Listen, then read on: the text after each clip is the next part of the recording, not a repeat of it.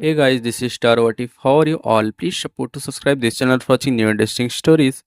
This video includes a self-guided human introduction in the first 30 seconds, followed by AI generation for creative scheduling purposes. So in this video, we're gonna see what if Harry Potter learned what a real father meant from Sirius Black. But before we start, if you want more stuff like this, then be sure to subscribe this channel and share with your friends. Now let's start the video. Here is short summary. As the wizarding world rebuilds, Harry Potter is raised not by destiny, but by a man who refuses to let him grow up alone, reshaping the meaning of fatherhood, loyalty, and love. But before we start, if you want more stuffs like this, then please support to subscribe this channel and share with your friends. Let's start the video. The 15th of November 1981. Lily Potter stared into the vacant eyes of her husband. James Potter didn't acknowledge her presence. Didn't even blink as she squeezed his hand. Didn't react when she leaned in close, murmuring tearful words into his ear, imploring him to respond to her. To do something, anything to let her know that he knew she was there. "James," she whispered, before adding quietly, "James, squeeze my hand if you can hear me." She held his hand higher, leaning closer to him on the hospital bed. He continued to stare through her. Her breathing hitched in her throat and she raised his hand to her lips, pressing them against it as another tear escaped her. "Lily." A voice spoke quietly behind her. She didn't take her eyes from her husband. "Still no change," she said, quietly, her voice almost a whisper. She felt a hand grip her shoulder and closed her eyes, leaning her forehead against James and hers clasped hands. They said if he hadn't responded by today, he'll come around." Sirius spoke with such confidence that she almost believed it. But she knew that if she turned to look at him, knew that if she looked into his eyes, that she would see the same fear she felt, she would see the doubt and the anxiety. See the truth they were all too afraid to admit. It had been over a week since they had brought James to St. Mungo's, over a week since he had last spoken. She heard footsteps approach them, heard Sirius greet the new person, Moony. Sirius. The second greeting was colder, harder. A tone she rarely heard from him, but she was too distracted to be concerned. They found him. Lily tensed as she awaited the name of the man who had betrayed them. "Peter," Remus went on, "he's been taken to Azkaban, no trial. They should have killed him on the spot." Sirius' tone was full of malice. "Should have tortured him, made him feel what James." "Sirius," her voice was weary as she spoke without turning to face them. Sirius and Remus went quiet behind her. A moment later Remus stepped forward, coming into view. She glanced at him out the corner of her eye but then looked back at James. Remus drew up a chair and sat down next to her. A moment later she felt his warm hand cover hers and squeeze it reassuringly. It was too much. "That's all I want," she whispered, before she choked up and felt the tears build up suddenly. "I just want him to squeeze my hand." She sobbed and gasped for breath at the same time. Before she turned desperate eyes to her friend, Remus, she choked out but said no more, because she didn't know what she expected him to do. She was pulled into his arms within a second and held tight against his chest. She sobbed against him. She knew that all hope was lost. She knew that he was gone. Lily ignored the calls of her son from the corner of the room, as she sat surrounded by all the books and medical articles she could possibly find containing information on the Cruciatus curse, its long-lasting effects, as well as those with information regarding neurological damage and treatments. It was all she had spent her time doing the past few months, ever since she had been given James's certain diagnosis. The damage to his brain was irreversible and there were no treatments available. No hope. That's what they had been trying to tell her since then. She was determined to prove them all wrong. Her husband was in there somewhere. He was in there and he needed her. Needed her not to give up on him. Needed her to find a way to fix it. Fix him. She wouldn't stop until she had done it. She wouldn't stop until she had him back. "Merlin." Sirius' voice rang out suddenly, causing her to look sharply in his direction as he walked through the door. Harry was in his arms when he addressed her. "Keep an eye on your son, will you, Lily?" he said. His tone was joking but the laughter didn't reach his eyes. "He almost flew out the door when I came in." Lily stood and walked over, guiltily taking him from Sirius' arms. She pressed a key to Harry's cheek. "Sorry, baby." "Sorry," the infant repeated with a wide smile, before dotting her back on the cheek. "What's all this mess?" Sirius maneuvered over the books and papers that were scattered about the floor. Lily waved her wand and the books and papers gathered themselves into neat piles, just research. Sirius glanced over at her and she saw a fleeting look of concern in his eyes before he turned his attention to the prophet. Did you find anything? He asked, more out of politeness. She knew, as she was aware that Sirius had long given up hope that they could ever get James back. Nothing yet, she replied, with forced optimism. She bounced Harry on her hip, earning a laugh from him before he asked her to be put down. She did as he asked before she sat down on the couch, heavily. Have you heard from Mooney lately? Sirius asked, looking at her curiously. Lily nodded. Yes, he comes over quite often. Sirius frowned. I haven't seen him in weeks. Well, you are usually working, Lily stated. I've told you whenever he comes by. He's avoiding me. Lily didn't answer. It was too obvious for her to try to dismiss the statement. But she didn't want to get into another discussion about what had happened. About how things could have been done differently. If they had just trusted Remus. No. She quickly nipped that train of thought in the bud. She wasn't going to waste time thinking about what they should have done back then. All that matters now is what they could do now to fix the mistakes they had made. She had to look forward. I've applied for a place on the healer's training program. It doesn't start until next year, but... Sirius lifted up Harry, who had come to him with open arms, and regarding her searchingly for a moment. She felt irritated and uncomfortable under his glare, felt herself ready to snap at him. She knew what he was thinking, that she was wasting her time. Wasting her life away on something she could never change. But she didn't think that. She would never think that. Lily, those programs take years to complete, he began, 3 years training and even then you're not fully qualified. It's what I want to do, Sirius, she interrupted him, her tone leaving no room for discussion. It's what I have to do. Sirius kept his eyes focused on the floor for a few moments before he looked up at her, his eyes almost pleading with her. Lily, I miss him too, he said, sounding strangely vulnerable, but he's gone. He's gone, he repeated, seeming to choke up as he did so. He wouldn't want this. He wouldn't want you doing this. He wouldn't want me to give up on him. I know that he wouldn't want you to do this, Sirius said with a certainty that convinced her it was true. But she was determined. He told me. He wanted you to move on if you ever lost him. Stop, she snapped, her tempering flaring up quickly and then it was gone. She shook her head. I know what I'm doing, Sirius. If he had died then it would be different. She swallowed, before setting her jaw, but he's not dead. Sirius held her look quietly for a moment before he turned regretful eyes down to his godson. She followed his look down to her son, her little boy who would have to grow up without a father. She swallowed, the feeling almost painful as she did so. No, he wouldn't grow up without a father, she vowed to herself. She would do everything in her power to bring him back. And she would get him back. September 1986. An explosion erupted in the middle of the room. Severus stormed over to the student's desk, his black robes billowing behind him in perfect reflection of his fury. Dearborn, he snapped, furiously, as the terrified third year pushed himself up from the floor and cowered beneath the potion professor's glare. Explain yourself. The boy stuttered. Growing visibly more petrified by the second, Severus noticed.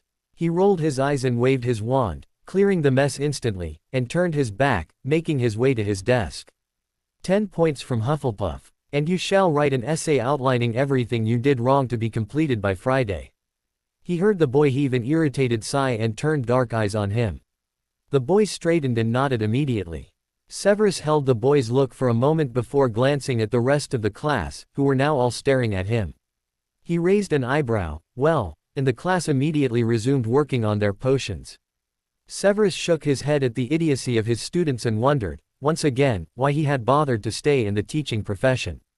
It had been 5, rather pleasant, if he did say so himself, years since the Dark Lord had fallen and yet here he was. Still following Dumbledore's orders. Was it gratitude that drove him to stay? Had that what it had been when he agreed to help Dumbledore protect Neville Longbottom? After all, he had been grateful.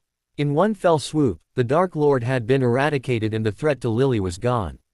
It had been all he could do not to throw himself at the old man in thankfulness and pledge his undying loyalty to him when he had learned his old master's fate. But Dumbledore had been quick to put a damper on his rapture, warning him that the Dark Lord would return. Dumbledore had not elaborated on how that could be so. But he needn't have done so. Severus had his own suspicions, after all, and said suspicions had been confirmed over a year later during a conversation with Regulus, when he had revealed to him the true reasons why the old man had offered the youngest Black his public statement, a statement rather crucial in leading to the collapse of the trial against him, asserting Regulus' loyalty to the light. He had, in fact, gone to Dumbledore with information about the Horcrux. That Horcrux had now been found and was currently locked up in some unknown location, for neither Regulus nor Dumbledore had been aware of how to destroy it. As far as Severus knew, the item could very well be within these very walls. It was the most likely scenario, that Dumbledore would opt to keep it close, and Severus almost shivered at the idea. "Excuse me, Professor," a young voice said tentatively at his side. Severus glanced down at the young girl at his feet, Miss Tonks. She held up the underside of her arm, revealing an ugly, blistering mark that was beginning to develop. He stared at it in horror for a moment before taking her arm gently. His tone, however, was not so gentle as he examined the injury. "How did this happen?" When the potion exploded, sir," she stated, also straining to look at it. "You should have told me immediately." He spoke in a clipped tone. "Dearborn, escort Miss Tonks to the infirmary and explain why she has been sent there." He shot a disapproving look in the boy's direction, before addressing the rest of the class. "If there are any other injuries, please report them now." He waited a moment and, when he received no response in the affirmative, waved a hand. "Carry on." Idiots. Children really did drive him nuts sometimes. At 13 years old they should know that magical injuries, especially those involving unknown potions, ought to be checked out immediately.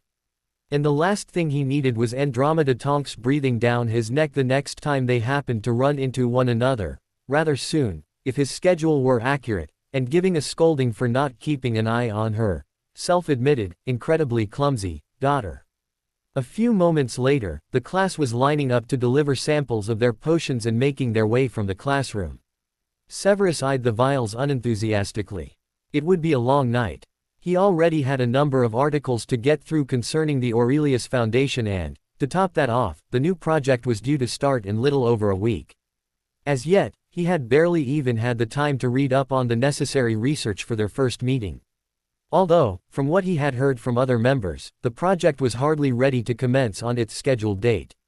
Eugene Hopkins, tardy as ever, hadn't even begun the process of selecting their fellowship applicants yet. No doubt he'd be finding himself drawn in on that assignment rather soon. Within the next 48 hours, if past performance were any indication, Severus would quickly be bombarded with applications for the Advanced Healing Fellowship, with some excuse from Eugene as to the heaviness of his workload. That damn boss of theirs, what a driver, and so would begin a frantic hunt for their next handful of fellows.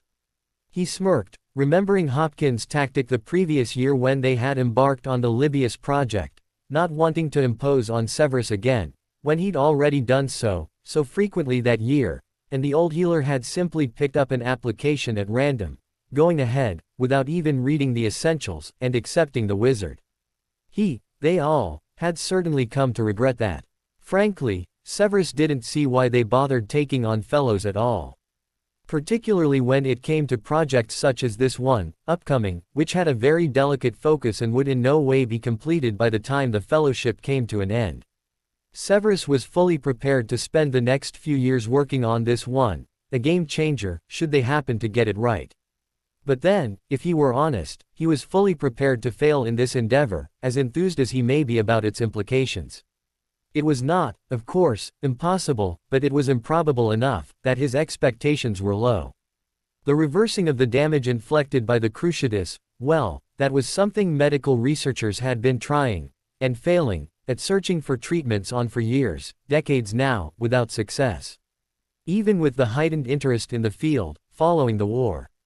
A few moments later, his thoughts were interrupted, as his Slytherin and Gryffindor Newt's class began to pour their way into the room. With a resigned, silent sigh he pushed any thoughts of his extracurricular ventures aside. "Albus," Lily sighed in exasperation, "you must understand my reasons for asking this of you." It had been almost a decade since she had left Hogwarts and, despite serving with him in the Order during the war, Lily still couldn't help but think of him as her wise old headmaster from school. Therefore, only on very rare occasions did she refer to him as anything other than Professor Dumbledore. Though, at this particular moment, she was quite willing to throw aside all conduct of politeness and beg the old man for his help. Dumbledore regarded her thoughtfully for a moment before, once again, glancing over the papers she had given him at the beginning of their meeting. Lily, you are highly unqualified for this position. But with your endorsement. Ah, but my endorsement would offer little help in this case, he interrupted, for what do I know of such things? Lily glared at him, feeling her frustration peak. You are one of the most highly regarded wizards of all time. I am sure your endorsement will mean something to my application. The old wizard regarded her almost with amusement. She noted, furiously. You must understand the competitiveness of these programs, Dumbledore had stated at the beginning of their meeting. She'd felt herself puff out indignantly. She certainly had the necessary life experience, the determination and the motivation to be successful. And while, yes, she may be underqualified, but it was not unheard of for witches and wizards to go straight from the healing apprenticeships onto fellowship training. As unlikely as her acceptance may be, it was still worth applying. There was certainly nothing to lose, and with the endorsement of her former headmaster, the chances of her actually being successful were that much higher. Albus, what harm could it possibly do to you to consent to my request? It is not harm to myself that concerns me, he replied, looking at her deeply. She sighed, feeling the little energy she had had leave her. Must she always fight this battle alone? Did no one understand why she needed to do this? She had already had countless arguments with Sirius and Remus regarding the fellowship, neither of them happy with the idea and neither had offered her any support. It wasn't, even, that she felt the same desperation she had felt 5 years before. Those darker times, when all she could think about was James and how to get him back and all that they had lost. That desperation had left her when Harry, at the age of 2, started asking her why she was never home. It wouldn't do that her son should lose them both. So, she had stopped her frantic searching. But she still lived in hope that her husband could, one day, come back to them. And this, here, was precisely one of the things she could do to help make that hope a reality.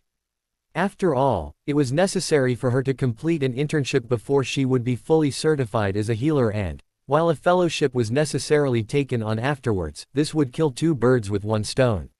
She'd become a healer, the minor goal of her choice of career, she was willing to admit, and she would be doing so in a way that remained steadfast to the actual goal she'd set out with in mind, those years before, exhausting every possible avenue that just might reunite their family. Maybe by the time the fellowship ended, she and Harry just might have James back. Lily sighed, I'm tired, Dumbledore. I'm tired of fighting, not just for my husband, but against everyone who claims to care about me. You, Sirius, Remus, she shook her head, if you truly cared, you'd be supporting me in this. Have a little understanding of why I'm asking this of you, sir. She glared at him in what she knew was a childlike manner. But she couldn't help it, it's not as if I'm asking so great a favor, after all. Dumbledore's eyes twinkled slightly and she caught the slight turn up of his lip at her defiant attitude. After a moment of regarding her, during which time she was sure her vision blurred for a moment, he leaned back. Very well, Lily. She straightened with a childish excitement, her eyes wide. I shall endorse your application, she made to thank him, but he continued, but I must warn you, do not become too eager. As I have said, my endorsement is not a guarantee that you will be accepted. Lily rolled her eyes, her previous delight successfully diminished by the old man's pessimism. Thank you, Professor. While she was thankful, she was also left with a feeling of profound irritation as she made her way back to the home she shared with Sirius and Harry that evening. She really was sick of fighting. She was tired of all the concerned looks, the frequent arguments she had to endure with her friends. And not just her friends, but James's friends too. They, of all people, should understand. And she was tired of Harry's questions, of his frequent referring to his father as if he were gone. Because Sirius had made sure that, even if she would never accept it, that her son would. And that had infuriated her when she found out. It's not fair to give a little boy false hope, Sirius had growled at her during the argument that ensued. An argument that had been followed by another, just as passionate, when Remus told her that he believed the same thing. Though Remus, at least, had courtesy to mind his own business and, despite voicing his disapproval to her, did not go out of his way to inform her son that he would probably never have his father back. The only thing that Lily could be grateful for was that Sirius had, apparently, began ensuring Harry was aware of it from a young age, young enough to not really understand what his godfather had been telling him. As such, the fact that his father wasn't involved in his life and was currently in St. Mungo's became normality for him, and she never really had to explain it to him. That she was grateful for. She supposed it was better that he not expect him to return and then be surprised, rather than constantly waiting until his father would walk through the door. "Mum, look." Her 6-year-old spotted her immediately as she entered the house and proceeded to fly towards her on the new broom Sirius had bought for him. She smiled as he jumped off and greeted her with a hug. "Where were you?" "I was at Hogwarts." His eyes brightened immediately. "That's the school I'll be going to, isn't it?" "That's right," she nodded, as she removed her cloak. "Where's Uncle Sirius?" "In the kitchen with Uncle Remus," Harry said, disinterestedly, as he climbed back onto his broom. "With Remus?" she repeated in surprise. "Yeah, they said it was private." Harry made a face. "But they're talking about you, anyway, so it won't matter if you go in," he added, innocently, as his broom lifted off the ground. Lily rolled her eyes. It was fairly obvious what they were talking about then. She walked into the kitchen without knocking, the two on the other side of the door immediately going silent, their guilty expressions evident, before breaking into forced smiles. "All right, Lily." Sirius greeted her. "Didn't hear you come in." Remus lifted a hand, his smile turning genuine, in acknowledgement. "Hi Lily." "Hey, Remus," she smiled. "How are you feeling?" "Fine," he replied, quickly, with a glance in the direction of the window, before back at her. "How about you?" Lily nodded, raising an arch eyebrow. "Also fine." "How'd it go with Dumbledore?" Sirius got right to the point, not going for Remus' tactic of false pleasantries. "Did he agree to do it?" Both he and Remus regarded her with undisguised curiosity. "Yes, he did," was all she offered, walking over to the stove. "Would either of you like some tea?" "No, thanks," Remus replied, politely, while Sirius glowered at him. Lily set about preparing one for herself, though she really didn't fancy it anyway. "Did he say anything else?" Remus asked, when Sirius raised his eyebrow at him, obviously enlisting Remus in his plight this evening. Lily sighed. Such as, why?" Sirius said, leaning back in his chair, obviously too impatient with Remus' tact to allow it to go on. Lily shook her head. "No. I'm sorry to disappoint you, Sirius, but he didn't." "Lily." "Remus," she interrupted him and turned to face him. "I'm really not in the mood. I'm not getting into this with you two tonight." She looked back and forth between them. "Did you really think ganging up on me like some sort of intervention would stop me from doing this?" "Lily," Remus leaned forward, speaking to her with rare insistence, "it's been 5 years. It's time to move on. You've put your life on hold long enough." Lily crossed her arms over her chest. "It's not like I'm not living, Remus. I have a son. I have friends. I've almost completed my training." "Yes, training which was taken on as a direct result of what happened to James," Remus rejoined, with the intention of bringing him back. "It may have started that way, but I'm hardly indifferent to what I do," she reasoned. "I stopped only focusing on James's problem over a year ago. I have moved on, as best I can. And it is not up to you, either of you, to decide which way I choose to live my own life." She couldn't believe she was, yet again, defending herself to them, and, considering the circumstances, it would be foolish of me not to try and get a place on this fellowship. "Lily." "Sirius," she stopped him, "please. Are you trying to tell me if you had the chance to find out something that could help him, to be involved in something that might possibly bring him back, that you wouldn't take it?" Sirius was silent and she knew she'd got to him. She glanced over at the other man. "And you, Remus?" "That's different," Sirius spoke up. "You make every decision based on what you think James would want. You act like he's what?" she prompted, lowly. Like it's for sure that he's coming back," Sirius elaborated. "Look, I'm not saying that it's impossible." But he hesitated for a moment. "But you can't live every day expecting that, Lily. You can't." Lily held his glare a moment but, knowing she didn't have the energy to get into a deeper argument, just shook her head and turned away. She had done her best to live her life, she still enjoyed life. Even then, she knew they were right, much as she would never admit it. Deep down, she knew she couldn't make every decision based on what she thought James would want. But she couldn't help it. She had done it for so long. She had believed for so long that he would come back. She didn't know how to deal with the alternative. So, she carried on and she, quite simply, just refused to believe it. Severus' suspicions had been proven right to an extent. Eugene hadn't selected his candidates for the fellowship. However, he had surprised him by not, yet, asking him to review the candidates for him. He was currently wandering the older wizard's office, awaiting some new articles that were necessary for them to study prior to the commencement of the project and, at this point, was becoming more than a little impatient. He glanced at the timepiece confirming that, yes, he had, indeed, been waiting for almost 20 minutes. He had half a mind to just leave. A moving photograph hung on the wall, a woman around his age with her arms around two young girls who smiled and waved at him. Severus almost rolled his eyes. His own office held no such objects, books and parchments and ink and quills. Work was no place for sentimentality. He glanced at the applications for the fellowship that lay on his desk and curiously picked them up, deciding to have a skim through the various potential colleagues he would be working with. Most of the ones he read over were older wizards who had long ago completed their internships, only a few of them were young and newly qualified. Obviously, entirely aware that experience, rather than qualifications, was just as important an aspect to the project, more so, even, and few of them would have had such at their age. "My apologies, Severus," Eugene said, as he walked into the room, looking over some papers. He separated them out and handed some to him. "Here are the articles we discussed." Severus took them and looked over them briefly, while the older wizard glanced through the papers in his hands. After a moment Severus looked up as the other wizard scoffed and saw him roll his eyes.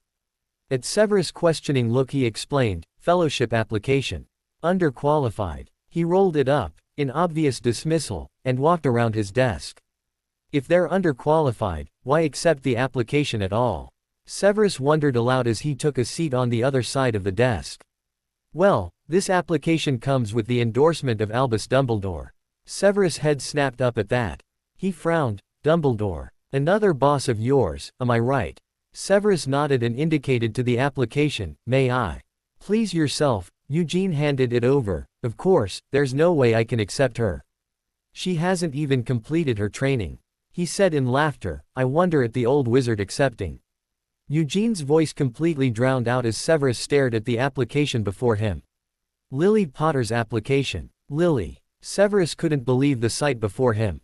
Though, he supposed, it wasn't really a surprise that she would attempt to win a spot on the project.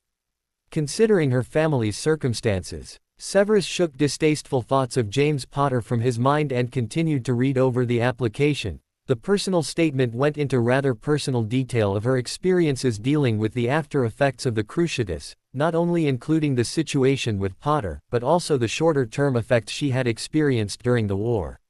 Severus almost rolled his eyes. How unprofessional to include such intimate details of her own life on the application. But Lily always was a sentimental fool who believed in other people's capacity for compassion. He supposed she was as naive as always. "I believe," Severus began, stopping Eugene mid-sentence, and without really thinking about what he was doing, "that this young lady could be a valuable addition to our team." Eugene took a moment to comprehend what Severus has said and then frowned. "Indeed." Severus raised an eyebrow, before waving a hand over the application generally. "She certainly has experience dealing with the kinds of patients that we are going to encounter. But, Severus, she is underqualified. As you have said, however I once knew this witch," he stated, with as much detachment as he could possibly muster. "We attended Hogwarts together. She was a rather impressive student."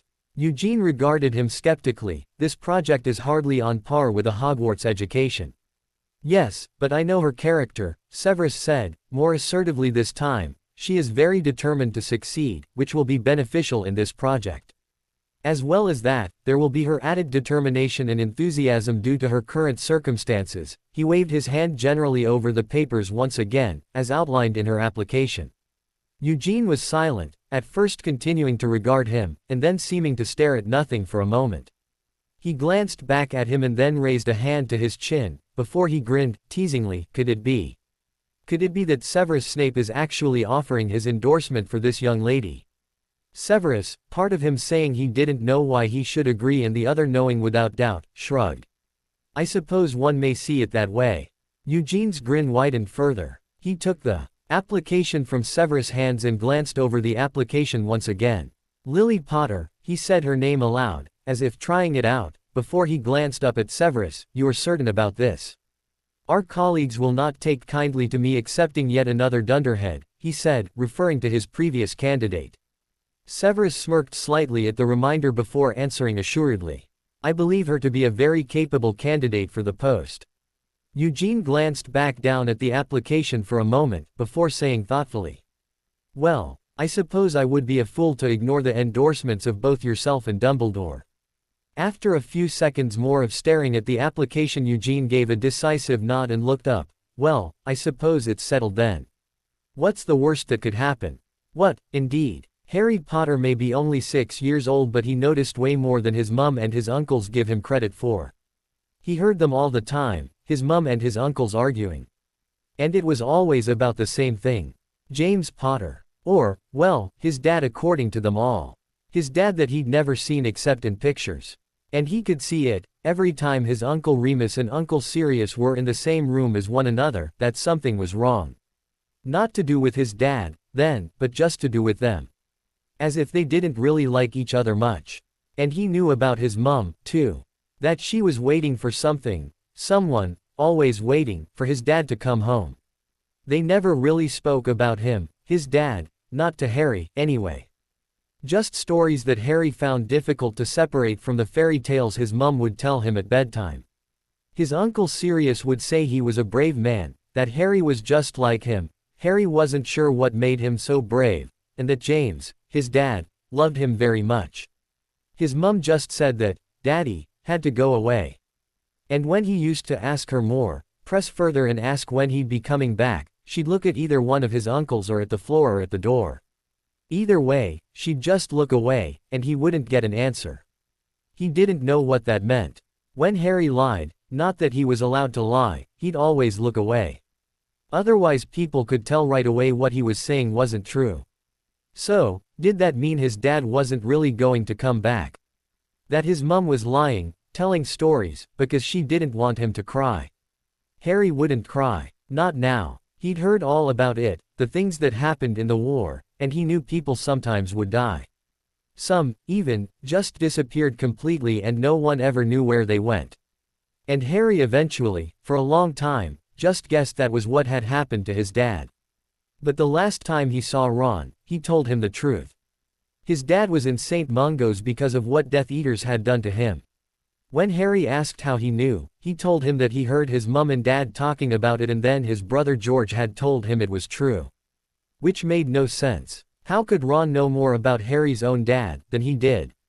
We did tell you the truth, Harry, his Uncle Sirius attempted to explain, as he sat down next to him on the couch. We never lied to you. You said he had to go away, the 6-year-old said, accusingly. Sirius sighed and nodded. That's right. He did. But he didn't go away, Harry said, impatiently, becoming frustrated. He's at St. Mungo's.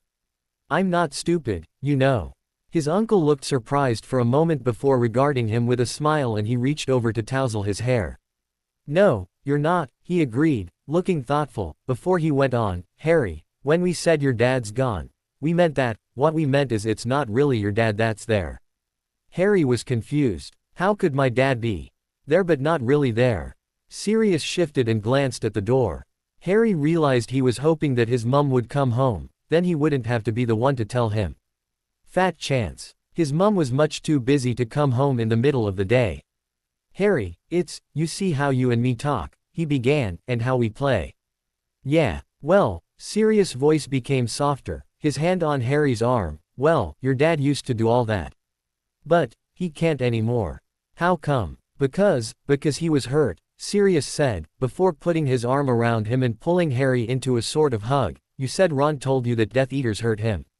Harry nodded and Sirius nodded as well, telling him it was true. Harry frowned, still not really understanding. But He's still there, isn't he? Just because he can't play, that doesn't mean he's gone. He looked up at his uncle Sirius curiously, who looked very befuddled, now, as he tried to work out what to say. Well, you see, Harry, he isn't the same man he was. He squeezed his shoulder. It's like there's no one really there. He stopped before looking at the boy. It's like there's no one inside anymore. Harry's brow furrowed in continued confusion as he looked away, thoughtfully. A moment later he looked at Sirius questioningly. You mean, like his soul is gone? Sirius looked stunned for a moment before he smiled softly and nodded, yes. That's exactly what it is. And no one's really anything without a soul, Harry said, with innocent thoughtfulness, right? Sirius looked tongue-tied for a moment and then, when Harry looked closer, he realized, with a jolt, that his uncle was upset. Feeling guilty, he quickly wrapped his arms around Sirius' waist and gave him a tight hug. It's okay, Uncle Sirius. I understand. Harry heard him laugh before he felt his uncle press a key to the top of his head. Better than I expected you to, I'll give you that. Just as smart as your dad was, you are. Harry smiled back at him, only slightly this time. He looked down at the floor, becoming contemplative once again. His godfather ruffled his hair again. You all right? Harry didn't respond for a minute, before he looked up and spoke, uncertainly. Ron says he hesitated, but Sirius' warm look gave him a boost in confidence. He smiled, slightly sheepishly. Ron says that you are like my dad, he stated, because you live with me and Mum, he continued, and then went on, and because you come to all my school things, and, you know, because you help me when I need it. And, you and Mum love each other, right? He hesitated, noting his uncle's expression. He shied away, slightly. You think I'm being silly? Sirius smiled and shook his head. No, I don't think you're being silly. He frowned a little. I just think you might be a bit confused. Harry crossed his arms and glared at him. I'm not a baby, he snapped. Harry, I know that. Sirius laughed, softly, but the way me and your mum love each other is very different. It's not the same as the way your dad and her loved each other. And the way your dad loved you is different from the way I love you. But how? Why? Harry hesitated, not really sure if what he was going to say would be taken well. I love you more than I love him, he paused, and I love Uncle Remus more than I love him, too. And Mum's not here that much. He looked at him, bewildered by his own feelings, and Ron said that you're supposed to love your mum and dad more than anyone else. Sirius ran a hand through his hair, before looking at his godson, his expression full of sympathy when he did. Harry, Ron's family life is very different from yours. And it's okay for you to have feelings that don't seem right to other people. He pressed a finger to the little boy's chest with a smile. Don't let anyone tell you any different. Harry looked down for a moment, before he looked up and regarded his godfather carefully. After a few seconds he smiled brightly. Can you take me to that Muggle carnival now? You promised you would. Sirius looked surprised for a moment before he laughed and, releasing the boy from his embrace, gave him a gentle punch on the arm. Sure. Go and get your Muggle clothes on. Okay. Harry called excitedly, as he hurried from the room. Any questions he had about James Potter fully satisfied for the time being. Sirius debated whether or not to tell Lily the full details of his discussion with Harry. Of course he would have to tell her about his questions regarding James, and the answers he'd given to those questions. But, what Sirius wasn't so sure about, was telling her that her son was beginning to become confused by the family dynamics, to put it simply. After all, Sirius was used to having them living with him. More than that, he enjoyed having them live with him, particularly due to the bond he had been able to develop with Harry, and, really, the last thing he wanted was to scare the two of them off. Not that it was likely, Sirius reasoned with himself, considering Lily's current circumstances. She needed him, much as she hated to admit it, and he loved to gloat, there, to help out with Harry. Especially now that she'd decided to take on this ridiculous fellowship that Sirius was convinced was a complete waste of her time. After leaving Hogwarts, James had been quick to move in with Sirius, and, not long after they joined the Order, Lily also moved into theirs. It wasn't all that much later, just before he and Lily married, that James had bought a larger house and asked Sirius to come along with them, keep the gang together. Sirius wasn't sure how Lily had felt about that at the time. He could probably have a pretty accurate guess, but she had kept quiet any objections, at least when he was around. And he certainly wasn't going to let something like marriage get in the way of his bond of brotherhood with James. So, with him he went. And, therefore, with the exception of when James and Lily went into hiding, Sirius had always been used to Lily living with him. A permanent fixture in his home and life, a sister, and he was pretty comfortable with how that all turned out. After the events of 1981, she and Harry had come back. They hadn't even really discussed it. But Lily had made it very evident to him that she appreciated him being there frequently during the first few months. She was often afraid, though she did her best to hide it, that Death Eaters were going to come back. Come after her and Harry again, as they had done with her and James immediately following the war. It was something they'd all been worried about, back then, everyone who'd served in the Order. So, during those few months Remus had also stayed with them. Safety in numbers. Over time Remus eventually moved back to his own place, not coming back on month after the full moon, and nothing else was said. Neither Lily nor Sirius had suggested he leave in the time that passed, nor had it even came up theoretically. It was simply normality. The only person who had ever questioned the living situation was, apparently, Harry. And Sirius, following their earlier conversation, was left wondering exactly how long his godson had been bothering himself with the thought. Not to mention the additional thoughts, the obvious turmoil, that Harry was putting himself through, trying to figure out his feelings for James. Sirius sighed in resignation. He would have to tell Lily. Even if it did lead to her deciding it was time for him to leave them, if that was better for Harry.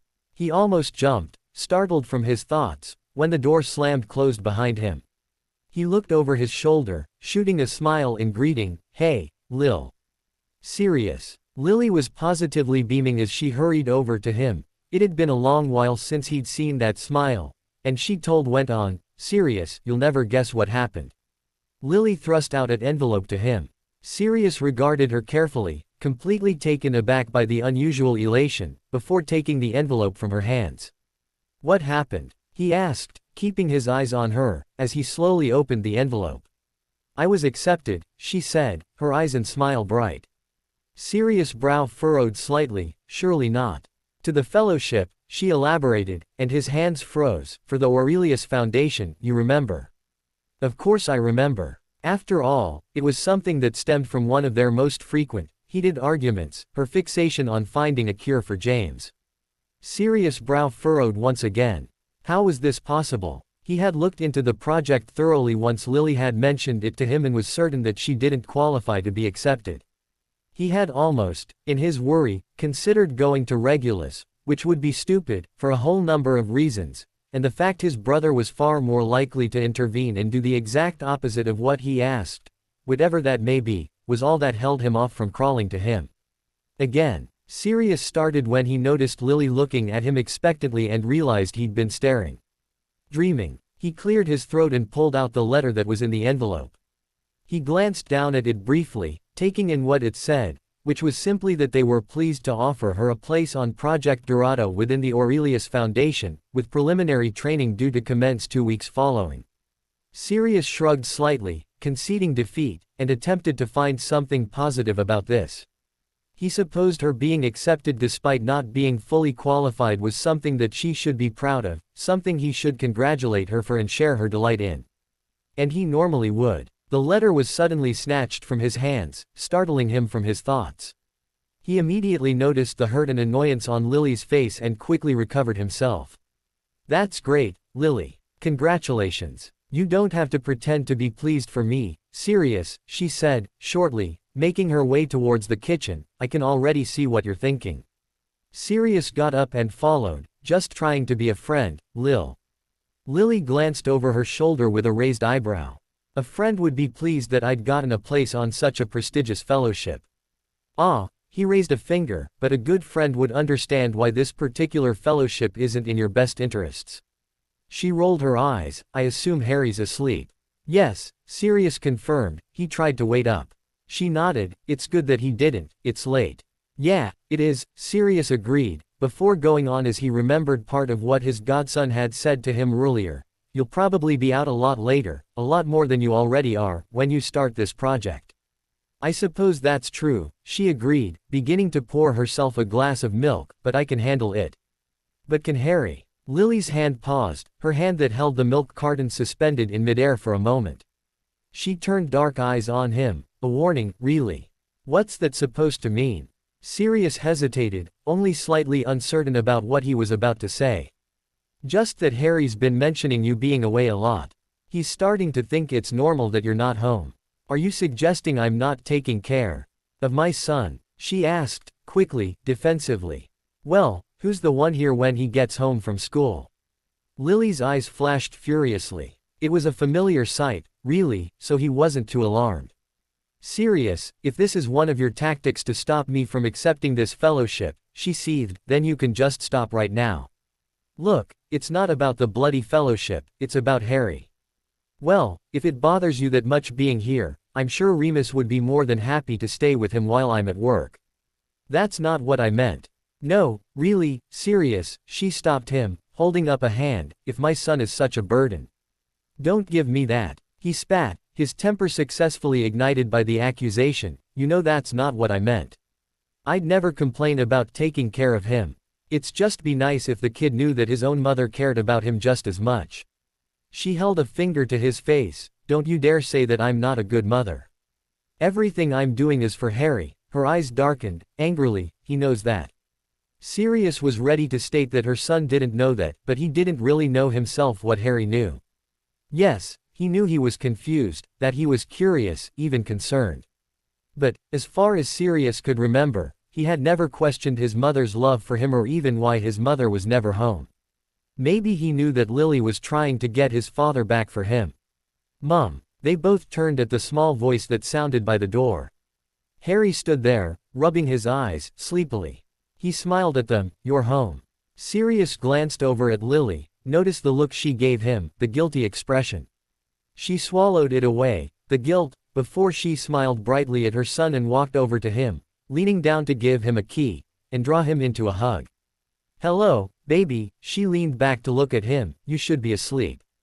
Harry shrugged, I can't sleep. They both knew it was a lie.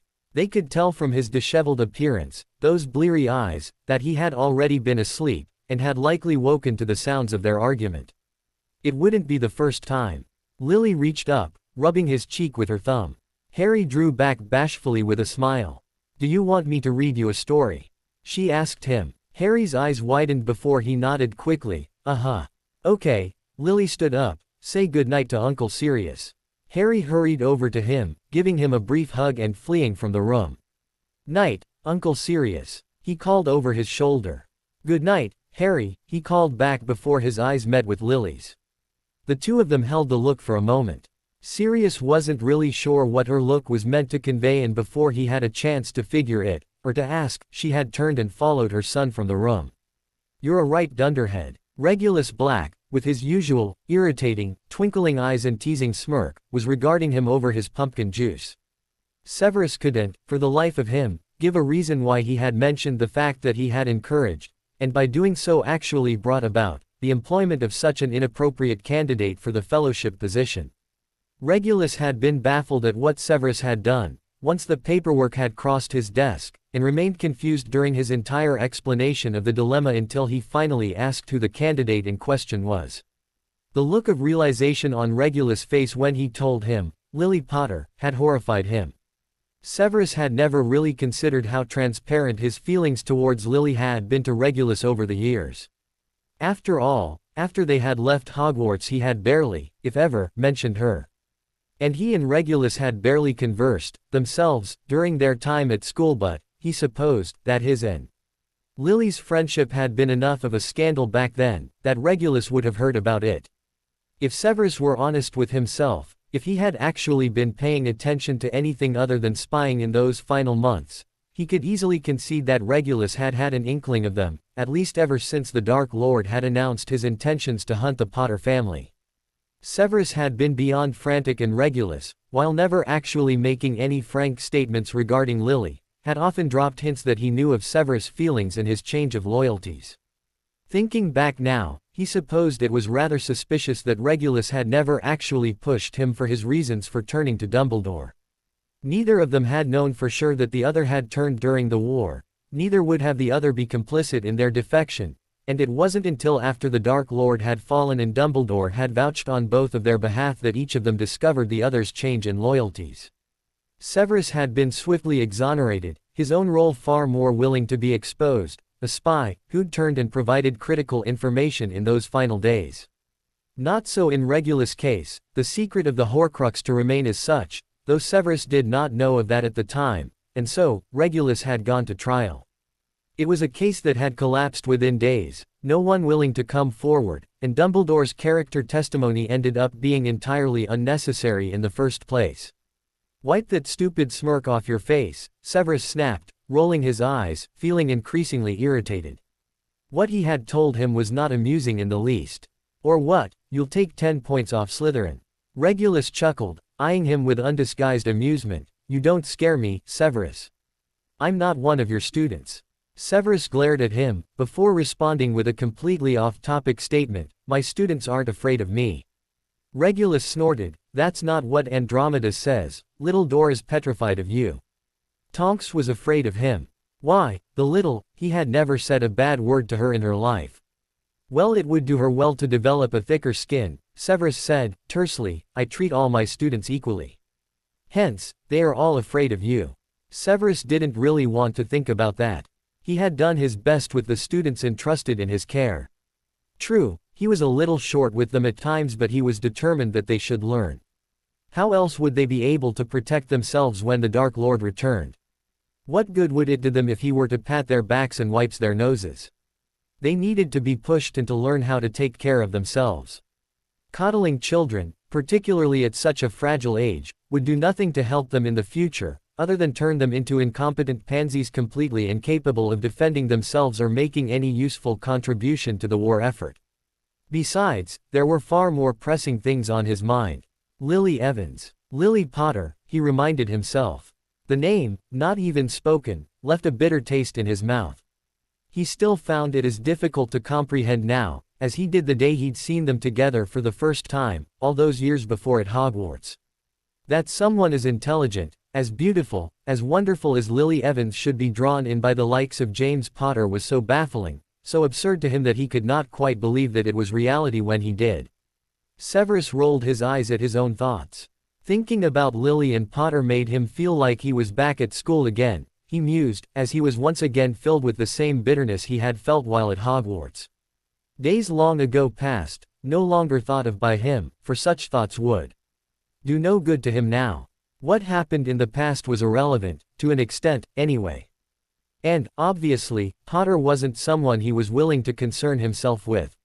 Never would again, as far as he was concerned.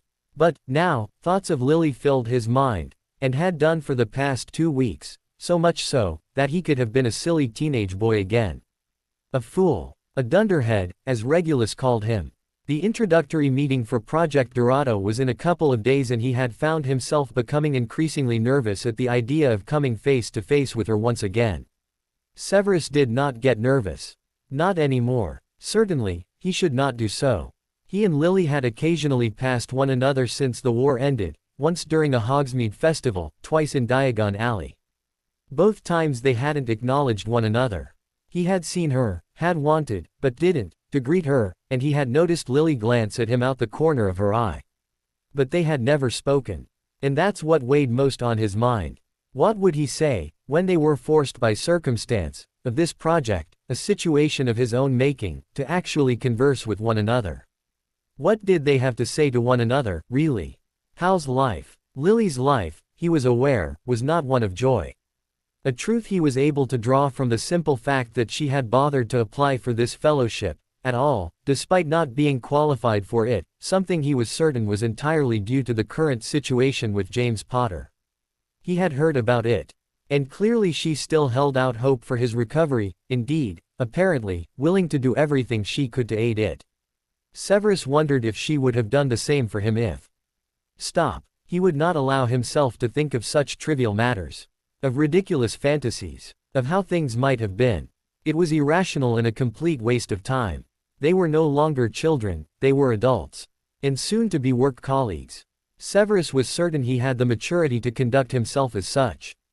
He had gotten himself into worse situations, no one could refute that, and how irrational would it be if he were able to handle spying on one of the most powerful wizards of all time, for one of the other most powerful wizards of all time, and not be able to handle being in the same room with Lily Potter.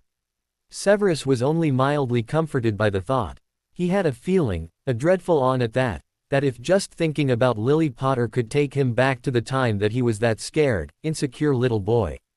Well, seeing her again, in the flesh, may very well have the same affect. Severus sighed in exasperation, that feeling of nervousness beginning to come over him once more at the thought. He really couldn't predict how their first meeting would go.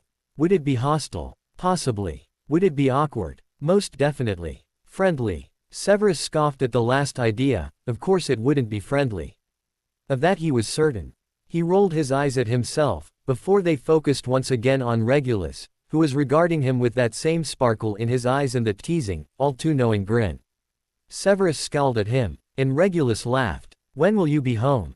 Lily glanced over at her son, who was looking at her with inquisitive eyes, and paused as she made to put on her cloak. She felt a stab of guilt at the expression on his face, one she had seen often, that innocently lost look in his eyes, but that she had often pushed to the back of her mind. She wondered, scarred by the loss of his father, if he ever thought she wasn't going to come home. Sirius had struck a nerve with her during their argument the fortnight before now. Lily wasn't willing to admit it to him, for obvious reasons, but she knew that Harry was beginning to question things. She knew he wanted her home. That it hurt him when she wasn't there as much as Sirius was. But when she looked at her peers, almost all of them worked also. The few who didn't, their husbands worked, and they stayed at home with their children.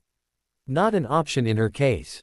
All of the money she and James had, money mostly inherited from his parents, she had spent on the various treatments that had been offered in the healers, attempts to reverse James's injuries. And when those didn't work, she'd looked elsewhere. So many different remedies and methods, medical and holistic. None of them worked. But they had taken up most of their savings, and the meager wage she'd received during her healer's apprenticeship wasn't doing much to replenish what had been futilely invested. In fact, she should count herself lucky that she had even been accepted onto the fellowship program, for the money alone, for she was certainly not going to be turning to Sirius for financial help on top of everything else. "Mum." She was brought out of her thoughts by Harry's voice. She looked at him, noticing his uncertainty as he repeated his question. "When will you be home?" Lily forced a smile. "I won't be too late tonight, sweetheart. I think the first meeting will just be a few hours." Harry looked unconvinced but smiled and nodded. "Okay. Can I have a story before bed, this time?" Lily frowned. "You always get a story before bed." "Not with you." The little boy's tone was almost accusing. Lily wondered if she was imagining it. After all, she had been more on edge than usual the past week. "Yes, of course you can have a story with me," she assured him, before finally pulling her cloak on. "Come here." He stepped towards her, obediently, and she drew him into a hug and pressed a key to his forehead. "I love you, sweetheart." Harry wiggled out of her arms, smiling as he did so. "Love you too, Mum. And be good for Uncle Remus today." He broke into a wider smile. "He's taking me to Diagon Alley." "I know, he told me." She tucked her wand into her sleeve. "I don't want to hear that you've been up to mischief." "I don't think Uncle Remus would tell you, anyway," he stated, with unabashed honesty. Lily laughed. Knowing Remus, he probably wouldn't. Harry had him wrapped round his finger. "Just be good." She gave him another key on the cheek. "I'll see you later tonight." "Bye, Mum." A feeling of nervousness came over her. Then, when she was finally out of the house and on her way there, to the Aurelius Foundation, where she was to spend the next 2 years of the fellowship. The organization, itself, was an impressive one, spots on their programs more than a little coveted, but Lily couldn't put her nerves entirely down to the fact she was about to step into a project in which she could, very well be, completely out of her depth. She pushed aside that thought, the little whisper of doubt reminding her that she hadn't completed an internship, while a number of other applicants surely must have, and, when she did, her nervousness quickly turned to the other thing that had been on her mind. Severus Snape. A name, until very recently, she never expected she'd ever hear again. He hadn't much come to mind, not in the years since she'd left Hogwarts. And she'd done her best, even during those last couple of years at school, to just turn the other way when she heard anything that even mentioned him. Usually indignant statements as to the group he ran with, in those final years, to the point that their friendship had simply become a memory. But, apparently, their relationship, or, now, acquaintanceship, was to remain a memory no longer. She'd known, even when she'd applied for the position on the fellowship program, that Severus was one of the researchers, the senior researchers, in fact, named alongside the project she would be working on. Lily had barely even given the name, the implications, a second thought. Nothing beyond the fact that the very field they were to be studying, neurological maladies due to dark magic, was precisely the magic that she needed to be looking at, to finding a cure for James. And if that meant working with Severus Snape, if that meant going to his office and begging him for a spot on his fellowship program, well, that was just something she was going to have to do. Thankfully, it hadn't come to that. She had been accepted, entirely on her own merit, or Dumbledore's testimony, she supposed, and, thus, spared the indignity of actually having to beg Severus for anything. And, so, she could face him once more with her dignity intact, not to mention avoid having to endure what she was sure would be a rather awkward conversation as to the identity of her husband, but that in no way decreased her nerves. Their final years at Hogwarts had been anything but friendly. She could still remember the hostility that had suddenly presented itself from him, when she and James had finally gone public. Prior to that, he had simply ignored her. But would he still be hostile now? Would he even care that she was on the project?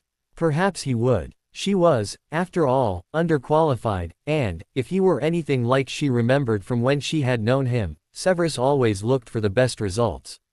Sky-high expectations of his working partners when it came to the pursuit of knowledge, he always hated the fact that he even had to have a potions partner, and to be lumbered with some underqualified ex-best friend with all the potential baggage that came with, well, it probably wouldn't go down well with him.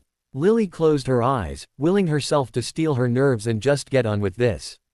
She had certainly faced far worse than Severus Snape's ire, after all. And, once she reached the end of the garden, she did as she must, steeled her nerves, and disapparated to the foundation. Nervous, Regulus grinned at Severus, as he stormed around the house gathering his paperwork and necessities for the upcoming meeting. Severus glared at him as irritated as he always was, especially today, at Regulus' forever cheerful demeanor, and carried on with his preparations for the introductory meeting, gathering up scrolls and lining them up in his briefcase. Severus glanced up as he finished, eyes finding Regulus once more, and, in the time it had taken him to carry out that single task, his friend was away again.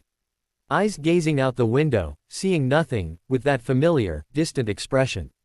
For the first time that day, Severus' thoughts wandered away from concern about his first meeting with Lily in 8 years, to concern for the man before him. He couldn't deny that Regulus was good-humored. That he was cheeky, cheerful and overly optimistic, to the point of extremely irritating.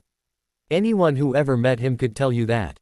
Well, without the extremely irritating part, that is, for people just seemed to enjoy the company of those who presented themselves in such a way.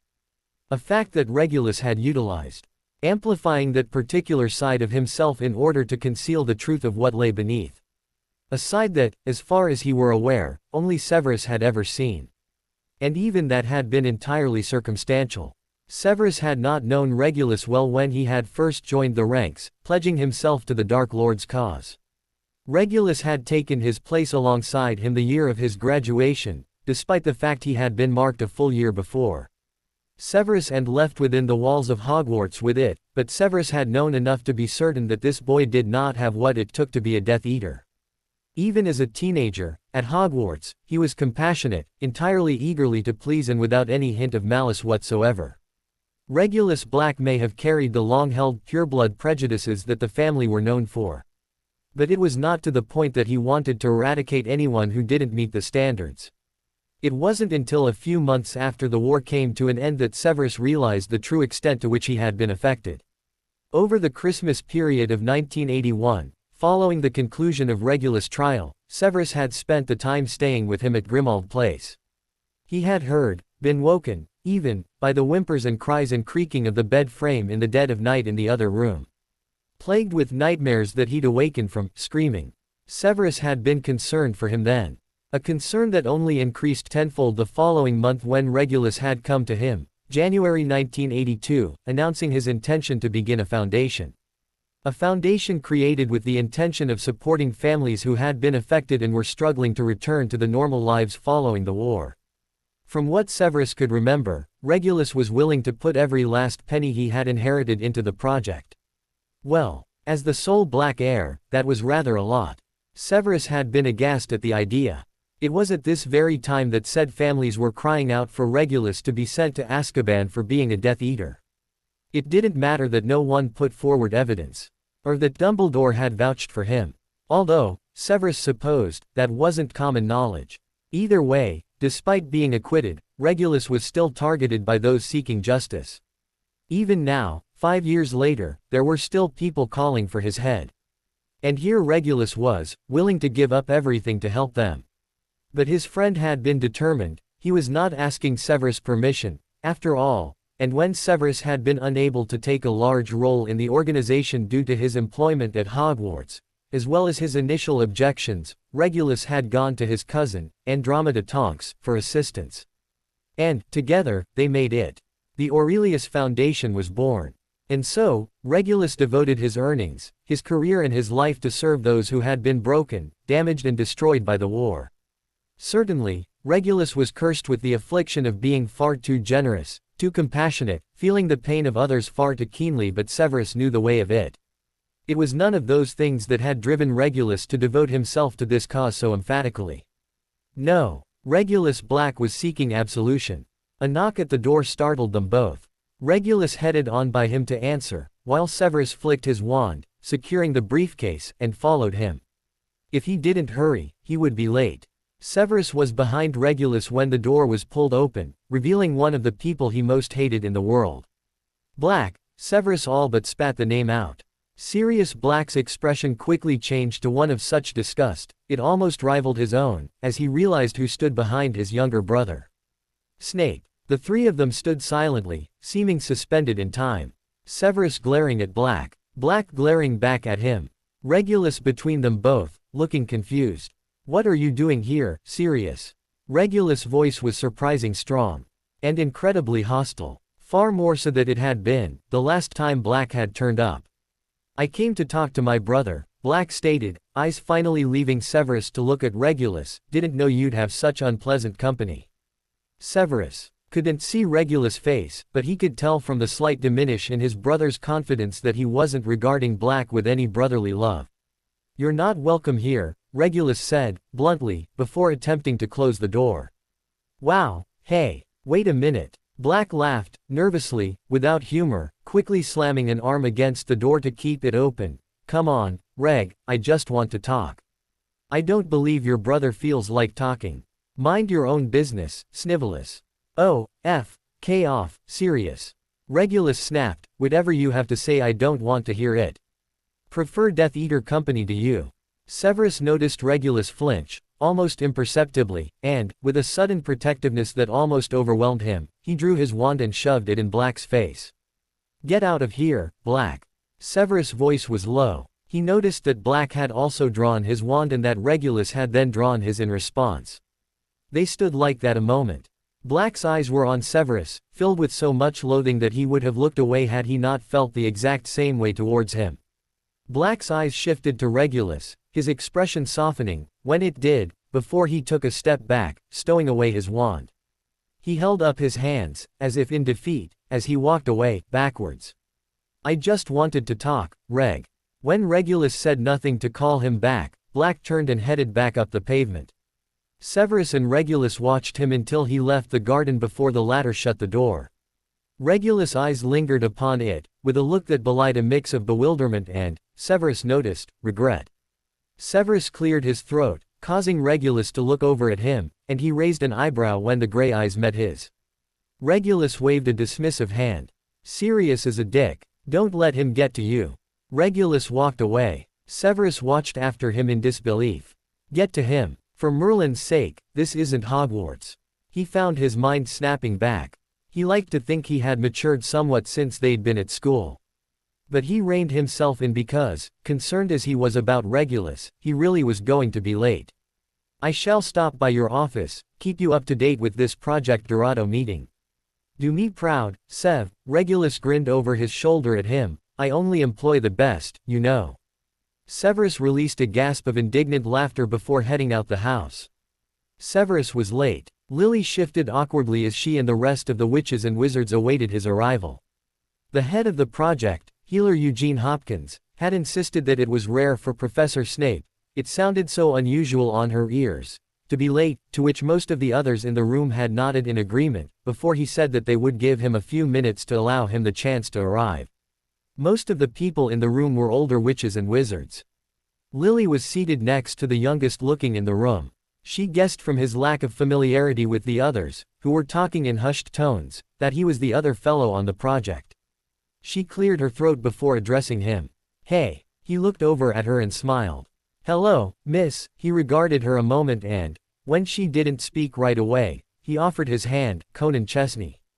Lily Potter, she smiled, shaking his hand. He seemed to recognize the name but didn't mention it. Instead, he stuck with common ground. You're on the Healer's Fellowship. She nodded the affirmative. Apothecary 1, me, Chesney told her, before nodding at the older man who was standing at the front of the room. You'll be reporting to Hopkins then. Lily frowned, voicing the question that immediately came to mind. Don't we all report to Hopkins? Hopkins specializes in healing. I've to report to Severus Snape.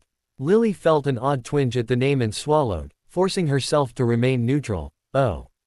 You ever heard of him? Lily hesitated and only nodded in response. Good friend of the founder, Chesney went on, that's how he got the position. From what I've read up about him, he hasn't even completed a fellowship himself.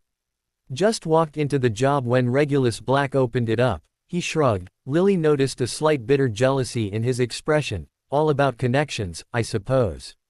Lily felt the strange urge to defend her old friend but only offered, I believe Severus Snape is, quite renowned for being a gifted potions master. Before anything more could be said, the door to the room opened abruptly and Severus himself strode into the room. She noticed him glance in her direction for the briefest of seconds before he averted his eyes and nodded to the other witches and wizards present. They smiled and nodded with obvious familiarity. He apologized quietly to Hopkins as he walked by him, clearly meaning to just sit down as quickly as possible. No harm done, no harm done. Hopkins waved a hand, dismissively, before grabbing Severus by the shoulder, preventing him from hurrying away. He looked in Lily and Chesney's direction, raising his voice, further. As you may already know, this he gave Severus a couple of slaps on the back, with a smile, is Severus Snape, deputy head of the research department. Lily noticed Severus was avoiding eye contact with her, and his usually pale cheeks were turning pink. Should you have any inquiries and I am unavailable, this is the man to see. Thank you, Eugene, Severus said, looking mortified, as he pried himself free of the man. Lily bit her bottom lip, looking down as she attempted to stifle a smile. She thought she saw him glance in her direction once again, but it was too quick for her to be sure, before he took a seat at the opposite side of the group. She found herself looking at him, as he began riffling through papers and books, looking incredibly at ease and at home as he did so, now that he was sitting down and no longer the focus of the entire room. A witch leaned over, speaking something close to his ear, and he smiled, not widely, by any means, but it was a familiar smile. One of the genuine ones she hadn't seen in a very long time. Severus said something in return, without looking up from his papers, and the witch and the wizard next to her both laughed in response. Lily felt a smile tug at her lips. He looked better than she had ever seen him. Better than she had ever imagined he would, she thought, as she remembered the awkward, insecure boy from her childhood. Well, let's get started, shall we? Hopkins addressed the small group, drawing her attention away from her old friend. Time to focus, she told herself, turning her attention to the healer who was speaking. However, she unconsciously glanced in Severus' direction again, before smiling slightly to herself. She hadn't even spoken to him yet, but she had a feeling it wouldn't be as bad working with him as she had earlier feared. Do you love my mom? What? Remus blurted out, half said in laughter, half gasped in astonishment. Do you love my mom? The little boy repeated, looking up at him innocently, the lower half of his face covered in the ice cream he was eating. Remus chuckled, shaking his head, and handed the boy a handkerchief. "No, I don't. Not the way you mean, anyway," he stated with amusement, wondering what on earth had possessed the boy to ask him such a question. "Why are you asking me that? Your Uncle Sirius put you up to it." "No," Harry frowned, his face the picture of seriousness, as he wiped his it clean. "I wanted you to marry her." "What?" This time Remus did laugh, however quickly corrected himself when he noticed Harry scowl at him, not happy that he was being laughed at. Remus rubbed a hand over his mouth, smothering a smile, before he attempted to speak reasonably with him. "Why would you want me to marry your mum, Harry?" Remus led Harry over to the nearest bench with a hand on his back and the two of them sat down, Harry immediately turning to him with a face so serious that Remus felt his love for the boy swell in his stomach. When Harry said nothing, just sat there, looking at him with a look of bewilderment, Remus smiled warmly at him in encouragement. "Harry," he coaxed. Harry sighed, dramatically, before he began. "See, I tried to see if Uncle Sirius loved her first, not because I love him more than you." He added, quickly, looking sheepish, "I just thought, well, since they live together, it would be easier if they just got married. Because then nothing would really change." He spoke very quickly, the way he always did when he was getting nervous. Remus' brow furrowed slightly, but he nodded, encouragingly, "That's very true, go on." "Well, Uncle Sirius said he didn't love her that way either," Harry said, his tone and expression clearly showing his disappointment, before he went on, almost whining as he did so. "He just started talking about James, I mean, my dad, again." Remus frowned at the obvious lack of affection the boy spoke about his father with, before pinching the boy's chin, wiggling it gently, inducing a smile. "Harry, the reason Uncle Sirius started talking about your dad is because your mum is already married." "To your dad?" Harry shook his head, stubbornly. "No, that's not why. I didn't even get the chance to ask him to marry her." Remus held back another smile, forcing himself to take the boy's concern seriously. Though, considering his rising concern, that wasn't particularly difficult. "Harry, why would you want your mother to marry one of us?" he asked. "You don't seem to have a preference. Does that mean you're worried about your mum?" Harry shrugged. Sort of. Sort of," Remus said gently, before he nudged the boy's arm. "You can tell me, you know." But I don't want you to tell Mum," Harry said, looking up at him, searchingly. "Ron said she'd get really angry, and if she gets angry with me she might stay away from home even longer." Remus swallowed, this not being the first time Harry had mentioned Lily's frequent absence from the house. "Okay," he nodded, willing to keep the information from her if it meant that he could find out what was wrong. "So, tell me." Harry swung his legs back and forward underneath the bench, slowly, watching them with a look of complete uncertainty before he finally started to explain. I don't want Mum to take me away from you and Uncle Sirius." Remus was completely baffled by the statement. "Why do you think she would do that?" "Because Ron said that it's not normal that Mum and Uncle Sirius live together without being married. He said it's like he's my dad. But because he's not really my dad, and if Mum doesn't love and want to marry him, that soon she'll take me away and live just me and her." He shook his head, disapprovingly. "I don't want that." "Harry, I'm sure that's not something you have to worry about," Remus said, reassuringly. "Your mum knows how much you love Uncle Sirius." I asked Uncle Sirius about it. I told him that I love him more than." Harry paused, looking a bit guilty and frightened of what he was about to say. "I told him that he was like my dad, and that I love him more than him. My real dad, I mean." He looked up at Remus, his eyes full of tears as he did so. His voice trembled when he went on. "Ron said I shouldn't tell anyone, but you promised you won't tell, right?" Remus made to reassure him, but Harry went on regardless of the answer, clearly eager to say what he had to say. "I don't think I love my dad at all," Harry blurted out, before he sniffed and leaned into Remus, little muffled sobs beginning as his tears began to fall. Remus held Harry to him, stunned at the declaration. He waited a few moments, gently rubbing his back as he cuddled into him until he suddenly stopped, pulled himself back and swiped his arm across his face quickly. He looked hastily around the park, red with embarrassment. "Is that what's upsetting you, Harry?" Harry drew in a trembling breath, clearly embarrassed and trying to control himself. "Mum's always away," he stated, bluntly, she isn't ever home with us. Remus hesitated, unsure how to respond. Harry looked up at him. Ron says that it's Dad's fault, he went on. He said if she had a husband, she wouldn't be out all the time. Remus was completely staggered by the turn of the conversation. He wondered what to address. His issues with James. Or his issues with Lily. If Dad wasn't away, Mum would be home, Harry said, with certainty, but he's not, so I don't get to see her. I hate him. Harry, Remus said, gently, it's because of work that your mum's not home. Harry shook his head, refusing to believe it. Your mum has to work hard so she can look after you. It's not your dad's fault. Remus felt himself becoming angry. Sirius had often mentioned how Lily's absence had started to affect Harry, in his attempts to entreat Remus to intervene, for Lily was, generally, more willing to listen to him than she was to Sirius, but he was certain that Sirius, like himself, hadn't realized the extent to which it was troubling him. Harry frowned, staring at the grass beneath his feet, appearing to be thinking over what he had said. After a few moments he drew in a trembling breath before he said, hopefully. Maybe if you and Mum get married, you'll start to love her.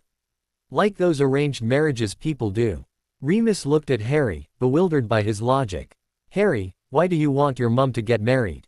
Harry sighed, as if it was obvious, but appeared to decide to humor him. Well, if she has a husband, then she will love him enough to stay at home more. And then I'll get to see her. Remus stared at Harry with unhidden concern before he reached over and drew him into a hug. Harry hugged him back tightly, while the words rankled in his mind. Did that mean Harry was questioning how much Lily loved him? Was he saying that he didn't think she loved him enough to stay at home for him? Remus drew in a deep breath, before he drew back from the hug. Harry looked up at him hopefully and completely trustingly, as if he had all the answers to his problems. Remus smiled down at him, his tone apologetic. Harry, I don't think that would work. Remus felt his stomach drop along with the boy's hopeful expression and carried on, attempting to offer him what comfort he can. But Harry, you need to remember that your mum loves you very much, even if she works very hard. Harry lowered his eyes, and your dad loves you. And so do I and Uncle Sirius. Harry kept his eyes down, his voice a whisper. I love you too, Uncle Remus. Remus smiled. I know you do. He used a finger to tilt his chin up, so he was looking at him again. And don't you ever worry about your mum taking you away. Your mum won't do that. And I'm not going anywhere, I'll always be here for you. And so will Uncle Sirius. He leaned forward. You believe me? Harry held his look for a moment before he gave him a small smile and nodded. Uh-huh. Remus gave his shoulder a squeeze. If you keep getting upset about this, you tell me, okay. Or if you don't want to tell me, then tell your Uncle Sirius. Harry shied away at that, shaking his head firmly. No. He would get really angry and then him and Mum would fight again. Very true, Remus thought to himself. Though it wasn't like he could keep what had transpired from Sirius. Someone in that house had to know what was going on, to keep an eye on Harry and put a stop to these thoughts. You won't tell Mum what I said about my dad, will you? Harry's eyes were full of worry, as if he already regretted confessing. Remus swallowed and then smiled, shaking his head. No, I won't, don't worry. Harry relaxed considerably before he smiled at him. A weight, apparently, lifted swiftly from his shoulders and promptly plummeted upon his uncle's. The introductory presentation had gone on far longer than Lily had expected, with an absolute mountain of background readings she was going to have to get a handle on when she wasn't in the labs, and she had been quickly scribbling down notes throughout the entire meeting. Her new acquaintance, Chesney, had barely taken any and, on the occasions she was able to actually lift her head from the parchment, she noticed him regarding her curiously as she made hers, before he finally joked that she must have a terrible memory, herself, to not remember most of it from her internship. Lily had laughed, hoping didn't come across as forced as it felt, and inwardly mused to the fact that, if this was truly internship-level notes she was trying to get her head around, she was going to have to ask someone, Hopkins, she supposed, for some material she could read up on at home to get herself up to speed. Lest she find herself under the ire of the entire team, rather than just Severus. As soon as the presentation concluded, a number of house elves had hurried into the room and began placing coffee and tea, trays of cakes, biscuits and sandwiches on the long set table at the side of the room. Eat up, drink and be merry, all. Eugene Hopkins said, as he flicked his wand and cleared up the presentation materials. Take the time to get to know one another a little better, though I imagine you'll all be sick of the sight of one another by the end of this one. There were laughs throughout the room, of those who were, evidently, already familiar with the man and the people around them, before they all got to their feet, doing as he suggested, and gathering around the table of refreshments. Lily's eyes found Severus, then, of their own accord, where he stood with the same witch and wizard whom he'd appeared to be bantering with earlier in the meeting, another woman joining them with a smile, and the four of them spoke amongst themselves, Severus entirely at ease in their company. I must say, it'll be good to have you in on this with us, Severus, the older witch said to him, smiling warmly. It's been far too long since we were placed together. Hopkins doesn't want to take any chances, the wizard to Severus, left piped up with a grin. Only the best of us on this one, right, Severus? About time you were dusted off and brought back in. All that time wasted at Hogwarts can't be good for the mind. On the contrary, the exercise in patience does it well, Severus said, to chuckles from the other three, though the challenge in this one just might do it better. Not to mention revolutionary if we get it right. The witch said, smilingly, with obvious enthusiasm for the project, her eyes glancing around the room and, when they did, they caught Lily's eye where she was standing, foolishly, engaging with no one a few feet away. The witch's eyes lit up, greeting her immediately. You must be Lily Potter. Lily noticed Severus' hand, which had been lifting a drink to his lips, freeze. Lily quickly smiled in return, stepping forward. Yes. Yes, Lily Potter. She held out a hand which she shook. Cornelia Hart. Your mentor, Mrs. Potter. Forgive me for not seeking you out sooner. She nodded at the witch and wizard to Severus. Left. This is Alaric Waller and Rowan Ellison, both healers, like yourself. Lily nodded at them, the two sharing smiles in turn, before Hart added, and Severus Snape, you'll remember from Healer Hopkins' introduction. Severus glanced at her, politely, completely poker-faced as he did so. She shifted uncomfortably and forced a smile. Yes, I am acquainted with Professor Snape. The name sounded strange, foreign on her lips, and Lily noticed Severus' expression twinge, ever so slightly, when she said it, going for formality, but he held her gaze. Her smile faltered slightly, but she stepped forward, holding her hand out. It's a pleasure to see you again. Lily could have sworn Severus' eyes danced with amusement at her over-politeness, but he decided to humor her and took her hand. Mrs. Potter. The formality of her name sounded even worse coming from his lips than his had done from hers, despite the fact that he spoke it with that same familiar emotionless tone he'd always had as a child when he spoke with strangers, and Lily had a strange, sudden rush of discomfort, of guilt and shame, that made her shift where she stood, uncomfortably. She shook away those feelings away. Why on earth should she be ashamed of her name, after all? She had been Potter for 7 years. Lily had looked away from him when he said it but looked back now, quickly noticing that Severus was regarding her curiously, though he quickly snapped out of it when her eyes met his once more. Severus cleared his throat, apparently the silence making him feel awkward enough to attempt to strike a conversation. Congratulations on completing your apprenticeship. She was a bit taken aback but smiled. Thank you, Professor Severus. Cornelia Hart addressed him, drawing his eyes away from her. I was under the impression that Mortimer would be working with us on this project. Unfortunately, he could not be spared from Project Orion, Severus stated, suddenly appearing more comfortable. She noticed him glance at her briefly out the corner of his eye before he looked down into the liquid in his cup. That's a shame, she said, looking disappointed. He's had a lot of experience in neurological damage. No doubt, Waller said quietly, with a small grin. She noticed Severus smile slightly, while Ellis chuckled. Hart shook her head, looking at them disapprovingly. You are all terrible. I think Mortimer is a lovely wizard. Don't doubt that either. Waller grinned further, looking at Severus knowingly. Lily noticed Severus hide a smile behind his cup, as Hart glowered and cursed at Waller. Ah, I see we're all getting along just fine. Here, Hopkins appeared, almost making Lily jump out of her skin. He smiled kindly at her, holding out his hand. Pleased to meet you at last, Mrs. Potter. She noticed Severus make a sharp movement at her side, but, by the time she had turned, he had reverted to his normal stoic stance. Well, I suppose we'll call this meeting to an end. Hopkins said more loudly, addressing the room, and I'll see you all bright and early Monday morning. Please make sure you all have the necessary articles, they're at the front of the room if anyone didn't get them earlier. The group began to disperse.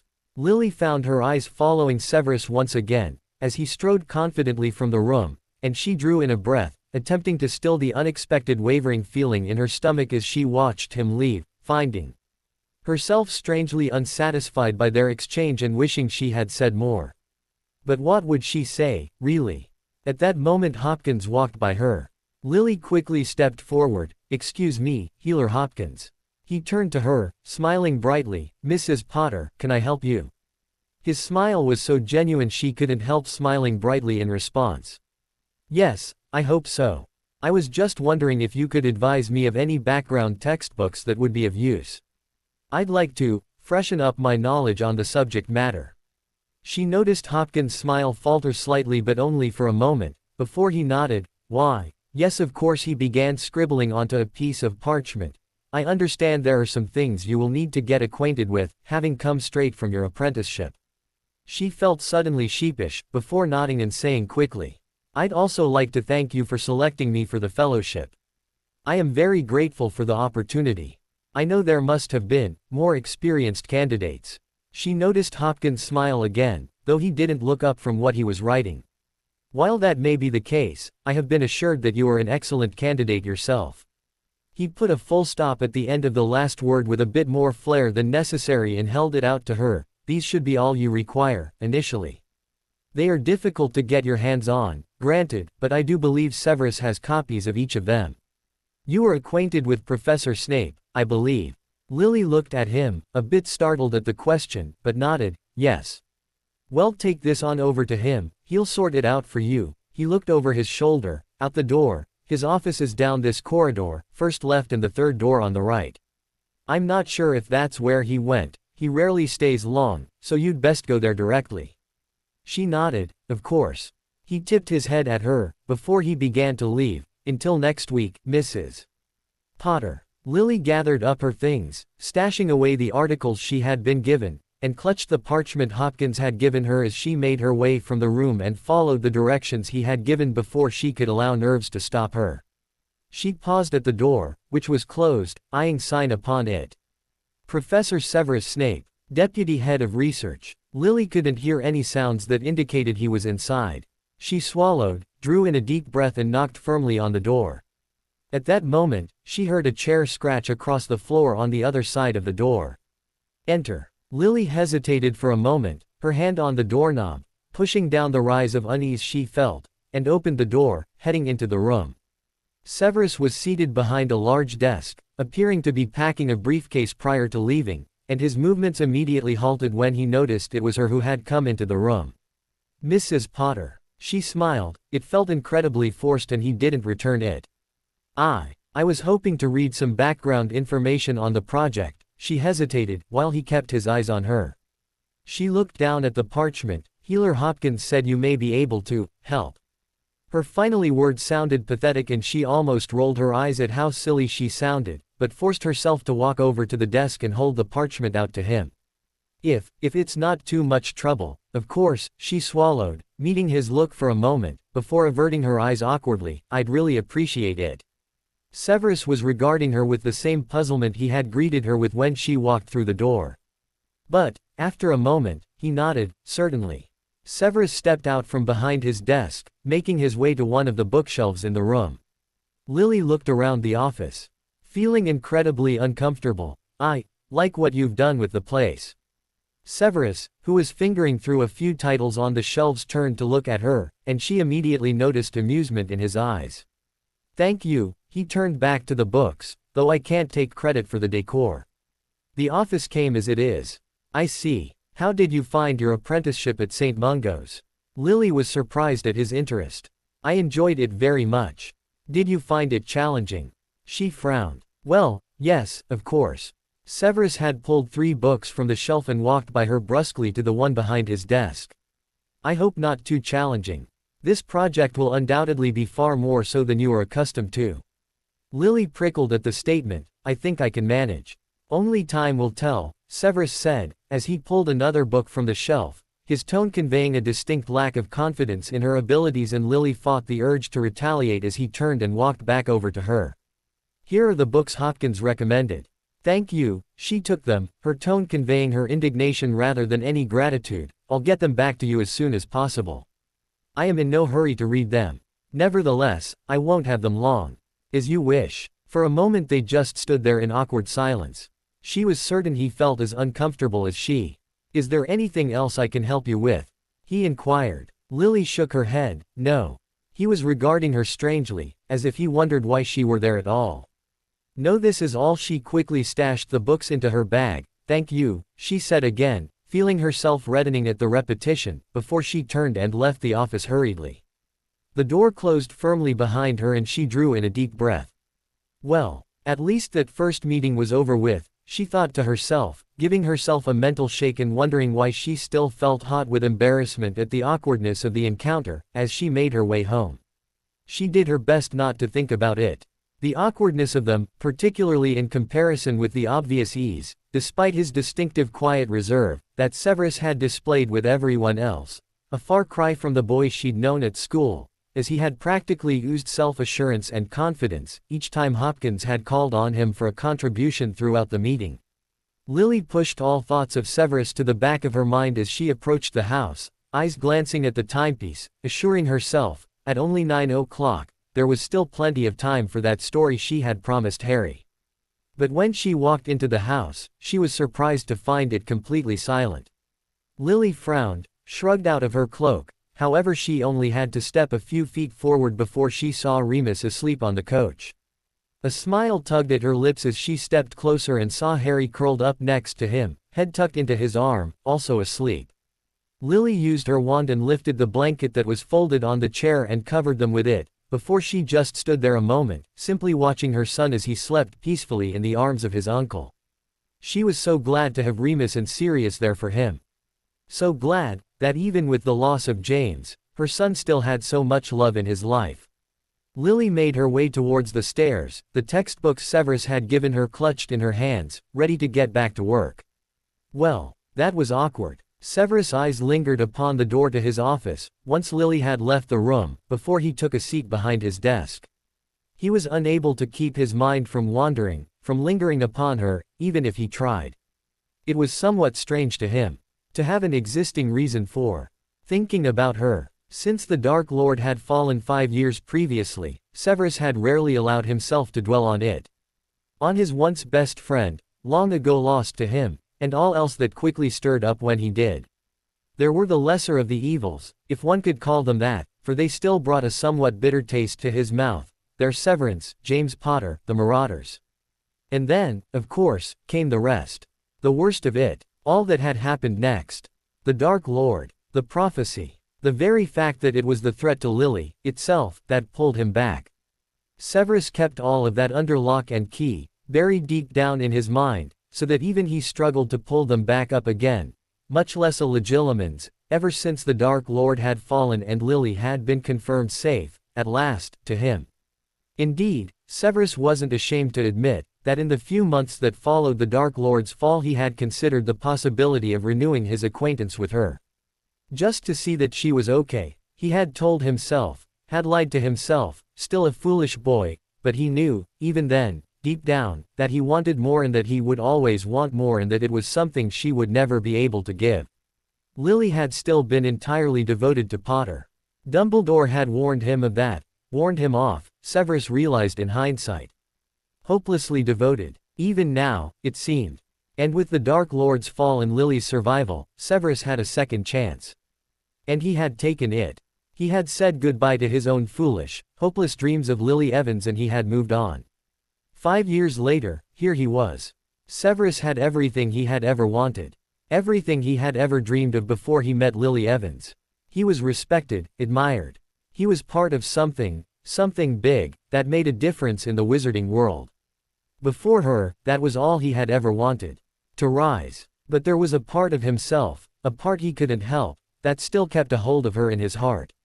He had met her, after all, and he had known her. As much as he tried to push it all down, he couldn't ever forget. He didn't think about her consciously, no. Nor did he dwell on what had passed. But he could never be with another woman the way he had always wanted with her. There had been ladies in his life, of course.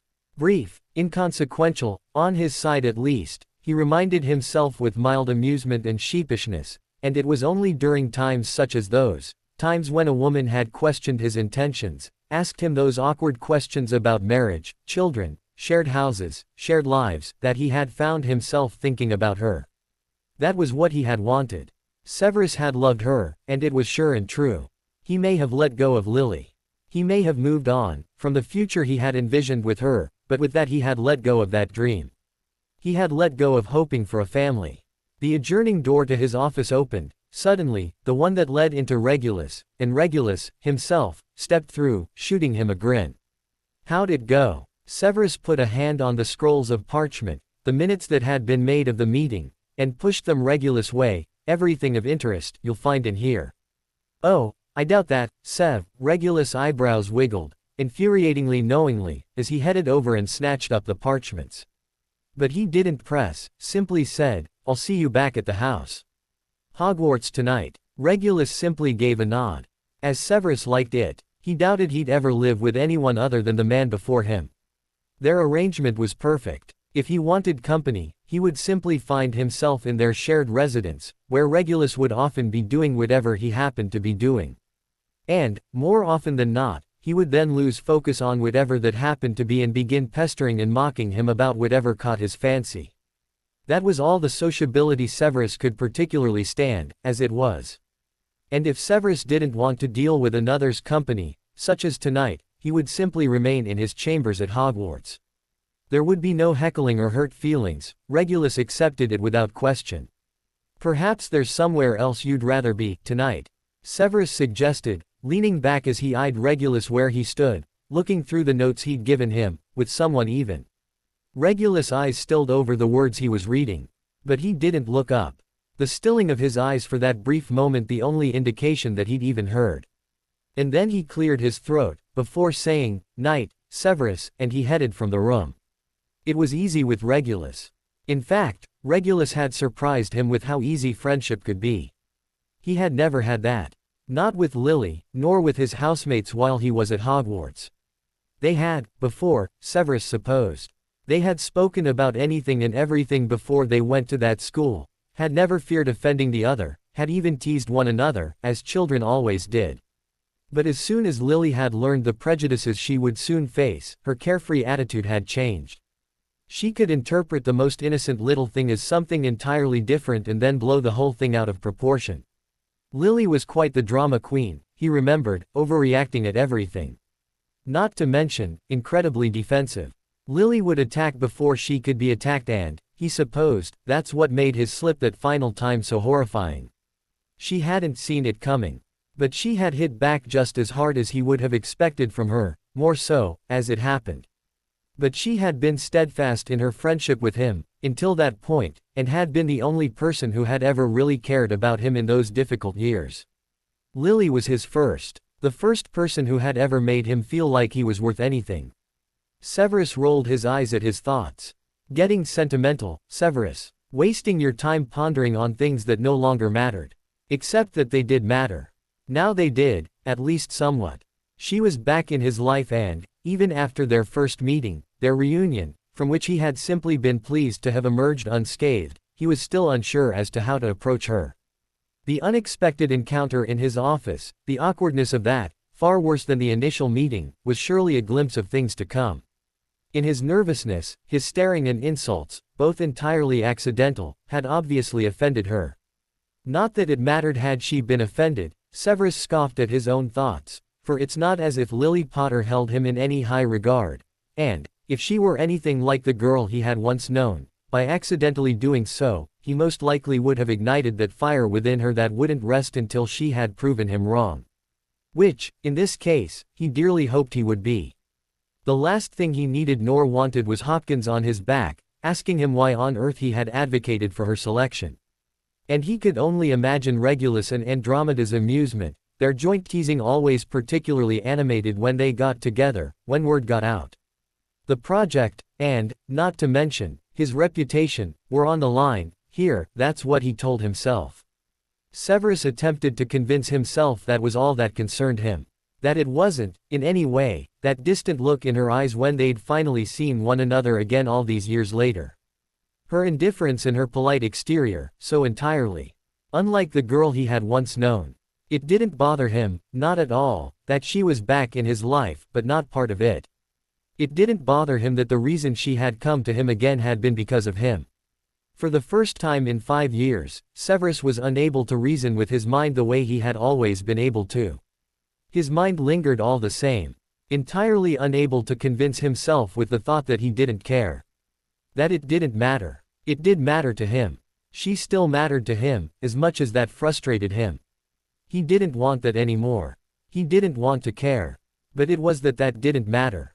It didn't matter that he didn't want to care because he did. One night with Lily Potter, with barely a handful of words spoken between them, had been enough for him to see it. To remind him of it all. And so, just like that, Lily Potter had walked back into his life. And, just as she had done when they were children, Severus was certain she was about to turn it upside down. It infuriated him, and it thrilled him, terrified him, elated him. As always, there was no rationalizing his feelings when it came to Lily Evans. I really don't think it's a good idea, Remus. Lily glanced through the doorway into the living room, where Harry still remained curled up asleep on the couch. Lily, please, his tone was almost pleading, surprising her with his intensity. It wasn't often Remus offered his opinion on how she was raising Harry. Lily quite decided she didn't like it at all. We have to let him see his dad. He needs to develop a bond. A bond. Lily interrupted, turning her attention from her sleeping son to the man before her. What bond could he possibly develop with? She hesitated, stumbling over the words. She drew in a deep breath, attempting to keep calm as she released it. Remus, the three of us decided years ago that it was best Harry didn't see James in his condition. James wouldn't want that. James would want to see him, Remus countered. You believe he's still in there, right? Well, let him hear his son's voice. If he can see him, let him see his son. Remus, she glared at him, it's for Harry's sake. James would know that it isn't in his best interests to see his father like that. It's better than he knows him from his memories and from what we tell him. She noticed the bitterness in his expression, as he looked away from her. His eyes rested on the photograph on the wall. The one of James and Harry not long after he was born. He shook his head, before he turned back to her. Lily, he seemed to hesitate a moment before he went on. I really think we need to do something that will help Harry establish a connection with James. He's his father, Remus. Lily walked by him, becoming frustrated. He already has a connection to him. And I don't want my son upset, traumatized even, by seeing him like that. Look, Lily, I really have to insist. No, I must insist, she snapped, turning to face him again. I must insist that you stop. Butt out, Remus. It's not your place to decide this. I'm his mother, this is my decision. Well, I'm pretty sure Sirius would agree. I couldn't care less whether or not Sirius would agree. Sirius has no more right than you to make this decision. This decision that I made 5 years ago, with both of your full support, I might add. She noticed him look away from her, around the room, at the door, the cupboards, the table. He was anxious, she could tell. But about what? What had brought on his sudden insistence that Harry be taken to see James? Harry was only 6 years old, and while Sirius, against her wishes, had attempted to explain the circumstances to him and appeared to have quelled his curiosity, to actually take him there, to have him stand before his father who he loved, and be met with no response. No loving looks, no comforting words. Not even being able to feel his own father take his hand and ask him the simple questions, like how he was coming along with school. To feel the devastation of loss. Lily would not have it. I won't allow it, she spoke her thoughts aloud, drawing Remus' eyes back to hers. Except that, Remus. Fine. He picked up his jacket, walking by her. Good night. He stopped by the couch, leaning down to press a key to Harry's head before he headed out the door, without looking back. Lily watched after him, a growing feeling of unease growing within her after he closed the door. She sighed and shook her head, stepping through to lean on the doorframe, looking down at her sleeping son. The very same doubts that had plagued her, since she had made the decision 5 years before, returning to her. Whether or not she had chosen right, by keeping her son away. She had known, for certain, that James would not want Harry seeing him like that. And she knew why. James wouldn't want the feelings evoked in Harry that she felt, whenever she found herself at her husband's bedside. The pain, the loss, the hopelessness. It was almost enough to keep her away. Never mind subject her little boy to it. Lily walked over, lifting the blanket that covered him, and slid down onto the couch beside him. Harry stirred, looking up at her sleepily, murmuring her name as he did so. She shushed him and drew him into a hug. He smiled and snuggled into her, quickly drifting back off to sleep.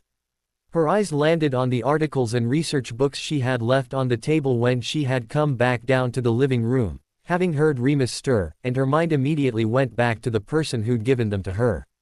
Severus Snape. And, when it did, she finally allowed herself to think about him. To really think about him, in a way she hadn't done in so long. Questions coming to mind that she knew were none of her business, she'd long since given up any right to know anything about him, but they arose all the same. Questions such as did he remember her or, rather, them and how they used to be. And, if he did he do so with pleasure or with regret? She barely even knew how she'd answer that question herself, if he were to turn it around on her. And then, of course, there were the other questions. Questions she'd wondered, been asking, since long before their severance had even taken place. When the war came upon them, on which side did Severus fall? Which side did he stand with, if he stood with any, at all? But Lily didn't allow herself to linger too much on that. On a question she knew she would never have the answer to. He had not been in the Order, obviously she'd known that, but everyone in the world did not divide into simply Order member or Death Eater. But wherever he stood, Lily knew that it had not been with her, and that was simply where it ended for them. It was none of her business what happened next. Harry murmured against her, nuzzling in further, drawing her from her thoughts. She glanced down at him and smiled, softly. She noticed his eyes flicker slightly, before they opened fully. He looked up at her, sleepily. Lily stroked her son's, inducing a smile. "Mum. Hello, sleepyhead." Harry's smile widened further, before he leaned back down, arm wrapping around her waist and cuddling in tight. "You said I could have a story tonight." "So, you did. Do you want one now?" He nodded, not lifting his head from her chest. Lily shifted slightly, getting more comfortable, and resolved to push thoughts of Severus to the back of her mind as she concentrated on her son. What story would you like? "Anything," he whispered. Lily smiled and nodded. "Okay. That calls for a fairy tale, I think." So she flicked her wand, lighting the fire and dimming the lights, before she wiggled deeper into the cushions. "Let's get comfy." Harry giggled and wiggled too, mimicking her movements. And Lily touched her lips to his hair, before they huddled in close to one another by the firelight, and she told him a story from her own childhood, one of her own favorites, until her son's eyes grew heavy once more and the two of them fell asleep together on the couch. Lily was shattered by the time the research project commenced the following week, and her exhaustion rendered her almost as useless as she had feared she would be in the first place. She had spent the past week with her nose in textbooks and articles, attempting to gather the foundation she would need to be able to effectively contribute. She had been able to provide some input to the discussion earlier, at least, and was just finishing off investigating the materials that Hart had decided to look over with her. She was certain she'd simply collapse the minute she got home and not wake again until she had to be back in the next morning. That thought was most appealing, as she tiredly made her way down the corridor, preparing to head home.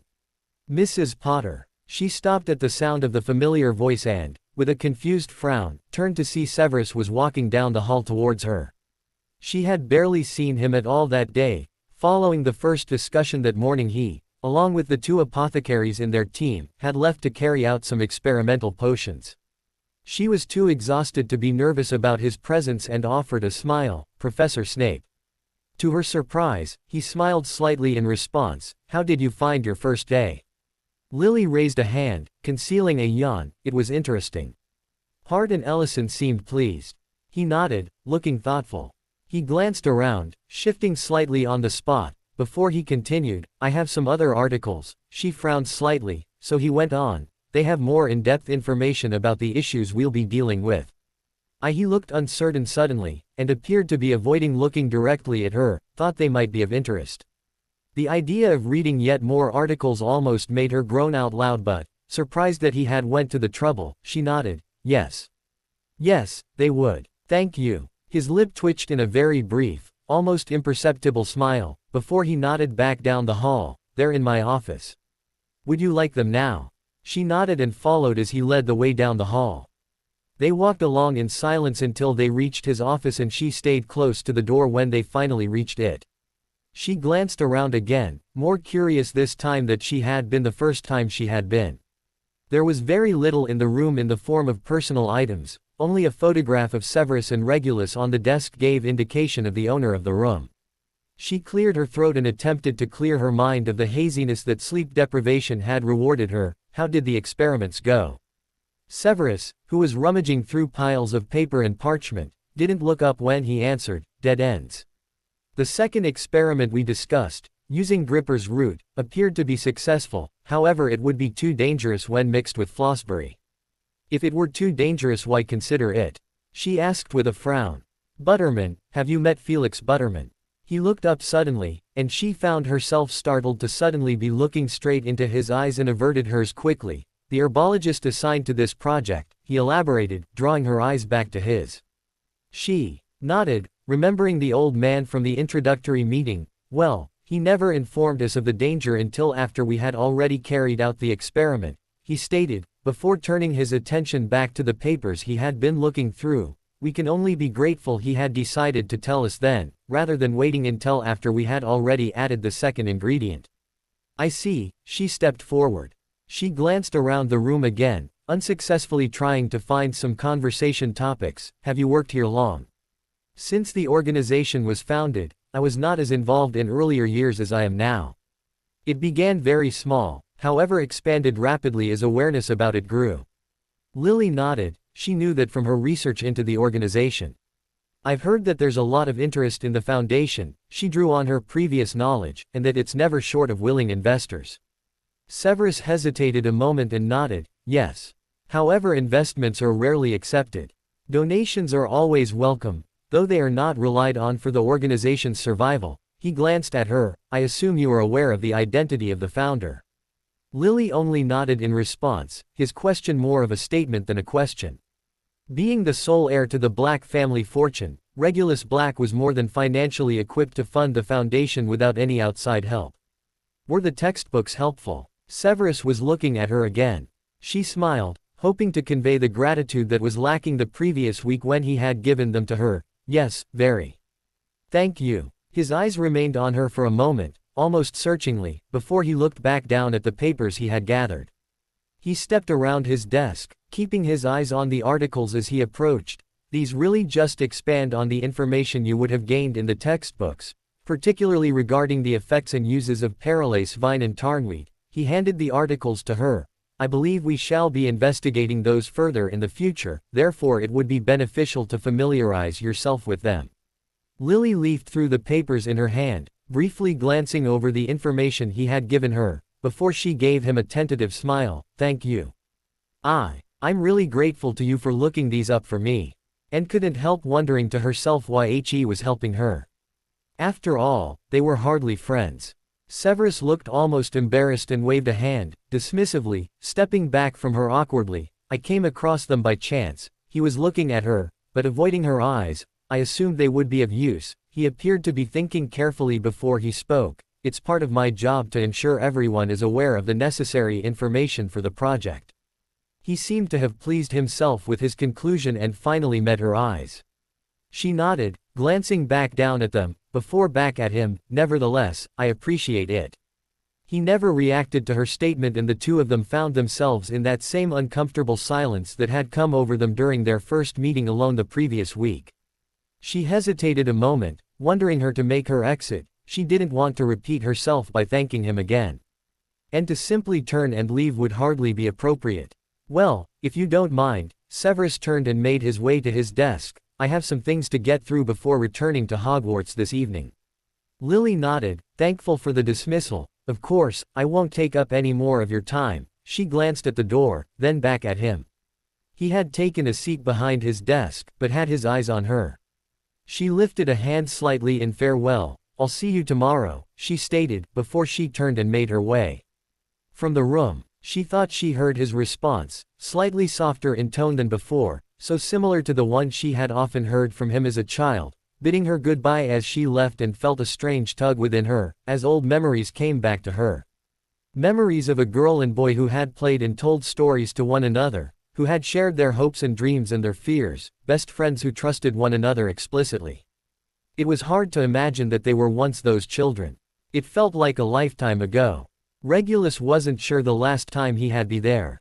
Perhaps 4 weeks. Maybe longer, if he were honest. He had come by the week before but hadn't made himself known. One glance was usually all it took from those innocent blue eyes to send him reeling. He hadn't been feeling particularly strong that day, though he never felt all that strong on days normally, and, he supposed, that was probably why he'd found himself on the corner, his eyes upon them, wishing he could simply just go to them. But he hadn't. Regulus had turned, as he often did, and left before the little boy could see him.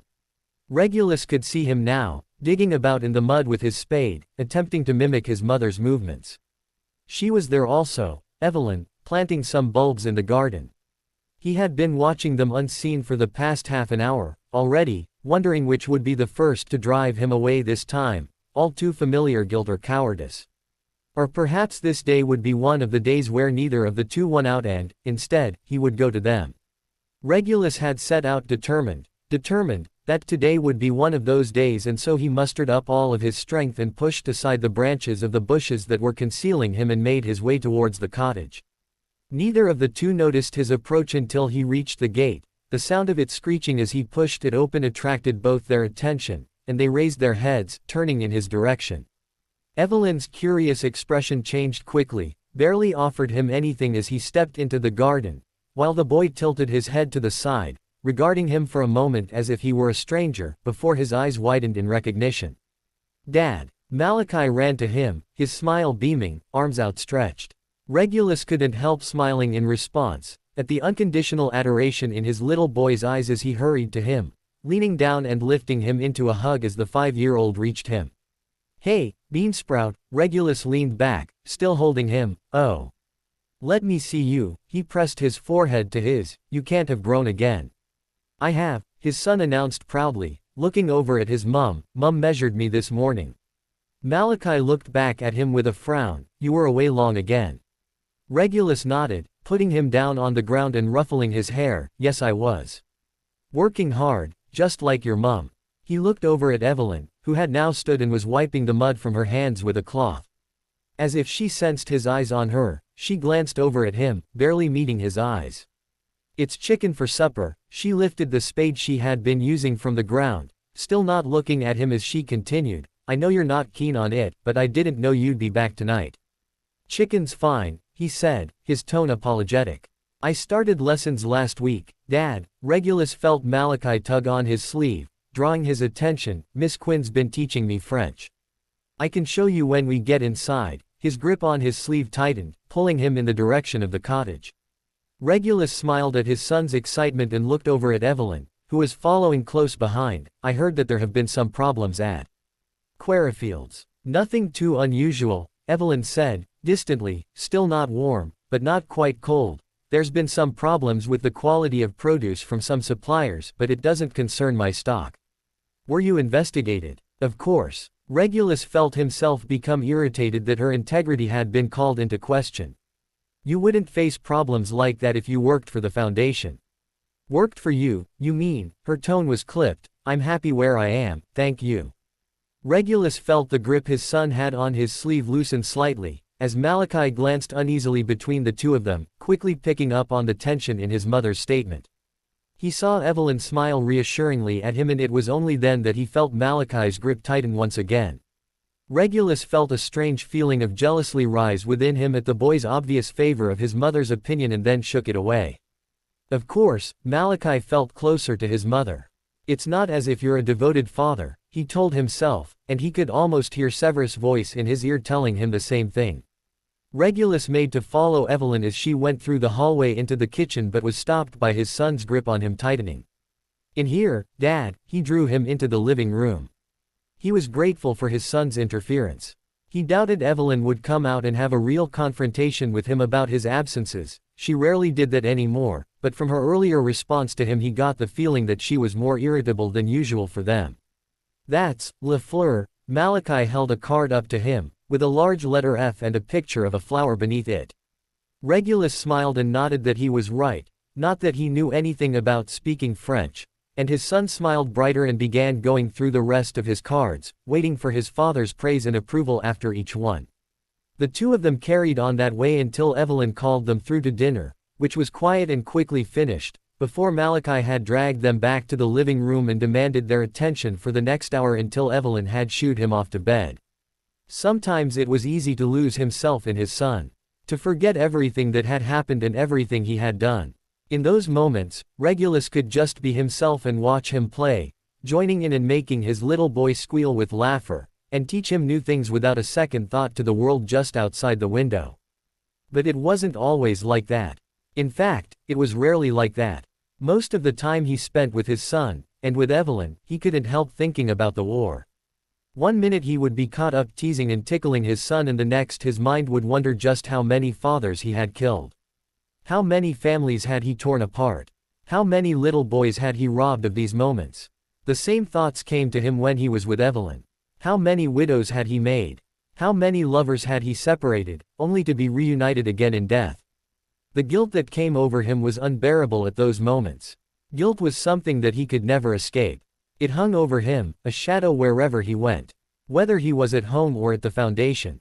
When he was visiting his clients or with his cousins and their families. Even when he was with Severus. It was always there. But it was always worse when he was with them, Evelyn and Malachi. Evelyn never understood. He had fallen in love with her during the war, before he had went to Dumbledore, and he had been with her when he was at his worst. When he had been a Death Eater, utterly and completely. Like Lucius and Severus, she had seen him at his worst.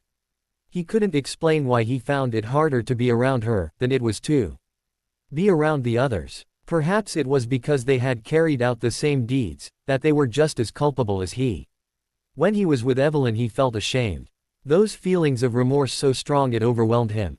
But that wasn't all he felt when he was with her, he still wanted her. He loved her as much now as he did back then. And that's why he kept coming back, even though he sometimes, most of the time, couldn't bear even to be near her. He had reasoned with himself, had promised himself in the past that he would let her go. It wasn't fair to keep her when he couldn't commit to her. And then Malachi had come along and the option of leaving her was gone. Sometimes he wondered why Evelyn didn't leave him. She wouldn't have to leave. She would just have to move on. Find another. But she never did. She was always waiting. Waiting for something he didn't know if he'd ever be able to give her. But Regulus never said that. And they never spoke about it. She was too scared of what he would say. He was too selfish to give her up. He didn't want her to walk away. Sometimes that fear of losing her was enough to override the remorse he felt over the war. Regulus watched her as she moved around the kitchen, from where he sat at the table, putting away various items that had been brought out for dinner. She had warmed to him, slightly, as the evening progressed, offering him the occasional smile whenever Malachi did something particularly amusing. She never held grudges. He always marveled at how she could simply leave the past in the past and live for the day. She never cared about tomorrow, either. Regulus swallowed and stood, stepping up behind her. He noticed her tense slightly, but she continued folding the dishcloths without responding. Cautiously, he placed his hands on her sides and pressed a key to the back of her head, letting his lips linger there a moment as he breathed in the scent of her. She stilled, neither pushing him away nor encouraging him. "I missed you," he murmured into her hair. She didn't say anything, simply stood there as he leaned into her, as if contemplating carefully what to do next. There was no need. They both already knew. This was simply normality for them now. A cycle. He would leave. He would come back. He would spend time with Malachi. They would be left alone. He would go to her and she. Evelyn turned, his hands remaining on her sides as she did, and faced him. She had that same hurt look in her eyes she always did when he saw her. He saw the questions she would never ask. He saw the anger and the uncertainty. And he saw how much she loved him. She sighed and leaned her forehead against his chest, her invitation. He slid his arms around her and pressed another key to her forehead before reaching up to stroke her hair.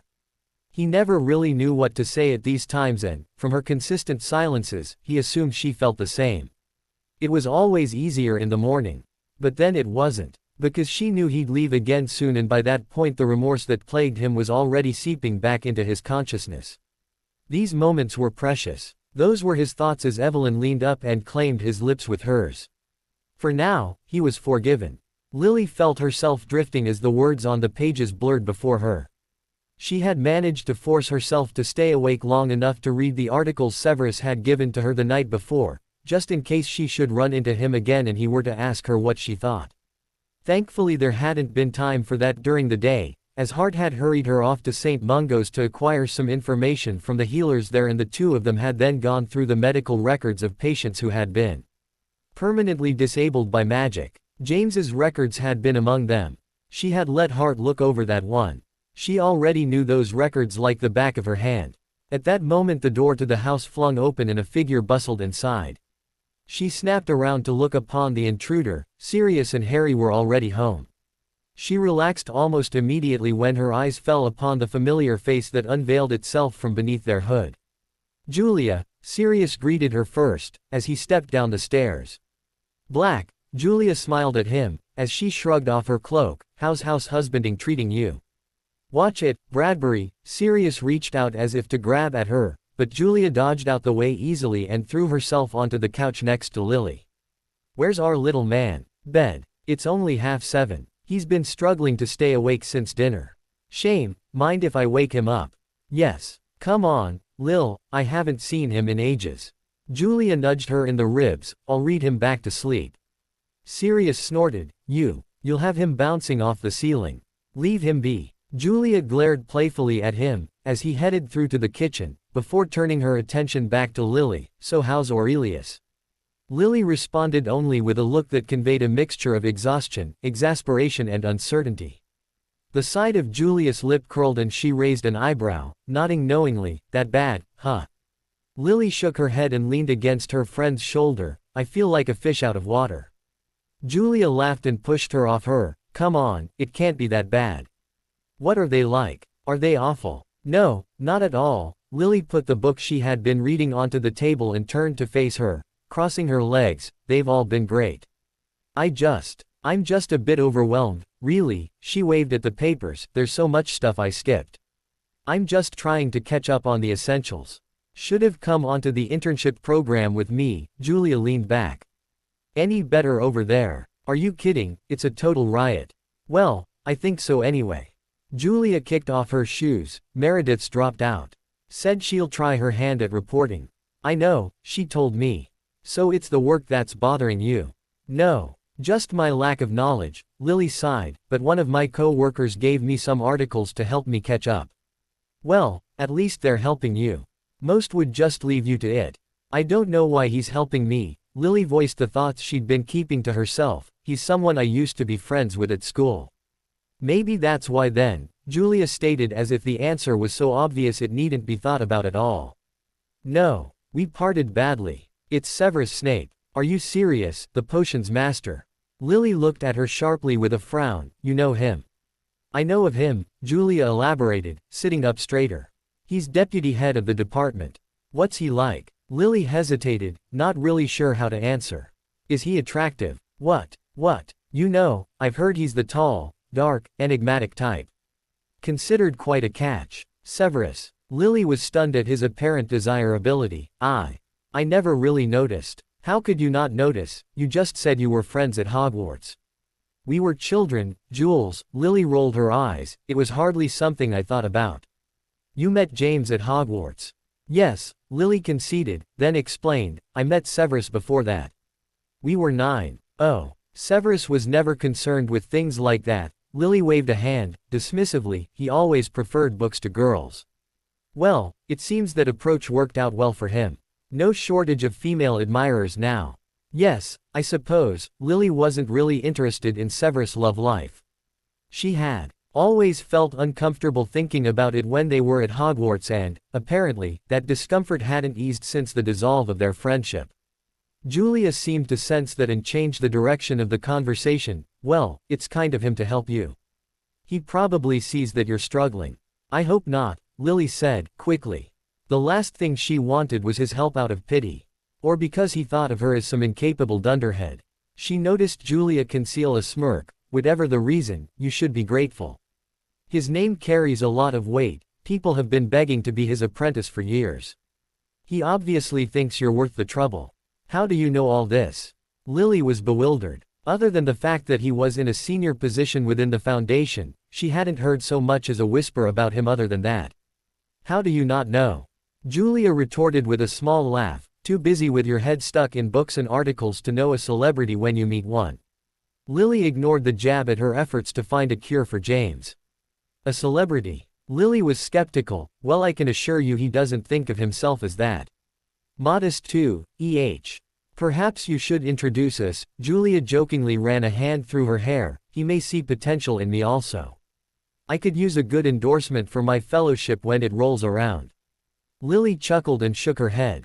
Is he attached? Julia went on. I don't think so. You don't know. How would I know? Well, you've spent time with him, haven't you? Hardly. You'd be more likely to know anyway. You already know a lot more about him than me. Well, you have the chance to get to know more about him. Lily didn't respond to the statement, not really sure what Julia was implying and not really sure how she felt about having the opportunity to get to know Severus again. She had long since let go of what had happened between them in 5th year, but that didn't mean she was in a place where she was eager to renew their old friendship. They had moved on now.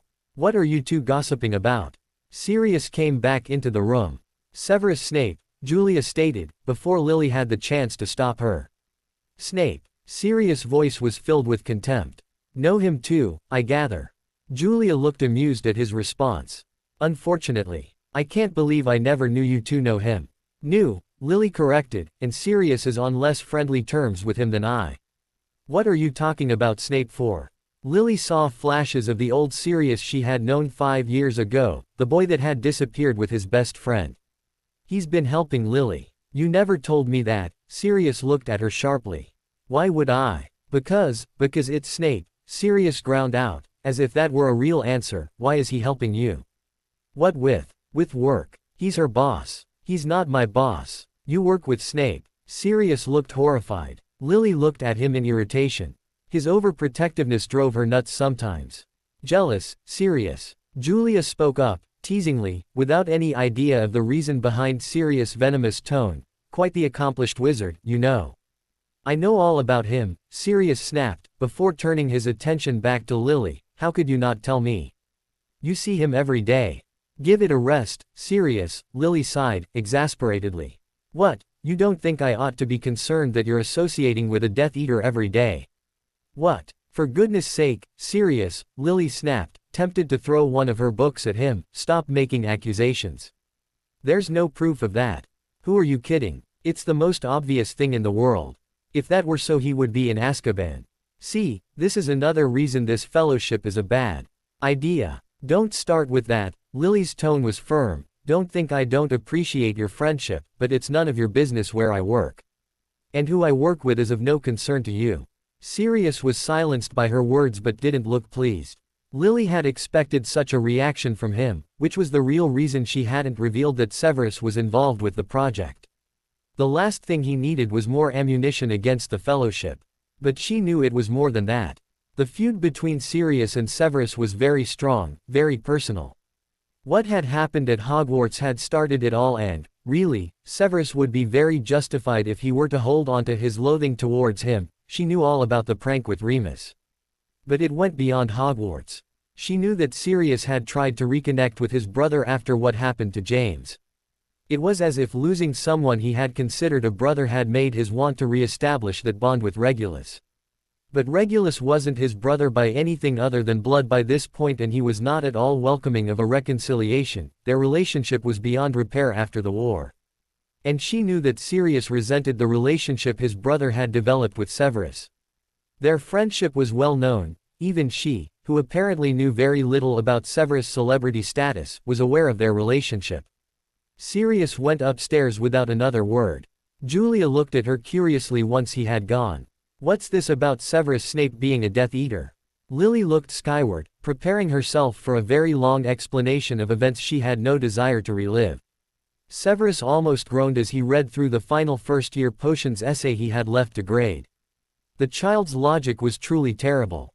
But, unfortunately, he had seen much worse throughout the course of his marking. He lifted his quill and wrote a large P in the top corner of the page. The workload at the foundation was taking a larger toll on him than he had expected. But he had been determined to complete his Hogwarts marking, and he hoped to dig up some more useful articles to give to Lily the following day. He was relieved that she had offered no resistance when he had produced the previous articles to her. He knew how she resented being told what to do, having been prepared to insist that she read them. Maybe she had changed since he knew her.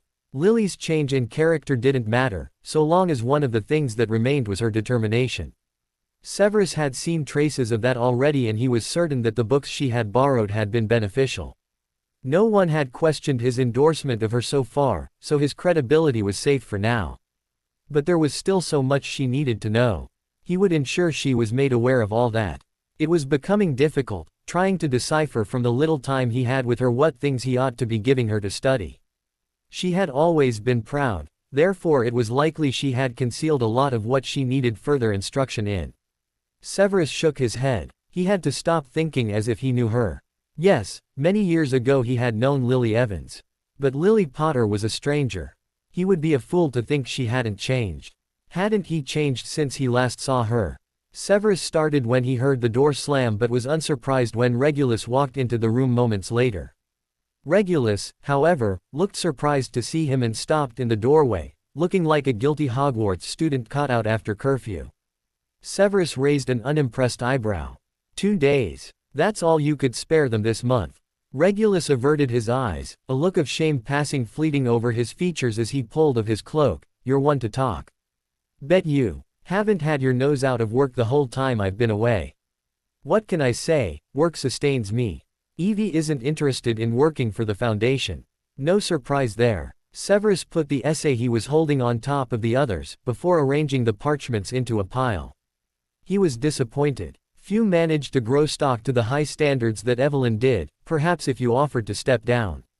Very funny. I suppose she wishes to maintain some dignity. Severus leaned back. After all, it can't be easy sitting around waiting until her lover decides it's time for his monthly dual excursion. That's not how it is. Regulus' tone was sharp and Severus raised a hand in surrender. Regulus kept his eyes on him for a moment and Severus could clearly see the guilt lying within their depths. Good. He may be like a brother to him, but that by no means meant he had to approve of what he was putting his family through. For their sake, if not for Regulus' own, he ought to snap himself out of his pitiful quest for forgiveness. Of all the Death Eaters that had served the Dark Lord, Regulus was by no means the worst. How's Project Dorado? Regulus sat down on the couch, changing the subject. I haven't had a chance to check in with Eugene. Nothing to report. And the fellows? Did they please you? Severus could see a glint of amusement in Regulus' eyes. I have no complaints. Ah. Regulus kept his eyes on his, looking at him curiously, that twinkle coming to his eye. Severus ignored him and lifted the pile of articles he had planned to look through for Lily. Then those fears of yours were proven unnecessary. I have ensured that she is aware of any necessary information. Regulus chuckled. Did you give her a script? Severus shot him a look. Coaching her in the ways only the wise Professor Snape could possibly do. Severus didn't bite, just carried on with skimming the parchments he held, as if Regulus had never spoken. I think I'm finally getting it, Sev. Why, after all these years, you have finally stuck that neck of yours out and offered your own endorsement. Regulus eyed him with a wide grin, before he straightened, clearing his throat and adding in mock seriousness, bear in mind, I'm not keen on my employees forming romances. Severus looked at him sharply. For a senior staff member and a fellow, no less, it is entirely inappropriate. What? Severus was both affronted and baffled, as Regulus erupted into snickers. It is yourself, who is being entirely inappropriate, Regulus, and what is all of this? Severus indicated at the piles of letters that had been redirected from Aurelius that afternoon. Regulus' eyes lit up with recognition and he headed towards them, making to gather them up. Applications to look over. More applications. Severus lowered the articles he was holding to regarding him incredulously. Applications for what? Don't tell me you're taking on more underqualified. For the Orion sponsorship. Severus rolled his eyes, turning his attention back to the articles. More wasted funds. People can't possibly still be applying. You should pull it. Regulus indicated the pile, shooting him a look. There's over 300 applications here. There were thousands the first few years. Well, as you just pointed out, most people no longer need it. When did I point that out? He was being deliberately difficult, but he enjoyed winding him up. It was implied. Regulus suddenly took interested in the articles he was skimming through. What are those? What did they look like? Severus rolled his eyes. I'll give 10 points to Slytherin if you get it right. Regulus suddenly looked more interested. Deflecting. Must be interesting. It's background. Information for Dorado. Why the interest? How could I not be interested, when all these defenses have suddenly gone up? Why so shifty? Severus looked at him in irritation. Perhaps this would be another night spent at Hogwarts. Will you be at the Foundation tomorrow? Regulus said, as he leaned back. I'll be there after classes, no later than lunch. Good, I have a potential potions apprentice I wanted you to meet. Severus looked at him exasperatedly. And when am I to find the time train this apprentice, Regulus? I don't want you to train him, just meet him. Perhaps give him some advice and recommendations on who to go to, endorse him. You know very well I do not offer endorsements. Well, I'm sure Mrs. Potter would disagree with that, Regulus said, before he went on, quietly serious. Then, it's Pruitt's boy. Their family's been struggling, and he's just come of age. Severus looked skywards but said nothing. I'll send him by at 1:30. As you wish. Severus saw Regulus' triumphant smile as he stood and made his way over to a pile of parchment that sat on top of the cabinet. There were papers, parchment and books lying everywhere in the house. Did the wretched house elf sit with his feet up all day while they were gone? Creature. Severus despised him and the feeling was mutual. He was a filthy half-blood, after all, as the elf frequently reminded him. He had wanted to toss him out, but Regulus had a strange attachment to him, so stayed he did. Severus' brief burst of energy that had come when Regulus had entered was gone and he felt himself grow weary once again as he looked over the articles before him. He didn't want to risk giving her too many, that she'd end up growing as weary as he and just skim them without taking in any of the information. Severus glanced at Regulus. He would sure his friend would take great delight in teasing him mercilessly should Lily fail to live up to the picture he'd painted of her to Eugene. He wondered if the healer would first speak with Severus if he were unsatisfied with her or if he would go straight to Regulus. He pushed such thoughts away. It would do no good to waste time dwelling on such things. So long as he continued to guide her, there would be no need for concern. Regulus had tossed the letter he had received onto the fire, burning it instantly, before he left for the orphanage. The last thing he wanted was for Severus to get his hands on it and go off on a murderous rampage. Hate letters were nothing new to him. They were simply a frequent reminder that people other than himself still remembered what he had done during the war. He knew what people thought. That what he was doing with the Foundation would never make up for what he had taken from them. He knew that. He knew what he had done was unforgivable. Severus had warned them off him immediately. He had been furious and had made it known that if anyone were to follow through on their threats, that he would personally see to it that they were punished for it. That was how their friendship had become so well known. Severus was already highly regarded at this point. Considered to be highly capable and intelligent, well known for the number of useful spells he had created. Regulus wondered if it was simply Severus' protection that had kept any threats from being carried out. Severus may be respected and admired, but no one was willing to see what he was capable of if he were pushed. Regulus, however, knew very well what he was capable of, so he had resorted to concealing the letters whenever he could. He wasn't willing to drag Severus down with him. Mr. Black, Arabella Applepot smiled at him warmly as he stepped into the orphanage. Of course, it was not only letters of hate he received, he reminded himself at the warm welcome. In fact, the vast majority of mail he received was full of thanks, admiration, requests. That was what kept him going. knowing that some people did appreciate what he was doing. Knowing that there were people who needed the foundation. He smiled, Arabella, and shook her hand, asking how things had been going over the past week. The children within the orphanage were the children of people who had been lost in the war. From both sides. And it was one of the places that the foundation offered regular donations to. "They're quite excited to see you this week," she remarked, as she led him down the hall to the room where the children played. It was a small orphanage, only 18 children. The mistress had stated that it was better that way, as it meant those within it had the chance to form a bond. That they could truly feel as if they were brothers and sisters, rather than children simply thrown together because all they had in common was the loss of their parents. Regulus had brought books this week. They always liked books. They received anything he gave with delight, but they always seemed more excited by words and pictures than by sweets or clothes. They surrounded him excitedly as he entered the room. Children, none of them older than 10. Some just babies when their parents had been lost. Little Draco could have ended up in a place like this, if something had happened to his parents and himself. "Thank you, Mr. Black. It's so pretty. Look at the pictures. Will you read one to us, Mr. Black?" The sound of the children's voices soothed his heart of the guilt it bore, and he smiled. They crowed round, looking up at him excitedly, their smiles bright. This was what Regulus was doing it for. This was what warmed his heart and what made each day bearable. Knowing that he had made someone else's life easier. A child's smile. That was worth something. But another thought followed closely on the heels of that. Why was his own child's smile never enough? She was close enough that he could touch her if he just moved his hand a few inches. It was horribly distracting. Severus' brow furrowed, as he peered down at the parchment before him, attempting to concentrate on the notes he was making. Cornelia had been excused from work for the afternoon, and Eugene had suggested that Lily assist him with his potions, remarking that she appeared to have a lot of knowledge about the potion's ingredients that he intended to look into. Severus had almost rolled his eyes at the statement. Of course the articles he had given her would come back to haunt him. He glanced at her out the corner of his eye. She didn't seem at all affected by the fact that they were working together and had been quiet throughout most of the time they had been there. "I have a question about Paralace Vine," Lily said suddenly, without looking at him. Severus glanced at her. Her tone sounded so casual, so relaxed, as if there was nothing at all unusual about their situation. He wondered if he could get her to look at him, perhaps gain a glimpse of what was going on in her mind.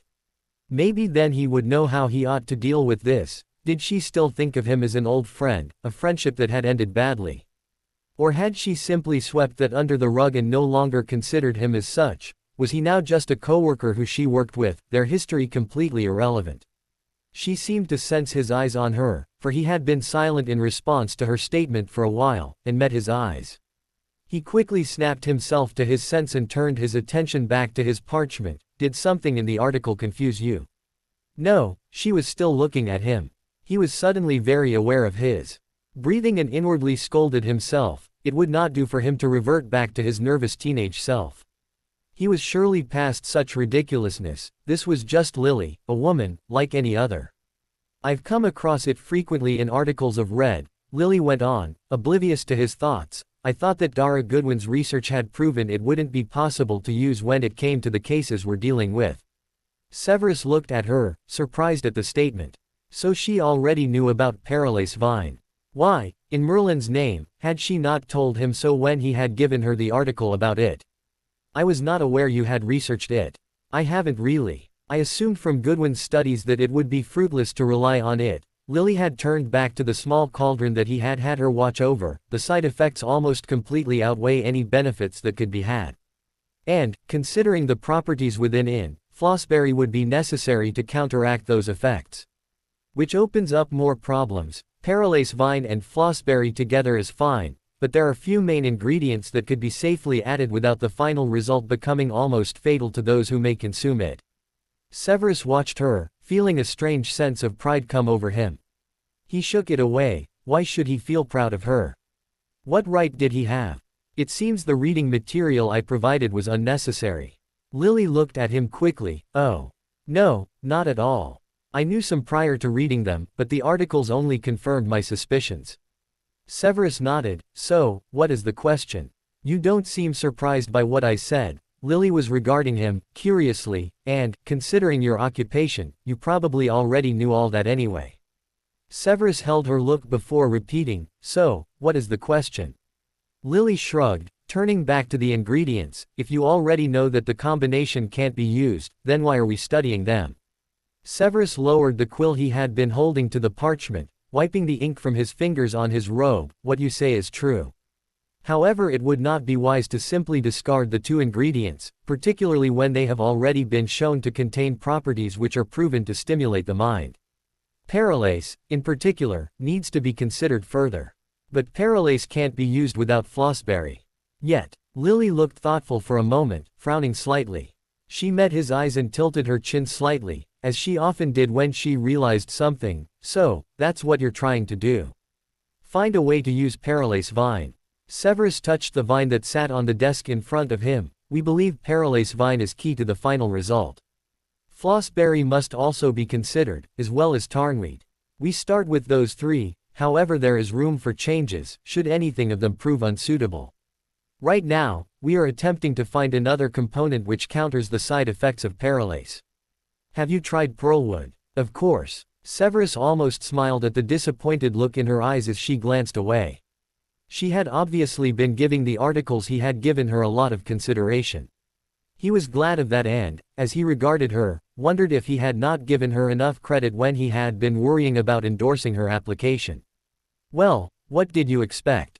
His mind mocked him, that she would still be that 9-year-old girl who looked to you for every answer.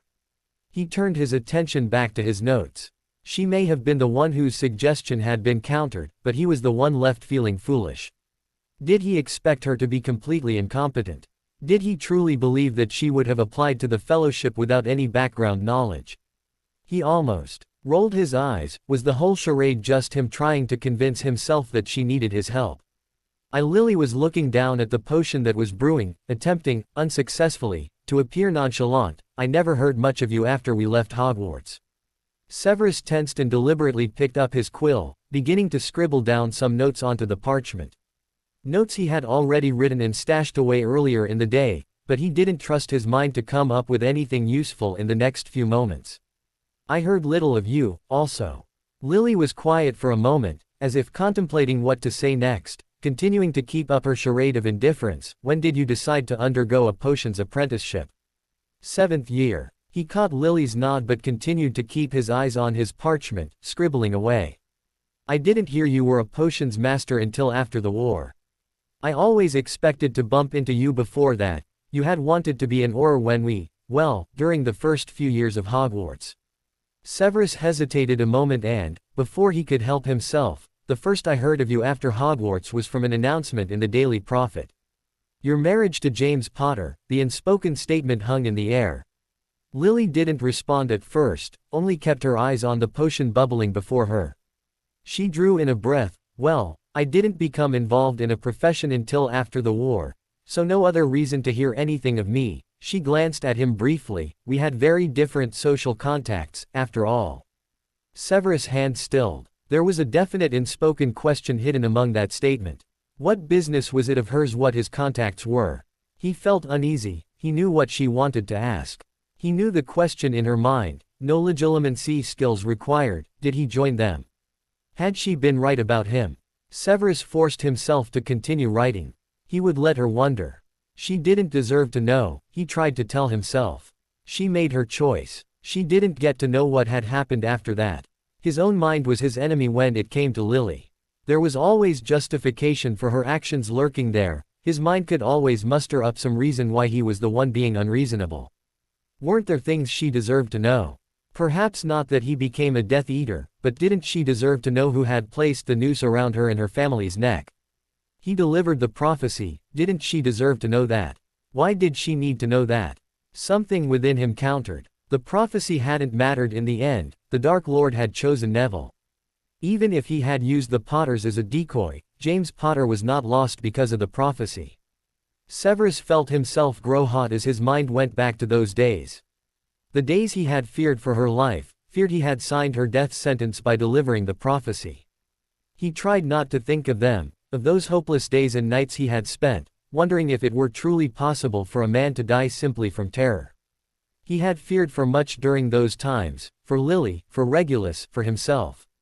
His occlumency skills would fail him, he had often thought, the Dark Lord is too strong. Every day he woke up, wondering if it were the day he was doomed to die.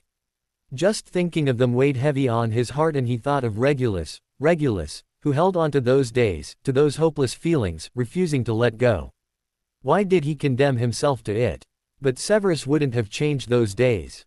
Those were the darkest, but they had brought him here. Isn't that what everyone says? It's always darkest before the dawn. Severus glanced at Lily, as if to remind himself that she was really there. He had done it all for her. She had brought him back, without even knowing it, without doing anything. Her memory had been enough for him, and it was that had pointed him on the road that led him here. But he had let go of that memory. That wasn't what was driving him anymore. It hadn't done for a long time. He wouldn't let himself fall into the trap of crediting her for everything. Yes, his love for her had saved him, his love, not hers. He had to keep reminding himself of that. He told himself, she already held enough power over him. What made you change your mind? Severus looked at her. Change my mind. From becoming an Auror, Lily was looking at him now, no longer pretending to be interested in the potion. What made you decide to go into potions? Severus shrugged. 7th year classes. 7th year potions had been the one of the few times he and Lily had seen one another at Hogwarts, following the dissolve of their friendship. They had even been paired together by Slughorn on occasion, all before Potter. I never would have expected you to become a professor. Severus glanced at her quickly, the strange familiarity in her tone surprising him, and, when he looked at her, found himself looking into the eyes of a girl from years ago. Eyes twinkling, teasingly, a slight smirk on her lips. For a moment he could forget that they hadn't spoken in 10 years, and that distance just fell away. He smiled. Lily's expression warmed for a moment in response, but then she averted her eyes. You've never been patient, after all. Especially when it came to those who knew less than you. I was patient with you, was I not? When we were children ourselves. Lily glanced at him, that same light-hearted look in her eyes. Don't think I didn't notice how your patience with me waned as time went on. Severus frowned. What? When? I was never impatient. Besides, you rarely needed instruction from me once we got to Hogwarts. Not instructions, maybe, but I could see how frustrated you were during our study sessions, especially in potions. Nonsense. Severus dismissed her statement, though he could clearly remember occasions where he had been frustrated by her. She always had to know exactly how something worked. She could never just accept it and do it, so he would spend endless minutes evaluating and explaining why to her before they would finally get on with it. He was frustrated just thinking about it. Do you enjoy it? Is that a trick question? How could it be a trick question? What do you think, Mrs. Potter? Severus leaned on the desk, looking at her fully. Do you think I enjoy it? She frowned slightly, looking confused. She glanced away, then back at him. I don't know. You may not know, but you must have an opinion. You always do, his mind added, and he found himself holding back a grin. Lily's eyes narrowed, seeming to notice. Are you trying to trick me? What would make you think that? She held his look for a moment, looking bewildered, and he couldn't help the twitch his lips made, giving away his amusement. She seemed as unwilling to smile as he, but her lips disobeyed and she smiled also, before she quickly reached up, concealing it by rubbing her lips. You've changed, she said. Of course. Haven't you? Not as much as you. She was looking at him searchingly and he suddenly felt uncomfortable.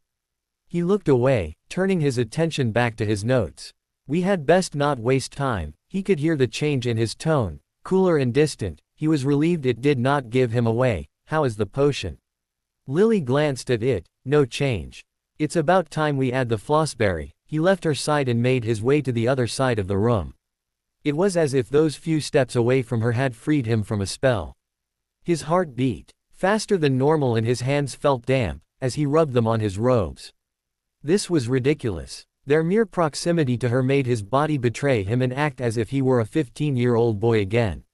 Sweaty palms, butterflies, silly smiles, teasing words. Severus felt like laughing at himself. What a fool he was. He may be a fool, but he was sensible enough to realize the danger he was in. He suddenly missed her. For the first time in years, he felt that pang in his gut, that emptiness he had felt every night in the days that had followed her abandonment of him in 5th year. Severus shook his head slightly at his weakness. Would she always be that to him? His weakness. He was tired of it. He had long let go of the hopes he had once had, the dreams he had had involving her. That's all they were. Dreams. Fantasy. Why did those old feelings still have such a hold? He wondered if someone had slipped him a love potion at Hogwarts, smirking to himself at the idea. No. He loved her before that. Love. The word mocked him. He didn't love her, the idea was absurd. He hadn't seen her in a decade.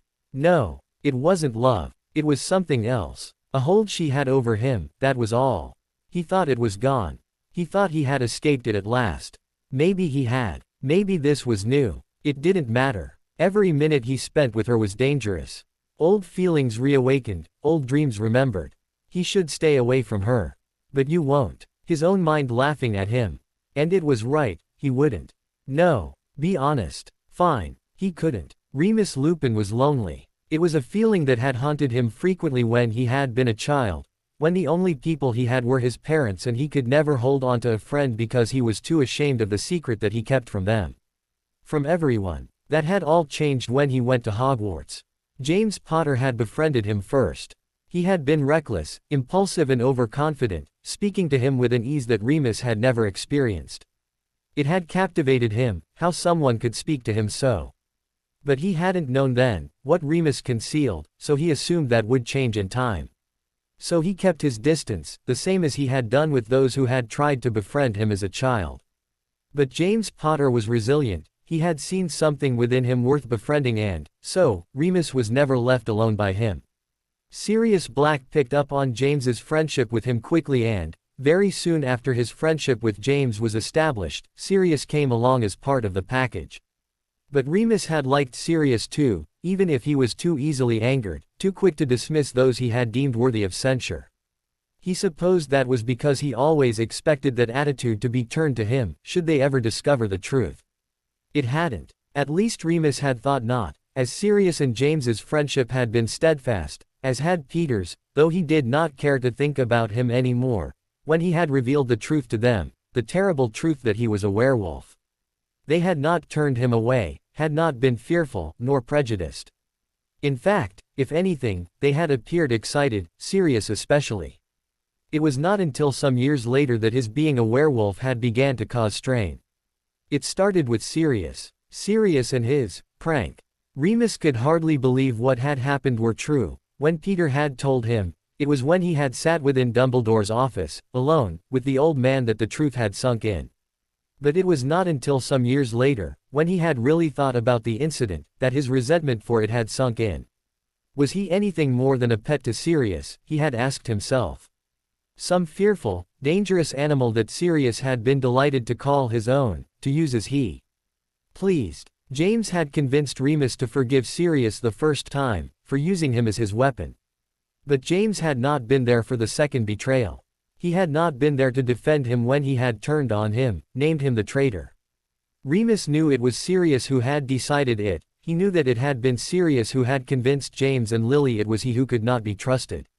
That was why Remus had believed the spy had been Sirius, because he had been so insistent the spy was him. He had planted the doubt in James's mind and then he, alone, had convinced them to use Peter as their secret keeper. And now James was gone.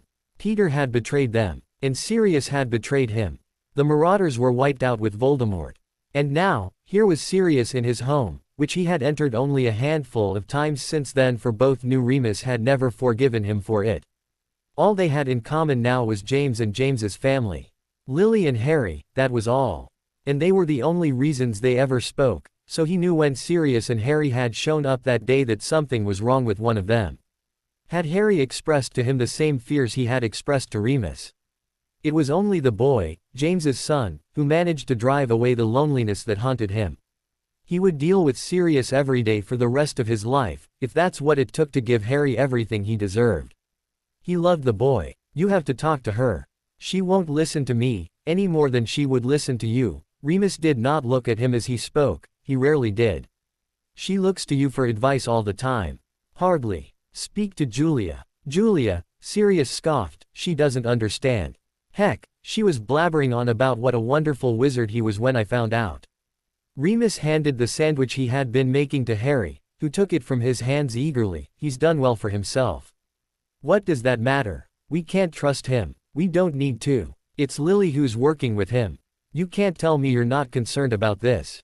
Was he concerned? He supposed he was. After all, Severus Snape was a close friend of Regulus Black, a very close friend, undoubtedly a relationship formed during the war, and when one associated with Death Eaters it was only logical that one is likely a Death Eater also. But Remus was tired of Sirius, and he was certain this was not the basis of Sirius' assumption. No, he assumed it for the same reasons he had expected Snape to become a Death Eater at Hogwarts. In justified prejudices, assumptions because of house loyalties, because of his mannerisms. Snap judgments Sirius and James had made about him as children. They had assumed Severus was a Death Eater because of unjustified reasons, just as he had been assumed to be loyal to Voldemort because of his secret. Remus. What? Remus snapped, irritated, though he knew he had missed several of Sirius' remarks before he had called his name. She's working with a Death Eater, for Merlin's sake. What proof do you have? Proof? What are you talking about? You don't need to eat a cake to know it's sweet. You're making assumptions, just like you always do. Sirius looked irritated by the accusation in his tone. Don't start with that. This isn't about you, but it relates quite well, don't you think? Remus looked at him for the first time. Sirius' eyes narrowed. Do you think you could put aside your petty issues and consider Lily's well-being for a second, for Harry's sake, at least? Don't use Harry's name to win your battles. I've seen you do it plenty with Lily. And I can tell you now, Lily knows how to deal with Severus Snape. She did just fine when we knew him before. This is different. She's not the same girl she was back then. She's not a defenseless flower. Sirius, leave her be. This fellowship has nothing to do with working with Snape. Even if your accusations were true, that won't keep her from him if it means finding something to help James. James would kill us if he knew we let her work with him, his worst enemy. Then don't tell him. Is that supposed to be a joke? Sirius' eyes flashed, angrily. Harry looked back and forth between them, curiously, though seemed as unfazed as ever by their words. He was used to them. Remus shook his head. We both know there's no bringing James back. But I've had that argument countless times with her, the same argument that me bringing this up with lead to. I'm not willing to stretch my relationship with her to its limits over something as meaningless as her working with Snape. He's not worth it, so leave it. Of course he's not worth it, but Lily is. So go to your brother. Get him to kick Snape off the project. Be serious. Remus almost smirked. Who was talking, after all? Remus, we're supposed to protect her. We promised James that, didn't we? Yes. Though James's faith in me was not so strong that he would expect me to stand by it. There you go again, making everything all about you. I told you I was sorry. What more can you ask? For sincerity. Remus snapped, looking angrily. Your basis for accusation is that Snape was an awkward child, who had invented a few spells and knew more magic than you at Hogwarts. That is not my basis, Sirius retorted, furiously. It's insignificant, Remus went on, based on nothing but arrogant assumptions about someone's character and how you expect them to act, according to the picture you've painted of them in your mind. The same as you did to me. You think I wanted to believe it was you. It could have been you, you know. Remus glared at him, his voice low. There may have been reasons you thought I was the traitor, but there were reasons for it being you too. You're a Black, your family's stance was clear. You might have wanted to get back into their good graces, might have wanted to impress them, like Regulus was doing. That's dragon shit, and you know it. Yes, I do know it. Remus snapped, his volume rising. I do know it, because I know you. Just like you ought to have known me, but that didn't matter, did it? You still thought it was me, you still convinced James and Lily to think the same, and now we lost him. Lost him because of your arrogance in thinking you know everything and everyone. Me. Sirius ground out, though his expression betrayed his astonishment. Are you saying you blame me for what happened to James? It was Peter. And who told them to trust Peter? F.K.U. Sirius had clenched his fist, seeming ready to strike at him, but stopped when Harry loyally stepped to Remus, sighed, F.K.U. Remus. You think I was the only one who believed it was you? James believed it, Lily believed it. Heck, even Dumbledore believed it. Don't stand there making out this is my fault. It is your fault. Don't stand there acting all innocent. You blame yourself too, don't deny it, because you should. Sirius could only stare at him, lost for words. Sirius rarely could find nothing to say. But this time his expression conveyed all that words would not, that he was stunned, horrified, hurt, furious. All feelings Remus was familiar with, feelings he had lived with ever since he'd discovered his friends he had loved had turned on him, over something he couldn't control. He wouldn't feel sorry for Sirius, he deserved to hear it. Are you serious, Remus? Sirius' voice was almost broken when he spoke. This is what you've kept to yourself all this time. This is what you've been thinking. Remus held his eyes with his. He didn't say anything, but knew the message was conveyed, simply, yes. It only took a second for the hurt in Sirius' expression to disappear, for his expression to darken. I suppose it's easy for you to convince yourself of that. To sit back, hiding behind your own secret, blame that for everything. Blame everyone else for everything. You made it easy for us to assume it was you, you did nothing to assure us otherwise. If I'd known that's what you thought, I would have. You never gave me the chance to defend myself. What else would we think? You walked around, barely spoke, when you did only to complain about how you hated the war. How you didn't want to fight anymore. What were we supposed to think? You weren't supposed to think, you were supposed to know.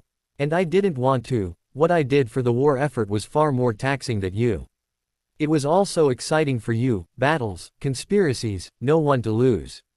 I lost James. You try going undercover, try fearing for your life every second of the day, try willingly becoming the thing you most hate about yourself constantly and tell me you wanted it to go on. That it wouldn't put a strain on your relationships. You never spoke about it. Because I wanted to escape it. Cowardice, that's what you're using now as an excuse. And the secret, it's always the secret.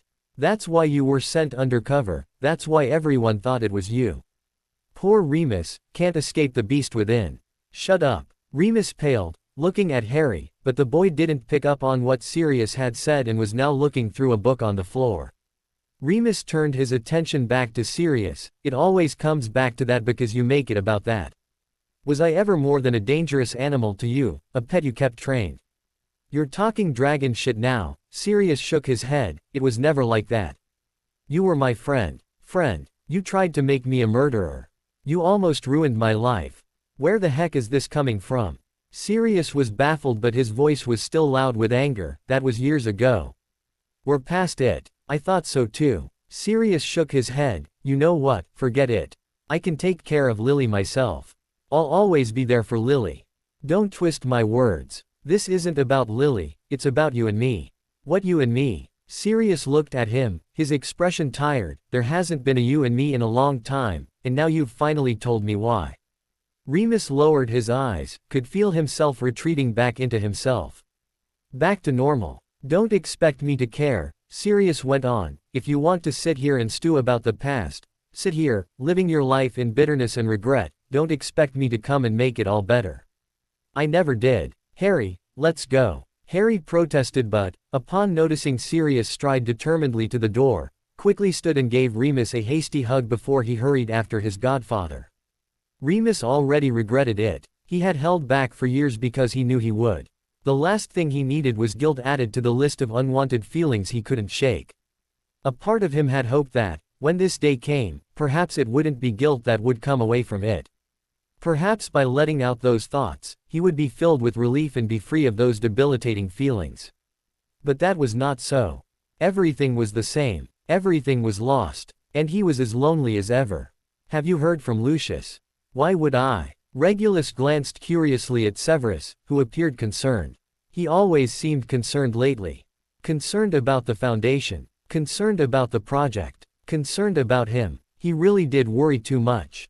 Regulus almost laughed at it, Severus Snape clucking around like an old mother hen, worrying about everything. And everyone. Though he guessed the current, unusual erratic behavior of his was down to Lily Potter's reappearance in his life. An attempt to direct whatever unwelcome feelings her reappearance in his life had awoken into something more productive than pining. Regulus wasn't an idiot. He knew very well what his friend was pretending he wasn't going through, right now. I'll be speaking to Sissy this afternoon, about the fundraiser coming up, I'll have her give him a message. No, Severus spoke quickly, as Regulus lifted the bottle of wine that had arrived at his Aurelius office that morning. No. It is nothing that can't wait. Regulus eyed him, skeptically, Severus' unease apparently in the way his brow furrowed even as he dismissed the suggestion. Is something wrong? Regulus popped open the cork of the wine bottle. Possibly, Severus affirmed, before he cast a quiet muffoliato, I have come across some rather convincing rumors concerning the Dark Lord. Regulus almost dropped the bottle he was holding and looked up sharply. The Dark Lord. What have you heard? Only that his presence has been felt. Lucius is better connected than either of us. He would know of it. Then you should speak to him immediately. Regulus almost cringed at how panicked his voice sounded. What if he were to return? Calm down, Regulus, Severus responded with enviably calmness, though Regulus could sense from the look in his eyes that he was just as concerned as he. This is not the first time we have heard such claims. All the more reason for concern, Regulus countered, as he poured a glass of the wine. You should contact Lucius tonight. Wine. Not for me. Lucius' location is unknown, in case you have forgotten, Severus pointed out, as he took a seat in the chair behind Regulus' desk. What is that? What? That smell. He was looking around with a frown. What smell? Severus shook his head. I'm not sure. Do you think Lucius? Regulus broke off, not wanting to finish the sentence. Both of their friendships with Lucius had remained intact following the war. He had never questioned either of them about their change in loyalties. Whether they were true or if they had just been excuses they had used to escape imprisonment. Instead, Lucius had been content to put those days behind him and continue on as normal, and he had maintained his relationship with both. But they had not questioned his loyalties either. Was it possible he had returned to their former master? That he would play a part in aiding? I doubt it, Severus said with a certainty that couldn't help but be reassuring. Lucius is in no hurry to see his return. His life is far better with him gone. What could the Dark Lord's return possibly offer him? Severus was looking around the desk, lifting papers mindlessly looking for something. Regulus nodded. He supposed what he said was true. What are you looking for? Severus never answered him as he stood, almost pacing as he walked around the room. Going mad, Sev. Regulus grinned. He barely noticed as Severus seized the bottle of wine from the desk where he had left it, lifting it to his nose, as Regulus lifted his glass to his lips. No. The glass he was holding millimeters from his lips, was suddenly knocked from his hand, smashing upon the surface of his desk, and it took a moment for Regulus to get his bearings. He was so startled by Severus' outburst. He glanced at the mess. At the smashed glass and the liquid that spilled, now a puddle that sizzled, emitting a smoky vapor that was dizzying if he got too close. What? Severus' eyes were dark as he appeared in front of him, holding the bottle of wine. Where did you get this? It was a gift. From the Prewets. Prewets. Severus' tone was low, dangerous with fury, as he lifted the gift tag that hung from the neck of the bottle. It only took a second for him to shake his head. The Prewets would not be so foolish as to try something like this. Regulus was stunned into inaction. He had received death threats before, plenty of furious letters, water off a duck's back, but he had never, not since Severus had warned off potential threats, experienced any blatant attempts on his life. He stepped towards his desk, looking at the liquid that continued to sizzle on the desk.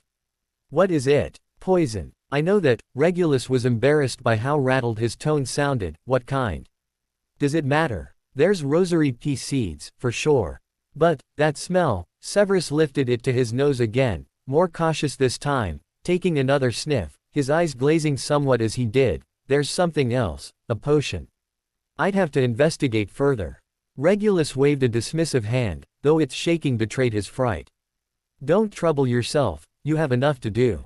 Don't talk rubbish. Severus was almost shouting at him, his eyes dark with fury, speaking as if he were a child. You ought to be more careful. What if I had not been here? You would be dead. Regulus straightened, indignantly. Don't talk to me as if I were one of your students, Severus. Pardon me for having a little faith in human kindness. Your naivety will be your undoing. Severus was looking rattled too, as he carefully corked the bottle he was holding. From now on, only touch food and drink you have purchased yourself. Yes, master. Severus ignored the jape. Have you received any letters recently? Anything to cause concern? Regulus averted his eyes. Severus' eyes narrowed. Where? Let me see it. I don't have it anymore. I destroyed it. Regulus. Severus, with a shake of his head, lifted the spell he had placed over the room earlier and strode to the door, flinging it open. He called down to the greeter at the end of the hall, wasting no time in getting to the point when she appeared. Has there been any unusual persons down this corridor today? No, sir. Not that I've seen. Mr. Black was just now almost poisoned. The greeter, Elena Fitzherbert, turned wide eyes on Regulus, full of concern. Shall I call for one of the healers? What for? Severus' tone was clipped. You think this is how he would look if he had been poisoned? Obviously he has not consumed it. Severus, Regulus spoke reproachfully, as the girl shied back from Severus' fury. I want to see the register of everyone who has entered and left the building today, as well as anyone who may have seen any suspicious figures in this part of the Foundation. Identify and send them to me, immediately, so I may interview them. Send them to Mrs. Tonk's office. Regulus spoke up, stepping up beside Severus. She will deal with it. Miss Fitzherbert nodded quickly and hurried off to give the message. I will deal with this, Regulus. No, Andy can deal with it. Regulus spoke firmly, for he knew he had to be strong if he were to win this argument. You don't doubt she'd take the issue seriously, do you? Besides, you already said you'll investigate the wine. Let Andy and I deal with finding the culprit. Severus held his look, before he said, more calmly now, very well. But I wish to know when the culprit is discovered and whom that person is. Also, you should contact the pre-wed boy, just in case. You don't honestly think they'd have the nerve to sign off on it, if it were them? Most likely not, but they may know something. There are more pressing matters, Regulus said, though he couldn't help but feel he wasn't being entirely honest with regards to his own feelings with that remark, still more than a little shaken by the realization that, had Severus not been here, he would be drifting off to whatever afterlife awaited him, right now. If they were even willing to have them, that is. He found himself becoming agitated, as his mind sneered at him for being relieved. It's not as if you don't deserve it. Regulus quickly shook that thought away, focusing on Severus. I'll focus on tracking down Lucius' whereabouts when I speak with Narcissa later. He made his way to the door. I'd better go and let Andy know what just happened. They might not only be targeting me. Severus only nodded, his attention on the bottle in his hand. Yes. Yes, but Regulus turned at his friend's softer tone. Be careful. Regulus couldn't help but smile at the genuine concern in his voice. Don't worry about me. Regulus knew the statement was pointless, because from the look on Severus' face the concern he had already been feeling towards him was only likely to increase dramatically following this incident. Well, Regulus mused, at least he doesn't have to work so hard to keep his mind off Lily Potter now. Sirius was staring into the fire, his expression dark, when Lily finally found herself arriving home that night. It had been a trying day, to say the least, and had been ever since the security breach had been made earlier that week.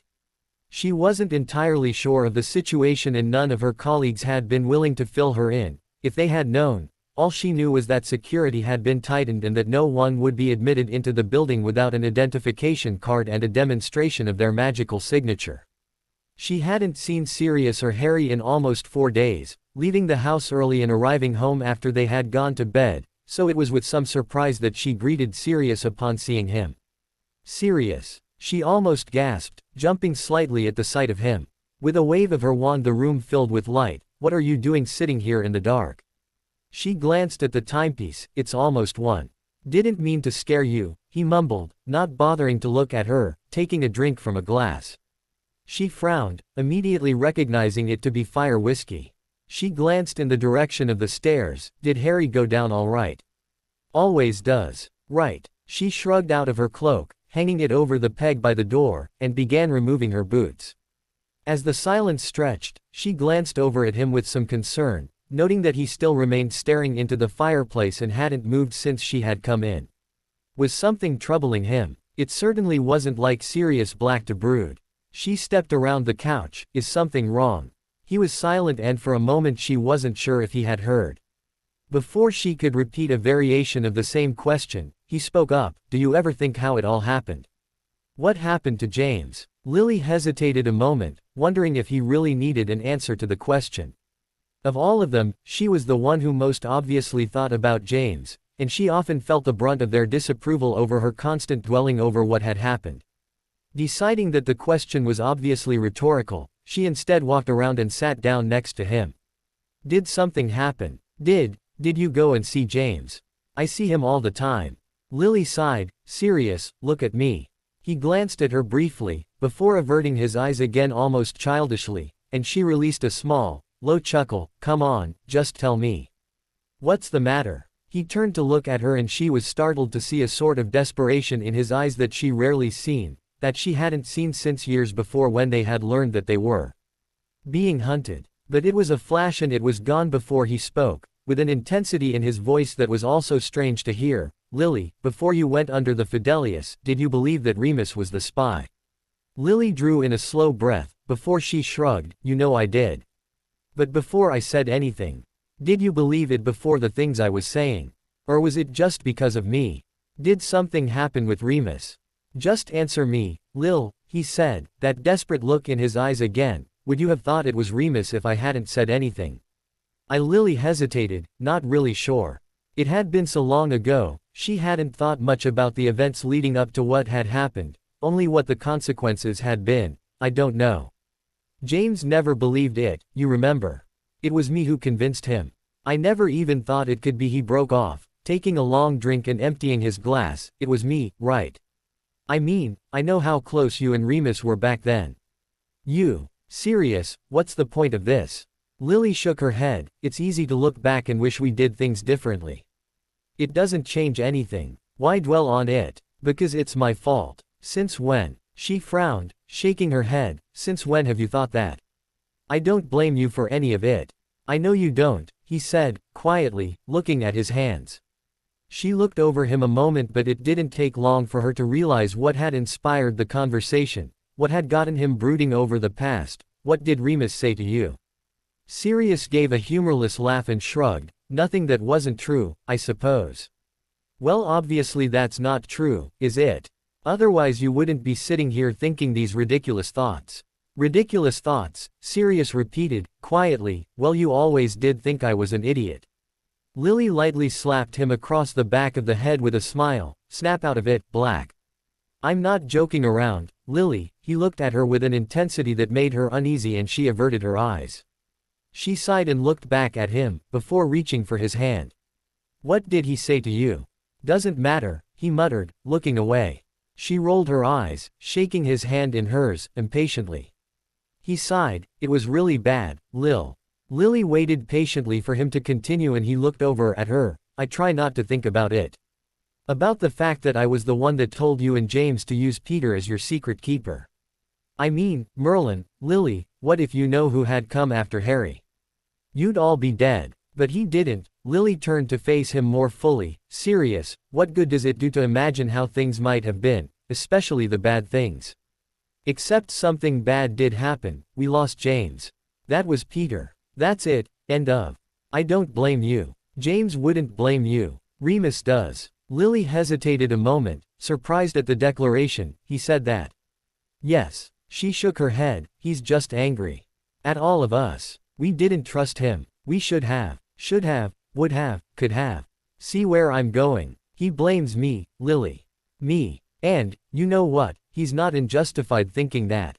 He's just angry, Sirius. That doesn't change the fact that he's right. Sirius, listen to me, she spoke firmly, as if she would to a child. It wasn't your fault. James and I, we made that choice right along with you. And yes, we were wrong. All of us were wrong. And the only person blameless in that choice was Remus. But even that doesn't mean he gets to sit back and judge us for what happened to James. Mooney always was a self-righteous little prick, Sirius stated, with a tone so withering that her eyes widened in surprise. Sirius, perhaps you should speak with him again.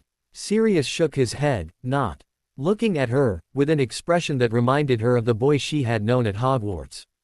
Stubborn, with an unwavering ability to hold a grudge. It could have been so much worse, Lily. Lily sighed, almost rolling her eyes at yet another would have been statement, but it wasn't. And it wouldn't have been your fault. Sirius looked thoughtful for a moment, before he glanced at her. He leaned over, giving her a light key. on the cheek, going to bed. Night, Lil. He stood, without waiting for a response, and strode from the room, not looking at all like he was ready to sleep. Lily remained on the couch, watching after him as he made his way up the stairs and out of sight, her concern only growing more with each step he took. She knew Sirius Black pretty well by now. And she knew that once he got an idea into his head, nothing would be able to shake it out of him. Can I help? Severus sighed, attempting to rein in his impatience, and glanced at the young boy who was staring up at him, eyes wide and eager. How had he gotten himself into this? Where was Regulus? Malachi Black was one of the few children Severus could actually stand. He was quiet. He liked that. And he was always willing to be of assistance. He supposed that was something he should be pleased with as well. However, there were very few things that a child could help with when it came to potion making. He glanced at the timepiece on the wall. He had sent an ult to Regulus almost an hour ago, when Evelyn had shown up on the doorstep declaring that Regulus had promised to take him that afternoon. Neither of the two of them were surprised that Regulus had forgotten. Or perhaps simply decided not to show up, Severus had mused silently. Cut up these. Thinly, Severus did 2 example cuts and handed the dandelion roots and a knife to the boy. Do not cut yourself. Malachi nodded, obediently, and took the items from him, quickly setting to work. Miss Quinn has been teaching me about plant roots, he stated, looking at him for approval before continuing. Mummy grows them, you know. Yes, I know. Severus glanced over at him, softening his tone somewhat when he reminded himself that this was his godson, not one of his idiotic students. Your mother provided me with those. Dad wants her to come and work with you and him. Yes. Your mother is an excellent herbologist. She grows plants. Is that what a herbologist? He stumbled slightly over the word, does. Not exactly. Severus shook his head, though didn't elaborate further. He needed to concentrate. That thought had barely left his mind when he heard the door to his house open and the sound of running feet coming towards the room. He frowned, very aware of them to be the sound of a child, and was only mildly surprised when Draco Malfoy appeared at the door. Draco smiled brightly at the other boy in the room. Hi Malachi. Hi Draco. Malachi smiled back, shyly, before he proceeded to cut up the roots he had been given. Draco confidently walked over, standing beside the younger boy, looking up at Severus as if he expected him to provide him was a knife and some ingredients to cut up. Severus rolled his eyes, suddenly feeling incredibly irritated. What was this? When had his home become the local haunt for the children of his friends? Lucius. He called out, his tone snappier than he had planned, but he supposed it worked. A moment later, Lucius strode unabashedly into the room. Severus, I have been meaning to speak with you, he stated, without so much as a courtesy apology for imposing on his free time. He eyed Malachi for a moment, before continuing, where is Regulus? Do you think his child would be here, if I knew? Lucius grinned with obvious amusement, before speaking directly. To his son, Draco, take Mr. Black and show him your new book. Draco nodded, before looking at Malachi expectantly and walking from the room. Malachi glanced curiously at Severus, only following the other boy at his nod. Lucius flicked his wand, almost clipping the boy's heels as he closed the door behind him. Why is Draco with you? He insisted he come along. His mother is currently occupied with preparations for the Yuletide Gala, he ended on a derisive note, before continuing more seriously. Are you expecting Regulus shortly? He shouldn't be long, Severus stated, as he continued to maneuver around his cauldron. Then I shan't be long, Lucius carried on, brusquely. I have looked into your concerns regarding the Dark Lord. Severus looked up sharply. As far as my sources are aware, there has been no definite change in his circumstances, he went on. There is nothing to concern ourselves with, as yet. Are you certain? Severus looked at him, carefully. I have heard differently. I suppose it is possible that my sources have given me false information, Lucius stated, though Severus felt himself becoming more reassured by his friend's confidence, beginning to relax somewhat. It is much more likely you have heard wrongly, Severus. Has your mark returned? Severus' hand went unconsciously to his arm as he frowned. No. Nor has mine, Lucius stated. When it returns, then, we will have reason to worry. You expected it to return. No. You do. Severus averted his eyes. Yes, he did. But Lucius was not aware of what Regulus had discovered and what they both now knew. Perhaps if he told him, he may be more thorough in his investigation of the Dark Lord's return. Severus glanced at him, considering it for a moment, and then dismissed it. Dumbledore, and Regulus too, probably, would be furious if he revealed the secret. How is Regulus? Fine. I heard about the attempt on his life. It won't happen again, Severus stated with certainty, feeling himself become angry as he was reminded of the events that had taken place earlier that week. He had been unable to fully investigate the wine that had been sent, due to time restrictions on the Dorado project and a more intensive week at Hogwarts. And, as far as he knew, Andromeda had been unable to successfully determine any possible culprits, instead opting to heighten security measures at the Foundation. I doubt that. Do you know something about it? Severus asked, sharply. Of course not. However, it would be foolish to assume he will not be targeted again. This was a very precise attempt, meant only for him. We all have enemies. Very true, Severus, Lucius nodded, before flicking his wand and opening the door to the living room, where the boys were sitting on the floor with a book between them. Draco, prepare your things. We're leaving. Lucius turned his attention back to Severus, his voice low. I did discover something during my investigation that may be of interest to you. Severus raised an eyebrow, questioningly. Peter Pettigrew escaped from Azkaban this morning.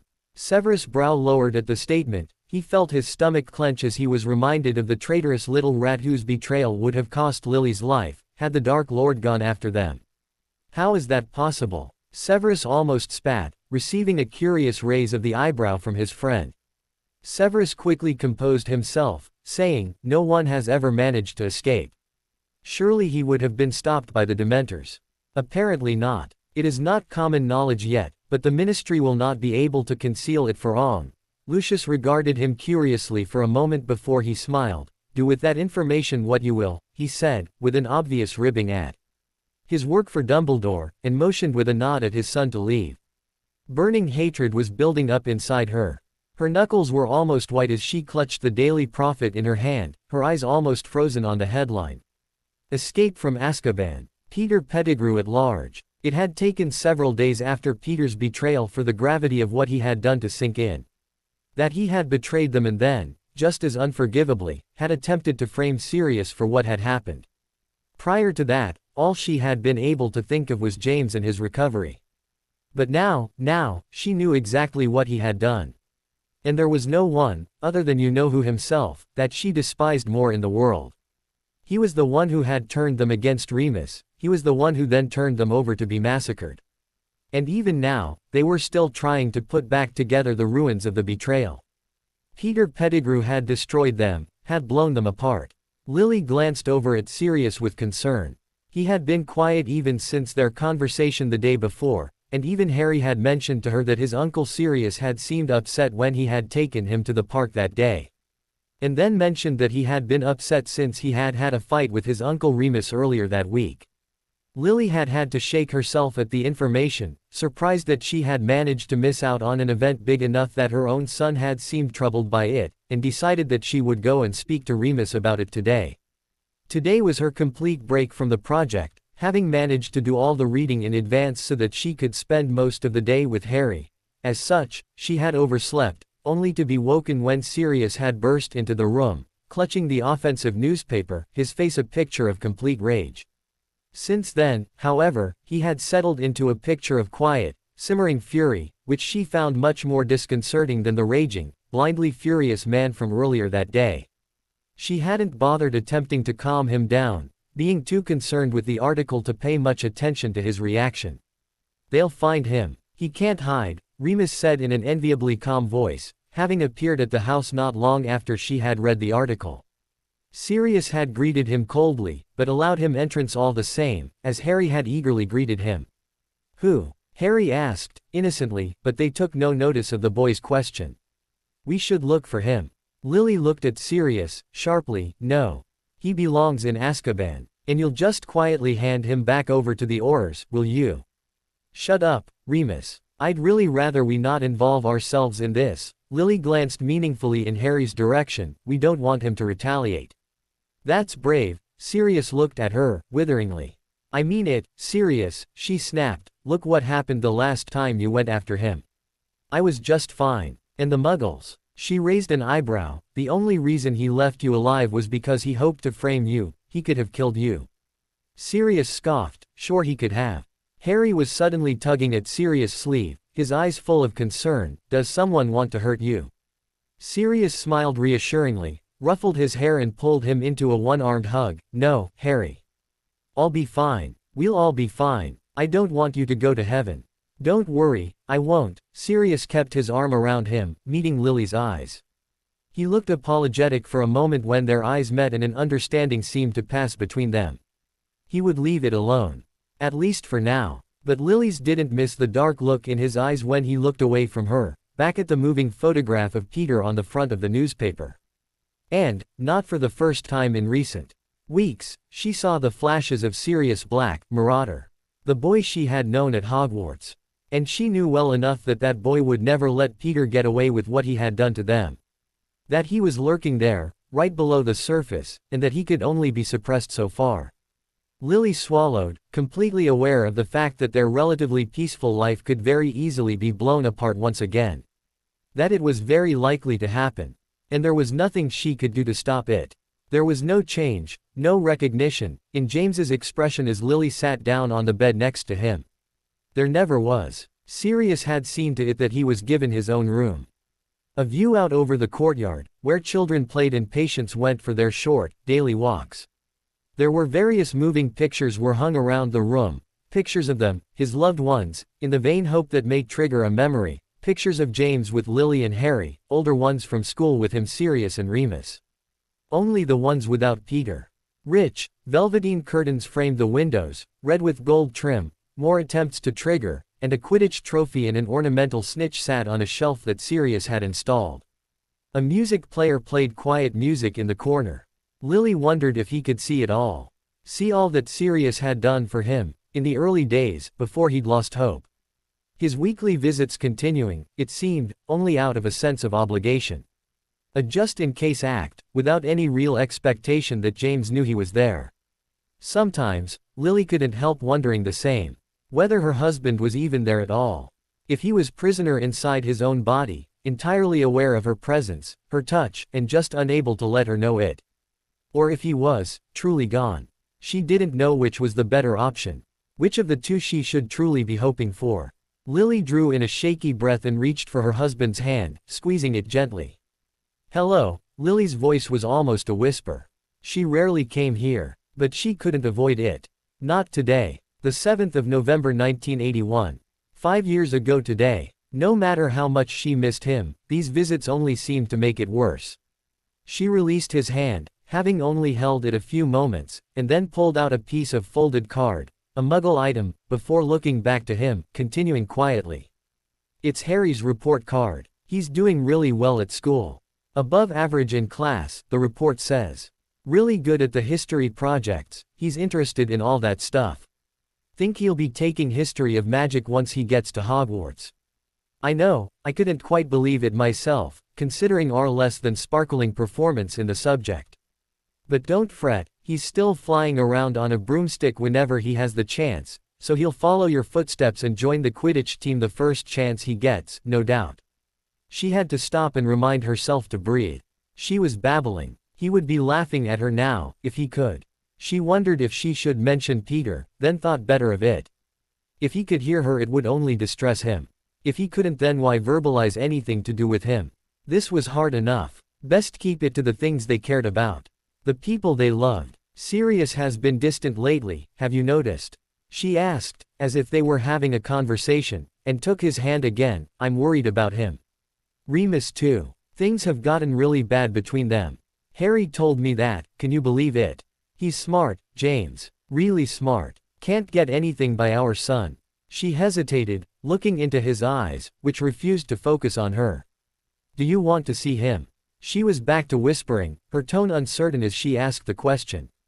She looked down at their hands, his limp in hers, and noticed that both her hands were trembling, her heart beating fast. Her throat hurt, as if a rock was lodged in the back of it, and she almost couldn't swallow the feeling down.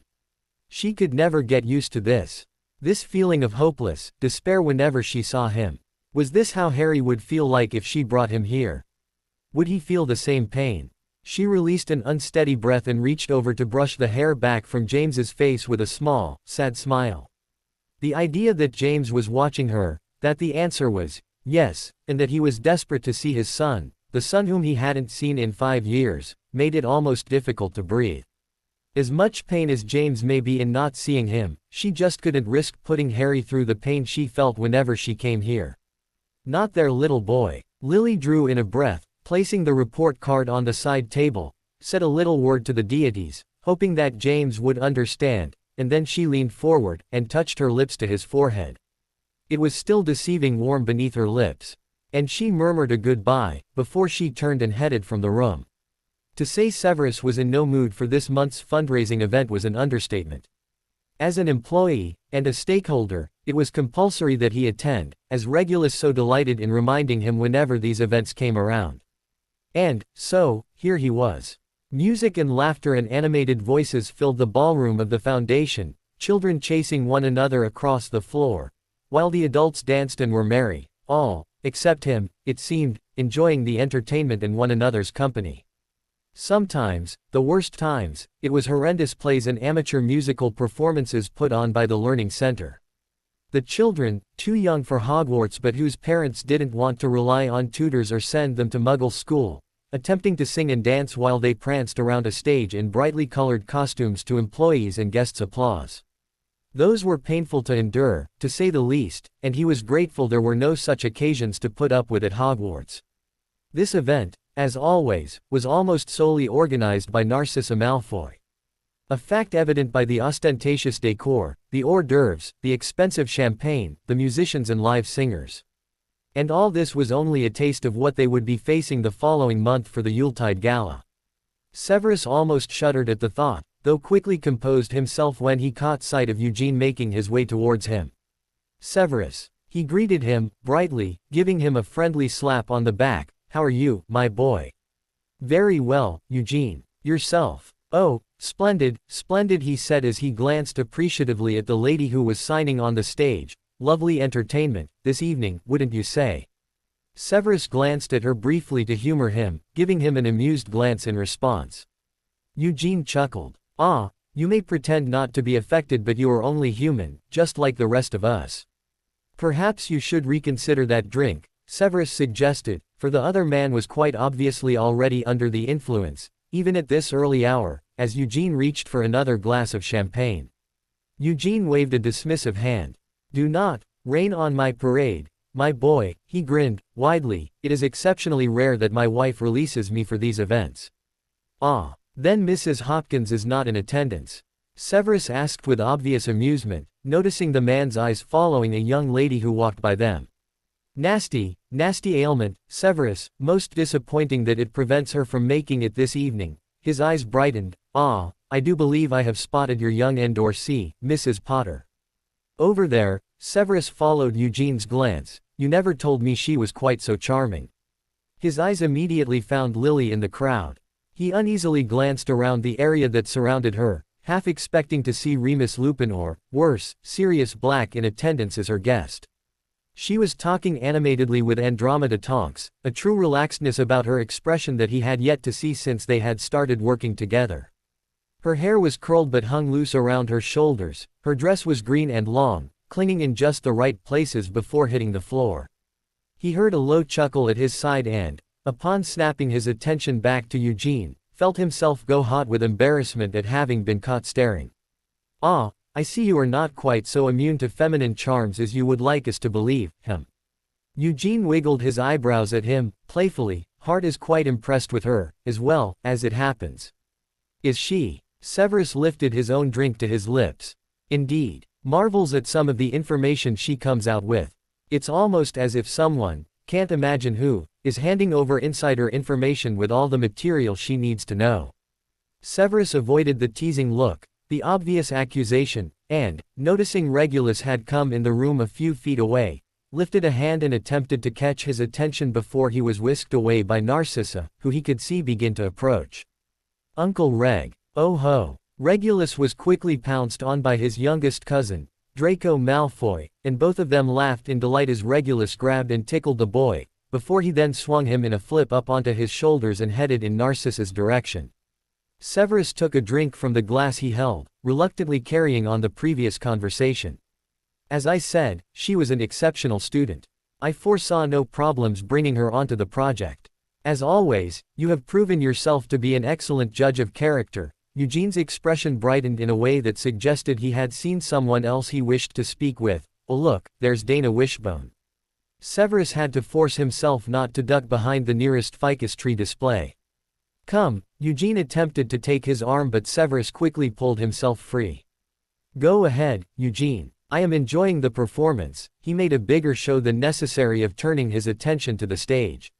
Eugene chuckled knowingly but left him, nonetheless. Left alone, he allowed himself a furtive glance back in Lily's direction. She was now joined by Felix Butterman and was being introduced to Quentin Gold. A womanizer if there ever was one. Severus. He turned, smiling immediately upon seeing who had approached, Evie. This is a surprise. Noticing that her hands were empty, he indicated for one of the waiting staff to approach and then took a glass, handing it to her. Evelyn smiled, taking the glass from him. Thank you. These events aren't really my thing, but they are one of the few ways I find myself in Regulus' company. I needed to speak with him about Malachi. Ah, Severus nodded, but said nothing more on the matter, only then giving a nod in Regulus' direction so that she may find who she was looking for. Severus had made it very clear to his friend that he didn't agree with the way he distanced himself from his family.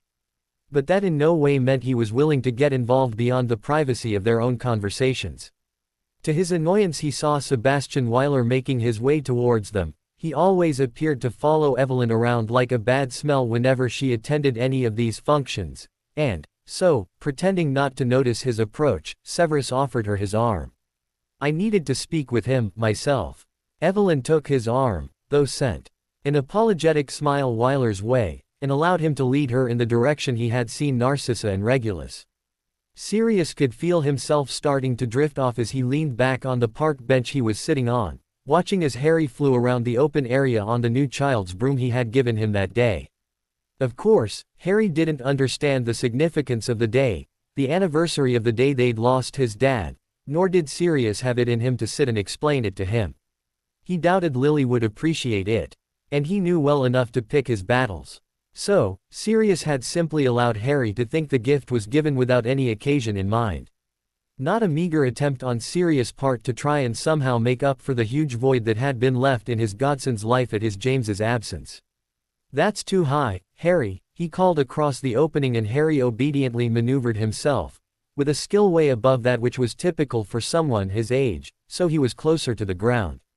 Sirius smiled, a little surge of pride welling up within him, and allowed himself to relax further.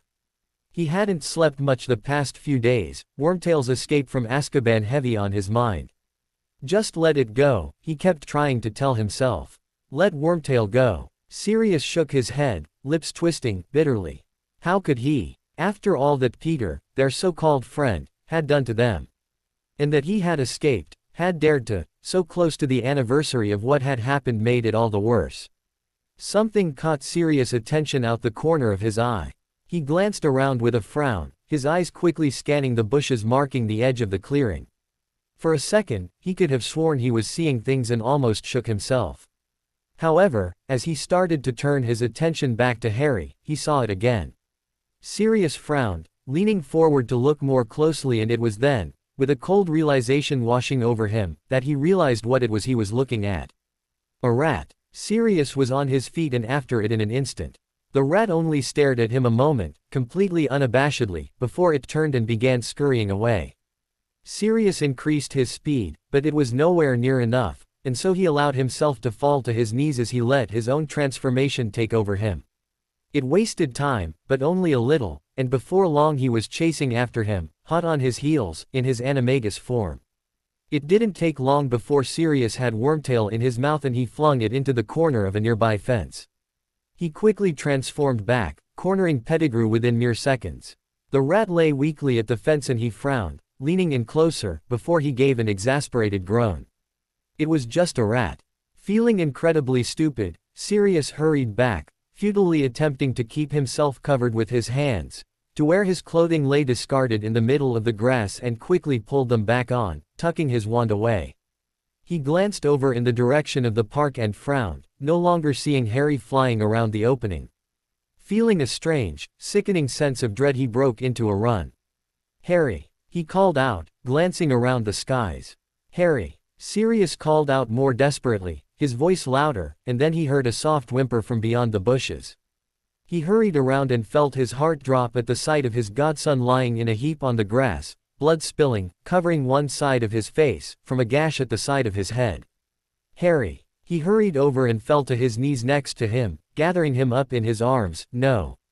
No, no. Harry. Harry, talk to me." Sirius quickly pressed a handkerchief to the boy's bleeding temple. Harry whimpered, opening his eyes, and looked at him tearfully. "It's okay," Sirius whispered, standing with him still in his arms. "You're going to be fine." Lily finally managed to disengage from the company of her work colleagues and stepped outside into the night. There were a few people crowded in various groups out on the patio, but she wasn't in the mood for further small talk and walked down the few steps that led to the garden, beyond which the entrance to the Foundation's maze was situated, looking particularly inviting. She glanced over her shoulder at the party that was still in full swing, before she continued on her way down the path. Keen for some solitude, Lily avoided the eyes of a couple that emerged from the entrance, looking particularly disheveled and incredibly guilty, and she noticed that the man in question was Conan Chesney, the other fellow on the Dorado project, and the woman was someone from the outreach department. Lily wasn't sure of her name, but she was certain that she had seen her with her husband earlier on that evening at the party. As she stepped through the open, wooden door, she was pleased to see that the maze was empty. Though she supposed she wasn't surprised, considering what its recent occupiers had been up to. She took the first left, allowing herself to walk wherever her feet happened to take her, another right, the next left. She sighed, allowing herself to take in the beauty of the surroundings. Even the greenery of the maze, itself, hadn't been enough for the Foundation. There were floral displays, stone benches, water features and statues dotted around various key points of the structure. She took the next right and then stopped, her eyes immediately landing on someone who was sitting down on one of the benches, his back to her. He moved slightly and she immediately recognized him, just from the way he held himself. Severus. Lily hesitated, uncertain if she should try to sneak away, a childish thought, indeed. However, as she thought it, she moved and her feet scuffed against a statue to her left.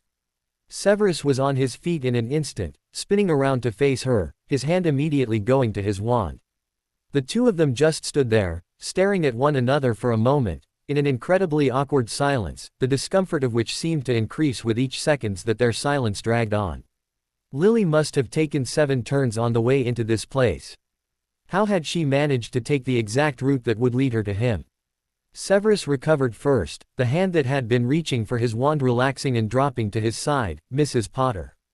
"Professor Snape," she nodded, in politeness that still felt incredibly forced, before she relaxed and glanced away, around at their picturesque surroundings. "I'm sorry, I didn't mean to intrude."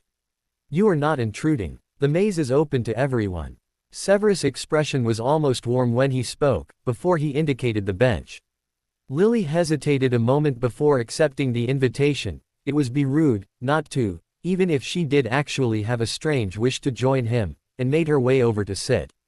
Severus sat next to her and she thought she could feel his eyes on her. However, when she turned her head to look at him, his attention was fully on the water feature ahead.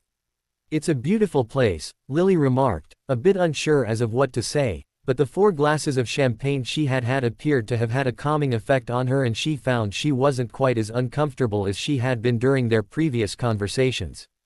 "Well, it was envisioned and designed by the Blacks, so," Severus shrugged. Lily smiled and nodded, as the two settled into silence once again. They had been working together for over a month now and, despite the occasional conversation, there was still a suppressive feeling of awkwardness whenever they spoke to one another. As if neither of them knew quite what the correct protocol was for best friends turned adversary turned colleague and how to fill the ensuing silences. Although she supposed adversary wasn't exactly a true reflection of what they had become. And strangers was even less so. She had caught glimpses, now and again, of the boy she had known. "How are you enjoying the project?" Severus surprised her by being the first to break the silence.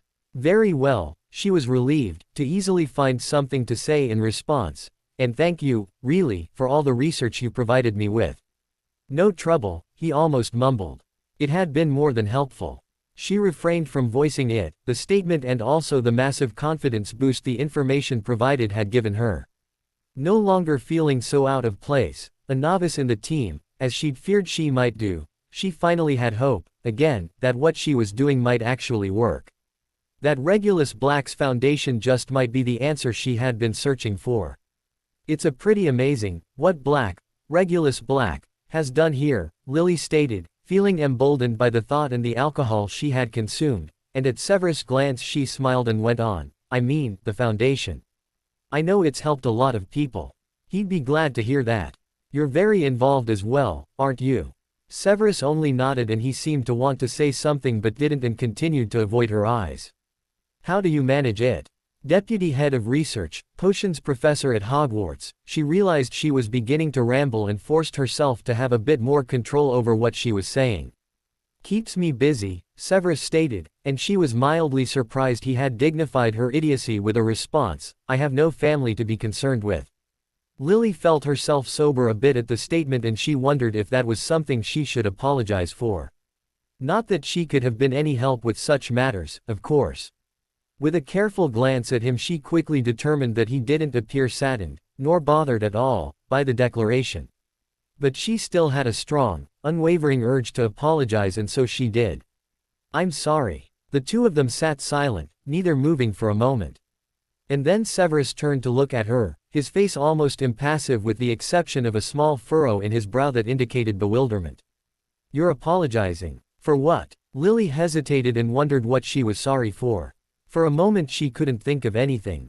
And then, suddenly, she was thinking of everything. Memories from years ago, from when she was a child, before all this, before Harry, before Voldemort, before James. Back to when it was just the two of them, just her and Severus. The fights, God, they had such awful fights sometimes. She remembered them well. Those fights about Slytherin, Gryffindor, his friends, her friends, politics, blood purity. I can't pretend anymore. You've chosen your way. I've chosen mine. Lily almost cringed as the memory of what she had said came back to her. It sounded so juvenile, so self-righteous. And, seeing him now, standing with an organization that sought to undo it all that Voldemort had inflicted, she had obviously been wrong. But that was so long ago. Did he even remember that? Maybe he didn't. For she hesitated, glancing at him, for judging you. Severus held her look, not seeming to react to the statement, leaving her to wonder if he understood what she was talking about. Back when, she waved a hand, and he nodded, getting the idea, I said some things, the night we stopped talking, they weren't true.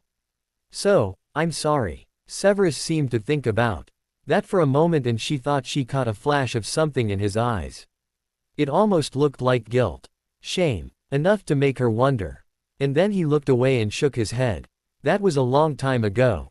I know. But still, better to leave the past in the past. Maybe. I just wanted you to know.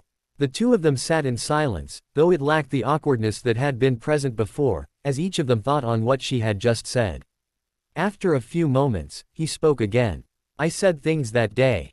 Things I'm sorry for also. It's okay. No, it's not. It was wrong. Lily hesitated, not really sure how to counter the statement. She allowed herself to look at him more fully, while he continued to avoid looking directly at her. But then, he raised his eyes to hers with a look so familiar, almost vulnerable, to when they were young that it startled her. And then she said, completely certain. You didn't mean it. So really, it is okay. I forgive you. Well, in that case, I'm honored, Mrs. Potter. There was a hint of teasing in his voice as he looked away from her again. She blushed at her own audacity for thinking that Severus Snape, the apparently famous and renowned potions master, would even care if she forgave him or not, so attempted to direct the conversation elsewhere. You know, you don't have to call me that, Lily said, without really thinking. And, from the way Severus seemed to tense, she realized that she had just opened the door to what would surely be an especially uncomfortable topic of conversation for the two of them. Severus seemed to think on his response for a moment, before he finally said, That's your name, isn't it? Potter. There was no malice in his tone. In fact, there was no emotion whatsoever in the way he said it. She swallowed, not entirely comfortable with the fact that she'd just put herself in a position where she may end up having to defend her choice of husband, and, so, she went in a different direction, hoping he would follow. I'm still just Lily. He looked at her, as if wanting to check it were true. She gave an almost imperceptible shrug and smiled, which she felt widen when he smiled, slightly, in return. Perhaps we should just address the proverbial hippogriff in the room, she said, feeling braver following his encouraging smile. I mean, it's been a month, and it's still pretty awkward, isn't it? What? This? She motioned her hand between them, you and me. It's awkward. I'm sorry you feel that way. Oh, please, she almost laughed, really.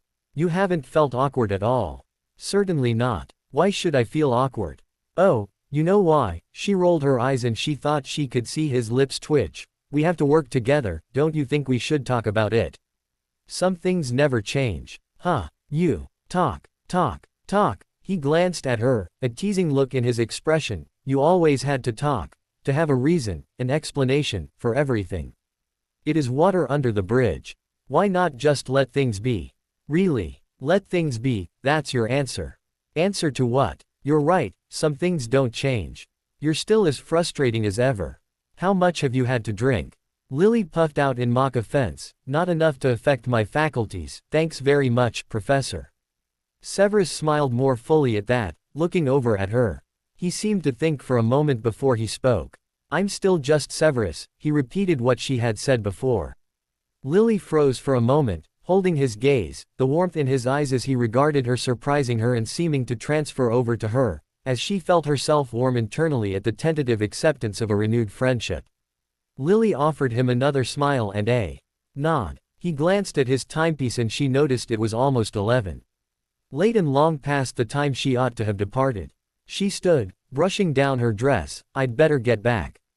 I brought a friend with me, she'll be wondering where I am. Severus also stood, more slowly. This friend won't mind that you left her alone for such a long period. Julia. Lily chuckled, easily picturing her in the middle of a large group, telling jokes, stories, the life and soul of the party, highly unlikely. She glanced around, uncertainly. Perhaps you could point me in the right direction. This is a maze. He was regarding her with obvious amusement. The point is to get lost and then find the way out.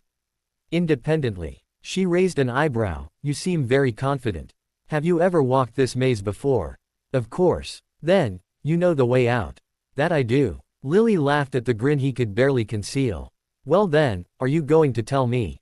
No. Severus strode past her, making his way, what appeared to be, deeper into the maze. Lily frowned, hesitating for a moment, wondering if that was an invitation or a dismissal, before she hurried after him. You know, I could just follow you until you lead me out. What makes you think I'm leaving? Aren't you? You will never know. You are, she said, rolling her eyes, her tone certain, before she spoke a playful warning. I'm just going to keep following you, Severus. You do that. There was a playfulness in his tone she hadn't heard in years. A playfulness she had almost forgotten he were capable of, because he had lost it for a while in those last couple of years of their friendship.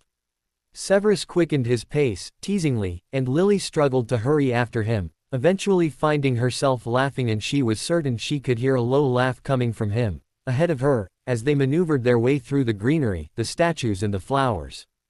And, for a moment, she felt like she was 12 years old again, back at their childhood home, chasing her best friend through the fields. Severus couldn't help the grin he had as he and Lily approached what he knew to be the final branch of the maze. He found, when he did, that he had no real desire whatsoever to head back out there. Back out to the real world. He hesitated, getting an idea, before he looked over his shoulder and, finding no one, he frowned, turning back the way he'd come. Lily. He made several more steps, in his previous direction, onto to be met with. Boo. Lily's face was suddenly centimeters from his, her hands upon his arms to steady herself, having just jumped out from behind one of the statues in an attempt to startle him. And startled he was, jumping back and almost stumbling like right clumsy fool over the foot of one of the stone benches behind him. Lily giggled, obviously pleased with herself, and sidestepped him with a grin, making her way towards the exit. Severus drew in a deep, silent breath, attempting to steady his breathing and ignore the thumping of his heart in his chest. Had she felt it? He shook the idea away. Of course not. They had touched for mere seconds. Which way? Lily asked, when he reached her. They had come to the final fork in the road, so to speak, and were only seconds from finding themselves back outside in the Foundation Gardens. Severus hesitated, then grinned, shrugging, "Your turn." She rolled her eyes, seriously. "You take me this far, and then stop at the last possible moment." The last possible moment. For all you know, these routes could lead us back to the center. We've been going round in circles for almost half an hour. How long could the maze possibly be? That's something to take up with the founder, I'm afraid. Perhaps I can arrange a meeting for you. Let's go left. Lily turned, choosing, to Severus' disappointment, the correct route to the exit, and a few moments later they were stepping out of the structure, back into the gardens. Severus felt himself redden when he noticed some heads turn in their direction curiously, though, after a little scrutiny, they appeared to have passed the assessment of decency, and the brief attention they had received was gone. Severus started to speak, however, before he had the chance, a concerned voice rang out. "Lily." They both turned sharply in the direction of the voice, an oddly familiar one, and Severus felt his joy die away at the sight of Remus Lupin hurrying towards them, a woman he didn't recognize at his side. "Remus." Lily was frowning as she stepped towards him. "What are you doing here?" Lupin looked like he was trying to calm himself down before he spoke, glancing in Severus' direction for a moment with undisguised curiosity, before turning his attention back to Lily. "Nothing to worry about. It's just Harry." Harry. The little bit of joy that had been left in Lily's expression vanished, to be replaced by a look of panic that Severus recognized to be typical of a mother fearing for the safety of her child. "What is it? Is he okay?" "Yes, he's fine, but, see, there was an accident." Lily didn't wait to hear the rest, pushing by Lupin and hurried towards the gates, with the clear intention of returning to her child's side, immediately. Severus watched after her for a moment before he felt himself being watched and turned to find the werewolf's eyes on him. Severus returned his glare, not quite a scowl but definitely not friendly, before he walked by him and made his way back to the party. He heard the woman saying something to Lupin, before they followed in the direction Lily had taken. Severus didn't get far, only a few steps, before he was halted, suddenly, by the pop of an apparition of Regulus house elf, right below his feet. "Professor Snape." Creature. Master Regulus asks that Professor Snape immediately apparate home. Severus frowned. "Home." Master Regulus insists. Creature disappeared with a pop, clearing is unhappy at being dispatched to deliver the message, and Severus was to be faced with the odious creature. Severus rolled his eyes, vaguely wondering why Regulus would summon him home, in the middle of one of his own fundraisers, and made his way to the gates, apparating to Grecian's clay where their joint home was situated. He was not wondering long. For in the place where his and Regulus' joint home should be, there was now merely a pile of ash and smoldering rubble in its stead. Sirius stared at the picture of himself and Harry hanging on the wall. As he lay on Harry's bed, his godson cuddled up into his chest, sleeping soundly. Sirius released a trembling breath, feeling guiltier than he ever had done in his life. Harry was fine, the healer had assured him. Just a broken arm and a mild concussion, he'd said, before he had quickly corrected the broken arm and given him a potion to drink for his head. Just a broken arm. Just a mild concussion. Sirius dreaded facing Lily with the news. He had taken Harry out flying, with her permission, at least, and he had crashed headfirst into the ground. It could have been so much worse. Sirius shook his head in disgust with himself, at how his distractedness about Peter had almost cost him the one person who was dearest to him in this world. Sirius pressed a gentle key to Harry's head. He heard the door to the house open and slam, followed by frantic footsteps coming up the stairs. He drew in a deep, bracing himself for the quarrel that he knew was to come. The door to Harry's room opened, so forcefully that Harry was jolted from his slumber, and Lily stood there, staring at them both for a moment, and Sirius could see the terror in her expression slowly slip away upon seeing Harry awake and well-ish, before she hurried over, sitting next to the two of them on the bed. Harry shifted in Sirius' arms, sitting up. "Mum. Are you okay?" She took his face in her hands, speaking with a softness that didn't match the franticness in her eyes, as she quickly glanced over her son. Harry nodded and Sirius released him from his hold and pushed himself up to sit on the bed more comfortably.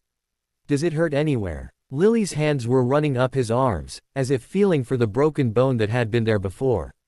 No, Harry shook his head. Uncle Sirius took me to hospital. The healers said I was fine. Sirius caught a brief flash in Lily's eyes as she glanced in his direction, but she kept her expression soft and smiled when she looked back at Harry. What happened, sweetheart? Do you remember? Harry nodded, glancing at Sirius for approval. Sirius forced himself to smile reassuringly at the boy, though he had the distinct impression that whatever he was going to say would not be to his advantage. I was flying on my new broom, Harry said, speaking with a thoughtful tone, and then I saw Uncle Sirius run away. So, I tried to turn around, but my broom hit one of the posts, he shrugged, innocently, and then I fell. Lily raised her eyes to Sirius, her brow furrowing slightly. What do you mean Uncle Sirius ran away? Harry shrugged, innocently, looking over at his godfather with as much bafflement as his mother. Sirius rubbed Harry's arm, avoiding Lily's eyes, and changed the subject. The healers said he'd be fine. But he can't ride his broom for 4 weeks and we have to keep an eye on him for the next couple of days. Mild concussion, is all. He tried to sound as nonchalant as possible, as if that might convince Lily it were no big deal. He gave him a potion for it. I broke my arm too, Mum, Harry announced proudly, while Sirius wished the ground would swallow him whole at the look of horror on Lily's face, as he held up his right arm. But they fixed it, see. How long has he been sleeping? Lily rubbed the arm Harry had held out to her, looking directly at Sirius. You know. Sirius nodded and quickly interrupted, I've been waking him every hour. But he's better. He's fine. Really. Lily gave him a look that seemed to say, who are you trying to convince, but never said anything further, instead turning her attention back to her son. She pulled Harry into a hug, pressing her lips to his head, and Sirius thought he saw a tear slip down her cheek before she buried her face into his hair. Are you sure you feel all right, sweetheart? Uh-huh. I'm fine. Harry reached for his robes that were flung over the chair next to the bed, pulling out a chocolate frog wrapper. Look, the healer gave me this. And look. He grinned at her brightly, holding up the card that had been inside. It's Merlin. Lily smiled and nodded, and Sirius half expected that she was going to burst into tears from the look on her face. But instead she took a deep breath, giving her son another quick hug. All right. Well, you better get back to sleep. Uncle Remus was here, Harry said, in an obvious attempt to delay being sent back to sleep. I know. I saw him. Is he still here? No, he's gone home. But he's coming to see you tomorrow. First thing. Sooner you go to sleep, the sooner you'll see him, all right. Harry smiled brightly at that, giving a nod, and shimmying down into the covers. Lily smiled and pressed another key to his forehead before she stood in. Looked in Sirius' direction, all the warmth that had been present when she had looked at her son gone, and she held that look for a moment, making it clear that there was more to come. Sirius swallowed and reached over, ruffling Harry's hair. Sleep well, little man. He swung his feet over the side of the bed and stood up, as Lily pulled the covers out from underneath Harry and tucked them up around him. You come and wake me if you need me, okay? Harry's eyes seemed to gleam mischievously at that, but Lily took no notice, giving him a loving smile, before she turned and headed out the room. Harry blew Sirius a key, as he walked by, which his godfather pretended to catch, and, with a forced grin, he forced himself to follow Lily and close the door. Lily didn't say anything at first, as they walked down the stairs, the silence almost deafening as they made their way through the living room and into the kitchen. Sirius stopped just as he got through the door, waiting expectantly. The two of them stood like that a moment, him behind her, she not facing him. And then she turned and he almost flinched at the look of fury in her eyes and, for a moment, truly thought that she was going to slap him. Instead she flicked her wand and the door behind him closed. Her voice was low when she spoke. Uncle Sirius ran away. Harry didn't like it when they fought. But he was never surprised when they did. He could tell when they were in the room that they were going to fight. They had that look. The very look they always had before they sent him to his room, and it never took long after that for them to start shouting. And, just as he knew was going to happen, Harry quickly heard the familiar rumbling of angry voices downstairs. They weren't shouting yet, but they would. Harry drew in a sad, shaky breath, reaching up to touch where he had hit his head before. He winced at the tenderness he felt but, upon glancing in his reflection in the mirror on the wall, could see no mark when he had fallen. He lifted his arm to look at, once again filled with wonder at how quickly and easily they had fixed it and how quickly the pain had disappeared once he did. Harry had thought his uncle Sirius was going to cry when he was standing there, watching the healers rushing about him. He had never seen him cry before and he had felt really guilty when he realized that he was the reason his uncle was upset. And he kept trying to say sorry and offered as many hugs as he could, to try and wipe the sadness away. But his uncle Sirius hadn't let Harry apologize, insisting that he was the one that was sorry and that he'd never let him get hurt again. He heard the voices grow louder below him and he pushed himself into a seated position, as a worrying thought came to mind. Were they arguing over him? His uncle Sirius had been upset earlier and had almost cried because of him. And his mum looked like she was going to cry as well when she had come to see him.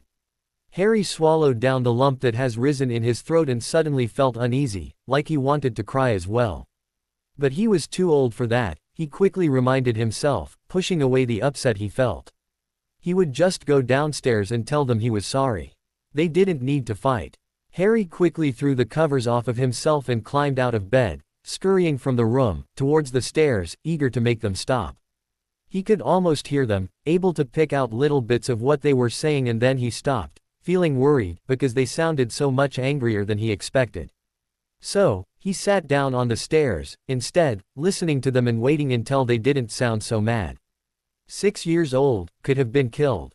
Flown on a broom plenty times. Watching him. So, they were arguing about him. Harry swallowed, feeling guiltier, as he realized that his mum was very angry at his godfather and he was the reason for it.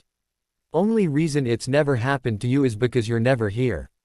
F.K.U. Harry jumped, his mum's voice sounding particularly furious. He felt himself shaking and drew his knees to his chest, looping his arms around his legs in a tight hug. He wished his Uncle Remus was there. He could always stop them fighting. Supposed to be taking care of him. Some responsibility, always leaving him with me. You said you wanted, now such a burden. Harry frowned, leaning fully against the banister to try and hear more clearly. Distract for days. Peter, need to stop obsessing. Obsessing. Look who's talking, your son, should take more responsibility. Doing my best. Trying so hard to give him a father, can't even give him a mother. Suddenly they went quiet. Harry frowned, straining to hear them. Maybe if they had gone quiet, they wouldn't be so angry now. And he could go to them and say he was sorry and then they'd be fine. He tentatively stood and made his way down the stairs as quietly as possible. He hurriedly made his way across the living room towards the kitchen door, when the voices didn't come, a strange silence falling over the house. And then he could hear his mum crying, saying something he couldn't make out. Lily, I'm sorry. Maybe we should leave. No, don't you need to. This isn't working, fighting too much. Harry took a step back, his heart sinking, before hurried forward, as quietly as possible, leaning his ear against the door. Think it would be best. Harry and I have been living here too long. You said he was getting confused. That doesn't mean I want you to leave. We can make it work. Explain to him. What for? I mean, look at us, Sirius, we fight constantly. What if he can hear us? He can't. Look, Lil. Harry backed away from the door, suddenly certain that he was going to cry. His mum was going to take him away. It was just like Ron had said. Harry turned and hurried away from the door, trying to keep as quiet as possible. He had to see his Uncle Remus. He had promised him he wouldn't let his mum take him away. He reached the door and tugged on the handle, relieved to see they hadn't yet put the wards on for the night, and hurried out into the darkness. Severus threw himself down onto his single bed in his chambers at Hogwarts, noting with irritation that he would be subjected to the place for the foreseeable future. At least until the investigation into the destruction of his and Regulus' home was dealt with and they received the settlement for the damages. Damages. Absolute destruction was the more appropriate term. All his books, his potions ingredients, his journal of new spells and potions, and an investigation was hardly necessary. Both he and Regulus, and anyone aware of what had happened earlier that week when someone had attempted to poison the latter, knew that this was an act of vengeance. Severus felt his blood boil as he thought about it. Wasn't it enough that Regulus had devoted his life, every penny he owned, towards helping those who had suffered? The past couldn't be changed. That was something he constantly reminded himself. That was what let him move on. The past can't be changed. But the future, that is what you make of it. And Regulus was trying. It infuriated him that someone was doing this to him, was trying to punish him for something he had taken responsibility for. For what he was repenting for. And his books, his potions, his spells. All gone. Severus shook his head, trying to focus on something else. It was done now, there was nothing that could be done to stop it. He sighed, attempting to calm himself, and found his mind drifting back to earlier that evening, before all hell had broken loose. He had been with Lily. He smiled at the memory, speaking to her, teasing her chasing him through the maze when he had teasingly quickened his pace. It had almost been like they were teenagers again. Perhaps even before that, when it was just the two of them. The fields, the river, the woods down by where they lived. He tucked a hand behind his head, allowing himself to remember everything that had happened with her. The way she had grabbed his arms when she jumped out at him, the twinkle in her eyes, her breath in his face, the smell of her perfume. Severus suddenly scoffed at himself, at the ridiculous thoughts he was having, and shook his head. What was the point of such frivolous thoughts? As far as he could tell, from the ring she still wore, she still considered herself a married woman, and that was only one of many obstacles, he might add. He rolled his eyes at himself, flicked his wand to turn off the lights, and rolled over. But as he lay there he couldn't help but smile. They were friends again. Something had changed for the better. I'm sorry. I didn't mean that, Lily. Sirius' eyes were desperate and Lily shook her head, because she knew that he did mean it, and that he had been implying as such for weeks now. That she wasn't doing right by her son. Lily, Sirius' tone was almost pleading, I'm sorry, okay. I think you're a great mom. And I love having you both here. We have to think about what's right for Harry. This is right for Harry. Sirius took her hand, forcing her to turn to face him in her chair. Lily, you know it is. He's happy. He's got us both here. And sometimes you can't be here, and that's okay. He quickly added, obviously sensing her about to interrupt, that's okay. I don't mind that. I want to be here for him. For both of you. I promised James the First would and I meant it. I'm here for you, Lily. Lily sighed and allowed herself to look at him, really look at him, and she could see the desperation, the hurt in his eyes that she would even think about leaving. About taking Harry away. Lily almost shook her head, realizing just how much of a mess they had gotten themselves into by living together in the first place. And then she remembered just how much Sirius had done for them. How he had been there, every day, for the past 5 years. Taking Harry without question whenever she needed him to, when she was doing her training, when she was doing her apprenticeship. Even now, when she was doing something he so strongly objected to, he was still there. Sirius was still with them. Behind her. When Lily looked back, Sirius was looking at the table, a look of defeat and pain in his eyes, clearly contemplating the idea of living without them. Lily sighed, causing him to look at her, and she opened her arms with a small smile. I'm sorry. Sirius looked momentarily surprised, and then he returned the smile and leaned in, hugging her tightly. Does this mean you'll stay? Are you sure you want us to? I mean, don't you want to settle down with someone? No, I'm sure, Sirius interrupted her, and I'm really sorry, Lily. Not just for what I said but for Harry as well. I was distracted. It won't happen again, I promise. She pulled back, raising an eyebrow with a small smile. Damn right, it won't. Remus hurried through the small living room of his flat, shrugging himself into his robe, at the sound on the insistent knocking at his door. Something must be wrong. He pulled the door open, freezing in shock at the sight before him. 6-year-old Harry Potter, in his pajamas, tears streaming down his cheeks, standing alone on his doorstep. Harry, Remus quickly pulled him in. What? How? Where's your mom? The little boy only sobbed, and Remus dropped to his knees, pulling him into a tight hug. He held him for a moment as he cried before a sudden panic seized him, and he drew back, holding Harry by the shoulders. Did something happen, Harry? You, Mom, Uncle Sirius, are they okay? Harry looked at him with a confused frown at the question and nodded, sniffing as he did so. Uh-huh. They're okay. Then what are you doing here? Are you by yourself? At Harry's nod, he went on anxiously, Harry, you can't do that. Do you know how late it is? How dangerous? There's people outside, bad people. It's just like Ron said, Uncle Remus. Mum's gonna take me away. The boy declared, interrupting him, before he sobbed again. Lily stepped into her room, feeling physically and emotionally exhausted.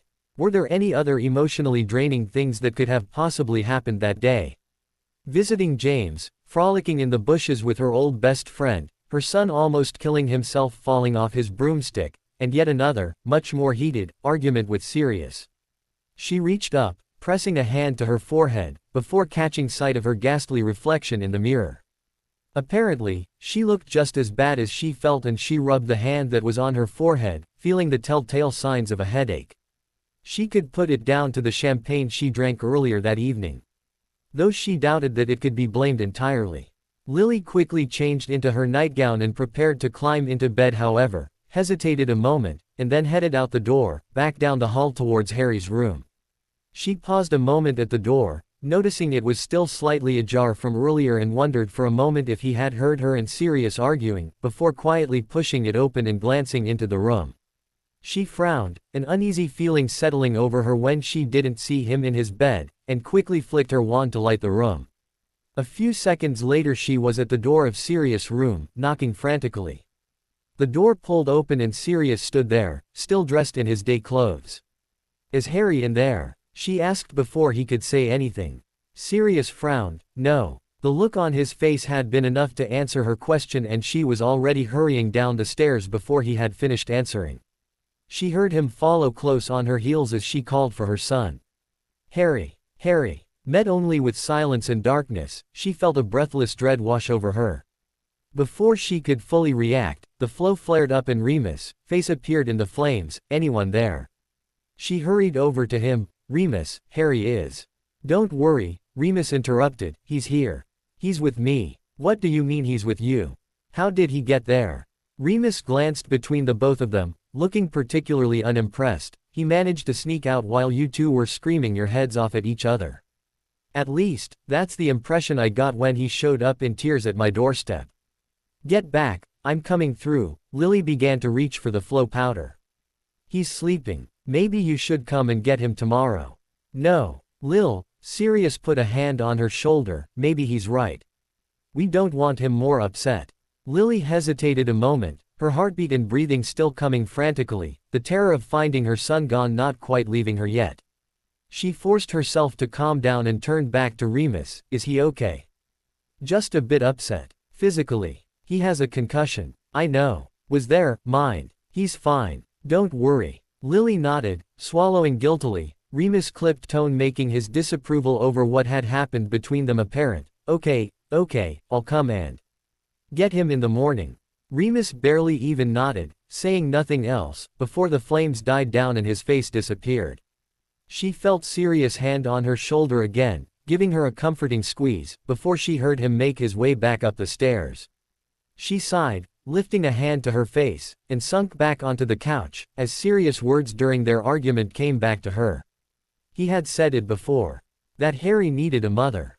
That she wasn't around enough. Always in an argument though, never with concrete proof. And now here she was, the evidence of her failings is a mother staring her straight in the face. What more proof did she need? I want to stay with Uncle Sirius. Her 6-year-old son was glaring at her, as if daring her to say otherwise, and she found herself wondering where the years had gone. It hadn't seemed that long ago that she had held him in her arms, her tiny little baby, who depended on her for everything, eyes full of adoration whenever he looked at her. The expression on his face, now, the determination and the accusing glare, only served to remind her that her son was growing up. Was starting to make his own decision about what he wanted, what he thought was right. Harry, she took his hands in hers, I told you. We are staying with him. For now. Not for now, his eyebrows lowered, forever. He insisted. Sweetheart, soon Uncle Sirius will have a family of his own. He told me that we're his family. He won't love anyone else as much as he loves us. Lily sighed, shaking her head and rubbing a hand to her forehead. Yes. Yes, we are his family. But, Harry, we're a different sort of family to him. We're like, the type of family that I mean, are mums and dads and their children. Harry shrugged, glancing down, his tone tentative. I don't mind Uncle Sirius being my dad. It'd be good. He is not your dad, Lily found herself saying, firmly, before she could stop herself. Harry's shoulders dropped in obvious disappointment, as he continued to look down at the bed covers, rubbing a piece of fabric between his middle and index finger. I wish he was, he whispered. Harry, she sighed, Harry, you already have a dad. No I don't. Yes, you do. James. Remember I told you about him. I gave you pictures. I don't want pictures. I want a dad. All my friends have a dad. Ron has a dad. It's not fair. Lily felt a lump form in her throat, entirely unable to disagree with what he had said, as she was reminded of what her son had lost. What he must grow up without, should she fail in her attempts to bring his father home. Lily turned around, sitting with her back to the headboard, and her son allowed himself to be pulled into her embrace, leaning against her, but didn't say anything more. I know it's not fair, sweetheart, she at his head, I know. Why can't you marry Uncle Sirius? She stroked his hair, holding back a smirk at the suggestion. What a disastrous marriage that would be. I'm married to your dad, Harry. To James. He ruins everything. Harry. It's true. Lily leaned back, turning him to look up at her. Harry, your dad loves you. Very much. If he could be here he would. He wants to be here. Harry didn't meet her eyes, only glared at the top button of her dress. I understand how confusing it must be for you. But you have to remember how much he loves you, okay? It's not his fault that he can't be here. Will he come back? Harry looked at her, questioningly. I heard Uncle Sirius once say you think he's going to come back. Lily hesitated when faced with the question. Once again put in the position of giving him hope at the risk of it being taken away. She didn't know. The thought startled her and she felt a jolt as it came to mind. She didn't know. When had the answer changed to that? When had it gone from an unquestioning, determined, yes, to the uncertainty she now felt? Lily forced a smile, brushing the hair back from his forehead. Maybe. I hope so. I don't. Harry. She was finding herself shocked by her son's statements far too much during the conversation. Don't say that. I thought you said you wanted your dad back. Not him. I want Uncle Sirius. Then he shrugged. I don't mind if you marry Uncle Remus though. He'd be a good dad too. Remus. Lily shook her head, stopping short, incredulous at the conversation they were having. Harry, only people who love each other get married. Not entirely true, but let's go with it. Your uncles are like brothers to me. Girls don't marry their brothers. She hoped putting it in that context would make him understand. It's like how Ron is Ginny's brother. But they're not your real brothers, he stated, impossibly, refusing to accept the example as a valid point. Lily could feel the headache she had already had building up pressure, and she closed her eyes against the frustration she was feeling. Ron says you're not really married to Dad now since he's gone. It's okay for you to get married again. Harry, enough, Lily interrupted him, her tone making it clear the point would be discussed no further. I'm not going to get married again. Not to either of your uncles. Harry's brow furrowed and he raised his eyes to her. You mean you'd marry someone else? No. Harry huffed and crossed his arm across his chest, glaring at her furiously. So I'll never have a dad then.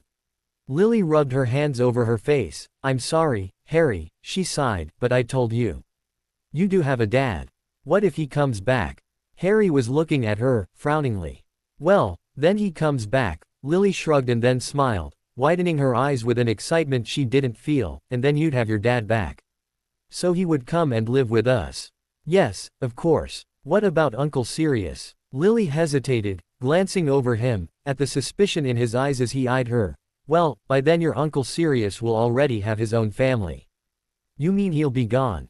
Not gone. He'll just be living somewhere else. Because my dad came back. No. Because he would have his own wife and his own children to live with. He won't. He has me. He doesn't need children. Lily couldn't help but find herself amused at the jealousy Harry was already expressing for children that hadn't even been conceived yet. You would like them. You'd be their cousin. It'd be like having a little brother or sister. You could marry him and give me one.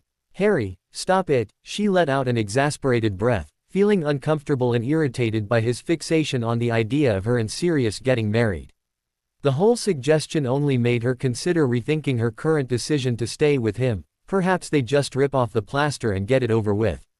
Especially if the pain of conversations like these were going to continue as a result. What if Uncle Sirius doesn't get married to someone else? Harry was looking at her, carefully. Would he live with us if my dad came back? Lily sighed, knowing the answer wouldn't go down well. To be honest, sweetheart, probably not.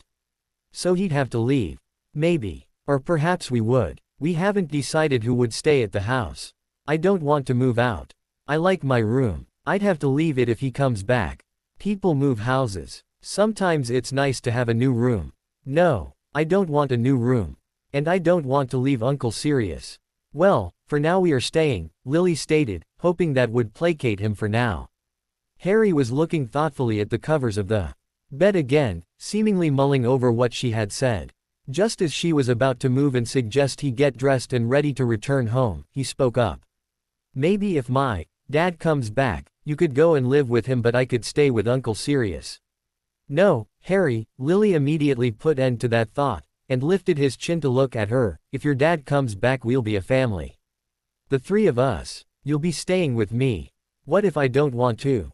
You don't want to live with me. Harry hesitated, looking at her, before he twitched nervously. I want to live with you. But not with him. Harry, I hope he never comes back. I hate him. That's enough, Harry. She finally snapped. Do not ever speak about your father that way. You said to always tell the truth. That's the truth. And I want to stay with Uncle Sirius. Lily flung her legs over the side of the bed, standing up, trying desperately to keep herself under control.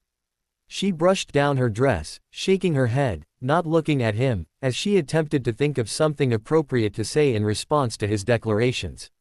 She couldn't find anything, no words presented themselves. She was terrible at this. Perhaps she should have allowed Sirius to accompany her that morning when he offered. She shook her head. Maybe that was the root of the problem. Sirius could deal with her son better than she could. Harry, get dressed. We're going home. Perhaps you were right. Remus glanced over at Lily as she voiced her thoughts. It may be best if I took Harry to see James. Allow him to see his father. She glanced in the direction of the room that Harry was currently preparing himself in. It might help with the confusion he has been feeling over our living situation with Sirius. Two of you should never have done that in the first place. You've never complained before, she frowned, looking at him sharply. What good would it do? Remus shrugged. Two of you are just going to do what you want. Sirius especially. He's doing it for himself, you know, not for Harry. Remus just doesn't want to be alone. Only reason he gets up in the morning is for Harry. That's not true. Yes it is, Remus shook his head, but even then he only ever cares about himself.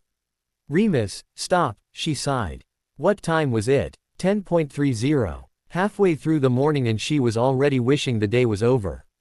She didn't have the energy for another conversation like before. You know how much he loves Harry. And he takes care of him. Remus glared bitterly into the newspaper he was holding, not answering. Harry told me about the argument the two of you had. He didn't take the bait. What you said wasn't fair. Don't talk to me about fair, Lily.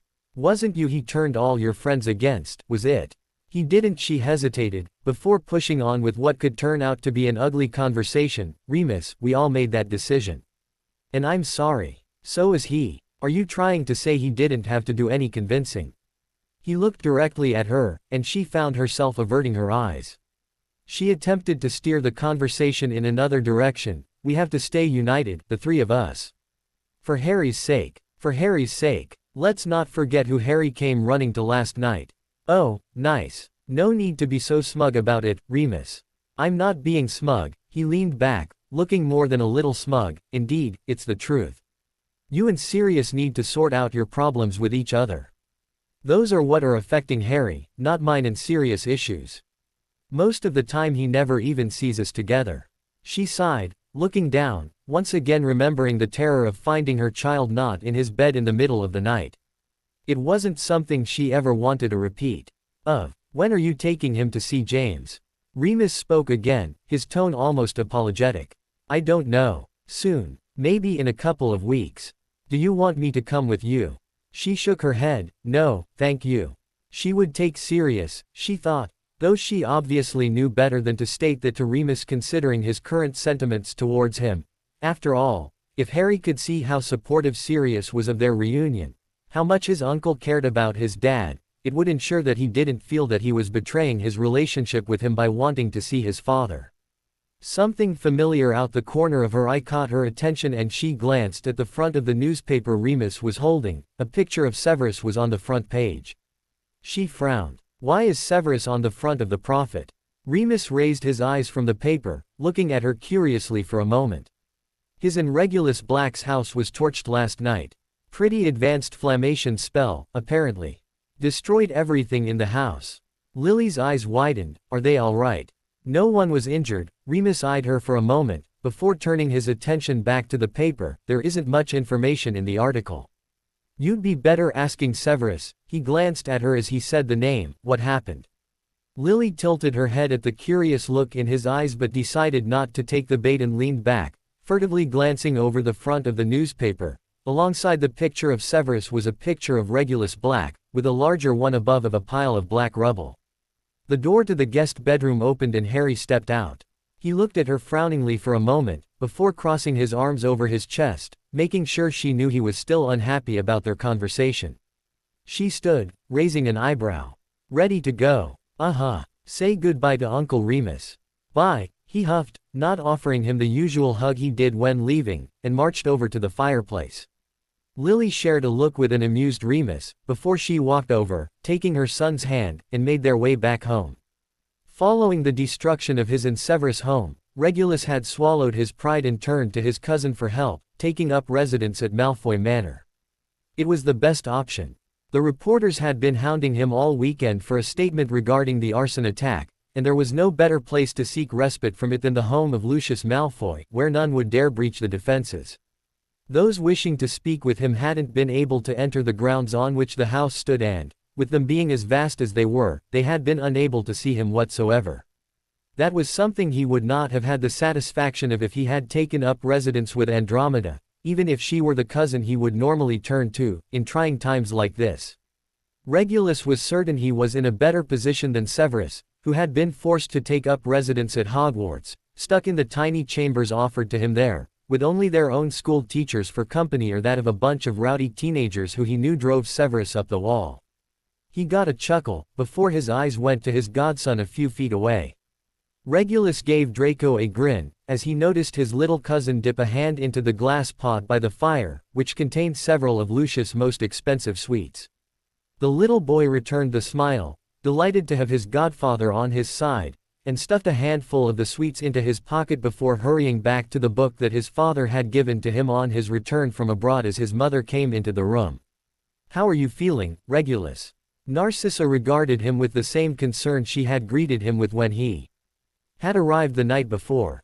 Just peachy, sissy, he shrugged, trying not to think about all that he had lost in the fire. It didn't matter. It was just stuff, he tried to reason with himself. It was the same thing he had said to Severus in an attempt to make the situation seem less dire. However, his friend had adamantly insisted that it did matter and had been horrified at all the things he had lost.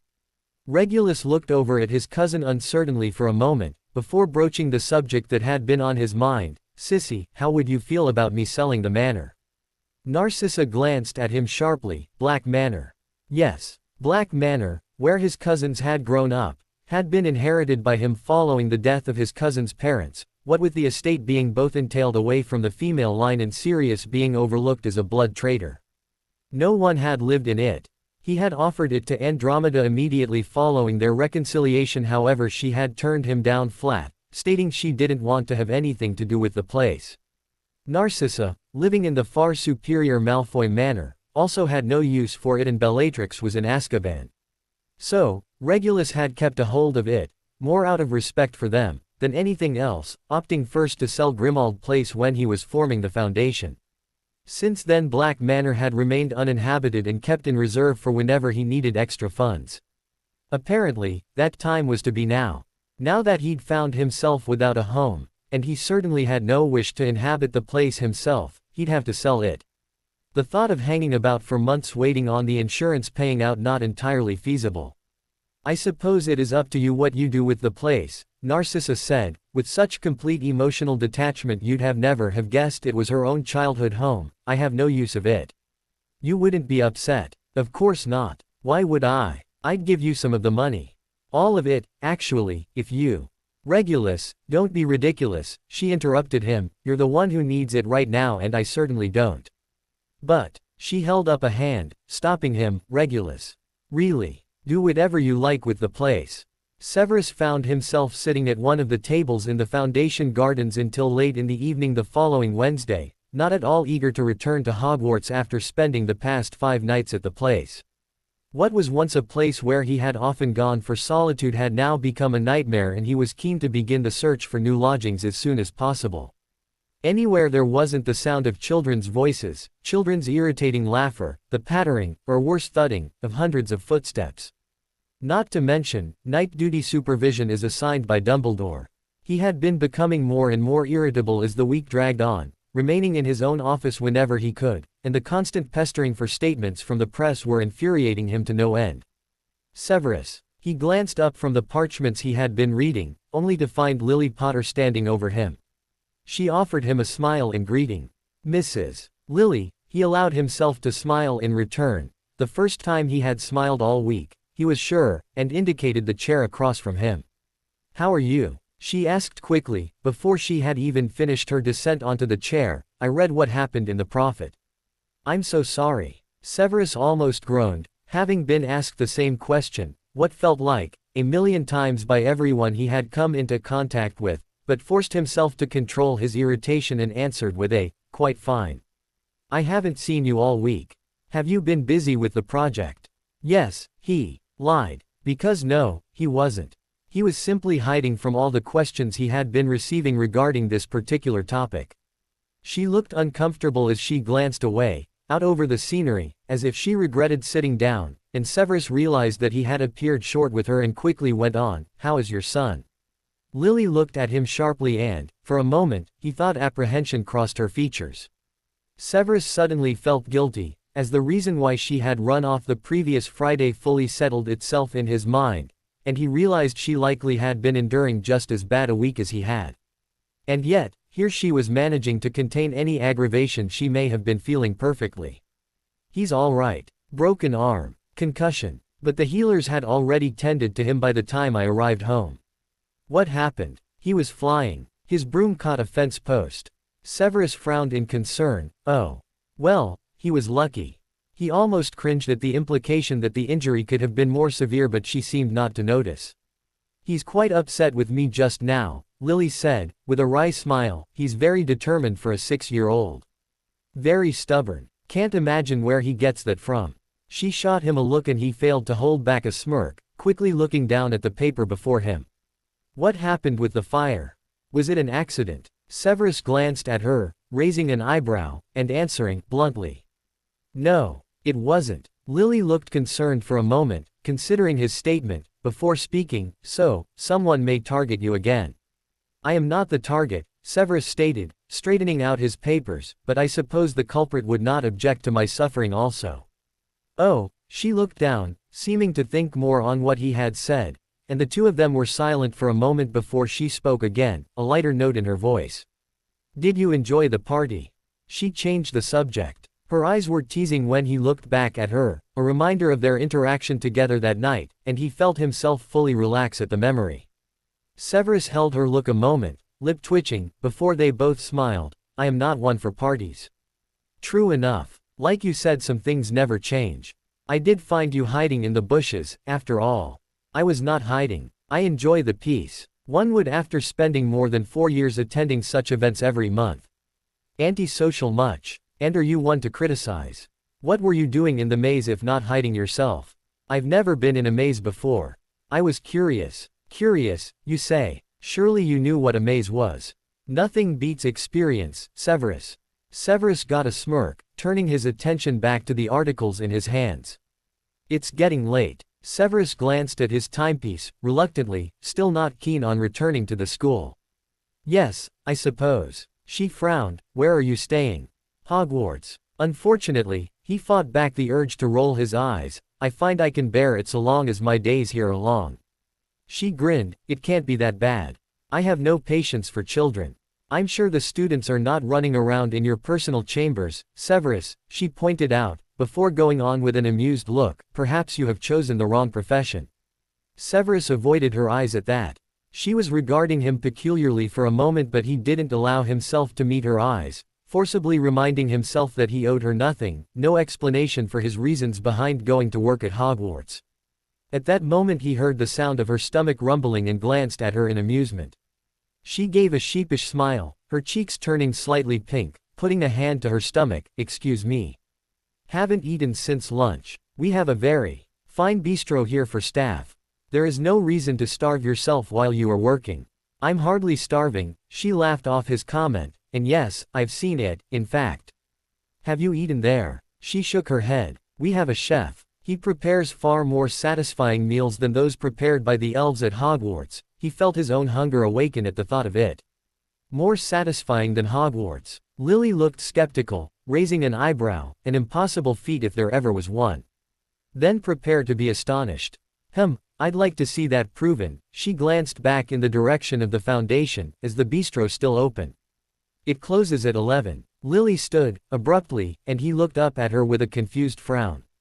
She waited, expectantly. Severus' frown deepened, as his confusion grew. What? Aren't you coming? Coming where? To the bistro, she rolled her eyes as she elaborated. After such a glowing recommendation, I simply have to see it for myself, she added, before looking back at him with a look that suggested that, no, would not be accepted as an answer. He glanced down at the papers in his hands, papers he must have read at least 5 times each before, finding himself in the strange position of wishing both to immediately accept the invitation and join her and also the urge to decline and avoid putting himself in the precarious position of enjoying her company too much. Obviously, the former won out. Severus rolled up the articles, tying them together, and tucked them into his robes, standing as he did so. She smiled brightly before waving an arm in the direction of the building. Lead the way. I thought you said you knew where it was. She rolled her eyes and leaned in to give him a playful shove in the right direction, urging him to walk on, and he found himself smiling again as they made their way towards the building. What is that odor? Probably your robes. Haven't you been brewing all afternoon? We are very close to town. 6 miles out. Not too close, not too far. It is very large. It's average. Severus eyed the country estate house that Regulus had dragged him to wearily, knowing well enough that he could not afford his half of the cost of such a residence. He glared slightly at the man next to him, who was staring at the house with an oblivious, satisfied expression, for he was certain that Regulus also knew there was no way he could afford it. Even if he could, he would not be willing to part with the funds. We should look elsewhere. This property isn't appropriate for our needs. You haven't even been inside yet. Regulus glanced at him, becoming impatient at his reluctance. I don't need to. This perspective is all I need to know. This is above and beyond our needs, and in order to maintain such a home we would be required to obtain a further house elf. That's all arranged. What do you mean, all arranged? Severus looked at him, sharply. We do not need another house elf. Come inside and take a look, you'll be impressed, I guarantee it. He made his way towards the house. I did not say that I am not impressed, Severus muttered, as he reluctantly followed. I only said we do not need it. I didn't want us to live too far out from the foundation, and the other options were too close to the towns. Wasn't it you who suggested we need somewhere secluded? We do not want our location discovered. He let the remainder of his statement stand, both aware of whom they did not want to be discovered by. I doubt the attacker will be too impressed with the new lodgings, Severus remarked, as they stepped into the hallway and he caught sight of the high-quality decor within it. In fact, I believe they will be quite put out that their actions led to you finding such a fine place to relocate. Not my problem, Regulus muttered, almost defiantly, before his eyes brightened and he waved an arm. So, what do you think? Regulus, Severus sighed, shaking his head, I have told you. This is not the place. 5 bedrooms. What do we need 5 bedrooms for? Visitors. Bedroom each, bedroom for the house elves, office space and, yes, a room for guests. We have no guests. We never have guests. That is also something I would rather not change.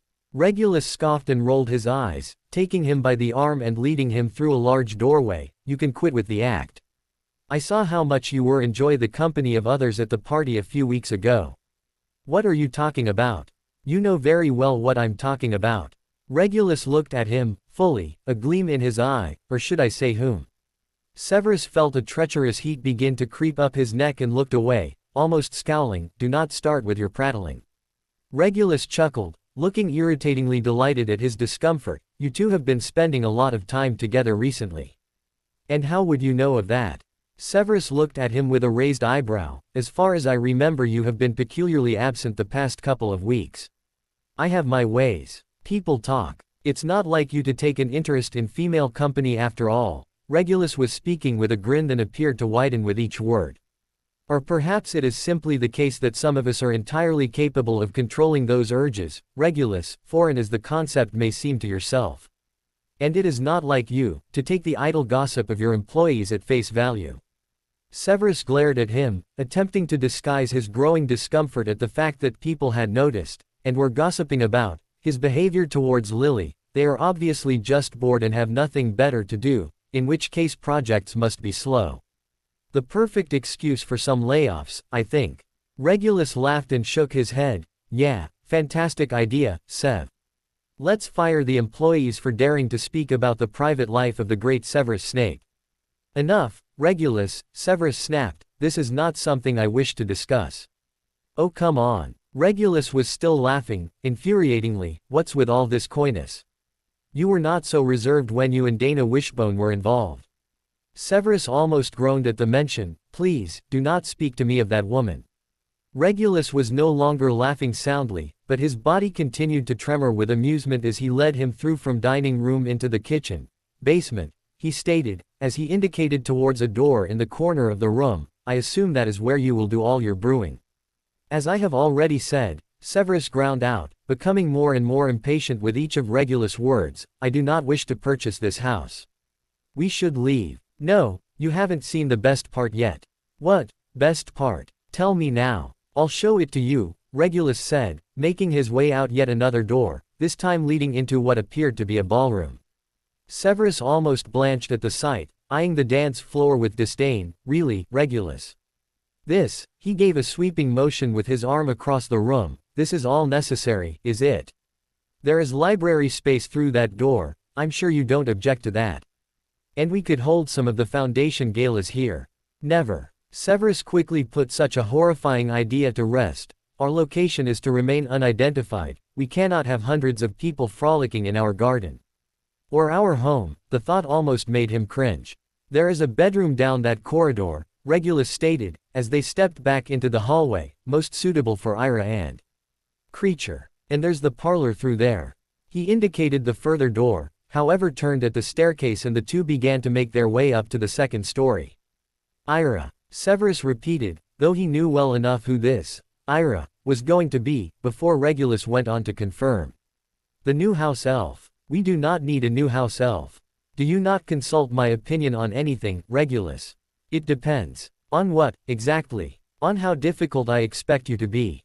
Ah, very amusing, Regulus. This is my room, Regulus announced, throwing open the door to the first, large room on the right. Severus peered in with disinterest, before glancing back at him. Do not get too attached. It's too late. What do you mean, it's too late? I've already purchased it. Severus looked at him sharply. Now, before you saying anything, Regulus said, nervously, lifting up two hands in front of him, making calming gestures which only served to infuriate him further, I know it's a bit above our price range. A bit, Regulus, are you insane? Severus snapped, what would ever give you the idea that I could possibly afford to purchase this house, half of this house, even a quarter of this house? This is ridiculous. Cancel the transaction immediately. All the paperwork is through. Regulus pulled out a collection of rolled-up parchments, presumably the deeds to the land and property, holding them out to him. Severus snatched them from his hands but didn't bother to look at them, keeping angry, truly angry, eyes on the man across from him. Unless you plan on offering me a very significant pay rise for my work at the Foundation, not unwelcome or unwarranted, I may add, there is no way we can afford this house. The settlement for Grecians hasn't even come through yet. I know. When it does, you can just give me your half. My half. Severus cocked an eyebrow at him, stepping back. Are you trying to tell me that this property is of the same value as our last? No. But I sold Black Manor last week, remember? And I have used the money to purchase this. And also to obtain those potions materials you were so adamant you needed for the foundation, as well as to deal with some other demands that department heads have been making. I thought you planned to give part of that money to your cousins. Sissy and Andy both refused the money, so I created trusts in Draco and Dora's names. The interest rates were high enough that an equal percentage was not necessary. They've improved a lot since Malachi's was created. Severus didn't respond, only continued eyeing the corridors of, apparently, his new home.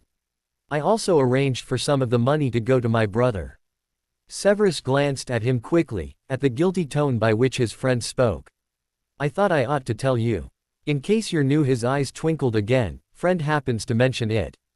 I could not care less what you do with your money, Regulus, Severus assured him, in a slightly less harsher tone than before. So long as I do not have to deal with that imbecile, you may have as much contact with him as you please. It is of no concern to me. Regulus smirked. You don't have to worry about that. I just didn't think it was fair to not give him something. Life is not fair, Regulus. It is time you accepted that. Why he would think I would appreciate such a thing is beyond me. Lily struggled to hold back a smile as Severus continued to rant to her over Regulus Black's gall to purchase a house without consulting him, and found herself attacking the steak on her plate with her knife with more force than necessary in an attempt to distract herself. You are aware that the cow is already dead, I presume. Lily, having been successfully holding in her amusement at his outraged comments for the past 15 minutes, found that the laughter she had been fighting could no longer be denied and dissolved into a fit of silent giggles which appeared to startle him, for her amused reaction far outweighed the humor of the comment he had made. Perhaps you have had enough wine, Severus said, as he eyed the glass in front of her, her only glass and from which she had only had a couple of sips since it had arrived. I'm sorry, Severus, she apologized, as she drew in a breath and tried to control the bubbles of laughter. It's been a long day, that's all, she offered, as means of explanation. As if I have not noticed your amusement at my current situation. You do not know how infuriating Regulus Black can be. I have a fair idea, I do live with his brother. Severus tilted his head, appearing to think on that for a moment before he gave a nod, as if agreeing to something. Something tells me that you have drawn the short straw. Regulus, at least, has common sense and humility in his favor. Lily glanced down at his comment, not entirely comfortable by the direction of conversation. The silence dragged on, becoming more and more uncomfortable, before Severus finally spoke. I apologize. My comment was inappropriate. Lily shrugged, keeping her eyes downcast, before she lifted her cutlery to her food again. The food at the bistro Severus had recommended was outstanding. She had never experienced such a delightful meal and, since then, the two had made it almost a custom to meet there for dinner after work before heading home. That custom was, apparently, of particular interest to some of their work colleagues, a fact which she had discovered when some of the people on the project had begun commenting and questioning her about her acquaintance with him. What do you intend to do over the weekend? Severus appeared to be struggling for a topic of conversation, following his blunder, so she smiled in an attempt to calm him. I am taking Harry to St. Mungo's. Are his injuries still troubling him? Severus frowned. It has been some weeks. No, it's not his injuries, Lily interrupted him, pushing away the uneasiness she felt at the reminder of what had happened. I'm taking him to see his father. It will be his first visit. Severus regarded her for a moment, curiously, before he glanced down at his own meal, making a move to continue with it. He spoke without looking up. I hope it goes well. Thank you. She had hoped she would be able to speak with him about it, with someone who wasn't directly involved with the situation. But, from his tense demeanor, she guessed that the last thing he could possibly want to speak about with her was James Potter. Her husband. It wasn't something they had discussed. It hadn't been brought up by either of them since their reacquaintance, and anytime the conversation had seemed to go in that direction, one of them had always been quick to nip the topic in the bud. Apparently, any conversation about James Potter was off limits. And she supposed she preferred it that way. After all, What's to say a conversation about Harry visiting him wouldn't lead on to a conversation about her visits, about her marriage, about her decision to marry him. Though he had never voiced it, she was quite certain that Severus had been adamantly against it. Perhaps even still was. What about you? Do you have any plans? Moving into my new home, apparently. I'm sure the place is lovely, Severus. Lovely. Yes. That is not the point. One would expect a lovely home when looking to buy in Newton's Borough. Newton's Borough. She looked at him, sharply. That's where it is. That's a really nice place, Severus. Beautiful scenery. Yes, I am aware. Complaining about getting a house in Newton, she said, as she rolled her eyes, I think you ought to swallow your pride and consider the benefits. There are hardly any muggles out there, wizards either, now that I think about it. You would be able to practice magic quite freely. Pride has nothing to do with it. And the house is under protective shields. We do not intend to reveal our location due to current circumstances. Still no progress with the investigation. He only shook his head with a look of irritation at the fact. His eyes caught something to her left and she glanced over. Healer Hopkins was regarding them with interest from the table where he sat, alone, and had quickly smothered a grin he had been giving Severus when she turned. She offered him a polite smile and a nod, which he returned, before turning his attention back to his meal. When she turned back, Severus' cheeks were slightly pinker than they had been before. Apparently you are quite the recluse around here. And where would you get that idea? He replied, with complete composure, have you and I not spent an acceptable amount of time together to dismiss such a thought? Apparently it is the amount of time spent together that has garnered our colleagues' interest. Do you often avoid company? I enjoy my time alone, that is all, Severus stated. There are some people's company I enjoy. I used to dine with Healer Hopkins in the evening on occasion. Or Regulus Black, of course. Lily glanced quickly over at the department head, who continued to sit alone. Perhaps you would like to invite him to join us. When she looked back, Severus was regarding her carefully for a moment. She raised an eyebrow, which seemed to jolt him from his stare, and he leaned slightly to the side, speaking more loudly, Eugene. The older man glanced at them quickly. Would you like to join us? Healer Hopkins looked surprised for a moment, then, with an amused glacé at each of them, leaned back and shook his head. No thank you, Severus. I am quite all right where I am. He ended with a grin, before he turned his attention back to his own meal. Severus' blush had increased slightly as he turned his attention back to her. If the interest bothers you, Mrs. Potter, there is no reason for these meals to continue.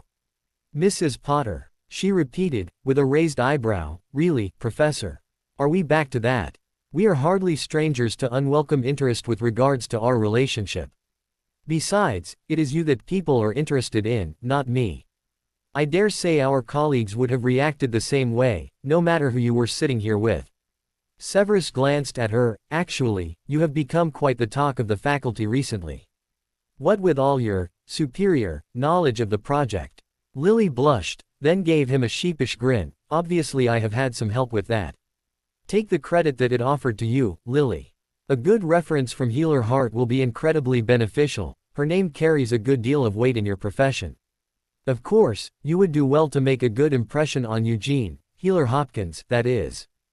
He has many connections that would also benefit you. I've settled in quite well, she shrugged, for she thought that she got along just fine with the two people he had mentioned. Yes, I cannot disagree with that. She smiled, reaching for her glass of wine.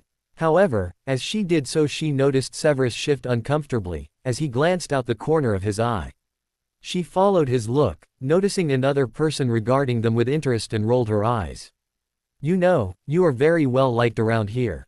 Am I indeed? Yes. Respected, admired. Not surprising, really. Is there something you want, Lily? She rolled her eyes. I only meant to say that you don't have to shy away from people. I am not shying away, Lily. I have many friends here. Lily was surprised at the statement and frowned. Then, why are people so surprised by us? Severus glanced at her, poker-faced, before offering a shrug. I only stated that I have friends. I did not mean to imply I had any deep knowledge of the workings of their minds. She got the distinct impression that he was starting to withdraw from her, as he became more tense and focused his full attention on the meal before him, and decided to drop the subject. Instead, She mused on the peculiar questioning and interest of their colleagues. She noticed, once again, Severus' attention being caught by the man behind her, and he glanced at her briefly, before looking back down at his meal. Deciding to lighten the mood, she turned her attention to something else. Well, in that case you must be looking forward to the Yuletide Gala. He raised his eyes to her once again, his lip twitching slightly, the expression on his face making her chuckle. I'm not a charity case. I don't need your money. Regulus regarded his brother with barely concealed disdain. I couldn't care less about your circumstances. Regulus parted his clasped hands, raising his eyebrows. I was only giving you what you were due when the settlement on Black Manor came in. You are a Black, aren't you? I don't need my little brother gloating and holding all his accomplishments over my head. Keep your damn money. It was Uncle Cygnus' money. What about Andy? Or Narcissa Malfoy? You still keep in contact with her, I'm guessing. It's none of your business who I'm in contact with, Sirius. His brother's presence, alone, was enough to be an annoyance, never mind the self-righteous tone he often adopted around him. Though for the sake of argument, and if it gets you out of my office any sooner, I'll let you know that their shares have been put into trusts for their kids, respectively. Regulus gave a little scoff, when he added, what a shame that in your case the money will probably be wasted on fire whiskey and Quidditch matches. Like you know anything about me, Regulus, Sirius seethed, and it's not like your son is lapping it up in a life of luxury due to your success, is it? What would you know about my son? Regulus snapped. Only that, once again, you opt to take the easy way out rather than manning up and doing what's right. You walked out the door, 10 years ago? Like you know anything about me. I don't need to know you. I read all about you in the Prophet. And I'm in contact with Andy, you probably forget. I don't forget. I'm just not interested. Now, if you don't mind, it's late and I have work to finish up.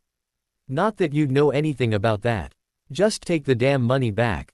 If you had half a brain you'd think to put the money in a trust for your godson. James Potter Jr. Harry doesn't need your money either. I can take care of him just fine. Actually, I imagine it's the wages of his mother that are currently sustaining him, and let's not forget where those come from. Could you be any more arrogant? Regulus scoffed. Look who's talking. Sirius went off on a rant that he barely listened to. Something about him always doing what his parents wanted. Always doing what was expected of him rather than what he believed in or what he wanted to do. He felt himself grow hot with irritation, unwillingly noting that most of that were actually true. He had always been too concerned with the opinion of others. Even now, he struggled with it, and much too concerned with doing what was expected. Allowing the world to tell him who he was supposed to be and forgetting who he actually was. And wasn't that why he'd given Sirius the money in the first place, knowing that it would likely just lead to this, because it would have been frowned upon by people, by Andromeda, more specifically, if he hadn't. Get out, Sirius, Regulus finally snapped. When Sirius ranted seemed nowhere near ending, and his patience was long since gone. I have work to do. If you don't want the money, that's fine with me, my secretary will deal with it. Your secretary? Sirius scoffed, looking around the room with an appraising eye. You certainly have done well for yourself, haven't you? His brother's tone lacked any admiration, instead dripping with disdain. Well, I was a Slytherin. Cunning, ambitious, etc. Among other things. If you don't get out I'm going to call security. Keep your knickers on, Regulus, I'm leaving. With that Sirius stormed over to the door, flinging it open so that it smashed into the bookcase dramatically, garnering the attention of everyone in the hallway on the other side of the door, before he strode out, leaving the door open behind him as he did so. The greeter, Elena Fitzherbert, hurried over to the door. Is everything okay, Mr. Black? Oh, everything is just fine, Elena, if we ignore the goon. He forced a smile he was sure was not at all convincing. Please, see to it that I am not disturbed for the rest of the evening. It is almost 9:30, sir. Won't be long, sweetheart. She smiled and nodded, before pulling the door closed, leaving him to his thoughts. Regulus hated seeing his brother. Of being reminded of how things were when they were young, or, more specifically, of how he was when he was young. Of how he had been caught up in his parents' politics and how his older brother had run away and left him to deal with the aftermath of their grief. A face appeared in the fire. Mr. Black. Regulus glanced at the fire, seeing Elena's face in it, and frowned. I thought I asked not to be disturbed. Yes, sir. I'm sorry. But Professor Snape wished to remind you that you are to collect a young Malachi tonight. Malachi. Of course. He almost groaned, glancing at his timepiece to confirm that, yes, it was 9:30 and he was supposed to have collected his son over an hour ago. He thanked and dismissed her, before standing and beginning to gather his things. Sometimes Regulus wondered what kind of joke the fates were playing on him by giving him a son. What did he know about being a father? His own was hardly a shining example, nor had his uncle been, so how on earth was he supposed to know what to do? Sometimes Regulus felt as if he, himself, were the child. He would do things, unbelievably stupid things, like when he dropped a bottle of milk in his little boy's face when he was a baby, and Malachi would look at him with a smile and give him a hug, as if he were saying, "It's okay, Dad. I don't care that you're an idiot." His own father, Orion Black, had been successful also. He had had money, connections, respect, admiration. And Orion Black had been a terrible father. Regulus had been the perfect son. And Regulus' own son was the perfect son. And here he was, successful, respected and admired. And a terrible father just like his own before him. Malachi Redway had been in awe when he had seen his father's new home that weekend. It was huge, much larger than the house he had lived in before and larger, still, than the house he currently lived in with his mother. He had eagerly set about to find out which of the bedrooms had been allocated to him and was disappointed, though not all that surprised, to find that his room was, in fact, the guest bedroom and was decorated the way that old people would decorate a room, certainly not to his own tastes. He thought he caught Severus give an unhappy look at his dad when he was shown the room, but he didn't really know what it meant. He had been given the guest room in the last house, after all, and his godfather had never complained. He had been to Malfoy Manor on occasion, had seen the rooms Draco Malfoy had been given by his parents. A reading room, a play room and a bedroom. He supposed that was because he lived with his mum and his dad. He had his own room at his mum's, after all. He shook his head at himself for being selfish. Some children don't have rooms of their own at all, his mother would say, reminding him that he was one of the lucky ones. One of the lucky ones. His mum said it to him frequently, almost like it was her that wanted to hear it, but he didn't really know what it meant. His mum never explained to him who the unlucky ones were. Maybe the orphans his dad sometimes went to see. His dad saw them a lot, more than he saw him. But he was his dad and they didn't have a dad, so that's what his mum meant. "Can I go outside?" Malachi asked Severus tentatively. Severus glanced over at him from his book. "You had best ask your father." "Where is he?" Severus glanced at the door, looking irritated, and for a moment Malachi wondered if he was angry at him, Regulus. From his tone, he gathered that the annoyance was directed at his father. What? His dad appeared, also looking irritated. He guessed he didn't like being spoken to that way. Severus raised an eyebrow, indicating in Malachi's direction, and his eyes softened when they met with his. Malachi looked nervously at his dad, who regarded him with some concern. "You all right, Beansprout?" "Uh-huh," he nodded. "I just wanted to go outside. I'm a little busy just now." His dad was kneeling down in front of him, his arm around him as if he was younger than he actually was. "Can you wait until later?" "It'll be dark soon," he pointed out. "I can go out myself." "Mum lets me." "Does she?" He nodded. His dad looked at Severus, who shrugged, and then back at him. He gave him a smile that wasn't real. "Well, okay then. If your mum lets you, just stay close to the house, okay?" He nodded. Regulus smiled and ruffled his hair. Malachi grinned and hurried past him and out the door, eager to explore the huge garden outside. "Are you sure about this?" She wasn't sure. But after spending the past fortnight trying to convince him that she was, following his less than enthusiastic response to the idea, she didn't want to take any steps backwards and admit that she was having doubts about taking Harry to see James. "Yes, I think it would be best. He's starting to ask questions. I really think he's ready," she said, with a certainty that she didn't feel. "Lily." His tone was full of concern as he stood from the chair and approached her. "If you're not sure. We've already told Harry. We can't change our minds now."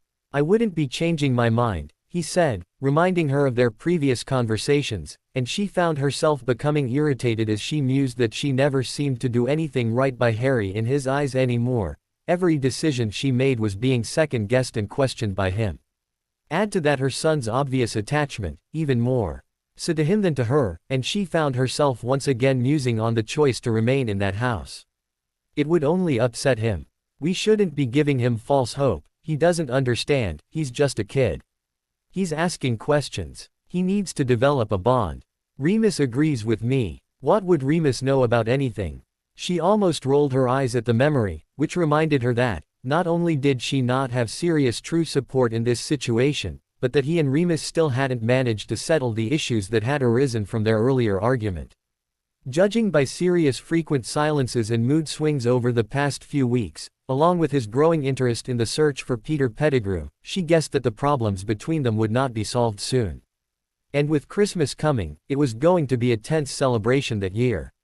Is it time to go?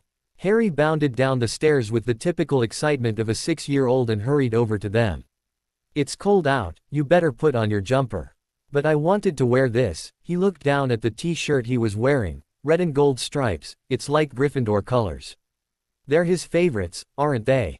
Lily smiled, feeling reassured by the keenness Harry was expressing regarding seeing James. Following the difficult conversation she had had with him that led to the decision, she had worried that he would be resistant to the idea. Instead, he had agreed eagerly and had been impatient to go ever since. If you wear your red one, you can keep the t-shirt on underneath, and then take it off once we arrive at the hospital so he can see it, she suggested, as she pulled on her cloak. He seemed to think on the suggestion for a moment before he nodded and hurried up the stairs to retrieve the item. Lily. Sirius was at her side again, speaking quietly, and she gave an irritated sigh as he went on. Really, I don't think he's ready. What's the point? James can't even. You don't know that, Sirius, she interrupted him. Look, I'm worried about you, okay? He went on, you're still not dealing with what's going on here, with what's happening with James. And the last thing we need is to bring Harry into. She turned around, hissing at him quietly, because they were both wary about raising their voices to one another following the events of last month. You think I don't know the situation? I do. Pardon me for not giving up as easily as you. Easily. It's been 5 years. I'm ready. Lily started at his voice, while Sirius quickly moved away from her, Harry's presence successfully nipping the argument in the bud. Are you coming, Uncle Sirius? Harry was looking at him with a frown, noting that his uncle had not yet donned his cloak. Sirius glanced in her direction for a brief moment before forcing a smile at him. Of course I am. Harry visibly relaxed and broke into a wide smile, before he grabbed Lily by the hand and tugged her towards the door. Let's go. Severus, have you seen Malachi? He felt strangely agitated, having searched around the house for almost 20 minutes, before finally going out into the garden and still finding no sign of his 5-year-old son. Severus glanced over at him with enviable calmness, a book held in his hands, completely oblivious to the panic that was currently building up within him. He glanced at his timepiece, it's almost 6. Perhaps he's in the guest room.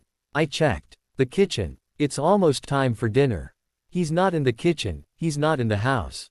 Then logic would suggest he is still outside. I checked the garden. I checked the house. I can't find him anywhere. What do you expect me to do, Regulus? Severus snapped, though he stood regardless of the statement and made his way over to him, speaking with the same disapproving tone he often did when the subject of his family came up. He is your son. You should be entertaining him on these short visits that you have with him. Don't start with that, Regulus snapped, heading towards the door that led out onto the patio, with Severus following close behind. He went out hours ago, surely he would have come back since. Perhaps if you had not invested in such a grandiose property, then your son would be easier to find. Severus, spare me the sarcasm. Regulus felt his agitation increase further at his friend's lack of concern. What if their location had been discovered by the person who had tried to poison him? What if he had come across his son in the garden? He threw open the doors to the patio, yelling out at nothing, Malachi. Suddenly, a small, frowning face popped up from behind the wall at the far end of the patio. He called back, his expression confused. Come here. Regulus snapped and he caught Severus' disapproving look out the corner of his eye, which only heightened the strain on his frayed nerves. Malachi hurried towards him, obediently, without question.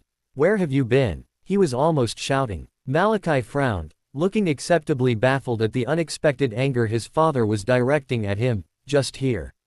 In the garden. I told you. I checked the garden. I've been looking for you for almost half an hour. I told you to stay close to the house. I was just there. His lower lip trembled, as he pointed nervously in the direction of where he had just come. You've been out here for hours. What have you been doing? Playing. His son's eyes were glistening now, and suddenly the agitation and anger he had been feeling was gone, replaced by guilt and shame. It didn't help that Severus was currently at his side, glaring at him critically. Regulus swallowed and then held out an arm. Malachi looked at it suspiciously for a moment before he stepped in, allowing him to give him an apologetic hug. I'm sorry. I didn't mean to shout. I was just worried. His son said nothing either to accept or reject the apology, only allowed him to hold him until he pulled away. Regulus ruffled his hair. It's almost time for dinner. Why don't you go and wash up? Sometimes he wondered what kind of joke the fates were playing on him by giving him a son. What did he know about being a father? His own was hardly a shining example, nor had his uncle been, so how on earth was he supposed to know what to do? Sometimes he felt as if he were the child. Sometimes he would do things, stupid things, like when he dropped a bottle of milk in his face when he was a baby, and Malachi would look at him with a smile and give him a hug, as if he were saying, "It's okay, Dad. I don't care that you're an idiot." And he was an idiot, at least that's how he felt when he was around his son. He never knew what to say. Never knew what to do with him. Even Severus, who really had no patience for children, was able to entertain him when the occasion called for it, offering him books, allowing him to assist with potions, and simply transfiguring stones into objects of his son's choice. It is not fair of you to take out your frustrations on your son. Regulus glanced at Severus but didn't know what to say in response. He couldn't deny that's what he had done. Finding his son gone, possibly in danger, was terrifying and, on reflection, just another example of what a bad job he was doing. I'm not very good at this. I have noticed. Severus could be a bastard when he wanted to, Regulus thought as he glanced at him, bitterly, though he knew Severus would not be sympathetic before so spoke, so he continued to voice his concerns, regardless of the comment. I'm a terrible father. True. But only you can change that. Regulus knew the statement was true. The only person with the ability to change what was happening between himself and his son was him. But the same question always came to mind: where do I start? I hear there are books. Books. Parenting books. He almost laughed at the idea, at the imagine of himself sitting in the Foundation bistro at dinner with a copy of What to Expect When You're Expecting. He supposed Malachi was past the stage where that particular title would be helpful. I'm afraid I know little on the subject of rearing children. You do all right with Malachi. Entertaining him. I am not raising him. If I was, I would not have allowed him to go out into the grounds unattended. Then why didn't you say anything? Regulus felt himself grow irritated, remembering how he had looked to him for help when Malachi had asked to leave the house. Because it is none of my business how you raise your own child, Regulus. The decisions regarding your child's boundaries are your own, unless Evelyn tells you otherwise. Yeah, well, I could use some advice on the matter, Sev. You are his godfather. I would not want to overstep my boundaries. You wouldn't be. I do not envy your position, Regulus. Raising a child is, I hear, frustrating, exhausting and confusing. That is as far as my knowledge of the subject extends. You would be better asking one of your cousins for help. They're not here, you are. I could really use your backup when he's staying here. I do what I can. However, as I said, raising the child is your duty. It is not something I am willing, nor able, to help with. I will continue to entertain him, when the occasion calls for it. Discipline, boundaries and being a father, that's your role. This is just something you are just going to have to learn, and that is not something you will be able to do if you frequently avoid spending time with him. Regulus looked away, shame finding him once again, as it often did. It wasn't an unfamiliar feeling, he lived with shame every day. But there was something different when it related to Malachi. It was something deeper and more troubling. Sometimes he felt as if it were easier to repent for what he had done during the war than it was to repent for the wrongs he had committed against his son. It was easier to bury himself in the Foundation and everything that came along with that because he was making a difference. He knew he was, and he was good at it. But people could go on without him if he failed at that, the organization could survive. But Malachi, he was his son. He depended on him completely. It was frightening, particularly considering how terrible he was at it. His chances of failing were higher, more likely. And then he shook himself with a roll of the eyes because, frankly, he was failing his son now. What else could he possibly do wrong by him? Harry released his mother's hand as they reached the door to the room that he knew his father was behind. He didn't want him to think he was a baby, holding his mum's hand like Ginny Weasley did with her mum whenever they went out. He had butterflies and was hopping from one foot to another impatiently, as he waited to be taken into the room. He felt his mum's hand on his shoulder, and then she was kneeling in front of him, both hands on each of his arms. He frowned, noticing the worried look she was giving him. What was wrong? Were they not going to let him in? Harry, you remember what Uncle Sirius and I told you about your dad? She asked, and he felt himself become exasperated because, obviously, he still remembered. They had been telling him constantly for the past couple of weeks, that he can't talk, that it might look like he's not listening, but he is. He can't take your hand, but you can take his. Yes, he said, impatiently, can we go in? The way she was looking at him made him think they weren't. They were just going to stand there, staring at each other, while his dad was just seconds away, his dad.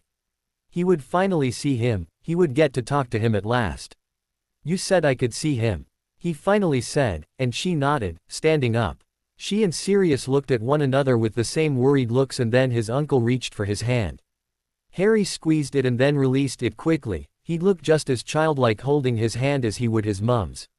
Finally, his mum pushed down the handle of the door and walked into the room. Harry shrugged Sirius' hand off of his shoulder as he followed, eagerly.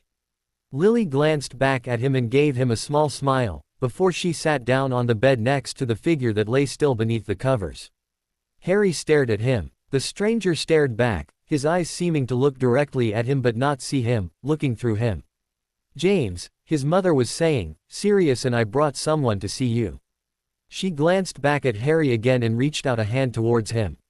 He hesitated, his eyes remaining on the still figure, then felt Sirius' hand gently pressed to his back, and slowly made his way to his mother's side. Her arm came up around his shoulders and, forgetting his earlier wish to appear grown up, he leaned into her, surprised how much better he felt to be close to her. The figure wasn't quite staring at him anymore, he was staring towards the side of him, down towards the floor, at nothing. Harry, this is Dad, his mum whispered, squeezing his shoulder. Looks just like you, doesn't he, Prongs? Harry frowned at the statement, looking more closely at the man in front of him. He didn't think he looked like him. This man didn't even look like the man in the pictures. Where were his glasses? How come he doesn't have his glasses on?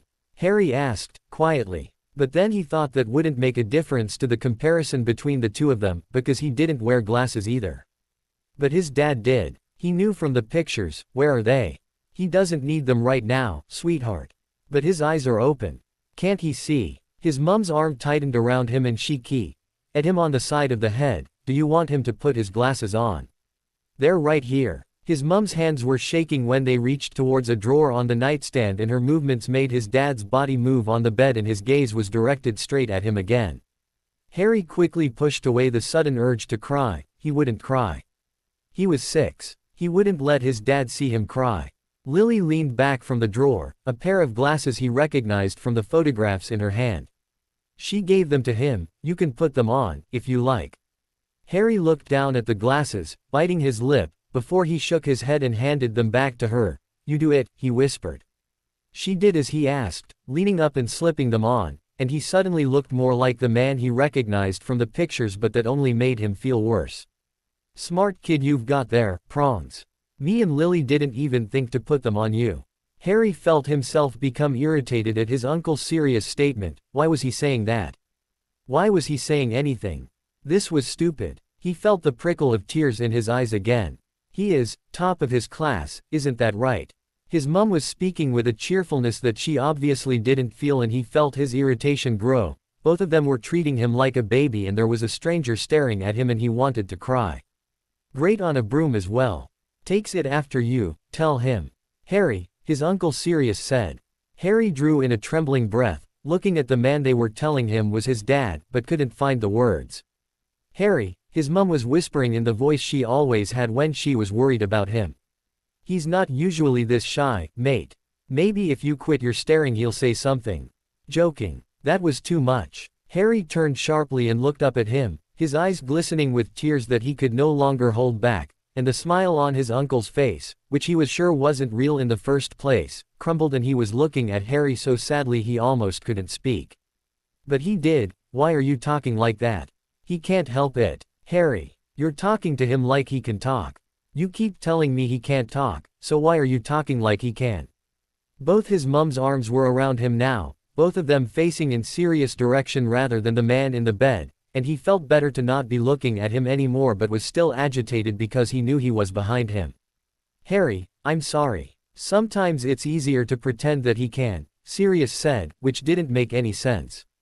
"Why are you pretending? It's not a game." Harry, his mum's hand was stroking his head and he felt like he was going to start crying, for real, not just the tears that were beginning to spill out, and he looked at her desperately. "I wanna go home." And suddenly his mum was on her feet, and he was in her arms, and she was struggling to lift him but she didn't put him down until they were back in the corridor. When the door slammed shut behind them, he burst into tears against her shoulder. "I'm sorry," his mum murmured against him, over and over, as she held him close, and he heard her crying as if she was trying to stop herself. He didn't understand why. How could she not cry? He had never felt more like crying in his life. And then he felt Sirius kneel down beside them and his hand stroking his hair. He sobbed against his mum like he hadn't done since he was little, really little. And he wondered if his dad could hear him through the door, and then realized he didn't care and that it didn't matter because his dad wasn't there. That wasn't his dad was gone. Why didn't his mum and his uncle see that? Harry stared at the picture of his father that was framed and sitting atop of the chest of drawers to the right of his bed. It was the middle of the night but the moonlight shined on it, letting him see the outline of James Potter's face. He drew in a shaky breath, feeling nervous and upset as he looked at it, and thought it was silly because that picture had been sitting in the same spot since before he could remember and he had barely even noticed it. It was almost frightening to him now. Which was silly as well. How could a picture be scary? And he glanced away, trying not to look at it again. But that didn't help, because when he looked into the darkness and couldn't see anything before him, the image of the stranger in the hospital bed, staring straight through him, appeared in his mind, and that was worse. He curled up in his bed, his eyes open. He didn't want to sleep. The last time he slept he had seen him again. He couldn't stop seeing him and remembering him. This man they said was his father, and squeezed his eyes shut as a tear slipped down his cheek, and he once again wished with everything he had that his uncle Sirius was his father and that the whole thing that had happened was just a silly joke. He didn't want him, he didn't want James Potter. What had happened to him? Could that happen to him too? To his mum? To his uncles? Dead but not. He wanted to see Ron and ask him what he thought, because his mum and Uncle Sirius hadn't been helpful when they had gotten home, simply telling him the same things he had heard over and over. He found his eyes drawn back to the picture again and agitatedly threw his duvet from himself and jumped down from the bed, bravely approaching it. When he reached it he grabbed it and stared at it, closely, his eyes straining in the darkness. They were always saying that he looked like him. That he was just like him. But as he peered at the picture he didn't see it, he didn't want to see it. The man in the picture didn't even look the same as the man he had seen yesterday. As the man in the picture moved and glanced repeatedly in his direction he felt uneasy again and turned the picture away from him, holding it upside down. He clutched it tightly, his eyes scanning the room frantically, before he hurried over to the bookcase. Kneeling down, he clutched the picture in one hand and wiggled his arm through the small gap between the corner of the wall and the side of the bookcase until he felt his hand hit the back wall. With a guilty glance at the picture through the gaps of the books on the shelves, he opened his hand and let the frame fall. He winced at the soft smashing sound of the glass and withdrew his hand quickly. He stood up and backed away, suddenly feeling shameful, before he turned and hurried back into bed. As much shame as he felt, he also felt a weight lift and a relief settle over him that he wouldn't have to look at the face again. It was like he was dead.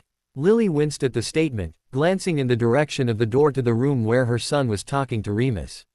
He's still there. He just can't. Uncle Sirius once said that his soul was gone. He was right. Why does he speak to him when he knows he's not there? Lily walked away from the doorway, lifting a dish and beginning to dry it with an old but never before used dish towel. They were more for show in the house, as it was far easier to just flick her wand and have the cleaning up dealt with, but, often, when she found herself becoming restless or distressed about something, it helped to do things the Muggle way. Do some dishes, get out the vacuum cleaner, or polish the surfaces. Sirius used to look at her like she was crazy the first few times she had done it, but, by now, he was accustomed to it. It was a form of pretending. Pretending that everything was normal. That she was normal. That her life was normal. She rarely wished for that, of course. At times like those she would think of Petunia, living a completely separate life with her husband and her own son, a life free of the war, the prejudices, the troubles, the loss. She envied her, sometimes. Not often, but sometimes. It had been a few days since she had taken Harry to see James. He hadn't spoken about it since that night. He had barely spoken at all.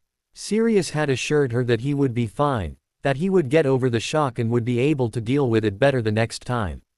If there would be a next time. Harry hadn't asked to return, and she wasn't sure if she wanted to take the risk of a repeat the past weekend's disaster. Her decision to take him hadn't been for his benefit, it had been selfish.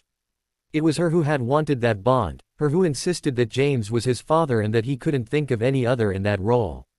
Would he even want to go back after what had happened? Was it fair to try and force a bond with James? To accept James as his father when there was a chance he might never return? She released a shuddering breath, in her mind taking back the consideration, as she was once again shaken by the fact that James was slipping further away. In her mind, at least.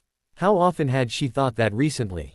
That he wouldn't return. She felt a lump in her throat and a guilty jolt at the thought. She had promised to never give up.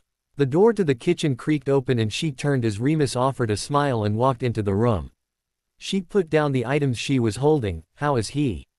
A little confused. But he'll be fine, Remus said, reassuringly. She gave him a small smile as a means of thanking him and lowered her eyes. She felt his hand on her shoulder, rubbing it gently. What about you? She raised her eyes to glance at him, then shrugged and looked away. I'm fine. She walked by him, into the living room, glancing around and finding no sight of Harry, before she took a seat on the couch. A moment later she felt Remus sit down next to her. You're not fine. You don't have to act like you are. She gave a humorless smile, clasping her hands together. That's one of the things Harry got so upset about when we took him. That Sirius and I were pretending everything was okay, that James could hear us, that he knew what we were saying. She shrugged. Harry doesn't think he can. Do you? She was silent for a moment, not certain how to respond to the question. Before she glanced over and met his eyes. She shook her head. I don't know anymore.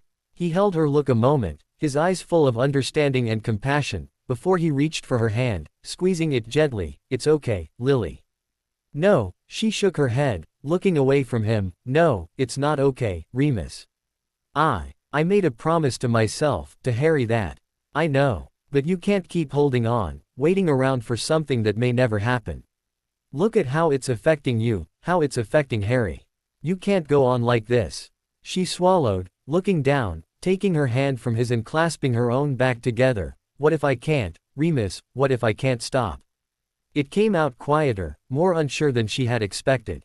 She caught her bottom lip between her teeth. You can, he said, with a certainty that she almost believed him. You will. But first, you just have to be willing to let go. She thought on what he had said a moment, uncertainly, almost frightened at the idea of letting it go. After all this time, what did she have? What would she do if she were to let go of that hope? The hope that one day she would get her family back. Everything she had done, everything she was doing was for James. She drew in a breath before she spoke. I don't know if I want to. She caught Remus' nod out the corner of her eye and then felt his arm wrap around her shoulder, and she leaned into him, allowing herself to seek the comfort she had craved since all the troubles with Harry and Sirius had started.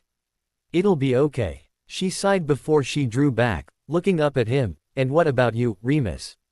He frowned slightly, looking down at her. What about me? When are you going to let go?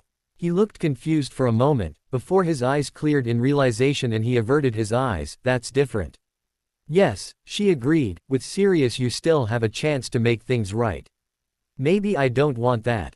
But why wouldn't you? You say holding onto James is damaging to me, look at what this grudge you're holding towards Sirius is doing to you. It's not the same thing, he insisted, though his eyes were sad when they returned to hers. I trusted him. He betrayed me. That's where it ends. It doesn't have to. You don't understand, Lily, he shook his head. I mean, how could you? Look at me, I'm a he looked away. I've never been proud of what I am. And I've always known that I would be judged. But it was different with them, James and Sirius, he hesitated, adding almost reluctantly, and Peter. They accepted me, at least, I thought they did. They did, she touched his shoulder, and he glanced at her, we all did. He gave a humorless smile. Not completely though. I was completely loyal to you, all of you, I would have died before I'd let anything happen to any of you.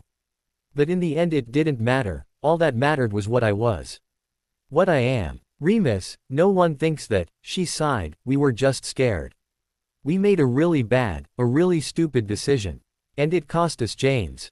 It was Sirius who. No, she said, quickly stopping him, no, it wasn't. It was all of us. She looked at him, remorsefully, I'm so sorry.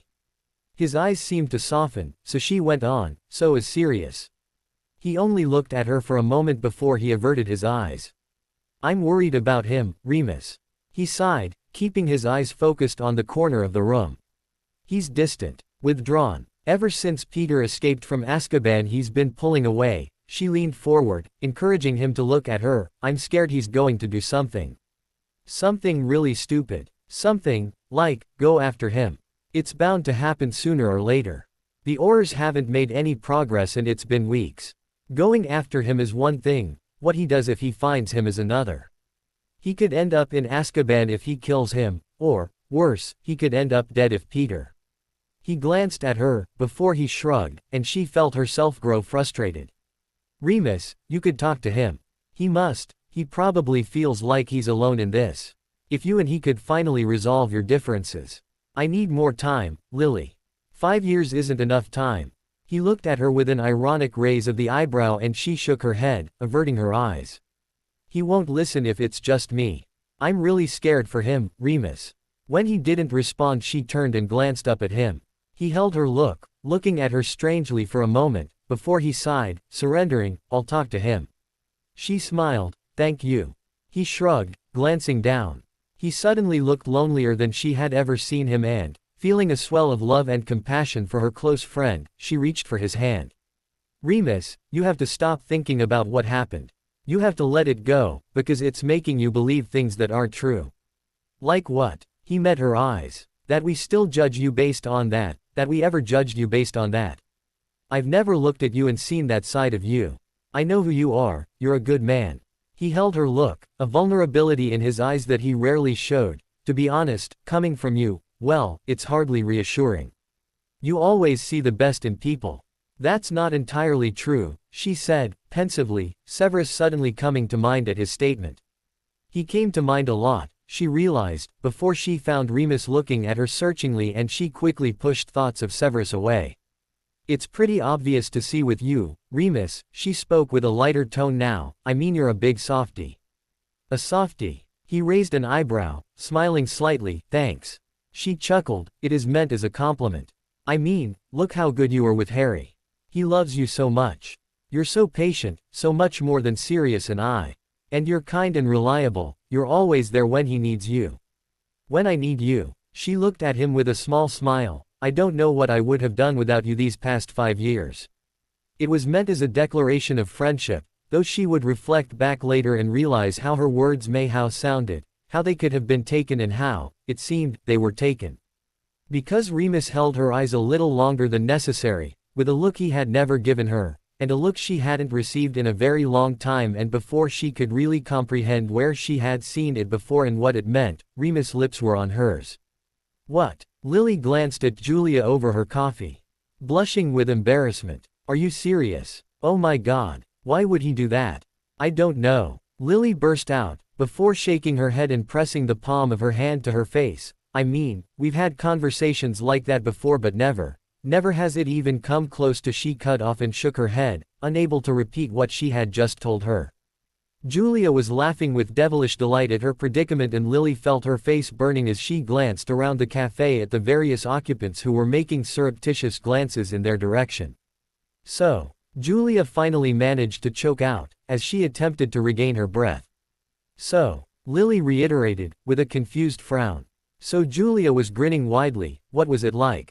Lily rolled her eyes at the juvenile question, suddenly feeling like she was back at Hogwarts, before she stated the only word that could possibly describe the feelings the key had evoked: incest. Julia. Julia appeared to lose the tiny bit of self-control she had restored previously and fell into another fit of laughter, as Lily reasserted. It was like incest. Oh. Julia pressed a hand to her chest, bubbles of laughter continuing to erupt from her. Oh, poor Remus. Poor Remus, indeed. Lily rolled her eyes and lifted her coffee mug to her lips, taking a sip, trying not to laugh as Julia continued giggling. She had never been more thankful to have Julia as a friend. She could never have spoken to Sirius about what had happened and the horror she had felt when she had realized that yes, Remus was, in fact, key. Gutting her and had almost leapt from the couch like a jumping jack when her senses had confirmed it. Are you all right? Julia asked, with no concern whatsoever, as she continued to giggle with unabashed delight. Lily rolled her eyes but couldn't help a grin that tugged at her lips. I'm fine. Thanks for your concern. I do hope he was gentle. It must have been a while, Julia said, tightly, through giggles, making Lily blush a deeper shade of pink. Okay, let's change the subject, Lily said, suddenly not so keen to discuss the whole thing, if it meant she was going to have to relive the actual moment it had happened. She wondered how she could face Remus again, after this, remembering how she had quickly insisted he leave and rushed off to tend to Harry, a ridiculous excuse to run from the room, but she wasn't thinking correctly at the time. If she had been, she would have realized the sensible thing to do would have been to calmly ask him what the hell he thought he was doing and explain the boundaries of their friendship, and he would apologize and dismiss the whole thing and they would laugh, and, afterwards, it would be if it had never happened. But now there was only the promise of awkwardness and an uncomfortable secret she had to keep from Sirius if he happened to notice it. But she supposed that, at least, her thoughts regarding the incident had been made perfectly clear to him, and she suddenly felt guilty that she had rejected him so forcefully. So juvenilely. That would hardly do anything for his self-esteem. Do you think that he's always? Julia let the remark trail off and Lily glanced at her, feeling incredibly uncomfortable at the idea. No, she said, as she shook her head. No, I'm sure it was all just, in the moment. That sort of thing. Julia was grinning again. Isn't it funny how one person can be completely in the moment, when the other person really isn't feeling it? No, funny it was not, Lily said, swallowing nervously. Besides, I had no idea that's what he was thinking. You seem nervous, Julia stated, looking at her carefully, guilty, even. Lily lowered her eyes, unconsciously glancing in the direction of her wedding ring, and she heard Julia sigh. It's okay, Lily. You didn't do anything wrong. Yes, I know, she nodded, lifting her head and sitting straighter, as if to assert that she had nothing to be ashamed of. It was so brief. In fact, it was barely a key. Julia offered a small smile, before she went on hesitantly. No. I mean, yes, that may have been the case, but she was looking at her carefully. Well, you know, if you did key him back, it's nothing to feel guilty about or ashamed of. I have a husband, Lily said, though it sounded weaker than she intended, and she went on more assertively, and Remus is one of his best friends. Well, okay, yes. He is. I suppose that makes it questionable, Julia conceded, before she went on, but, if it had been someone else. And you had wanted it, Julia tilted her head at her, it wouldn't be a bad thing, Lily. Lily avoided her eyes and wished she could just as easily avoid the direction the conversation was taking. I've never key at anyone since James. A dry spell if ever there was one. Julia raised an eyebrow. So you haven't? She looked at her, appraising Ly. No. Lily blushed. How could I? I'm married. Julia nodded, though her expression seemed to suggest she thought otherwise. But, well, didn't you say that you and Remus were talking about moving on? He was telling you to let go. He's not all wrong there. Don't worry, I'm not going to key you, she added, hastily, with a grin. Lily chuckled and shook her head. It's not something I can just do out of nowhere, Jules. I know. Julia looked at her sympathetically. Look, I can't even beginning to know what you're going through. She paused and then smiled. But you're a great person, Lily. It's just a shame to see you so, closed off. Closed off. You know, to the idea of moving on. Of, maybe finding someone else. Lily held her look for a moment, contemplating what she was saying. Was she telling her to give up? To cut her losses and move on? Find someone else? It was almost incomprehensible to her. And, to be honest, she really didn't think she had the energy to go through it all again. Meeting someone new. Letting herself be vulnerable. Insecurities about whether or not feelings were returned. Where the relationship was going. Yes, she remembered it all very well. It was one of the most draining experiences ever. I haven't ever thought about finding anyone else. Well, you never will if you hold on to this. Julia shrugged, not able to put the situation into words. I just think that you're, 26 years old. And, if you look at the bigger picture, you've still got your whole life ahead of you. She paused until Lily met her eyes. It's a long time to be alone. Lily glanced away from her, avoiding the temptation to remind Julia that she, also, was alone, and she seemed pretty happy, so life couldn't be all that bad without a man around. Instead, she nibbled on her bottom lip, catching it between her teeth, before she responded. Like you said, I've still got my whole life. I've got time. Maybe you'll find someone at the gala next week. Julia winked. Did you manage to get the night off? Lily eagerly accepted the chance to change the topic of conversation. I did, her friend grinned. I wouldn't miss this for the world. There are some pretty impressive people at your work, people whose acquaintance I should like to continue. Such as? Lily raised her eyebrow. Wouldn't you like to know? Julia said, with mock coyness, though I shall never forgive you for not introducing me to Severus Snape at the last event. I barely saw him myself. Oh really? Well, not at the party. Julia was looking at her with a twinkle in her eyes. I seem to remember the two of you emerging together from the makeout maze. The makeout maze. Lily repeated, no one calls it that. Well, its uses are rather well known, Julia stated, grinning. We both entered separately and came across one another accidentally. Well, try not to keep him all to yourself this time. Julia's eyes were sparkling and Lily found herself blushing for no valid reason. I hardly keep him to myself. You are welcome to him. She didn't know why, but she regretted saying it the moment the words escaped her. But she pushed aside what she assumed to be her juvenile possessiveness of her old friend and smiled as she remembered a particularly amusing comment he had made the evening before when they had dined in the bistro. Can't wait. Is Uncle Remus staying here tonight? Get down from there. Lily agitatedly swatted a hand at her son, who was sitting on top of one of the counters in the kitchen. Yes, he is. If your Uncle Sirius doesn't get home until late. Why? Where's Uncle Sirius? Harry approached where she was sitting at the table, finishing applying her makeup for the evening. He's at the ministry, she said, one eye closed as she brushed over the lid with a makeup brush. How come? They asked him to come in to speak to them. Harry frowned. About what? Is he in trouble? Lily smiled at him, reassuringly. No, sweetheart. They just needed some information on someone they're trying to find. Harry glanced over her, appraising Ly, you look nice. Lily's smile widened. Thank you. How come I can't come to the party? He asked, frowningly. I like parties. It's not that kind of a party. This one is just for grown-ups, she stated, with a sympathetic look at his disappointment. But you have a Christmas party at school soon, too, don't you? On Tuesday, when school stops. There's a play, They Made Me Joseph, will you come? Lily glanced at him, hesitantly, knowing that it would be near impossible for her to get the time off work to do so. A knock at the door spared her from answering, indicating Remus' arrival, as Harry eagerly ran to the door to greet him. Lily nervously brushed down her dress and began packing away her cosmetic bag, attempting to still her nerves. Remus had avoided her completely following the incident the previous weekend. Frankly, Lily was glad of the fact.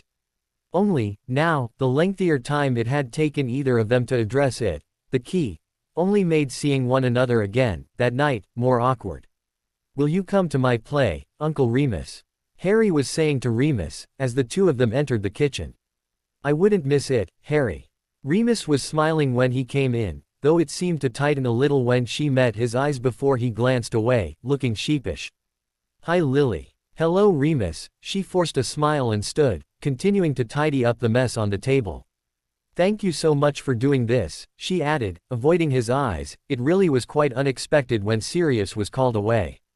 "Oh, it's no problem," he said, quickly, "I'm happy to do it.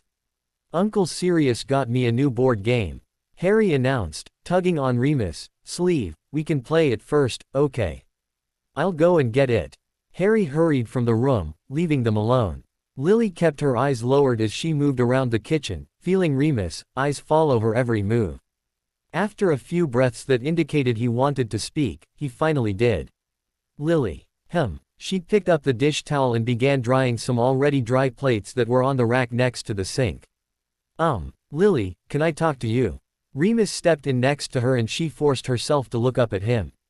Another forced smile as she indicated with a hand that he should continue. I was out of line with what I did," Remus said, nervously, reddening as he spoke. "Please, let me apologize for, well, I'm sorry. I should never have done that."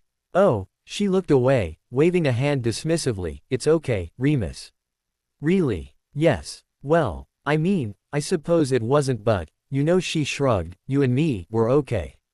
"Oh, well, good. If you're sure." "Yes, I am. Really. We can just forget it ever happened." "Oh, okay." A silence fell over the two of them, as they stood side by side, tensely, neither of them really moving. Lily drew in a breath and risked a glance at him and, feeling her eyes on him, Remus looked down and met her eyes. The two of them held one another's look for a moment, this awkwardness suddenly seeming so ridiculous after all that they had been through, and Lily cracked a smile. Remus looked surprised for a second, quickly picking up on her amusement, before a smile spread across his face, too, and then, suddenly, they were both laughing and shaking their heads at their own embarrassment. "I really am sorry, Lily," he insisted, through their laughter. "I honestly don't know what came over me." "It's okay, you don't have to explain." She held up a hand, stopping him with a smile. "We don't have to make it into this big thing." "Oh good," he nodded, "good. I hoped it wouldn't change anything." "No," she shook her head, "no, it doesn't. Like I said, we can just pretend it never happened." "Good," he nodded, with an embarrassed smile, "good." A knock sounded at the door, before it was promptly opened. "Lily." Julia's voice called out. "Kitchen," she called back, before turning back to Remus and giving him a friendly smile, "and thanks again for taking Harry tonight." "You don't have to thank me for that, Lily, I'm happy to do it." "Hey Remus." Julia smiled brightly as she walked into the room, throwing an arm around his shoulders.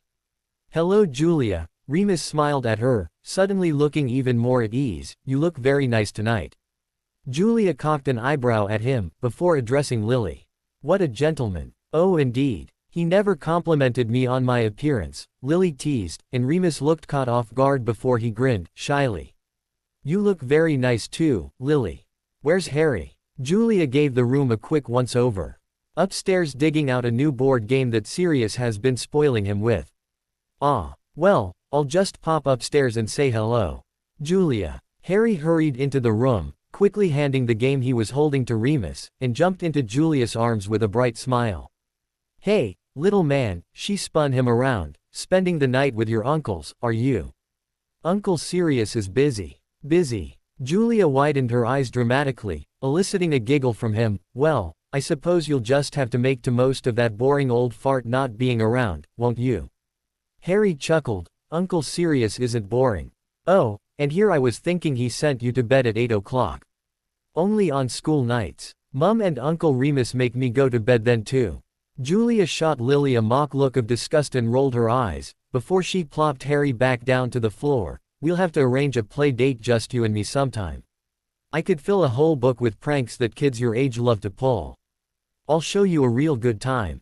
"Please stop corrupting my son." Lily raised an eyebrow at her, before leaning down to give Harry a key. "Take no notice of Julia. Be good for Uncle Remus tonight. I don't want to hear of any mischief." Harry nodded, obediently, though grinned when he glanced in Julia's direction, as Lily addressed Remus. "I shouldn't be too late. No need to rush home." We'll be fine, Remus smiled, putting a hand on her son's shoulder. Lily smiled in response, glad that the two of them had successfully dispelled any awkwardness that may have lingered between them. I heard that you'll be joining us at Malfoy Manor for Christmas this year. Severus nodded at Evelyn's statement, taking a drink from his glass. Yes, Christmas at Hogwarts, I must admit, is not an event I am keen to repeat. She smiled in response, well, I'm sure children cannot be all that unbearable. Malachi is rather fond of you. As is Draco Malfoy, from what Narcissa has told me. He waved a dismissive hand. That is different. Malachi is my godson and Draco is the son of close friends. The children at Hogwarts are also significantly older and are all keen to assert their own individuality in a way that is entirely insufferable and troublesome, and I find myself spending more time disciplining than I do teaching. She gave a demure smile and glanced around the ballroom, the atmosphere of which was becoming livelier as time went on and the band began to play. Did you enter for anything in the silent auction? No, Severus shook his head, I do not enter the competitions put on by the Foundation. I am quite certain that if there ever were something that would appeal to me, it will be a hoax that Regulus has set up with the very intention of mortifying me in a very public way. Evelyn laughed, softly, rolling her eyes, you too. You are like children yourselves. It is Regulus who is the child. I have little option but to respond as such when faced with him. He noticed her eyebrows raise with interest and glanced in the direction she was looking. Lily Potter walking into the room, talking animatedly with a woman he didn't recognize. Is that Lily Potter? Severus glanced at her, sharply, with a frown, you know her. No, she was looking at him with a slight, knowing smile, but Regulus has told me about her. You and she are good friends, he said. Is that all he said, dare I ask? Severus rolled his eyes, fully aware that Regulus would have relayed whatever nonsense their colleagues had been gossiping about the past few weeks. I should like to meet her. Severus looked at her suspiciously, before he indicated with his hand that she should go and introduce herself. Evelyn raised an eyebrow at his bad manners and he rolled his eyes, holding out an arm to her, and made his way towards Lily and her companion, reluctantly, wondering if his approach would encourage more incessant interest and assumptions from those present, that had arisen in light of their recent lunches in the bistro. Lily turned, catching his eye as he drew closer, and her expression brightened in recognition. Severus. The woman next to her spun around, expression full of interest, and he found himself smiling at the look of genuine pleasure in Lily's expression at seeing him. Lily, hello, he nodded, inclining his head in Evelyn's direction. This is Evelyn Redway, she wished to meet you. Evelyn, Lily Potter. The two of them smiled, shook hands, exchanged pleasantries, while Severus found the woman at Lily's side looking at him appraising Ly with a slight smile, before Lily spoke again. This is my friend, Julia Bradbury. Jules, this is Professor Snape. The woman, Miss Bradbury, interrupted, with a wide smile and held her hand out to him. Severus nodded, taking her hand in his. Pleasure to meet you, Miss Bradbury. Please, call me Julia.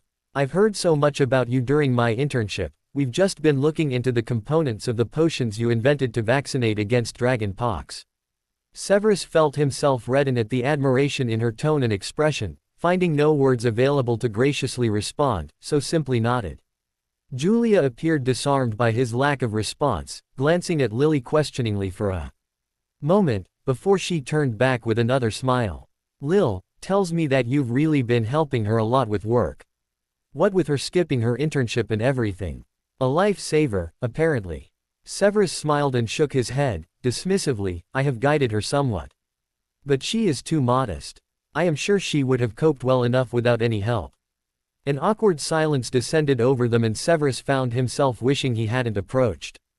Nymphadora squealed in delight as Regulus spun her around the dance floor, gathering up speed in time to the music, and the others on the floor chuckled and scattered out of their way, before the music ended and he let her go, sending her flying in the direction of the bar with a laugh and a skip in her step towards her father. Regulus chuckled as he made his way back to where his cousin stood, trying to catch his breath, while Andromeda smiled fondly at his playfulness with her daughter. Andy was telling me Sirius returned the money. Narcissa raised her eyebrows in surprise as he reached them. Almost immediately. Apparently, he was offended that I was parading my wealth over him. The bottom line, he told me to shove it. A welcome boost to the Learning Center fund for the year, then, Andy. Might even allow for those field trips you've had your eyes on. Speaking of which, we're going to have to put up notice for another tutoring post, Andromeda stated, adding, Abigail Yates handed in her notice this morning. Right after the Christmas bonuses have all been sent out. Fancy that, Regulus raised an eyebrow, taking another drink. Now, you two, no business tonight, Narcissa said, disapprovingly, before her attention was drawn to something over his shoulder. I see Severus is occupied. Regulus and Andromeda glanced in the direction she indicated, where Severus stood surrounded by Evelyn, a woman he didn't recognize and, not at all surprisingly, Lily Potter. He grinned, sharing a knowing look with Andy, which piqued his other cousin's interest, immediately. What was that? What? Regulus forced a frown, though his lips couldn't help turning upwards slightly. That look you two just shared. She glanced between them, curiously, with a slight smile, eager to hear about any conspiracy the two may share. Andromeda smiled, shaking her head, reluctant as ever to engage in the gossiping ways that their employees had been so eager, as always, to partake in, particularly over the past few weeks in light of Severus' obvious attentions to the new fellow in his department. Regulus, on the other hand, was not so reserved. Well, there is talk going on right now within the Foundation about Sev's particular interest in a certain young lady within the faculty. Narcissa appeared to be stunned speechless for a moment, eyes wide, before her brows lowered and she glanced in the man in question's direction, Severus. Really? Regulus laughed. Well, your reaction is pretty reflective of everyone else's. Hence the interest. Which of the two young ladies do you mean? Narcissa was glancing between Lily Potter and the brunette that he hadn't yet met. The redhead, he stated, doubting that Narcissa would remember Lily from Hogwarts. Narcissa glanced at her, looking her up and down, before she seemed to shrug, approvingly, then glanced in Regulus' direction with a small smile. I thought it was against employee regulations to engage in a relationship with a work colleague. Yes, Regulus confirmed, before he grinned, isn't it scandalous? Andromeda chuckled and shook her head, you shouldn't listen to the gossip of the employees. You know how places like this are. And we, none of us, are immune to gossip. Well, rumors don't come out of nowhere, Andy, as I'm sure you'd admit, Narcissa said, with a little grin at her sister, before turning questioning eyes on Regulus, and if Severus was taking an interest in someone, who'd know better than his dearest of friends. Regulus' grin widened and he gave a shrug, saying nothing. Do you know her? I know of her. It's Lily Potter. Narcissa looked at him sharply. James Potter's wife. James Potter's widow, Regulus clarified, he's been comatose for 5 years. Regulus, Andromeda shot him a reproachful look, glancing around them carefully. Narcissa was watching Severus with a slight smile, as Mrs. Potter smiled and spoke with him animatedly, and Regulus noted the way she would occasionally touch his arm as she spoke, the way she would laugh at whatever comment he said and the way that Severus would smile, obviously delighted with himself that he had managed to accomplish that. Regulus rolled his eyes, at Severus' obliviousness of how he looked and how it was no wonder that people were talking. Well, I think it would be quite lovely for Severus if he were to find someone, Narcissa remarked, apparently approving of what she had seen, as she turned her attention back to them. He must be lonely. Lonely? Why would he be lonely? Regulus scoffed, he lives with me. Well, as fulfilling as I'm sure your evenings are together, Reg, there are certain comforts that only a lady can provide. As I'm certain you very well know, Andromeda pointed out with a smirk, causing Narcissa to chuckle, shooting a look Regulus.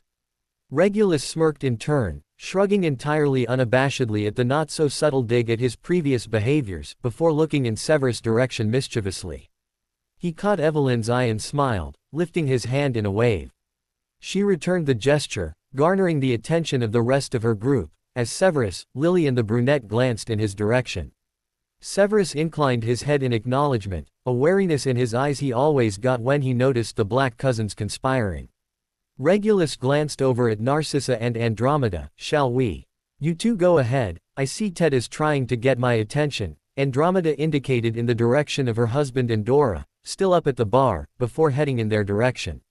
Regulus held out an arm to Narcissa, which she took, and she fell into a slow walk beside him.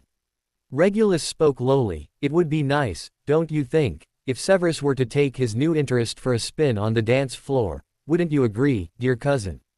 Narcissa smiled in amusement. Severus never dances. Work with me, he spoke close to her ear, as they made their way to where Severus and the three ladies stood. Severus could tell that Regulus was up to something the moment he had spotted him approach from the other side of the room. Regulus smiled widely as he reached them. Sev, who are these new friends of yours keeping you off the dance floor?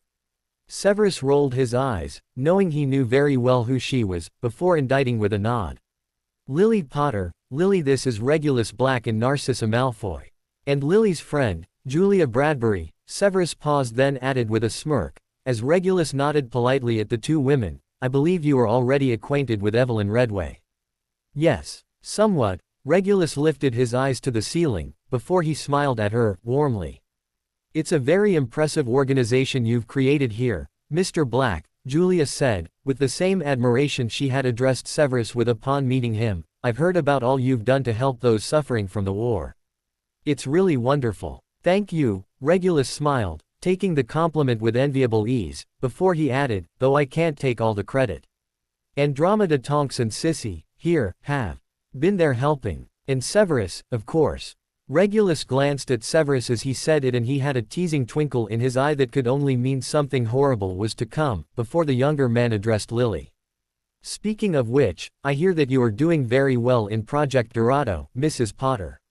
I much express my absolute delight to have such an outstanding member of staff working with us, he stated, the compliment so out of the blue that Severus frowned as Regulus added with a wide grin, thank goodness for endorsements. Severus glowered at him. Oh, Lily looked surprised also, her cheeks turning pink at the compliment.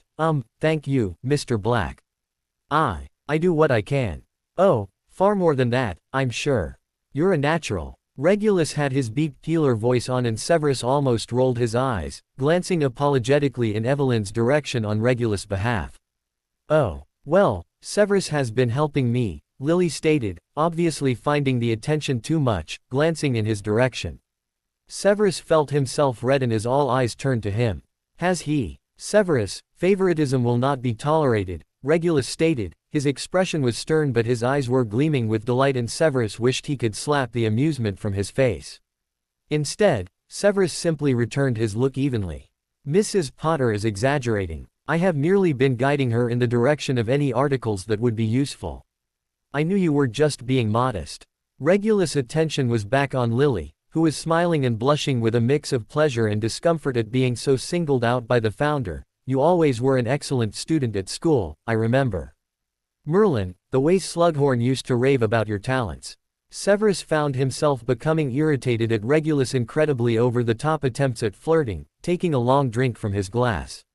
He noticed Narcissa was looking at him with amusement and frowned in her direction, and she lowered her eyes, fighting a smile, shoulders shaking, somewhat, with suppressed chuckles. Oh, I just enjoyed potions. It helps when you have an interest in the subject. Yes, that's true, Regulus was smiling charmingly at her, and she was smiling back. Severus glared at the two of them, glancing in Evelyn's direction, who was also watching the exchange with a look of discomfort. Mrs. Potter, do you dance? Not wasting any time, it would seem. Oh, well. Please, I insist. Regulus took her hand in his, that same charming smile gracing his features. Excuse me, Regulus, Narcissa spoke up, drawing the attention of all in the group. She was still fighting a smile, and Severus frowned, as he suddenly realized there was something going on here. Something the two blacks were up to. As always, I believe you promised the first dance to me, little cousin. I wouldn't normally insist, but this is one of my favorites, as you well know. Severus knew very well that this song was not one of her favorites. In fact, Narcissa despised dances like this very one about to commence. Regulus gave a glance of faux disappointment, obvious to all, now, before he glanced at Lily, apologetically. I apologize, Mrs. Potter. It appears I am engaged. Regulus kept her hand in his eyes turning menacingly in Severus' direction, though Severus does know his way around a dance floor, isn't that right? Now all attention was well and truly on him, and, before he could respond, Regulus placed Lily's hand in his with a grin he no longer concealed. Severus was suddenly aware of the game that Regulus had been playing. Lily looked up at him, before giving him a smile and shrugging, apparently giving consent. Severus curled his hand around hers, marveling inwardly at the softness of it, before addressing Regulus, grinding out the words between clenched teeth. After you. Regulus' eyebrows lifted and he held an arm out to Narcissa, making his way to the dance floor, with Severus and Lily close behind. Severus didn't dance. He had never danced at one of these functions and was aware that this act would certainly draw the attention of the others present at the function. However, when Lily easily stepped into place in front of his, close to him, the hand he wasn't holding sliding up his arm to rest on his shoulder, he decided the attention was insignificant. He could put up with the incessant pestering of his colleagues for a few more weeks, he concluded, as he shyly slid his hand around her waist, to rest on her lower back, as he easily moved them both around the floor. Neither of them spoke at first, but he found he could bear the silence easily, as he reveled in the scent of her hair beneath his face, the smell almost intoxicating, and the foreign but most pleasant feel of her in his arms. Lily turned her head upwards, looking at him, her face so close he leaned his own back slightly. Well, I am impressed. Impressed. In all the years that we knew one another, I had no idea you could dance. You always said no, you remember, whenever I tried to coax you. In fact, I remember very well that you couldn't. She was referring to an utterly mortifying attempt at dancing with her during a Hogwarts dance, and he found himself cringe at the memory. I lost a bet. She frowned. What do you mean? He tilted his head, rolling his eyes slightly as he elaborated. Regulus Black promised to attend ballroom dancing lessons with his cousin, Mrs. Tonks. Severus could barely keep the derisiveness from his tone. 12 hours of dancing over 4 weeks. She was looking at him, searchingly, as they continued to move. Those were the stakes in the bet that I lost. She broke into a wide, delighted smile. Severus, are you telling me that you had dance lessons? Regulus finds great pleasure in putting me in the most awkward situations imaginable and observing how I cope. Despite the fact that he was no longer obliged to attend these lessons his cousin was taking, he never missed a class. Lily's body was shaking with laughter, and he found it both pleasant and disconcerting, as she trembled in his arms. He glanced over her shoulder and noticed Regulus watching him with a grin. Severus shot him a glower, a warning that there would be consequences for this. And what would he have had to do if he had lost? He would have had to dismiss a particularly irritating member of the research department. I caught him stealing one of my rare ingredients. Surely he would have planned to fire him anyway. Unfortunately not. He was the eldest son of a family that was suffering a great deal following the war. In such cases, Regulus is incredibly soft. Lily was silent a moment, as she contemplated the statement. So, he puts you in situations like that a lot, does he? Only when his ploys succeed. My discomfort is often very amusing to him. He is not unlike yourself in that respect. Me. She straightened in surprise. What have I ever done to make you uncomfortable? He truly wondered if she was joking. How often had she teased him? Mocked him? Pointed out awkward truths that would do nothing but bring about discomfort. Perhaps it is not intentional, he said, though he knew it was not true. He noticed she was grinning, cheekily, and was tempted to point out that it was looks like that, looks that she often gave, that disarmed him and made him feel the boyish urge to blush and squirm. But he was not a boy, so he maintained his dignity and kept silent. He seems like a good friend. Like I said, you are both very similar in manner. You know, if you had dance lessons, you should be able to do more than just these simple steps. No, it took 12 hours for me to learn this. She was laughing again, her body shaking against his. Oh, come on, twirl me. No, lift me up, spin me. You must have learned more than just this. As you are entirely aware, I was hopeless prior to those lessons. She drew back to look up at him, eyes twinkling. Well, you were able to twirl me back then. That was all he had been able to do, he remembered. Standing there, like a lamp post, twirling her as she danced in front of him. He felt the heat of mortification rising. She was looking at him expectantly, and he rolled his eyes, stopping their feet movements for a moment so that he could give her a quick twirl under his arm. Lily laughed, delighted that he had given in, when she was back in his arms, and he found himself smiling, as he resumed their normal movements. She was looking up at him again, her eyes almost mesmerizing, and he once again drew her closer so that he wouldn't have to look into them. They were being watched. He could see Eugene Hopkins watching the two of them with obvious interest, a little grin on his face. He among many others doing the same. It was irritating. But the feeling of Lily in his arms was wonderful and the scent of her hair intoxicating, and he was enjoying it. He was enjoying it much too much, in fact, more than even he had expected he would, and he felt an unusual flutter in his stomach when she leaned back and met his eyes again. He did not have butterflies. The idea was almost ludicrous. And then she smiled at him, a warm smile, not cheeky or teasing like he was so used to, but genuine. And Severus felt his heart rate speed up and a heat spread over his cheeks. She didn't feel the same. He knew that. And she wouldn't. He found his eyes drawn to the wedding ring on her finger. In her mind, she still belonged to another. She belonged to Potter. And what did it matter anyway? He had been down this road before. He knew where it led, how the story ended. He wouldn't let himself get tangled up in it all again. However, when the song ended, Lily didn't seem inclined to stop dancing. She remained in his arms as the band began another, and he found it impossible to pull away. A terrible sign of things to come, but even that thought wasn't enough to discourage him. So he held her close and they danced again. "That was cruel of you, Regulus." Evelyn was biting her lip, which was slightly upturned, giving away her amusement, when he finally found her on the veranda. She didn't look at him as he approached, instead opting to look out over the heavily populated ice rink that Narcissa had ordered for the event. Regulus grinned, pleased with himself, glancing back over his shoulder in the direction of Severus. He and Lily Potter were no longer dancing, but they were standing close together, alone, talking with ease, and it was clear that Severus was enjoying her company. He shrugged, turning his attention back to Evelyn. "What can I say? I can't help myself sometimes. Don't I know it?" There was a slight edge to her voice, but her expression was impassive, not indicating any real irritation with him. Though she rarely did. He glanced down, contemplatively for a moment, before he stepped in beside her. He leaned forward, resting his elbows on top of the stone wall in front of them, so that he was lower than her, and then glanced up at her with an impish smile. She glanced at him out the corner of her eye, her lip twitching slightly. "You know you do pull off the brooding, mysterious lady very well." She closed her eyes, smiling this time, and shook her head at his comment. "Where is Malachi this evening?" "With Draco Malfoy at the manor." "Overnight?" "Yes." Regulus nodded, continuing to look over her for a moment, before he turned his eyes out to the ice rink when she didn't meet his eyes. Christmas lights were suspended in the air above the rink, blue and white, sparkling as they seemed to descend and disappear as they fell. He looked back at Evelyn with a smile. "I bet I can guess what you're thinking."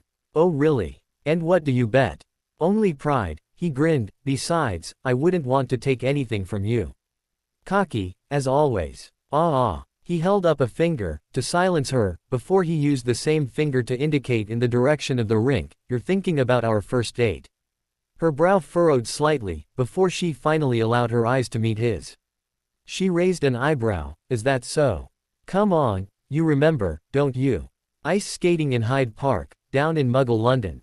"Ah, yes. Rings a bell, I suppose." "You suppose?" Regulus repeated, with a scoff. "The most romantic night of your life."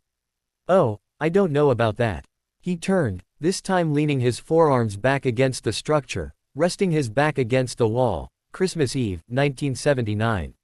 She smiled at him. "You were freezing. You had worn a dress, that blue one that I liked. With some tiny little cloak that wouldn't even satisfy a polar bear's need for warmth. I imagine you expected I would take you out to dinner. As a gentleman would in -degrees. It was not in minuses," Regulus chuckled. "Besides, I offered you my cloak and scarf, didn't I? And then almost froze to death yourself." "Hardly. How could I freeze to death when I'm in your company? I get all warm and fuzzy inside." She tittered, silently, glancing away from him. "I bought you a hot chocolate at the cafe. An outdoor portable stand. And a piece of Christmas pudding. Which was stale. Hey, you're ruining the romance of the memory, here." He nudged her with his hip and she smiled. "And then you said, 'Oh, Regulus, it would be wonderful to go ice skating.' I said nothing of the sort. So I happily obliged. It was you who had been so desperate to go ice skating. And I had reluctantly agreed." "Was it?" He feigned thoughtfulness. "Ah. Aha. Yes, you're right. I was thinking it was I who had been stumbling and falling all over the rink, but that was you. Oh, I'm delighted that you remember. He laughed, looking at her affectionately. I taught you how to skate. You taught me how to fall with grace. No, you weren't too bad by the time we left. I had bruises all over myself the next morning. Did you? I was not allowed the pleasure of a viewing. That you weren't, she cocked an eyebrow. You enjoyed the Ferris wheel afterwards. I suppose I did. It was a perfect date. Well, a perfect reflection of the relationship that was to come. She looked at him, fully. Regulus held her look, bravely, knowing she was making reference to the pain he had, and was still putting her through. He reached for her hand, relieved when she didn't pull it away. Perhaps you would like to give it another go. Evelyn's brow furrowed once again and he grinned, allowing his eyes to glance in the direction of the ice rink once more. She rolled her eyes and shook her head, attempting to pull her hand back. But he held on tight and bounded upright, tugging her towards the steps. Come on, you'll love it. Regulus. Just like old times. He hurried towards the rink with boyish excitement, Evelyn's hand held tightly in his, as he pulled her along behind him. You should have been in bed hours ago, Sirius remarked, disapprovingly, as he ushered his godson up the stairs. I wanted to wait for Mum, Harry stated, looking back at him, innocently. Uncle Remus said it was okay. Well, that was daft of him to say. It's almost 10:30, Sirius replied, looking at him sternly, and your mum won't be home for a long time yet. How come you're so mad? Harry asked, frowningly, turning to face him fully as they reached the top of the stairs. Sirius sighed, guiltily, at the confusion in the boy's eyes before he reached over and ruffled his hair, the way his father used to do to him. I'm not mad, he stated, taking Harry's hand and leading him into his room. I'm just tired. I'll be going to bed soon as well. Why did you send Uncle Remus home? Mum said he could stay. Sirius almost blanched at the idea of having to spend hours in Remus' company without Harry there to occupy their attention, because there's no need. I'm home now. How come you and Uncle Remus don't like each other? Sirius hooked his hands underneath Harry's arms, swinging him upwards and letting him fall backwards onto the bed. Harry laughed, struggling into a sitting position. We do like each other. Harry frowned. No you don't. You hate each other. Hey, that's not true. Sirius sat down on the bed, as Harry began tugging off his socks. You shout at each other. You get really mad. Even worse than you do with Mum. Know that doesn't mean we don't like each other, Harry, Sirius attempted to explain, we just don't always agree. The same as me and your mum sometimes, and you know I care about your mum. That's just how it is sometimes, with grown-ups. They argue. You don't have to lie. I'm not a baby. I don't like some people at school either. Uncle Remus and we have a complicated relationship, that's all. Sirius wasn't sure how to put the situation into the proper context for a 6-year-old. It would be like. I don't know. If someone at school was being horrible to one of your friends, maybe saying something that wasn't true. And then, you believed them. Was Uncle Remus horrible to you? Harry pulled his t-shirt over his head.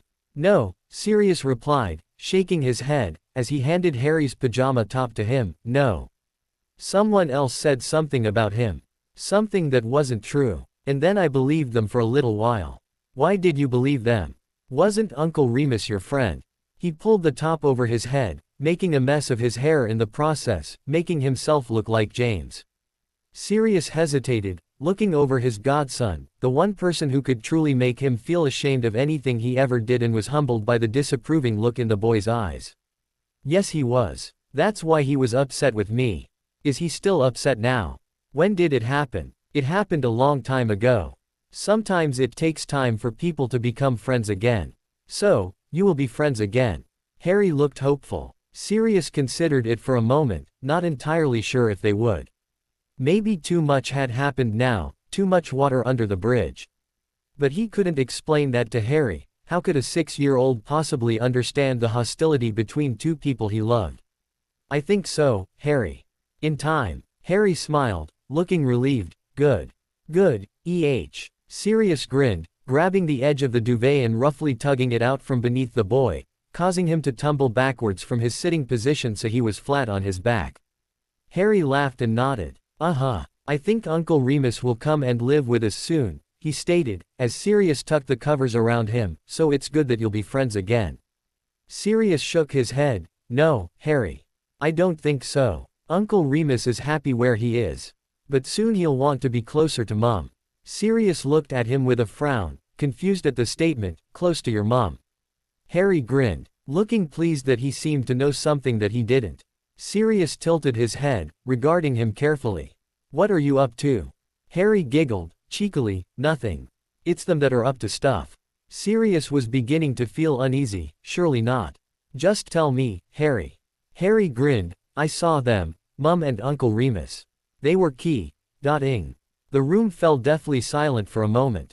They what? Stay with me tonight. Regulus felt his hopes die away when Evelyn turned her face away from him, looking up at the stairs above them. After an hour of spinning around the ice rink, the two had snuck away from the curious eyes of his employees and laid down in the grass on the far side of the maze, relieved to find no one else had had the same idea. You see, I managed to teach you something on that first date.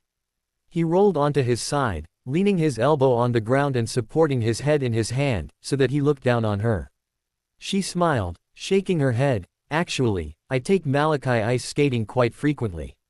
It is not new to me. Oh, he misses you. He stayed with me last week. It's not the same. No, it wasn't. It wasn't nearly enough. And he remembered how eager he had been for Evelyn to come and retrieve him after only the first day, when he had thought he had actually lost his son. Every moment he spent with him he was only further reminded of what a terrible father he was, what a terrible father his own father had been, and then thoughts would drift to other fathers he hadn't really known, who had been killed during the war. Some of them at his own hand. He pushed those thoughts away. Evelyn tucked a hand behind her head, pointing with the other, Ryan's belt. You pointed that out to me. He glanced up at it, nodding, yep. The plow as well, he pointed upwards, in its direction, and, from Orion's foot, look, there's Eridanus. She smiled and nodded, keeping her eyes on them. I remember. Regulus preferred to remember Hyde Park than looking at the stars with her. Because of the Blacks' fascination with the constellations and planets of outer space, he had picked up on stargazing quickly. Almost as quickly as he had realized how romantic girls happened to find it, and the ritual was often the starting point for meaningless say-Godwill excursions when he was younger. In Hogwarts, mostly, however, Evelyn had not escaped the test. Though he hadn't tried it on anyone else since.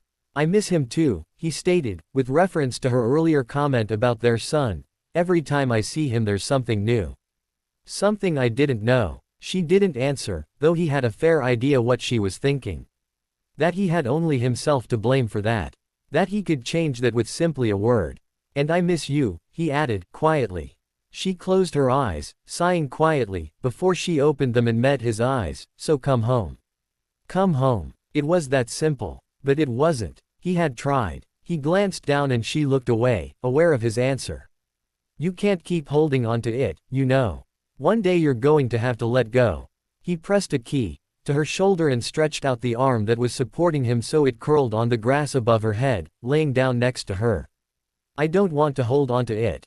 You don't understand, Evie. She met his eyes, shaking her head. You're right. I don't. We have a son, Regulus, a beautiful, perfect son.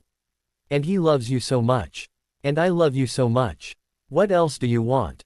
But it had nothing to do with them, what he felt. And their love wasn't ever enough to help him shake it. Severus helped sometimes, being around him, knowing that he must feel the same, at least a little, even if he didn't let it show. Evelyn was innocent, pure, she had no idea. What it felt like, the guilt, the shame. The feeling that you just couldn't live with yourself. How could she ever know? How could she ever understand?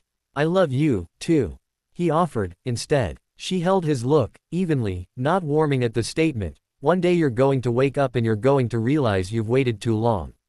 Evie, he whispered, pressing another key to her shoulder. Evie, I love you, he repeated quietly. She shook her head. What do you want me to do? He pushed himself back up, leaning on his arm to look down at her, stroking her arm. Nothing. Nothing, she repeated, quietly. He stroked the side of her face with the back on his finger. I don't deserve you. Once upon a time, you did. No, I was worse back then. Really. I didn't think you were all that bad. She rolled onto her side, pushing herself up so that they were facing one another. He gave her a small smile and shrugged. I didn't know any better. Well, we were still young. Children, even. Look at us now. He smiled, leaning forward and nudging her nose with his playfully, eliciting a smile from her. Yes, look at us. She raised an eyebrow, still smiling as she did so.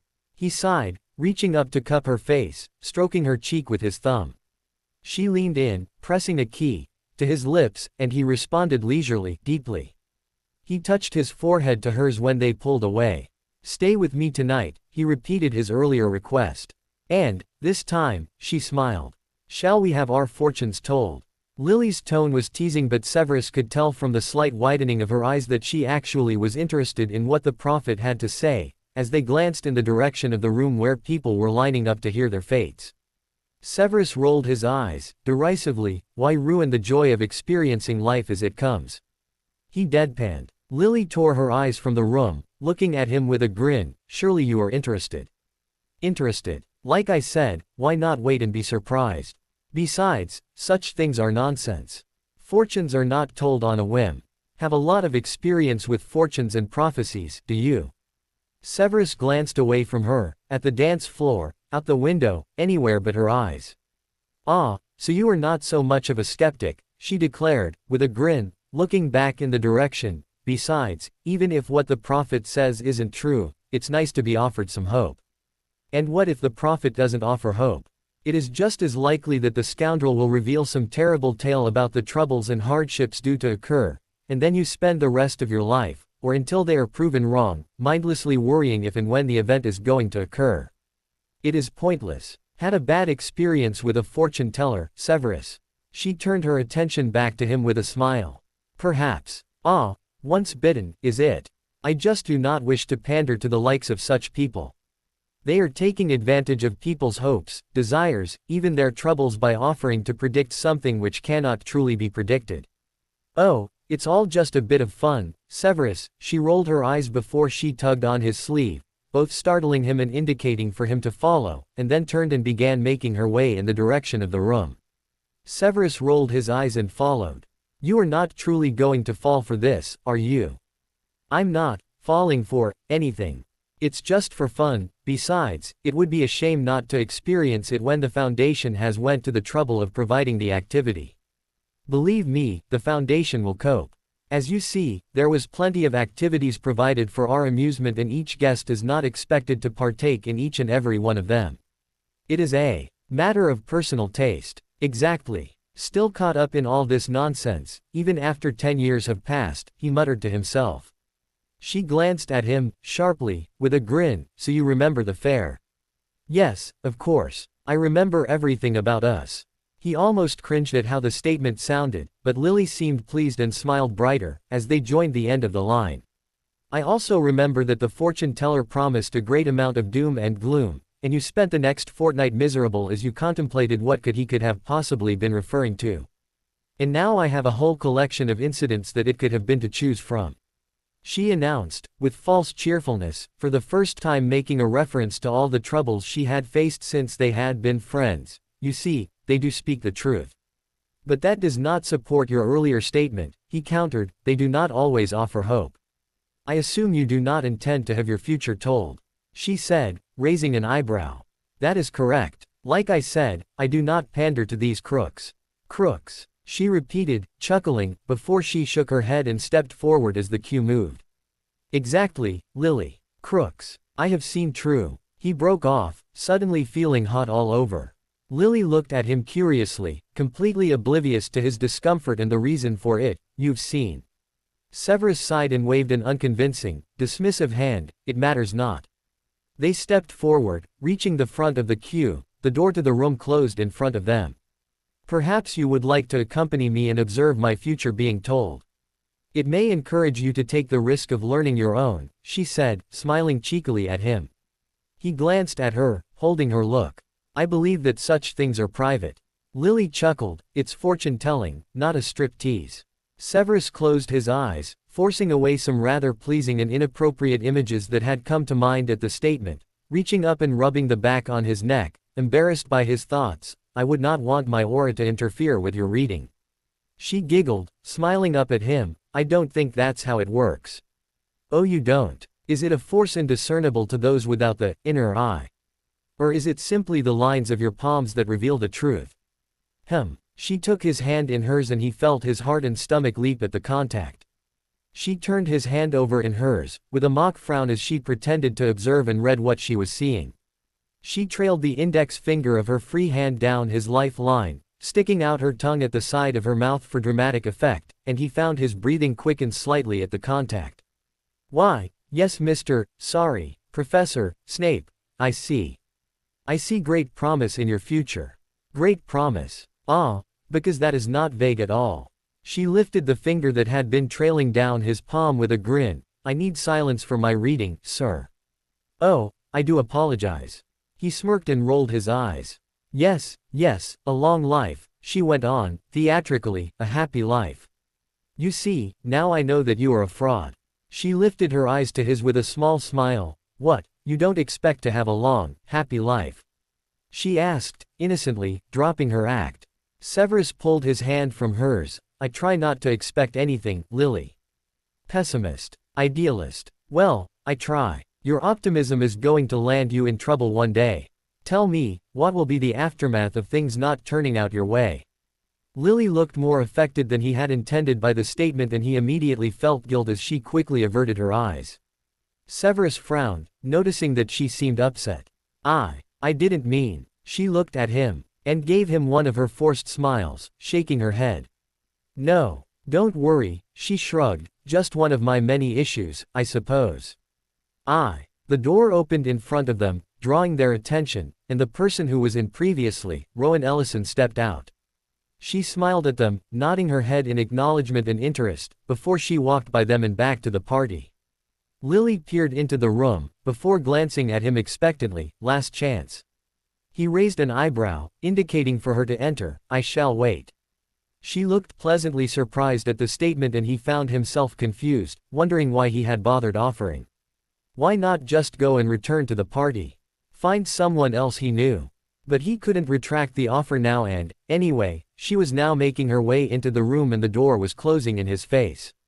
He stepped out of the queue, walking a few steps to stand by the wall at the other side of the door. Aha, Severus. He glanced around quickly and then relaxed when he saw Eugene Hopkins approaching. Eugene, enjoying your time with Mrs. Potter? Eugene asked, eyes sparkling, but there was obvious interest in his tone, as there had been in everyone else's expressions that night. At least the man had the decency to lower his volume, Severus found himself thinking. I suppose. She is reasonable company. Reasonable. Eugene chuckled. I'd say she's far more than that. Has Regulus said something to you? Oh no, my dear boy. Regulus is currently occupied with feminine company of his own. Severus rolled his eyes. Dare I ask? Lovely girl. Miss Evelyn Redway, from my introductions this evening. Severus smiled slightly in satisfaction. Yes, she is a lovely girl. Very suitable for him. Ah, but young. Not so young. Severus considered it for a moment. 23, if Severus had it right. So, tell me, have you been making progress? Eugene asked, eyes twinkling. Severus glared at him, becoming irritated. I assure you, that is not my intention. Mrs. Potter and I are old friends. Old friends, eh? Is this where your endorsement came from? Eugene looked curious and Severus found himself become irritated at the suggestion of nepotism. Even if, actually, it was. It was a long time ago. We were not in contact prior to her joining us here. I see. As you have seen, she is quite a capable addition. There is no need for concern. Oh, I was not concerned, Severus, Eugene smiled, merely curious. I know you to be an excellent judge of character. At that moment the door opened and Lily stepped out from the room, looking shaken. Severus looked at her with concern and she started when she came face to face with Eugene, Healer Hopkins. Mrs. Potter, he greeted her with a wide smile, how are you this evening? She shook her head, looking distracted. Fine, I'm fine, she glanced in the direction of the doors to the veranda, just need some fresh air, I think. Eugene stepped aside with a smile, please, don't allow me to get in your way, Mrs. Potter. Lily smiled and glanced in Severus' direction a moment with an indiscernible expression, before she made her way towards the doors. Severus watched after her for a moment, before he addressed the man before him. "Excuse me, Eugene." He glanced around him, attempting to make his way after her as discreetly as possible. Severus found her sitting down on one of the benches on the veranda, fingering her wedding ring. He hesitated, her actions making her thoughts perfectly clear to him, and James Potter was certainly not a topic he ever wanted to have to discuss with her. He made to step away when she lifted her head, looking quickly in his direction. Severus paused for a moment, uncertainly, before he regained his composure and walked over, taking a seat next to her. "If you say, I told you so," she broke off, rolling her eyes, and looked away. "As I said, they are frauds. They know nothing about the future. They only prey on what is obvious to them. And do not forget that they have probably discovered information about you prior to you seeing them." Lily gave a small, unconvincing smile. She said that the worst was yet to come. That there was great turmoil in my future. Lily glanced at him. "It doesn't make any sense. How could there be worse things still to happen?" Severus hesitated, not sure how to answer. In his experience, things could always get worse. "It is all simple drivel, Lily. Not to be taken seriously. She knew things about me. There are many who know things about you. About your situation." She sighed and shrugged. "I suppose that's true." Severus watched her with concern, not entirely sure what he ought to say. He knew very little of her personal circumstances, really, as such he knew even less about what the prophet could have targeted. There was James Potter, of course. A circumstance the entire wizarding world was privy to. And a subject, still, he was unwilling to broach, so he tried for distraction as a method of comfort, instead. "Would you like to go for a walk?" he offered, glancing out towards the maze, remembering where they had reconciled previously. Lily rubbed her arms, which were bare, and shook her head. No. It's cold." "Then, perhaps you would like to return to the party." Lily glanced at him, meeting his eyes, and she just looked at him for a moment, really looked at him, as if she were learning something, and he found himself blushing, to his mortification, and he averted his eyes. Lily smiled warmly. "Yes. Okay." She nodded and stood, waiting for him to do the same. Severus got to his feet and, touching a hand to her lower back, guided her back indoors. She knew that Severus had been right. That the concept of predictions, divination and fortune-telling was ridiculous, and that it was foolish of her to dwell on what had been said to her the night before. And yet, she spent a sleepless night doing just that, attempting to connect the dots and imagine, herself, what the prophet had meant. Only reminding herself of all she and Harry had already been through, of all the pain they were already suffering. Wasn't it about time for things to get better? The prophet had hinted at secrets and lies, loss and unwanted truths, and, as if that wasn't bad enough, then went on to state that such things were the least of her concerns, that there was something bigger and darker on the horizon. Severus had remained concerned for her for a while, attempting to encourage her to dismiss the incident as nonsense, and she had half-heartedly agreed with his assertions, though hadn't been able to shake the feeling of dread that had been planted within her following the meeting. So she had went home with the intention of speaking about it with Sirius and Remus, only to find that Remus had already left and Sirius was already in bed. Her own sleep was broken, and, when she heard Sirius stir and emerge from his room, she rose and began to prepare for the day ahead. "Good morning." Sirius glanced at her strangely, before he gave her a nod. "You're up early. Didn't sleep very well. Bad night." "Something like that." "Why didn't Remus stay?" She noticed Sirius tense, his jaw moved and clenched, because he didn't need to. Why would he stay? Surprised at the terse response, she walked by him to pour herself some coffee. "Well, I imagine you didn't get home until late. And we have the spare room." "The spare room," Sirius repeated. Lily frowned at his words, uncertain as to his unusual behavior. Had he and Remus gotten into yet another argument the night before? Not unlikely. She remembered that he had been at the ministry prior to returning home. How did it go with the ministry? Any information about Peter? Sirius' expression darkened. "No. Nothing. Not even a trace. They weren't even interested in anything I had to say about him, just shoved some forms in my face to register as an animagus." "Oh. F. K. this," he snapped, slamming his cup down on the table. making her jump in surprise. Is there something you want to tell me? He demanded. What? Oh, don't pretend you don't know what I'm talking about. Lily took a step back from him, the hostility with which he was regarding her unfamiliar and almost frightening. Sirius, I honestly have no idea. He threw a hand up in the air, before he looked at her with disgust. Remus. I'm talking about Remus, you and Remus. He turned his back to her, shaking his head. F.K. I don't even want to. Realization washed over her quickly, though she was baffled as to why Remus had told him and even more bewildered by his over-the-top reaction to it. It was just a key, after all. He turned around, looking at her expectantly, obviously wanting a response. Well. She felt herself grow irritated at the self-righteousness of his expression. I don't see how it's any of your business, Sirius. Oh, well, thanks, Lily. I really appreciate that. Well, it has nothing to do with you. Anything that affects Harry has something to do with me. I can't believe you would do this. Sirius, she snapped, don't you think you're overreacting? No, I don't. I mean, seriously, Lily, how did you expect me to react? This is just. Merlin, it's disgusting. I think that's a bit strong. No, Lily. I mean, this is one of James's best friends. I mean, it's like sleeping with his brother or something. Heck, it's like you sleeping with your brother. Sleeping? What are you talking about? She rounded on him. We haven't slept together. Maybe not yet, but it's bound to happen sooner or later. He turned away with the same, irritatingly, disgusted expression, and she found herself confused and angry at the accusatory tone he had adopted while speaking to her. What are you talking about, Sirius? I have absolutely no intention of ever sleeping with Remus. Sirius was regarding her with the same bewilderment in his expression that she was feeling. After a moment he frowned. What? What? Sirius, what the hell are you going on about? You tell me. He seemed uncertain now, as he began to noticeably calm down, and she began wondering where the lines of communication had faltered and what had been said to cause such a passionate response from him. Did Remus say something to you? He shook his head. No.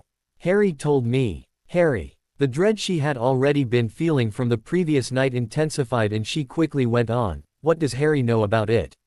What did he say? He said that you and Uncle Remus were key-ing. Wah no. I mean, yes, there was a key, but she reached a hand up to rub her temples. What else did he say? That's all. Though he seemed pleased, already imagining the four of us all living here like one big happy family, he said, disdain dripping with each word. Just what did you think you were doing, Lily?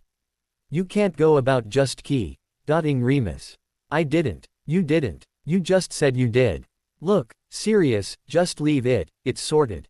No, tell me what happened. Why? I just told you I've handled it. I need to speak to Harry. Just tell me, he snapped, grabbing her arm as she attempted to walk by him.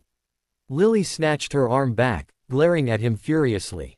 He immediately looked apologetic. I'm sorry, did I hurt you? No, she sighed, it was just a misunderstanding, that's all. But you Ed. You said you didn't, did you mean he Ed you? Did he force? No, of course not. It was just a misunderstanding, Sirius, that's all. He got the wrong idea. So it was him. Sirius sounded almost triumphant as he declared it, and she shot him a cautionary look. Just stay out of it, Sirius. What? And let him think he can go around doing stuff like that. He's got no right. No right. Sirius, will you please just calm down? This isn't a big deal. It is a big deal. It's a huge deal. He fancies you. Oh, don't be ridiculous. We were just talking and got a bit carried away, that's all. What were you talking about? You, actually, it was all very romantic. Me? Sirius blinked, looking startled. What about me? One guess. Before he could respond, they heard the sound of the floorboards above creaking, indicating that Harry had awoken, and both of them glanced up at the roof for a moment before meeting one another's eyes again. Sirius released a breath, the reminder of Harry's presence a calming influence on them both, and shrugged. Sorry. I didn't mean to get on at you. I just thought. Just forget it, Sirius. Like I said, let's not make this into a huge thing. Please. Let's just forget about it. She made her way from the room, intending to set things straight with Harry, her concerns regarding the fortune teller from the previous evening suddenly seeming even more ridiculous as she was reminded of the constant difficulties she was having trying to be a mother. Do you understand? Harry bit his lip as his mother continued to explain that what he had seen between her and his Uncle Remus was simply a mistake, and that it in no way meant that he would soon be living with them or that he and his mum were going to become a couple. So, you don't want him. It was his mum who didn't want his Uncle Remus, not the other way around. His Uncle Remus loved her, wanted her, maybe he would have even married her. But she wouldn't let him. No, Harry. Not that way, your Uncle Remus is a very dear friend. That's all. But, maybe. That's all, sweetheart, his mum said again, before infuriatingly adding, I love your father. Harry let out an exasperated breath and glared at her. That's just silly, Mum. Uncle Remus is here, he isn't. You're just making yourself sad all the time. It was like she was doing it on purpose. His mum reached over, brushing the hair back from his forehead. I'm not sad all the time, Harry. Yes you are. When you think about him, you are. I'm not sad, Harry. I just miss him. It's okay to miss people that are gone. See, you just said it. He's gone. He's not coming back. Harry, even if that is true, it doesn't change the way I feel about your Uncle Remus, his mother asserted, and he looked away, fighting tears. Sweetheart, it doesn't work the way you want it to. People don't simply choose who they love. It just happens. Uncle Remus wants you. No, Harry, he doesn't. Harry huffed and climbed from his bed, walking over to the corner where his broom was propped up. Uncle Sirius said he would take me flying. He had been excited the night before. He hadn't been allowed to fly since his accident. Yes, he did. He's waiting downstairs. Harry lifted his broom without answering. Be careful when you're flying, okay? I will. Harry went to walk by her, however was stopped by her hand on his arm. I'm sorry, sweetheart. It's okay, he lied. It wasn't okay. It involves someone entering the mind in order to find a memory that the holder may have forgotten or that may, in some way, have been damaged, and then extracting it so that it may be studied. And would it be possible to tamper with these memories in order to make the holder believe in events which did not actually occur? While in the mind, no. It isn't even possible to make the memory holder aware of the memory, if they had forgotten it. That's part of what our new project is attempting to do, restore the memories of the holder, as well as deal with any neurological. Regulus regarded Albus Dumbledore suspiciously. Why all the interest in Project Orion? I believe that it will prove to be a highly valuable advantage to the light. Regulus' eyes narrowed. The research done by the Foundation is not meant to be used by either the light or the dark sides of the war. It's done for the benefit of those who have suffered memory loss due to the war. It's for individuals, not a cause. Nevertheless, it will be incredibly useful when Voldemort returns. Why? Are you planning on tampering with his mind? He inquired, sardonically, earning a disapproving look from the old man. Nothing so ambitious, my boy. I had simply hoped that you would see to it that Severus is involved with that project. Regulus blinked. Severus was involved with that project for over a year. Yes, I am aware. However, I have now learned that he is now heading another project within your organization. Yes, Project Dorado. It's far more advanced, expanding on what has been discovered during Project Orion. It's more challenging for him. I should like him returned to Project Orion. Regulus glared at him. And under what grounds am I to transfer him? He is not just some insignificant hand for me to move around as I please. Dorado was his initiative. What if he refuses? Why would he refuse? Like I said, Dorado was his proposal after what he had learned in Orion. Any challenges involved with Orion have ended, it's almost complete, and he is now heading the medicinal aspect of another project. It would be unwise to pull him from it now and a complete waste of his talents. I must insist, Regulus. Regulus frowned, regarding Dumbledore curiously for a moment, before he asked, does this have something to do with Lily Potter? Only a slight jerk of the old man's head indicated any surprise at the statement, Lily Potter. How would this affect her? Regulus glanced away from him, completely aware that the old man had just as well an idea of Severus' affection for Mrs. Potter, though felt it would be a betrayal to speak the words out loud to someone as well aware of the depths of his friend's attachment to her. I assure you, Regulus, the personal lives of Severus, and of yourself, are of no concern to me. This has nothing at all to do with Lily Potter. Good. Because it would be pointless. They barely work together as it is, their specialities are completely different. That may be so, but as I said, that is of no concern to me. I still wish for Severus to be returned to Project Orion. I'll consider it, Regulus reluctantly stated. I assume you're not going to tell me your reasons for wanting this. I cannot. Though you may learn yourself in time. Your faith in me is overwhelming. Patience, Regulus. Soon you and I will continue with our own scheme, and I would not want you distracted by Severus' task. And will this be a dangerous task? Regulus eyed him, the answer to the question almost certainly a deal-breaker regarding whether or not he would do as the old man was asking. Not at all, my boy. Certainly less so than your own. Regulus nodded his head slightly. I would appreciate it if you would keep this conversation between us. Regulus looked at him sharply. And how am I supposed to do that? What reason am I supposed to give for returning him to an almost complete project? Dumbledore's eyes were twinkling as he spoke. From the information I was able to gather from your earlier enquiry regarding Mrs. Potter, I suppose a conflict of interest may suffice as a suitable reason. What you did was bang out of order, Remus.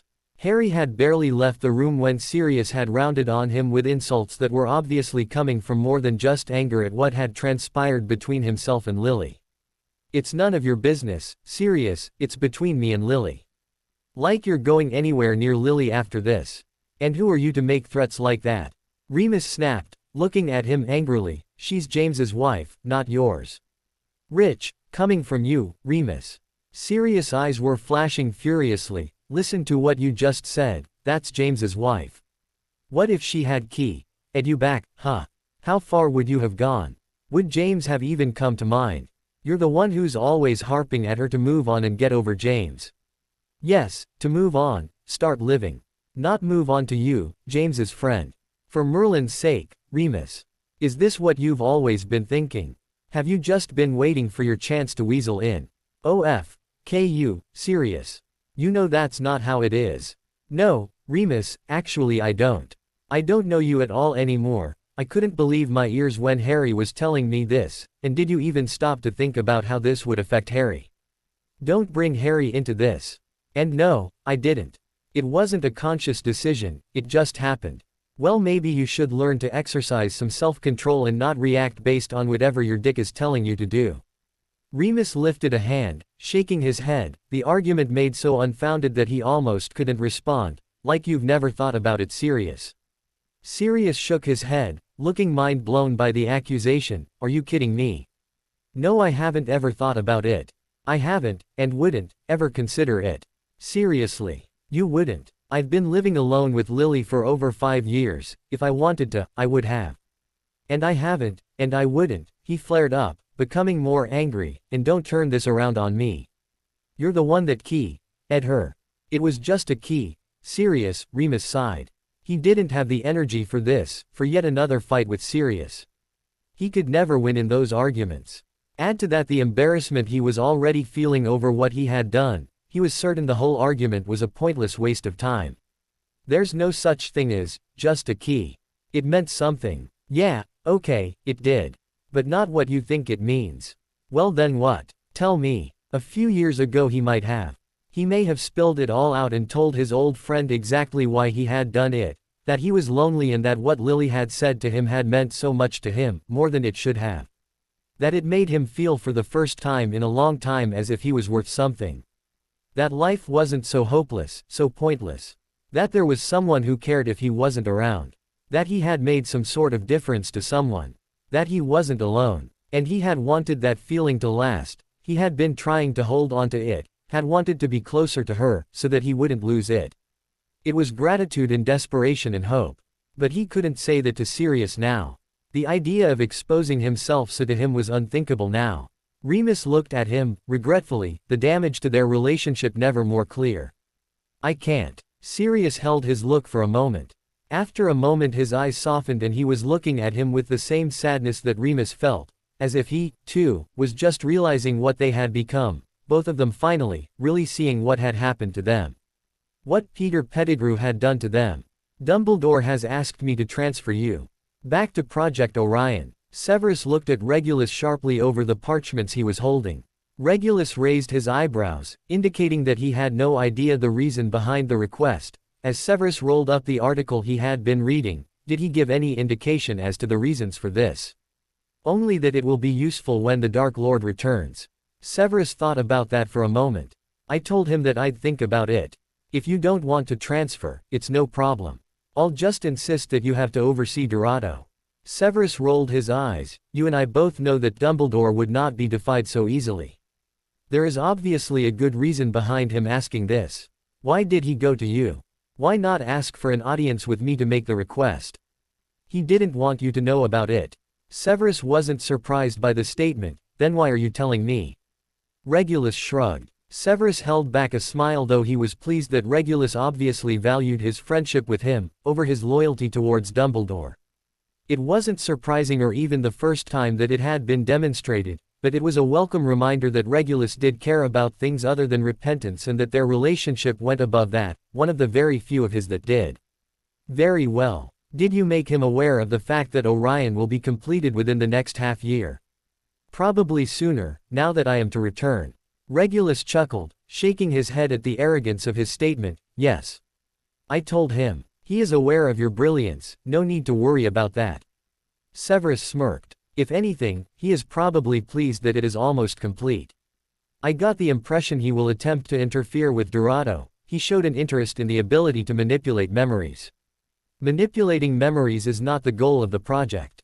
I made him aware of that. But the fact that it was possible was of interest. Not entirely comfortable with the associations of such an interest, Severus went on, but for now he is interested in Orion. Yes. I shall put you back on it and have Mortimer Littlewood take over your role. It should be an effortless switch. Hart will be pleased. Regulus rolled his eyes. I have heard. Nevertheless, I have more confidence in him than in Quentin Gold of taking over your responsibilities. Perhaps it would be better to have Waller take over my responsibilities. He has been working on Dorado the past few months and is aware of what has been done so far. Littlewood can step into his role. Regulus looked thoughtful, obviously not all that confident in Alaric Waller's abilities either. Well, if you think he is capable, perhaps you can have a word with Waller. I'll wait until January to transfer you, give you some time to tie up anything you need to do. Don't get too comfortable, you'll be going straight back once Orion is done with. Glad to hear it. And all suddenly began tapping at the window, garnering their interest. Severus stood, making his way over, and retrieving the letter the bird was delivering. A note for Regulus, redirected from the Foundation. He eyed it suspiciously, waving his wand over it, checking for anything unusual, as he walked over to hand the correspondence to his friend. It has been redirected from Aurelius. Regulus took it from him curiously, unfolding it carefully. Severus stood over him, watching him with undisguised interest. In a second, Regulus' face had paled and he shot to his feet.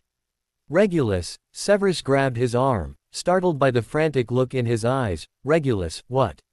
Regulus slammed the note he had been reading against Severus' chest, which he quickly grabbed before Regulus stumbled to the fireplace, threw in some flow powder and cried out Evelyn's address. Before disappearing through. With growing panic, Severus quickly looked down at the note. It was Christmas. Regulus Black had loved Christmas as a child. When he was young, his family was both admired and envied. They were the perfect example of the ideal wizarding family. Being a Black meant something. He and Sirius would be brothers and play and fight over whatever gifts they had received. And, later that day, their cousins and aunt and uncle would join them, and they would play games and dance and be merry, the way that was expected of a big family Christmas. That all stopped when Andromeda left. But even then, his parents would still celebrate Christmas with him and his brother, albeit less wildly.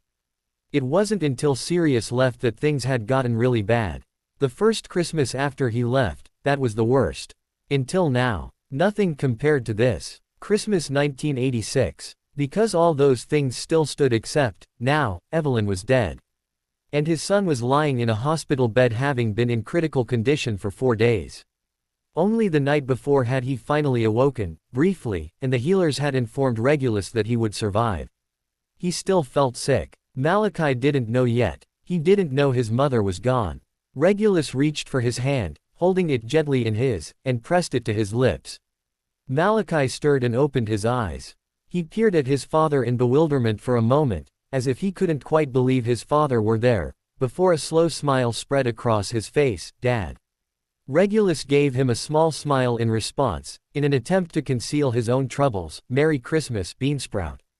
His little boy's brow furrowed in confusion, before his eyes landed on the little pile of presents that sat upon the table next to his bed. His eyes widened, excitedly, and he tried to push himself up into a seated position, only to whimper and fall back weakly. "Here," Regulus whispered, moving closer and slipping a hand beneath him. He gently pulled upwards and propped up some pillows behind his back, before he pressed a key to his son's forehead. Malachi smiled again, looking tiredly in the direction of the gifts. His eyes were eager, but he didn't say anything. Regulus reached for one of them. "These are for you." He handed the first to him. Malachi's smile widened and he took it excitedly, but didn't make a move to open it. Instead, he looked in the direction of the door with some impatience. "Aren't you going to open it?"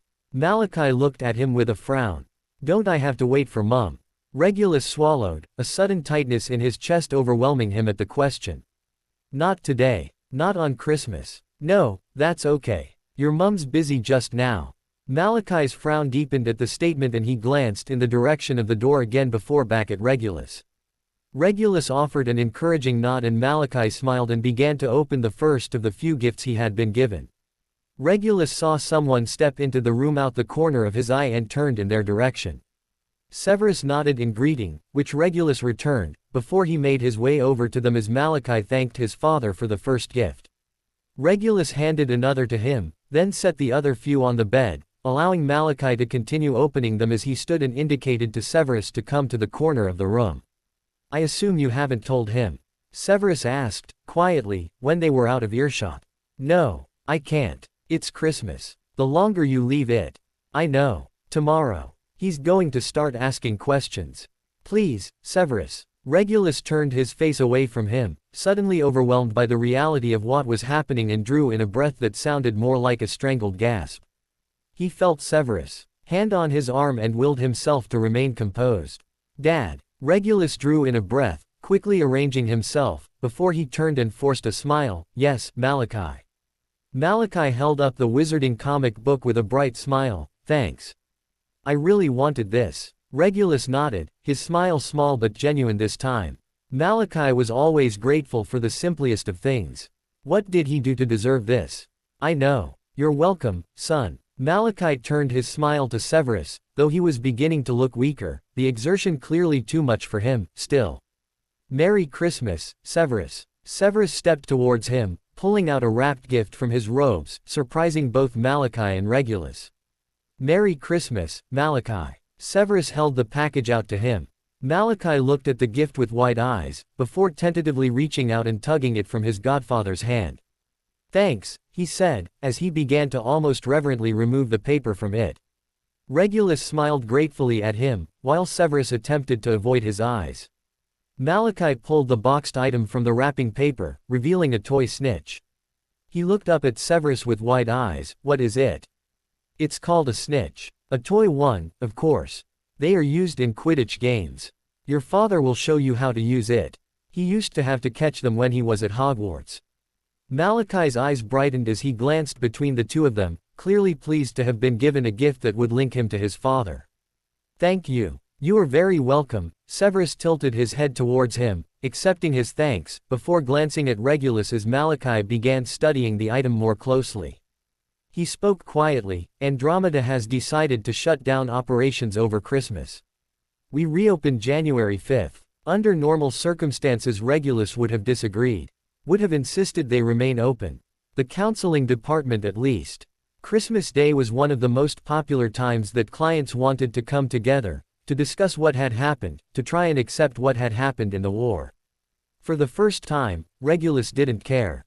"Very well. Could you explain it all to Lucius and Narcissa over dinner?" Severus held his look for a moment before he spoke. "Actually, I have cancelled my plans to dine with them this evening." Regulus was startled at the declaration. "You have? Are you going back to Hogwarts?" "No, Merlin. I have arranged for Creature to prepare a Christmas meal and bring it to us here."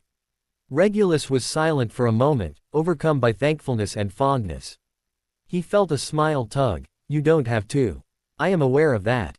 He went on, half-heartedly, I don't mind.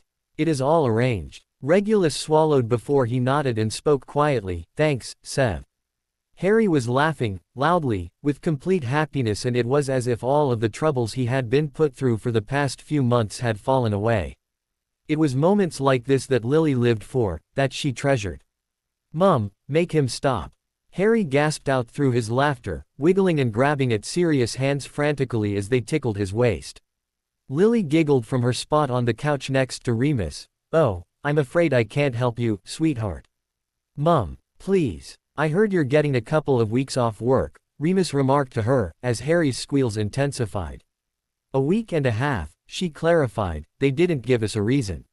I'm sure Harry's happy about that, Remus said, as he glanced in the boy's direction. Good timing, what with him broken off from school. Yes, I suppose, she nodded, before she went on. There's a learning center at the foundation, sort of a school for wizarding children. I was thinking about maybe sending Harry there. Really? I thought you wanted him to go to Muggle school. Well, I do. But Dumbledore made some good points when I spoke with him. He said it may be beneficial for him to begin learning magic earlier and to spend some time with other wizarding children. When did you speak with Dumbledore? Last week. He asked me to Hogwarts. Just for that. To talk about Harry. Sirius thought it was strange also, she stated, before she went on, what do you think? Well, I suppose it's up to you, isn't it? She marveled at Remus' ability to be completely without advice when she asked for it, compared to his frequent suggestions whenever his help and opinions are unwanted. However, not wanting to shatter the comfortable atmosphere they currently had going on, she didn't remark on that. Instead she just shrugged. I suppose there's time to think about it. I'll ask Harry how he feels. You know he would rather go to a place where he can learn magic. Well, he won't be able to actually practice magic and he has some friends at school that he may not want to leave. Does Ron attend the learning center? Ron Weasley. Do you really think Molly and Arthur would send their son to a place where Lucius Malfoy is a shareholder? Remus grinned, well, I wouldn't have thought you would want to either. Or Dumbledore, for that matter. Well, it's part of the building I work in. I've seen what goes on there, it looks like it could be good for him. She smiled as Harry suddenly threw himself at her, seeking refuge from Sirius, his face red and tears of laughter streaming down his cheeks. Mum, help me. She laughed, wrapping her arms around him, while he peeked over one of them at Sirius who was grinning wickedly from the floor. He stood and the three of them chuckled as Harry cautiously moved in closer to Lily. Well, it's almost 12. I'd better get over to Andy's. Harry shot upright with a frown. I thought you were staying here for Christmas. I am, Sirius said with a reassuring smile and reached over to ruffle his hair, but I have to make the rounds, don't I?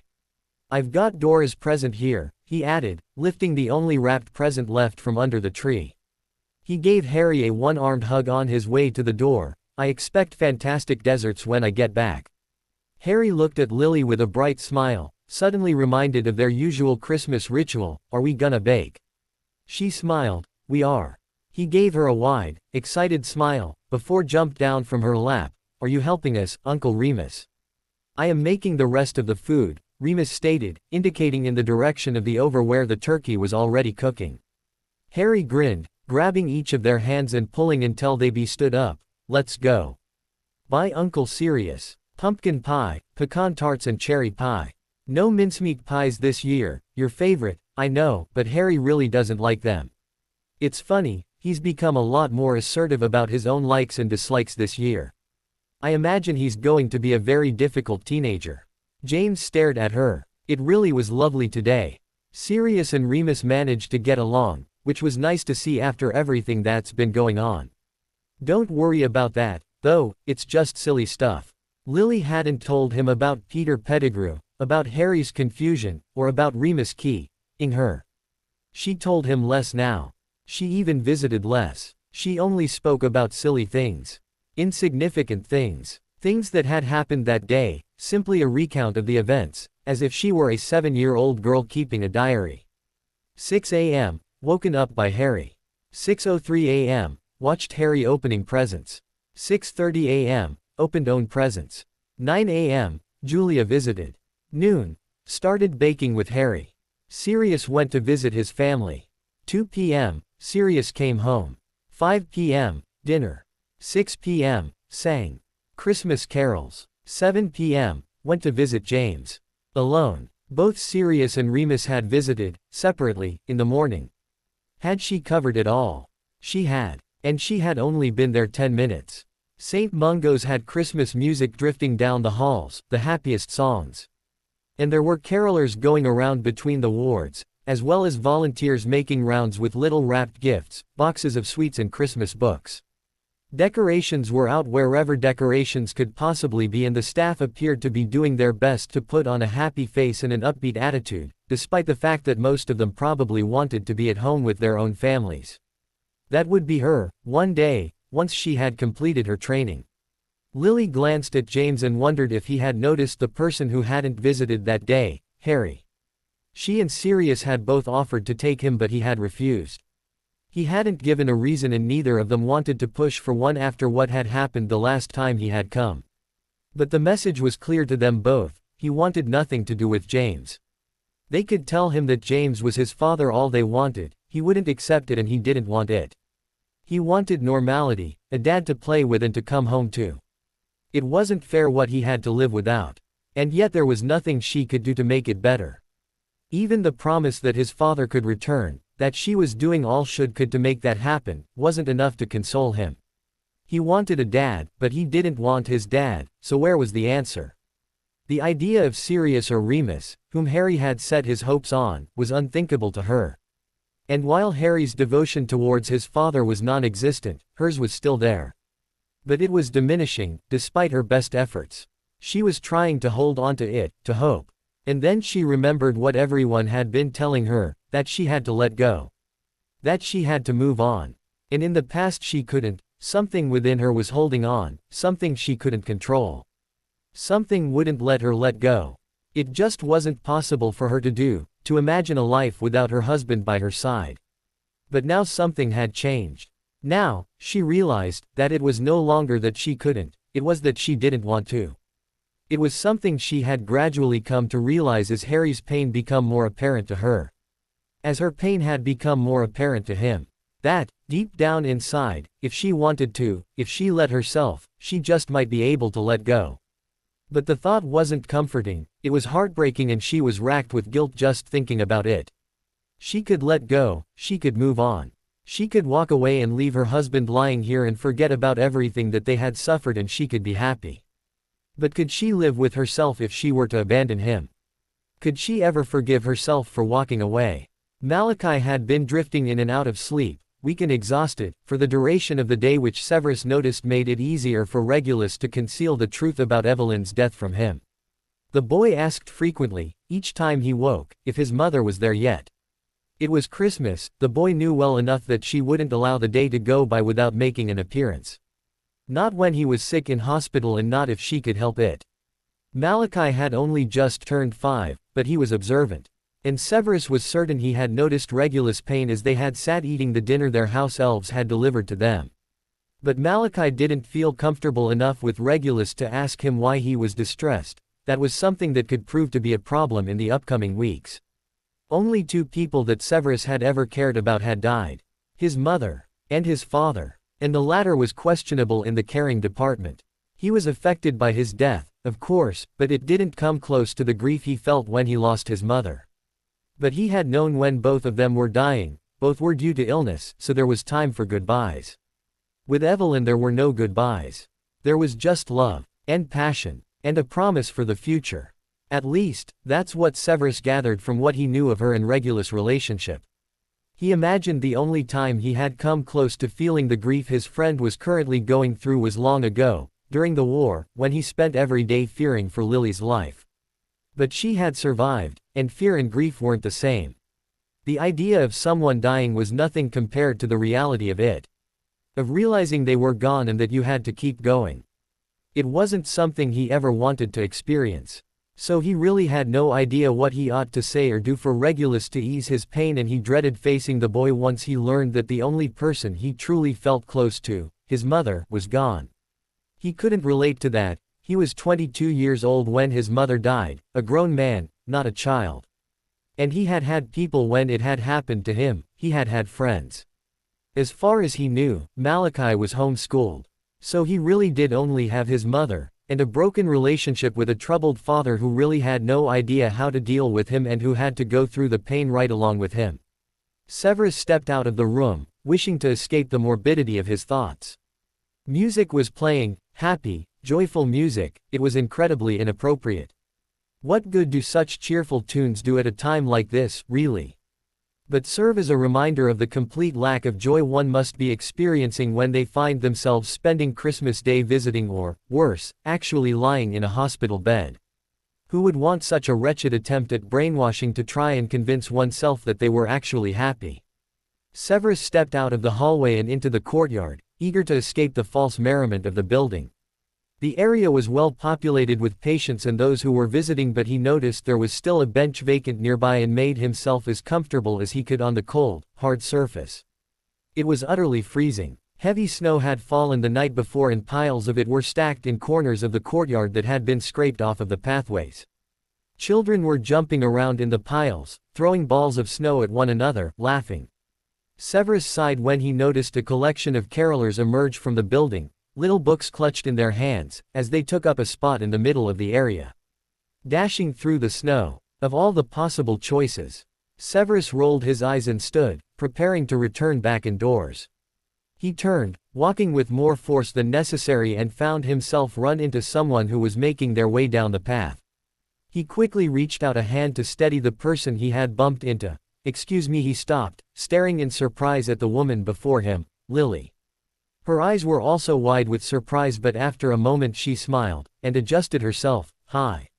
You're in a hurry?" Severus shook his head. No, not really." He glanced at the carolers, who were continuing to bellow out jingle bells, while the children in the area had eagerly began singing along. He looked back at Lily before he indicated the bench. She smiled and nodded, and the two took a seat where he had just vacated. "Merry Christmas," she said after a moment. He was silent a moment. Merry Christmas, indeed. The two of them were silent again, though it was comfortable and he found her presence soothing after the events of the past few days. Lily hesitated, as she glanced in the direction of the building, beginning to state her reasons for visiting and then obviously deciding an explanation wasn't needed. It wasn't. He knew well enough she would come to visit her husband on Christmas Day. "The foundation has closed down over the holidays," she said instead. Severus nodded. "It has. Do you know why?" Severus was quiet for a moment, wondering if Regulus would mind further elaboration. He glanced at her, noticed concern in her eyes, and he wondered if his own feelings, his own distress, was so apparent. The softness in her expression, the obvious care in her eyes made him weaker, and he allowed himself to confide in her. Regulus Black's lover was murdered last weekend. Any relaxedness about her expression was gone, and she looked at him, shocked. Oh my God. I'm so sorry." Severus lowered his eyes, feeling an unusual wave of sadness, and blamed his over-emotional response on her proximity. What was it about her that brought out this side of him? Are you okay? Were you friends?" "Yes, we were. You met her at the party, Evelyn Redway." Lily's expression dropped further, as putting a face to the victim obviously made the situation all the more real. "She had a son." Severus nodded. "Malachi. He was attacked, also." Lily looked horrified. "He is recovering," he went on, unable to stop now that he had started. "We learned last night that he would survive." He glanced in the direction of the building, where the boy and his friend were currently. "He is Regulus' son." "My godson." "Severus, that's awful," she whispered. Yes, it is." He was looking at the ground, and he could see Lily looking at him, having turned herself around so she was facing him fully, though she seemed unsure as what to do or say. He noticed her hand reach out, press against his arm. And, a moment later, she seemed to realize there was nothing she could say to make the situation any more bearable. Instead, he felt her hand, which was impossibly warm in this freezing weather, slip into his, squeezing it gently. Severus drew in a trembling breath and then squeezed hers back. Lily had been sad when she had returned from the hospital, more so than usual when she visited James, and Sirius found himself unable to tell her what he had been rehearsing all week. It was Christmas. He had been determined to stay for Christmas. To be there for Harry and for Dora. But now Christmas was over, it was after midnight. Boxing Day hardly counted and the children couldn't really appreciate the meaning of New Year, anyway. He had waited too long. What was he doing, anyway? Sitting around, playing games, joking around, pretending like everything was okay. It wasn't okay. Nothing was okay. James was gone. There was no hope of him ever returning. And Lily was struggling, and it was becoming more and more unbearable to see her wasting her life away, wasting her time, hoping for something that would never happen. And the look in her eyes, that little bit of devastation he created every time he said it to her, was becoming too much now. And Remus was slipping away. No, not slipping, he was gone. At least to him. Sirius had lost him. It was no surprise, really, their relationship had been strained for years, yes. But he had never really looked at it as gone, just something that was broken, which time would repair. But that wasn't happening. It was becoming worse. And the look in Remus' eyes when he had confronted him about Lily the previous week had made him see it. Remus was lost, not just to him, but to himself. And then there was a little boy. Harry. He was confused, distressed. He had lost any connection he may have ever had with James. The little boy had been robbed of his father. All of this, it was the remains of the destruction caused by one Peter Pettigrew.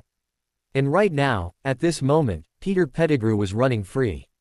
Had escaped paying the price for it all, was out there, somewhere, laughing at them all. He couldn't pretend anymore. He couldn't sit back and let things be. Not like this. Peter Pettigrew would pay for what he had done to them, and Azkaban didn't even come close to an appropriate punishment for it. Sirius scribbled a quick note to Lily, tucking it beneath the teapot he knew she would use in the morning. The record player was still playing lightly as he shrugged himself into his cloak, as he stepped out the door, into the cold darkness of the night. What would it take to finally break Regulus Black? That was the question on Severus' mind as he entered the doors of the Foundation. He imagined those attempting to destroy him will be reflecting on the very same issue, if they happen to see the man in question. Of course, Regulus was already broken. Severus knew that. Whether or not Regulus knew that he knew was another matter, and he found himself wondering if he ought to have confronted the situation more directly following Evelyn's murder. Instead, Severus had made himself available but kept his distance, and Regulus appeared to appreciate that distance, spending his time either at St. Mungo's with his son or locked up in his bedroom in their home. The silence charm cast over the room, making it very evident that he wished for privacy as he mourned his loss. Severus understood. If the situation was reversed, he would also wish to be alone as he grieved. And, for that reason, he had simply left him to it. That, and the fact that Severus Snape was most definitely not the type of man who would sit someone down and demand that they pour out their innermost thoughts and feelings to him. As far as he was concerned, that was Narcissa or Andromeda's job. However, while all this was going on, Severus was under the certain impression that Regulus was grieving, mourning, dealing with what had happened. That he was allowing himself to wallow in self-hatred, self-pity, regret, grief, and whatever else was necessary as part of the process. Therefore, when Regulus had breezed into the room on the Monday morning, dressed smartly, looking fresh, that typical Regulus Black smile on his face, to say that Severus was surprised was an understatement. Furthermore, his friend has presented him with a pile of documents that he had obviously spent many hours on producing, the business projections and objectives of the Foundation for the year, as well as plans for potential projects, planned board meetings, learning center trips, among other things that Severus had not yet got around to studying. It was the typical Regulus Black way of coping, burying his head in the sand and plastering a big smile on his face. Though the smile didn't meet his eyes that morning, and Severus found himself unsure over how to broach the situation, remembering how the conversation had went that morning. Are you planning on returning to the Foundation today? Severus was staring at his friend in complete, undisguised bafflement, as Regulus began gathering up his briefcase, piling in parchments. Of course. We've lost over a week of productivity. I can't just sit around here, can I? Well, it is hardly, don't you think? Severus was at a loss. I have completed most of the commencement year paperwork, Regulus stated, as he handed the documents to him, if you have time. Yes, of course. Severus took the documents, slowly, glancing down and fingering through them in astonishment at the number of sheets. He cleared his throat. Have you had any word on Malachi's release from St. Mungo's? You know you still have not prepared a room for him. The healers are still unsure if it is safe for him to leave. They want to observe him in case any complications arise. That was another thing that was confusing to Severus. Malachi had been in St. Mungo's for 16 days, 11 of which were after he had regained consciousness, and he was certain that if any complications were going to arise, they would have seen signs of that already. After Regulus had told Malachi about his mother's death, the boy hadn't spoken for 3 days.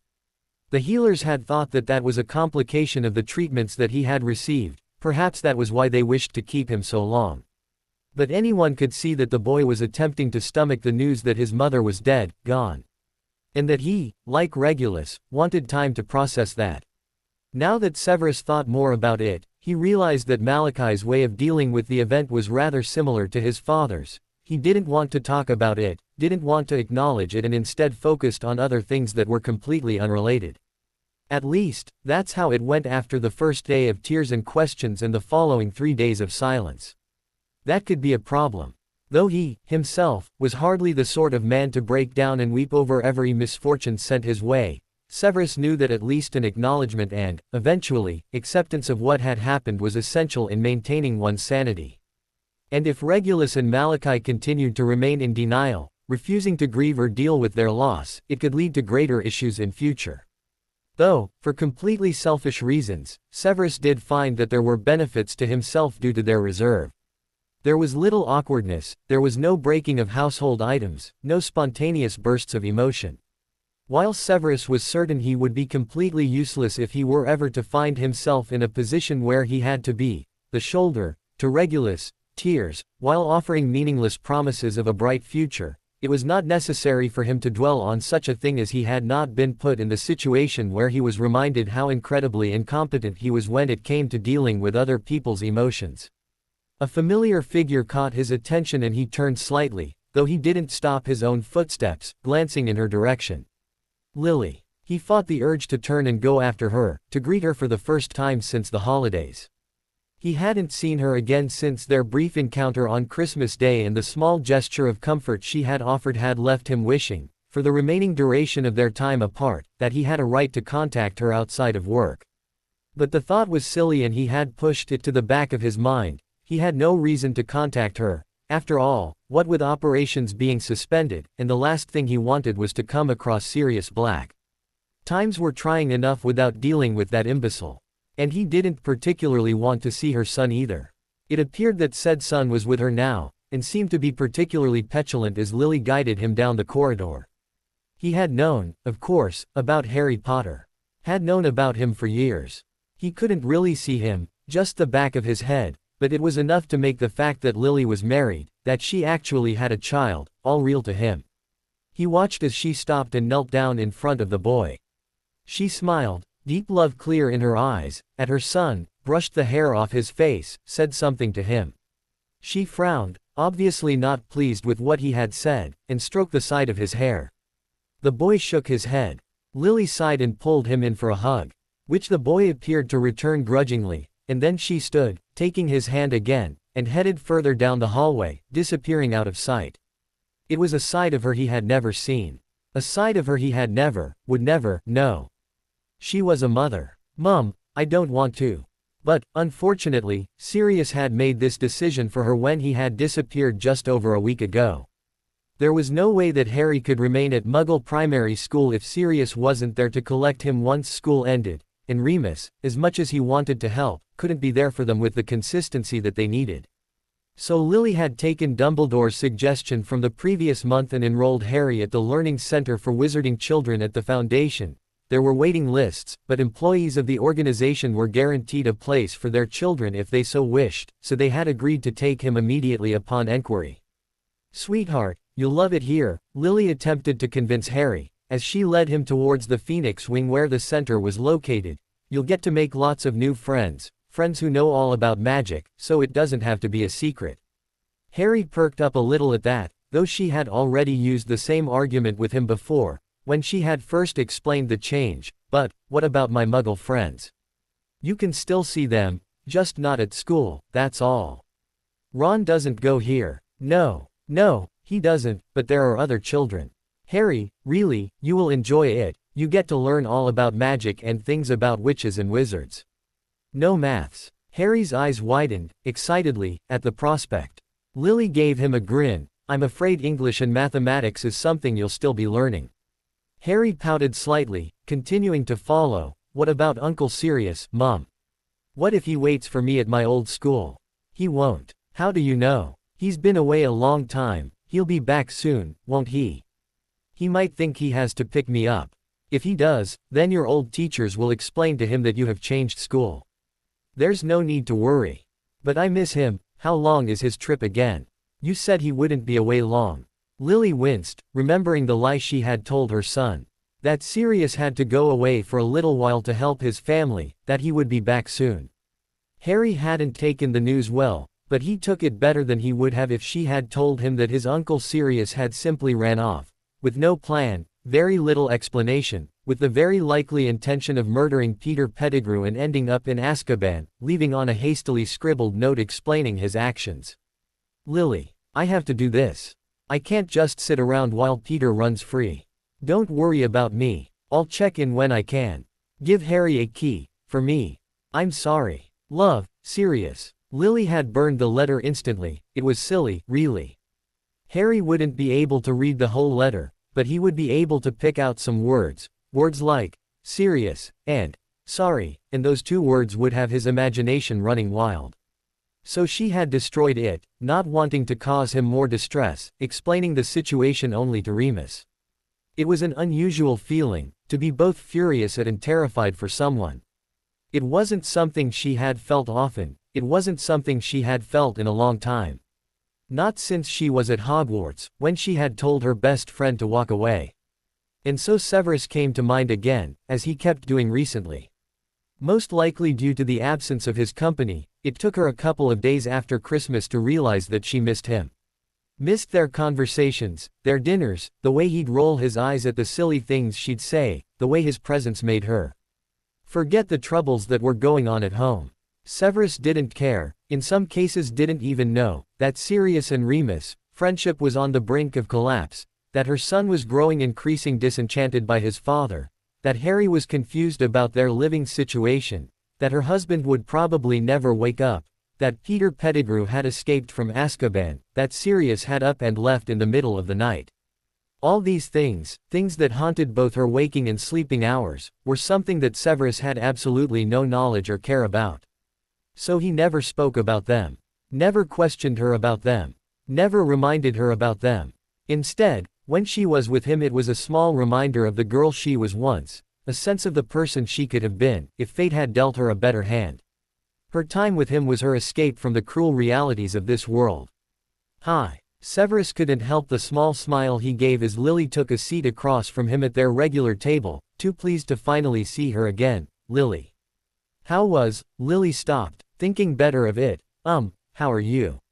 I am well, thank you. How was your Christmas? He asked the question she had been beginning to ask. Oh, it was, okay. It was all right, I suppose. Just all right. I was under the impression you had a son which, for parents, often makes the day more enjoyable. He remembered seeing Harry Potter with her earlier that day. Have you enrolled your son in the learning center? Lily looked surprised at the question, this being the first time he had ever broached the subject of her home life, and he wondered if he had been presumptuous by asking. Before either could say anything, a waitress arrived to take their orders, and by the time they had given them he assumed that he would not receive an answer to the question at all, and vowed to ensure he thought more carefully about the appropriateness of his questions in the future. Yes, Dumbledore suggested. Dumbledore. Severus interrupted. It was rude, but he was so surprised by the mention of the name that he blurted it out without thinking. He cleared his throat. I apologize. Lily raised an eyebrow, curiously. Yes, Dumbledore. Well, he suggested it may be better for Harry to interact more with wizarding children, begin to develop his knowledge with magic. Did he give a reason as to why? Severus asked, attempting to make himself sound nonchalant, though he was curious as to Dumbledore's interference. Only what I just said. Lily shrugged, and then went on. I wasn't sure about it at first. Harry isn't too keen, but, she glanced at him, well, Sirius disappeared over a week ago. I'm not sure if you heard about Peter Pettigrew. Yes, I did hear. Sirius is determined to find him and return him to Azkaban. Somehow Severus doubted that Sirius Black would have the restraint to simply catch the rat and peacefully bring him back. More likely his body parts would be quartered and hung on display for all to see. This is what happens when you cross James Potter and Sirius Black. But he doubted that Lily would take the suggestion well, and he really wasn't interested in getting into a long, drawn-out conversation about Black, so kept silent. When he made no response, she went on, so there wasn't really much choice.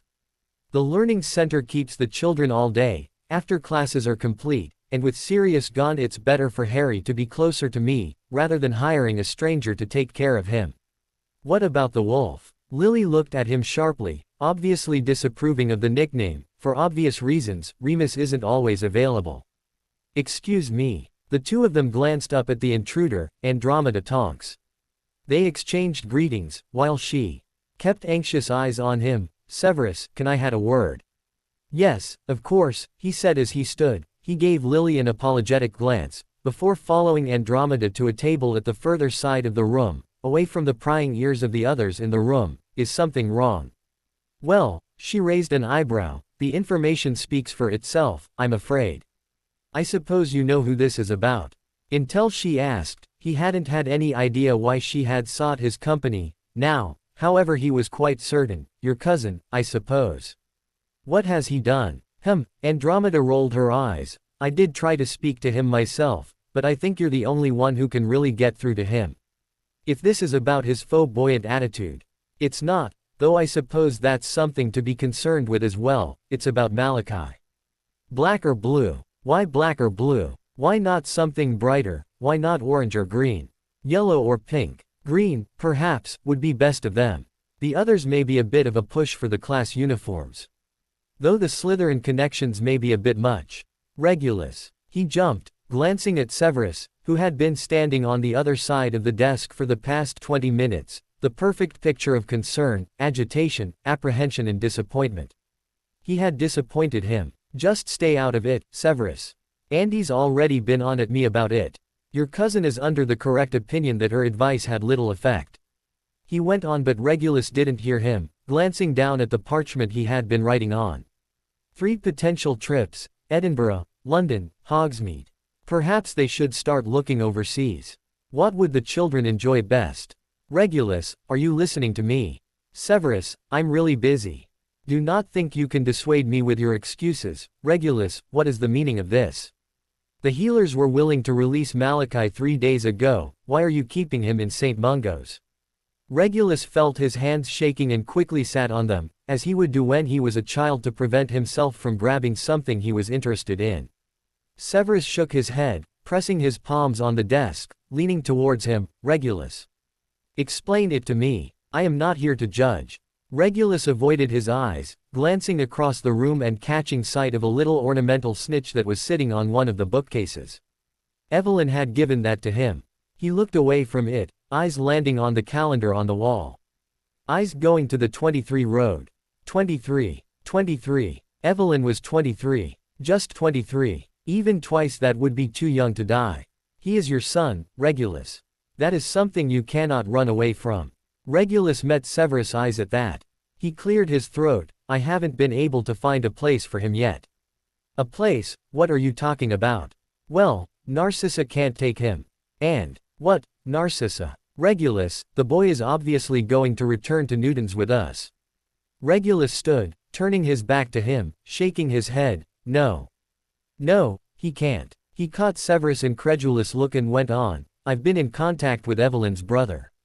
He said he might be able to. Regulus, have you completely lost your mind? This is not some pet, some object you can just ship off because it is an inconvenience to you. I'm aware of that, Regulus snapped, turning around to look at him. I'm trying to do what's right for him. In being raised by Evelyn's brother, one of the men who disowned her simply for becoming pregnant with him, is what you deem to be the correct thing to do for him. What, you think we could do any better? Theodore has kids, he knows how to raise them. What do we know about raising a child? We do not need to know anything, Severus pointed out, clearly not pleased with him dumping any sort of parental responsibility on his shoulders. This is your son, Regulus. Yours. That means something. Yes, it means that as soon as people know, as soon as people find out that I have a son, he's put in danger. Who's to say what happened to Evelyn won't happen to Malachi? That is hardly a concern, considering the person responsible is already aware of Malachi's connection. We don't know that. For all we know, they were just after Evie and Malachi just happened to be there. Oh, wake up, Regulus. The boy needs you. He has just lost his mother. The last thing he needs right now is for you to make yet another demonstration of your inadequate skills as a father. Regulus glared at him. Like you just said, I'm a terrible father. What makes you think I could be good for him? Unfortunately, people do not have the luxury of choosing their parents. He deserves more. He deserves a father. You may be lacking in paternal skills now, but that is something that can only be changed with practice. Regulus turned away from him again. He had done it before, he had tried. He couldn't be a father. Malachi deserved better than what he could give him. And there was still someone out there, someone capable of anything. Who wouldn't think twice about hurting Malachi if he knew he was his son? He almost jumped when Severus appeared at his side. He glanced at him, then away, not meeting his eyes. If you walk away now, Regulus, Malachi will never forgive you. Don't make the same mistake with him that you did with Evelyn.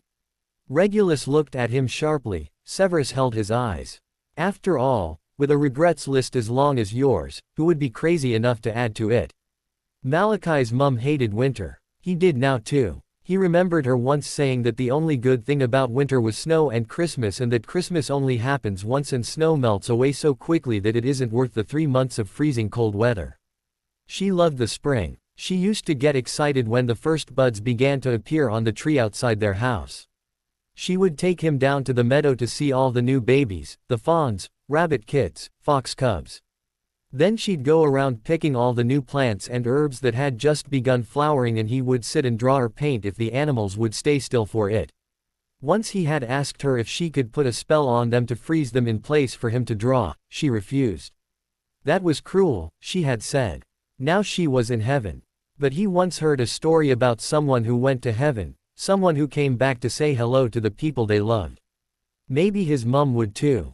He wondered what he would do this spring. Would his dad even care? Did he even know what he and his mother used to do? His dad was always so busy. He was always off saving the world, that's what his mum would say. His dad would be a hero one day. Malachi looked at his father, the hero. He wasn't so happy now. It made him look different. Older. But he supposed he wasn't happy either, and didn't his dad love his mum as well? Dads love mums usually, but his mum and dad were different. But since he was so sad, he supposed that meant he did. He would never ask if he did. That was rude. He had to be good. His best behavior. Just like his mum always told him whenever he spent time with his father. He had cried when his dad told him his mum had died. It made his dad cry too. It was scary. His dad wasn't supposed to cry. His dad was brave. He was strong. He helped people. So now he only cried when he knew his dad wasn't around. Does that sound okay, Malachi? His father had been telling him that he was going to go home with him and Severus. That he was going to live with them now. Always. He didn't want to. He wanted to go to his own home. He wanted to go back home with his mum. Maybe if his dad had asked before Christmas, then he would have wanted to. Hadn't he always wanted to before? He had always wanted him and his mum to live with his dad. Malachi. He looked at his dad. He looked different. If his dad really was out saving people when he wasn't with them before, how come he couldn't save his mum? How come he was out saving the world but he couldn't save her? But he was too scared to say that. He didn't want his dad to be angry. And he didn't want him to cry. So Malachi nodded, and his dad smiled instead. Perhaps it is time you inform me of your reasons for interfering with my projects at the Foundation. Severus had found it easy to push aside his curiosity regarding Dumbledore's request to Regulus, due to the unexpected turn of events over Christmas. He had assumed the old man would contact him and inform him of his intentions when the time arose. However, now that he had began classes once again at Hogwarts, finding himself in the Dumbledore's company again without so much as an acknowledgement of what had transpired, he decided he would wait no longer, and had made his way to his mentor's office as soon as the opportunity arose after his final class. Ah, Then young Regulus has informed you of my request. Did you doubt that he would?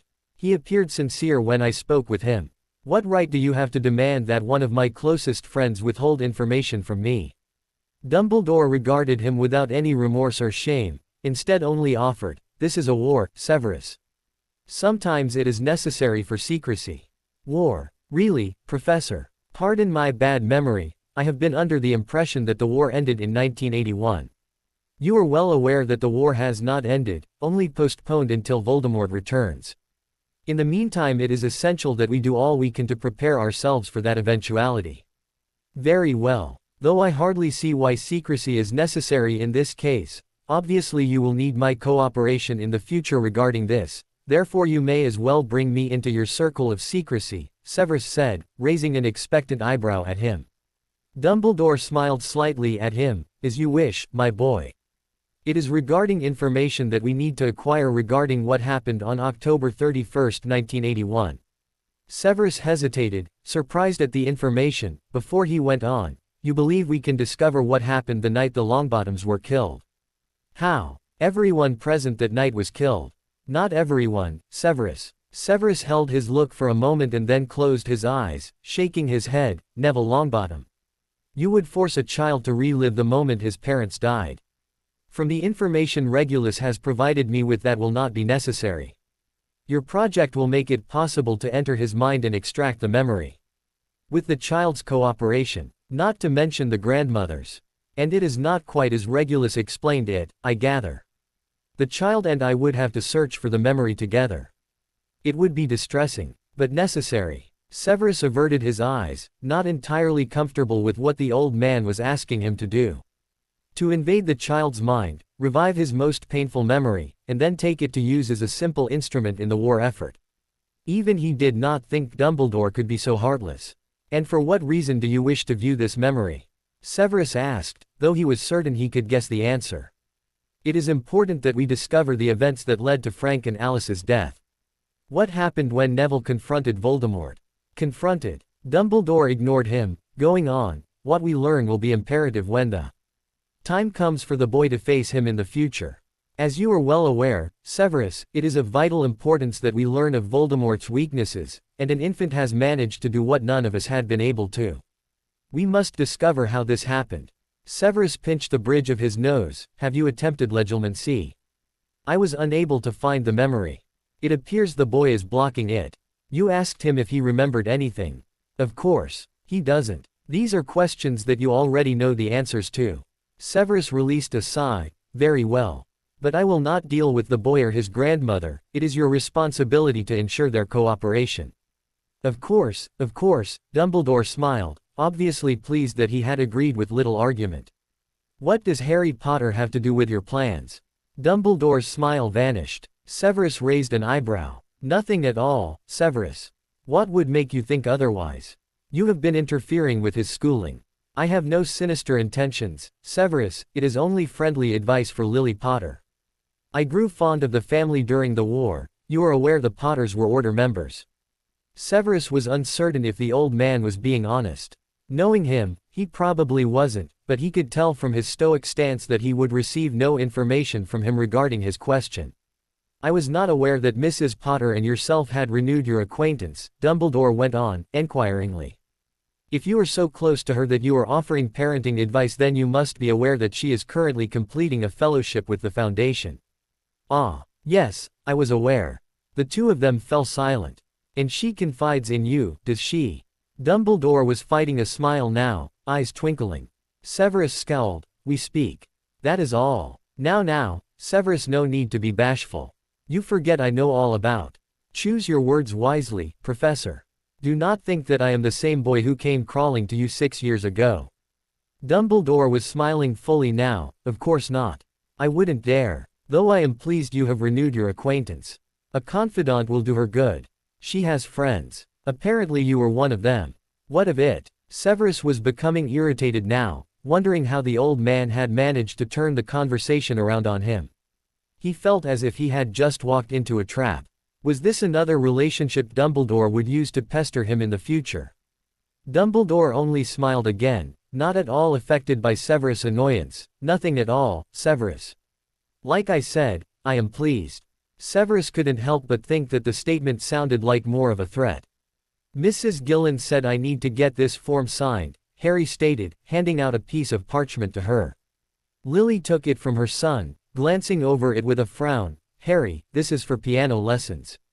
I know. Lily looked at him apologetically. Sweetheart, of course if you want to learn piano then you can. She glanced down at the sheet again as she went on, but these lessons are for people who have already started. But I have. Lily looked at him sharply. You have. When? Uncle Sirius has been teaching me. Lily was stunned at the information. Your Uncle Sirius. Sirius plays the piano. Yeah. Harry gave her a look that seemed to say, don't you know anything, Mum? And she realized that maybe she didn't. It was the same question she found herself asking herself almost every day when it came to her son. How on earth had they managed to get this by her? Lily shook her head, noticing Harry was looking at her expectantly, and walked over to the desk, lifting a quill to sign it. That's wonderful, Harry. Where has he been teaching you? When we visit Mrs. Tonks. She has a piano. Uncle Sirius said their mums and dads forced them to learn when they were little. But it's fun. I see. How long have you been learning? Dunno. Ages. When's Uncle Sirius coming home? I'm not sure. He still hasn't flown or anything. How do you know he's okay? I'm sure he's fine, sweetheart. He's just very busy just now. How come I couldn't go with him? Because you have school. You know legally I don't have to go to school. Who told you that? Lily looked at him with a frown. One of the boys at the Phoenix Center. Goyle. Goyle. Lily frowned. Wasn't Goyle Sr. tried for being a Death Eater? Well, what he told you isn't true. If you don't go to school then someone needs to come and teach you at home, Lily explained, rolling up the parchment she had signed after ensuring the ink had dried. He thought it was weird I went to Muggle school. He said real wizards don't do that. I went to Muggle school. Lily handed the rolled up parchment to him, and so did Uncle Remus. Don't we seem like real witches and wizards? He shrugged. I guess he was lying. Lily nodded, suddenly wondering if it was right to send him to a wizarding school. Wasn't he too young to be exposed to the kinds of prejudices that Muggleborns and half-bloods were sure to encounter? Uncle Sirius could do that. Do what? Teach me at home. Uncle Sirius isn't here, and he isn't qualified to teach you. You would need a proper tutor. Maybe if you float and saw him. Harry, your Uncle Sirius will come home when he can. Harry hadn't stopped talking about Sirius since she had explained that he had left. So many questions, so many innocent suggestions, they were becoming increasingly irritating in her anger that the man responsible grew with each one. What about Uncle Remus? What about Uncle Remus? Lily repeated, as she handed him his cloak. Maybe he could become a tutor and teach me, he's always saying he can't find a job. Lily frowned, kneeling down so she was facing him. Harry, is there something wrong at the Phoenix Center? Is someone upsetting you? Harry looked confused at the question. No. Why would they make me upset? Relieved at the obvious bafflement that anyone would attempt to hurt him, Lily rose to her feet and swung her cloak around herself. It is just strange that you are asking to be homeschooled. It's not something you've ever been interested in before. Harry shrugged. It seems like fun. Ron does it. Yes, but then you wouldn't get to see any other children. You wouldn't be able to make friends, or play, or go on trips. Trips. Harry's eyes brightened and she smiled at his excitement. Yes, trips. I believe they're planning one for next month. Really? Harry's excitement grew. We're doing a play as well, they said. Something for Valentine's Day. Oh, yes. Valentine's Day. She had never liked Valentine's Day. But she disliked it even more now. She had only ever enjoyed one. Valentine's Day 1979, the day James proposed. It had been a disaster of a meal. Her parents had been visiting Petunia and Vernon, so he had offered to make dinner for her at her house, burning everything except the raw salad that was to be served as a side dish and the ice cream they were having for dessert, setting the smoke alarms off and worrying the neighbors. The Bee Gees asked them, "How deep is your love?" while he got down on one knee and asked her the same. You see, you wouldn't be able to do those things if you were homeschooled. It'd just be you. Harry frowned, obviously not pleased with the idea. Oh. Well, I guess school's better then. Lily smiled, pulling the door open, and reaching out a hand to him. Come on, you, let's go. Malachi rubbed his hands against his. trousers, glancing nervously around the large room. Long strips of parchment hung from the walls, badly done paintings obviously by children covering them, and some of them hung off the wall making the place look worn.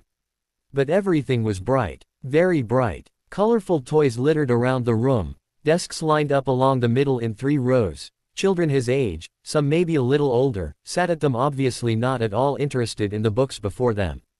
"Hello Malachi." He glanced up at the stranger who had addressed him. He didn't like meeting new people. He didn't know why. His parents always made it look so easy, talking. He didn't like it. He never knew what to say, and half the time he got the impression that no one was really interested. They would just nod and say things like, "That's nice," or, "Aren't you clever," or, "Well, that's very interesting." The only person who ever said anything any different was his mum and, when he was around, his dad. Miss Quinn was nice too. But now he only got to see her on Saturdays. His dad wanted him to socialize, which really meant he wanted him to go out and talk to these strangers who were now all staring at him curiously from their desks. "Mrs. Potter." Malachi turned his attention to the woman his dad had spoken to, a smiling woman. And, as if to prove a point, the two began a brief, easy conversation. He glanced at the boy whose shoulder the woman had her hand on. The boy glanced at him briefly before he tugged himself out of the woman's grasp and made his way towards one of the desks. His dad was still talking. Sometimes he wondered if his dad ever stopped talking.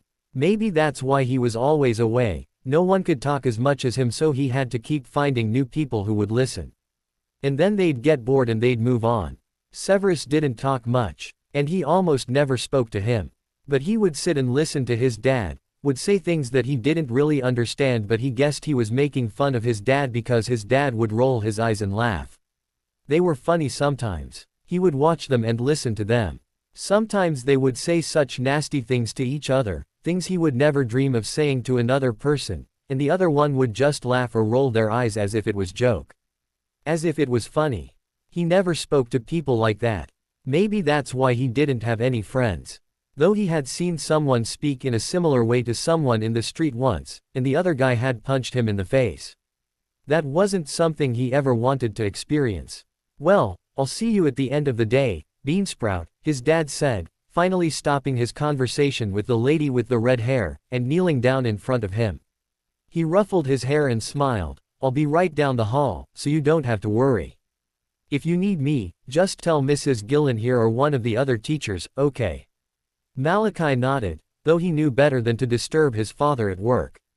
He only moved when his dad's hands turned him and urged him in the direction of the other children, most of whom had lost interest in him now and were talking energetically amongst themselves. A paper aeroplane flew across the room and one of the teachers shouted, making him jump. He quickly sat down at one of the free desks. "Hi." Malachi looked sharply at the boy who had spoken to him, his movement so quick that the other boy jumped slightly and then smiled. It was the same boy who he had seen at the door. "I'm Harry." He forced a smile. "I'm Malachi." And then he didn't know what to say. He looked away, feeling himself reddening beneath Harry's curious gaze. "How old are you?" "5. I'm 6. He was silent. "Was that your dad?" "Uh-huh. He looks like my uncle." "So do you." "Who's your uncle?" "Sirius." Malachi shrugged apologetically, feeling as if he was disappointing him. "I don't know him." "Oh." They were quiet again. He fiddled with the book in front of him. Was he supposed to be reading it? He glanced up at the teachers, who were gathered together at the front of the room. Miss Quinn would always tell him what he was supposed to do during her lessons. "Do you like chocolate frogs?" Harry asked him. Malachi eyed the sweet the other boy was holding out to him. He bit his lip. "Uh-huh." Harry smiled and shook the hand that was holding out the sweet to him. Malachi smiled and took it from his eagerly. "Thanks." "No, thank you, Mr. Black." The sweet was promptly plucked from his hand by a teacher they hadn't noticed walking by. "There's no eating in the classroom, we wait until break time." Malachi glared at her back as she retreated and Harry laughed. He looked at the laughing boy with a frown. "What?" "Nothing. It's just that you really looked like my Uncle Sirius when you did that." "Does he get mad a lot?" "Not with me. He takes me flying." Malachi's eyes widened. "Flying? Really? On a broom?" "Uh-huh. Haven't you ever been? Doesn't your dad take you?" "No. My dad's really busy." "Oh." My dad doesn't do anything with me, either. It's not my dad's fault, though, Malachi said, suddenly having the urge to defend his father, and glancing around the room as if he might have heard. Harry shrugged. Not mine's either, I guess. Harry looked sad. Sad like Malachi felt. And he felt himself relax a bit this time, as he turned his attention to his book. All right, everyone, one of the teachers spoke up loudly, as the group of teachers dispersed. Let's get started, shall we? I have more chocolate frogs, Harry whispered, leaning towards him. I'll give you some at break. Malachi smiled shyly. Thanks, he whispered back. Malachi's eyes are blue. Like Evelyn's. Like the pictures of the perfect blue oceans in holiday brochures. Blue, blue, blue. And they were haunting. Every time he looked into his son's eyes he found himself thinking of her. It was like she was still watching him, through their son's eyes, even though she was gone. She was watching, judging. And Malachi had even had that same disappointed look in his eyes, the exact same as his mother's, when he had told him about the Phoenix Center. But the boy never voiced any complaints. It was all in the eyes. Almost as if it wasn't him at all that disapproved, but his mother.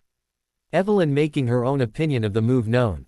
Malachi had moved into Newton's with him the previous week. Since then he had seen a side to his son that he had rarely, if ever, seen.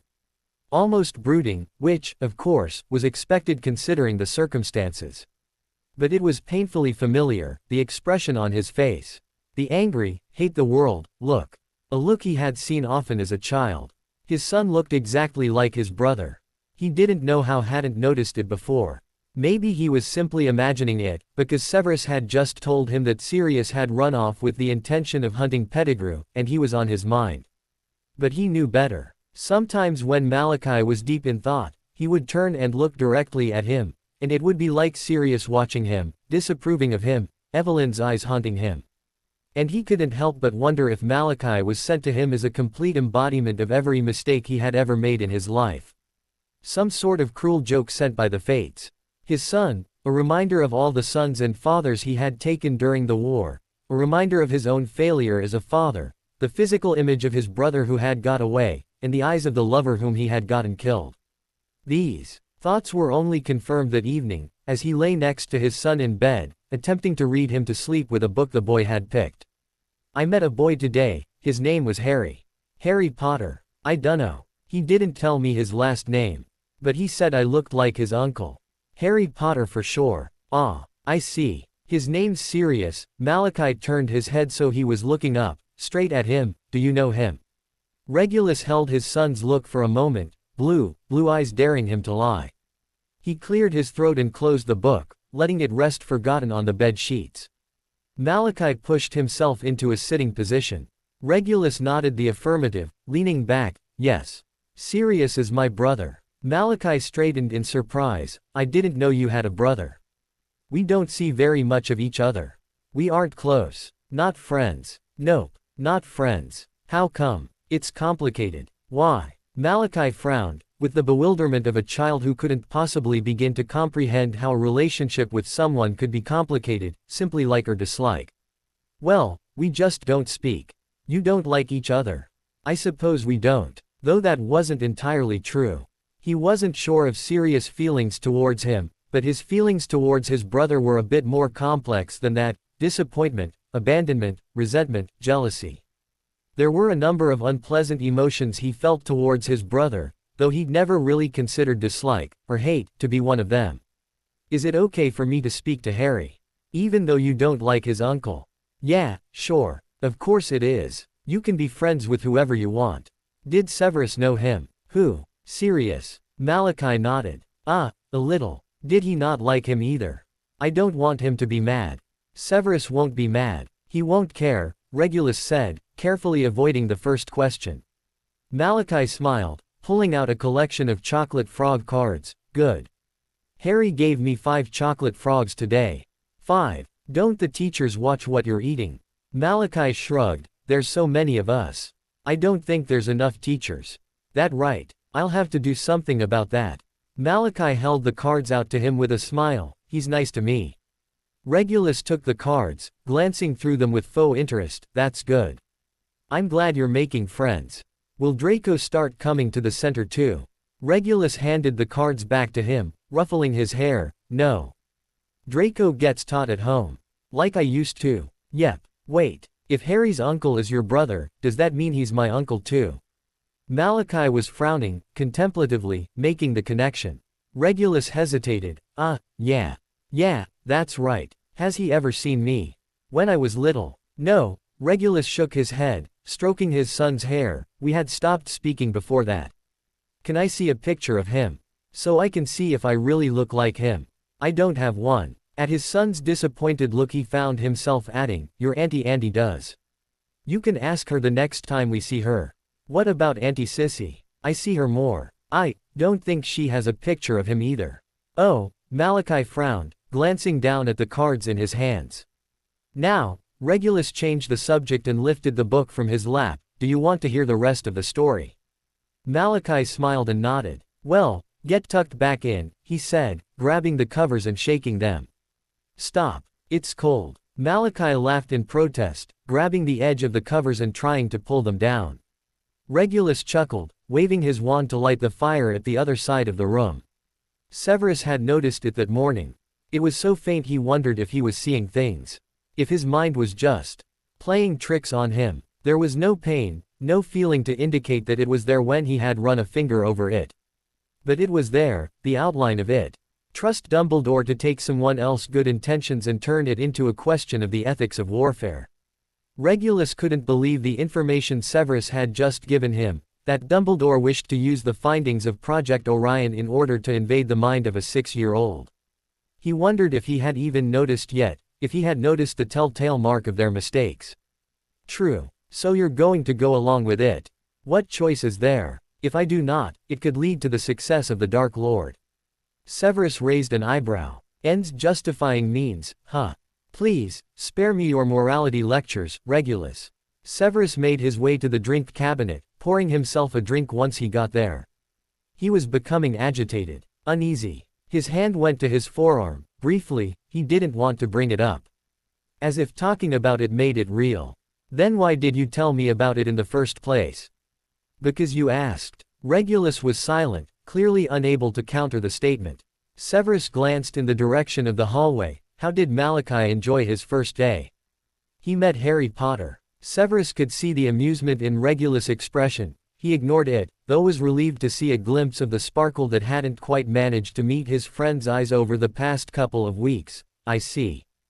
Getting along pretty well. Apparently the little Potter was attracted to him because he looks like my brother. Ah, how wonderful. I haven't noticed the resemblance myself. Really?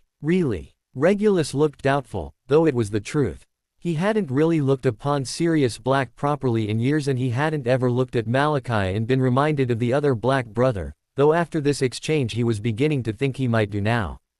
Anyway, the whole incident got Malachi asking questions about Sirius.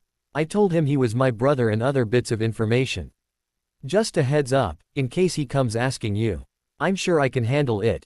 After all, Sirius Black was nothing, an insignificant weed, compared to what else he would soon have to face. If what he had seen was true, if it had not been a trick of the light, his subconscious playing tricks on him. I asked about Dumbledore because you seem distracted, Regulus stated, returning to their earlier subject. What's up with you? Severus met his eyes. He held them a moment, long enough to worry the other, long enough for Regulus to look apprehensive. He swallowed back any hesitation, any foolish thoughts that ignoring the issue would make it go away. Told himself Regulus could handle it. He was going through so much right now. The timing of this was abysmal, but it was not something that could be ignored. Not something that could be swept aside. This was something that Regulus couldn't pretend wasn't happening. Have you looked at your left forearm recently? Regulus paled, and for a moment a deathly silence fell over them. Regulus' hand was shaking as he reached up, clawed at the sleeve of his robe and ripped back the fabric of his shirt, revealing his arm. Severus stepped closer as the two of them glanced down at it. And there it was. Faint, but there. Just like his. The dark mark was returning. You sent him away, didn't you?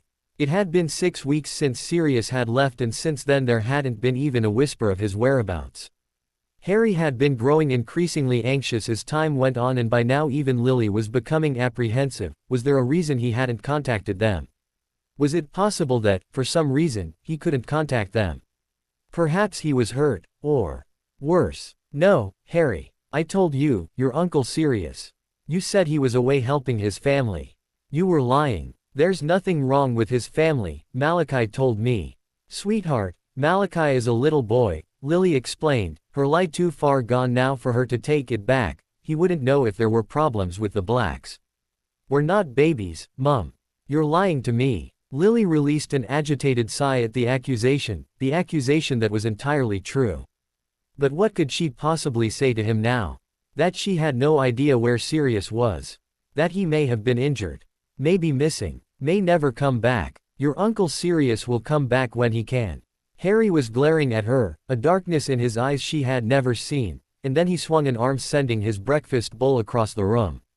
She jumped as the bowl smashed against the counter, sending milk, cereal and ceramic flying in all directions. Harry. He put his hands on the table, shoving his chair back, and made to storm from the room. Lily was on her feet instantly, a hand reaching out to grab him by the arm, stopping his escape. Just what do you think you are doing? She was in his face now and he was glaring back at her with a defiance that James had never looked at her with, but it was still familiar and it took her a second to recognize that it was the same look Sirius would often give when they were arguing. You sent him away. I know you did. I heard you. Remember, you told him you didn't want to live here anymore and that you wanted to take me away. And now he's had to go. It's not fair. I told you I don't want my dad. I want Uncle Sirius. And now he's gone, just like him. This is your fault. Don't you forget who you're talking to, young man, Lily snapped, feeling herself tense up at the disrespect by which he was addressing her and James's. That is your father you're talking about. I don't care. I don't care about him. You made Uncle Sirius go away because all you ever think about is my dad. And now he's angry. He's angry because that's all you care about. You don't care about anything else. Stop it, Harry, that's not true. It is. It is true. He shoved against her but she kept a tight hold of his arm. I don't want to live with you. I want to live with Uncle Sirius. Well, Harry, that's just too bad, she stated, firmly, at a loss at how to reason with him. Having never experienced anything like this from him before. I'm your mother, you stay with me. You're such a bad mum. He declared, making her heart drop. You don't even love me. Harry, she whispered, shaking her head, the hand holding him relaxing and the other coming up to take his other arm. Harry, that's not true. I love you so much, so much. You're my whole life, Harry. Tears were slipping down his cheeks but he was still regarding her with the same defiance as he vehemently shook his head. No. My dad's your whole life. I've heard what Uncle Sirius and Uncle Remus say, that all you want is to get him back. That everything you do is all about him. For you, sweetheart, for us. But I don't want him back. I told you already. You never listened to me. Lily was rendered speechless at her son's outburst, could only stare into the eyes of the hurt, broken boy before her, as a feeling of nausea built up within her and her heart pounded in her chest. She wondered how on earth she had managed to let things get this far, so far, without her even realizing it. Harry, I hate you, he whispered, staring straight at her. And there was such sincerity in his eyes as he said it that it took her breath away and her hands fell from his arms. She felt her own tears building up and Harry's hard expression dropped. He took a step towards her. Mom, go to your room. I've got school. I said go to your room. He jumped back at the volume of her order, stared at her a moment longer, before his expression finally crumbled and he turned and ran from the room, as she sank to the floor. I made my mum cry, Harry said, quietly. His stomach felt funny, tight, and he felt sick remembering it. Malachi looked at him but didn't say anything. I told her I hated her, Harry explained further, leaning back on the beanbag they were sitting on. Malachi looked thoughtful, before he stated, that was a really nasty thing to say. I do sometimes, though, Harry revealed, feeling guiltier as he said it. She doesn't understand. She's not like Uncle Sirius and Uncle Remus. She doesn't listen like they do, she just always thinks she's right. She's your mum. Mums are always right. No they're not. They're more right than dads are, Malachi said, quietly, and Harry remembered that Malachi's dad was a really bad dad too, even though Malachi would never admit it. Malachi went on, you shouldn't have told her you hated her. Even if you think you do. Why? He shrugged, because she loves you. And you love her too. How do you know? Because sometimes I thought I hated my mum too. And now she's dead. Harry felt a sudden pang of panic, wondering if in some way him saying he hated his mum meant that something would happen to her now she might die. He suddenly felt even more like he wanted to be sick. I don't want my mum to die, he whispered. See, that's how you know. Harry looked at Malachi with a frown. How? There's loads of people I don't want to die. I don't want Mrs. Gillen to die, he stated, glancing in the direction of the first teacher he saw. Yeah, but you get upset when you think about your mum dying. I don't want to talk about my mum dying.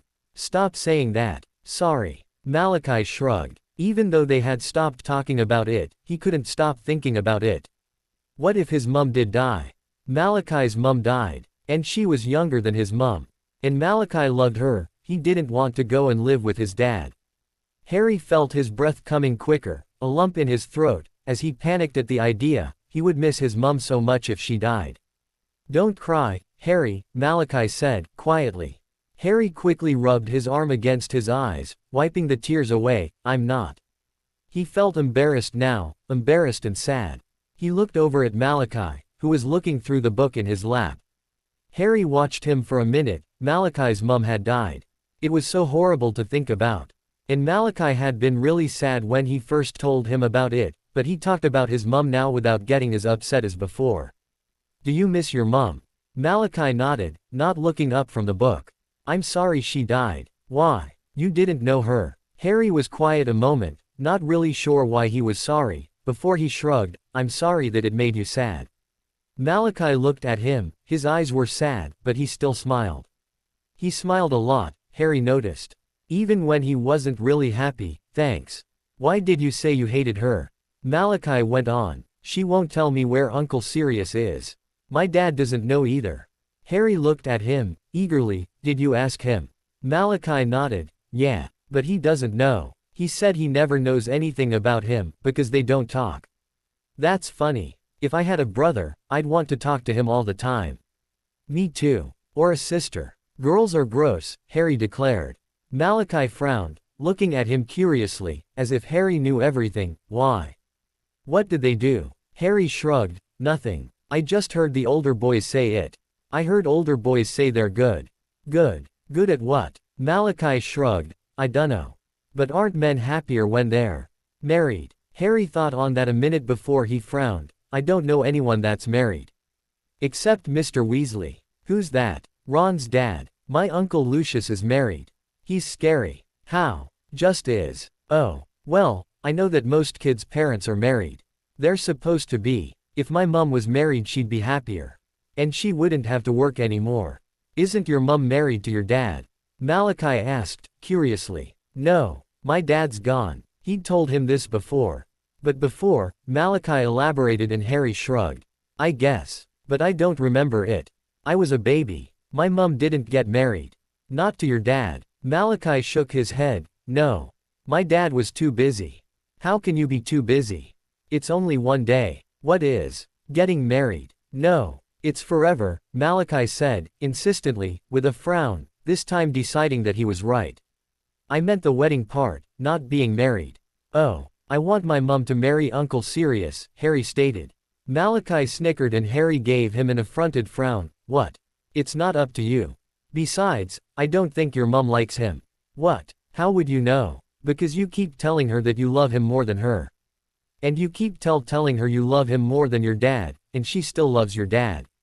It's stupid, Harry declared, ceasing the opportunity to comment on the last statement. My dad is, like, dead. How come your dad being dead doesn't make you sad? Malachi lay back on the beanbag, pushing his book aside. Harry shrugged. Dunno. I don't remember him. Well, your mum does. Harry shook his head, remembering that she had key. Ed Remus a little while ago. Even if she doesn't like Uncle Sirius it doesn't matter. She could marry Uncle Remus instead. Maybe your mum can marry my dad and make him happier, Malachi joked. But Harry didn't think it was funny. It was brilliant. If his mum married Malachi's dad then they would be brothers, and then his mum really wouldn't have to work because Malachi's dad was rich and he worked all the time. But that wouldn't make Malachi happy, probably. Because he wanted his dad home more, the same as he wanted his mum home more. It would be good if they did, Harry said, instead, then we could be brothers. Malachi looked at him, still joking around when he said, we could pretend to be brothers. We're already like cousins now. Yeah, Harry grinned, remembering how his uncle Sirius connected them. And then he remembered what Malachi said, that Uncle Sirius and Malachi's dad didn't like each other. So maybe they wouldn't be allowed to see him if that happened. And he didn't want him to have to go away. If he ever came back. Yeah, we could just pretend, Harry agreed, instead, smiling at him. Malachi smiled back at him, and this time Harry could tell it was real. Severus almost didn't notice Lily's agitation, his own mind elsewhere as they ate. The dark mark had returned, it seemed as if it was becoming darker, more prominent, with each passing day. Time was running out, and Dumbledore and Regulus weren't getting any further in their mission to find the Horcruxes. He had offered his help, however they had both quickly rebuffed his offer, Dumbledore particularly furious that Regulus had informed Severus what they were planning. Instead, Dumbledore had insisted that Severus continue to focus on Project Orion. With their quest to find the missing Horcruxes failing, they needed to be prepared for all eventualities. In other words, they needed to be prepared for the immortal Dark Lord's return. Even Lily's presence was doing little to quell his anxiety. It was happening. It was really happening, and he was terrified. Are you okay? Lily asked, regarding him with concern. He nodded, yes, I am fine. You haven't eaten anything. Severus glanced down at his plate, which remained full but looked a mess, as he had been shoving the food around disinterestedly with his fork since it had arrived. He cleared his throat, lowering his cutlery. I am not very hungry. He wasn't really. He was rarely hungry at lunchtime. But Lily was no longer available to meet in the evenings due to having to collect her son from the Phoenix Center after work, and he hadn't wanted to turn down the opportunity to keep their regular meetings. So he had willingly agreed when Lily had suggested they begin meeting at lunchtime rather than for dinner. He glanced at Lily's plate, which also looked untouched, save for a few bites of meat. Going by her logic, he assumed something was on her mind also. Are you all right? Lily raised her eyes to his and he could clearly see that she wasn't, that something was weighing heavily on her mind. But she glanced back down and shook her head. Yes. I'm fine, too. What pitiful liars we both are, he thought to himself, lifting his water for a drink. He supposed it had something to do with Black. Malachi had been pestering Regulus on behalf of Harry Potter all week regarding him. No word from Black, I presume. Lily sighed, looking relieved he had brought it up. No.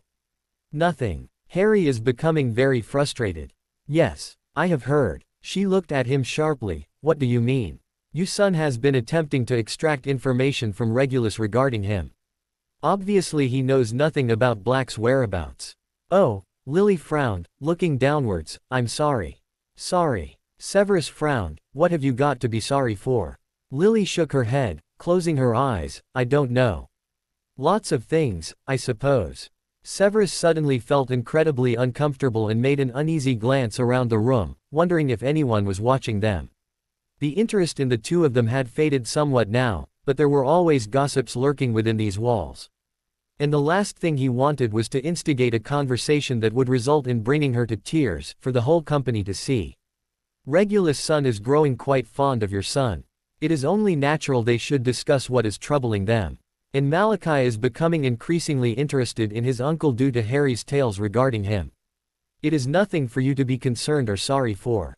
I lied to him, Lily stated, out of the blue, looking up at him. I told him that Sirius was helping family.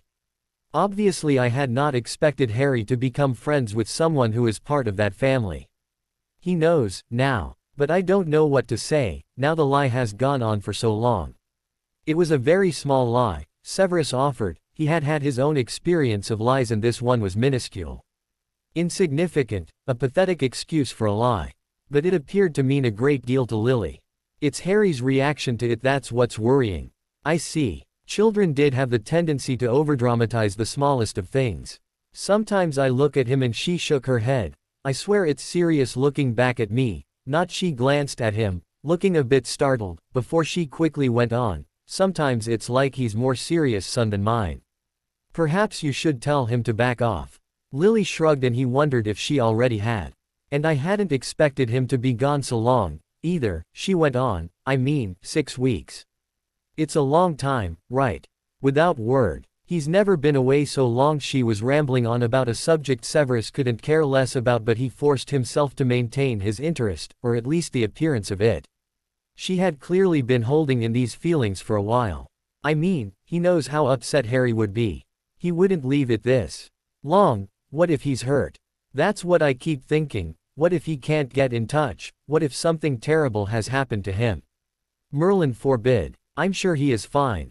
Lily looked at him sharply, as if she was just realizing who it was she was talking to, and then pressed her lips together, looking embarrassed and disappointed, before she glanced back down at her food and lifted a piece to her lips. Severus thought she might gag on the item, as she forced it down her throat and reached for her glass of water. I can try and find out more information for you, if you would like. Lily looked at him over her glass. I have some connections. People who are also keen to find Peter Pettigrew. I can find out if they have come across Black in their ventures.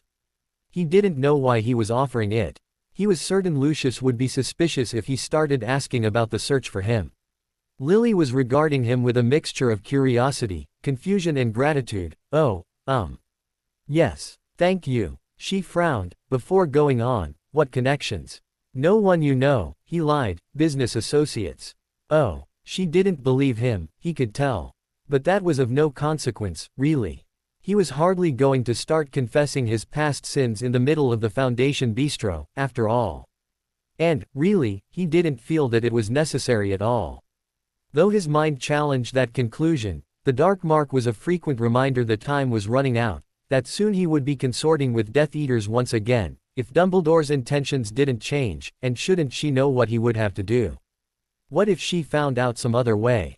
It would be the end of their friendship for good this time. But he still held back. He wasn't ready for it yet. What's to say that the simple confession of it wouldn't break them? Something on your mind? Lily once again inquired as to his troubles. Yes, Lily. Something is on my mind. The Dark Mark is returning, which means that soon the Dark Lord will return also. Which means that Neville Longbottom, the child I have sworn to protect, will soon be in grave danger. I have a project to rush through before all this happens. I have to freshen up on my occlumency for my future spying missions. And Regulus is currently off preparing for a potential suicide mission with Dumbledore. As well as struggling to live up to his role as a father. He settled on that one, Regulus. I am concerned for him. The Black Brothers, the bane of our existence. Oh, is he still not coping? Well, he refused to grieve properly following Evelyn's death. And he is hardly the ideal example of a good father. Lily looked stricken at the statement and he frowned, wondering how she could possibly find that offensive. I am concerned that he may do the boy harm if he is unable to fully embrace his role in his life. Perhaps you should speak with him. Believe me, I have tried. Maybe he's doing the best he can, Lily offered. Severus glanced at her, wondering at the strange fragility of her tone. Yes, of course. Obviously I don't think he is being incompetent on purpose. Like I told him, the only way he can improve is through experience. Perhaps he feels it's too late. It is never too late, Severus countered, firmly. Lily held his look a moment before she turned her attention back to her plate. How is Malachi coping? I believe he is enjoying his time at the Phoenix Center. It is fortunate he and your son have become friends. He had very little social interactions prior to his mother's death. Lily smiled. I'm glad Harry is helping him. Severus nodded, as am I. The boy is exactly like his father. He does not allow himself to grieve. Lily looked thoughtful for a moment, bringing her eyes to his. Then she said, you should try to speak with Regulus again. If what you're saying is true, in a few years he could wake up and realize he's lost his son. Severus held her look. Her expression, the sadness in her eyes, was telling. He nodded. I shall. Though it is worth remembering that what is lost can often be found. A slow smile spread across her lips and she raised an eyebrow, poetic. Well, I try. Severus stated sardonically, though he reddened and looked down at his plate. He caught a glimpse of her smile widening and felt a smile tug at his own lips, pleased that he had managed to give her a moment of genuine happiness when she was obviously upset. Upset about something more than what she had confessed, he assumed it had something to do with her son. Severus. Yes. He lifted his head to look at her. Did I tell you I'm really glad we're friends? Severus pretended to think, Hogwarts Express, I think. A small chuckle escaped her, well. Then she shrugged, still smiling. He was fusing over his plate, not responding, though could feel her watching him, smilingly. He lifted his eyes from the table, glancing at her without lifting his head, as the time between them stretched. He smiled slightly, a mutual sentiment, Lily. She held his look, her smile and eyes filled with obvious affection, and he felt himself warm under her eyes. It was happening more, the boyish warmth when their eyes met, the blushing, the butterflies. It was embarrassing, childish, mortifying. And wonderful. And, at least for now, he was content to imagine how things could be. Something brighter to take his mind of the darkness that was looming. Even if the idea was foolish and impossible, just the idea was enough to make him a little bit happier. A little bit hopeful. Severus turned his darkest scowl on Regulus. Regulus, in case you have forgotten, I am incredibly busy at the present time, and will continue to be so for the foreseeable future, he almost growled, before adding, and even if I weren't, what would possibly give you the idea that I would want, or be willing, to take responsibility for your child for such an extended period of time? It's only 2 or 3 days, Regulus weakly protested again, and it's not like I can ask Sissy or Andy, they'd wonder why I was leaving. Find someone else. Like who? Regulus snapped, who else could take him? Your Lily Potter perhaps. My Lily Potter. Severus repeated, giving him a cold glare, you certainly are doing well, attempting to convince me. Severus, please, he likes you. Severus scoffed and crossed his arms across his chest. He respects you. He's not going to do anything to upset you. I just don't want to ship him off to strangers. He's getting into a routine here. And it's not like he'd be any trouble. You won't have to do anything. Just drop him off at the Phoenix and then pick him up on your way home in the evening. Have Creature feed him and ensure he's in bed by 9. Regulus, I sometimes do not return home until well after 9. Well, I suppose the occasional slip is fine. Severus gave an aggravated shake of the head, not at all impressed by this turn of events. Is it really necessary that you escort Dumbledore on this mission? Can you not explain to him that you have other, more pressing responsibilities?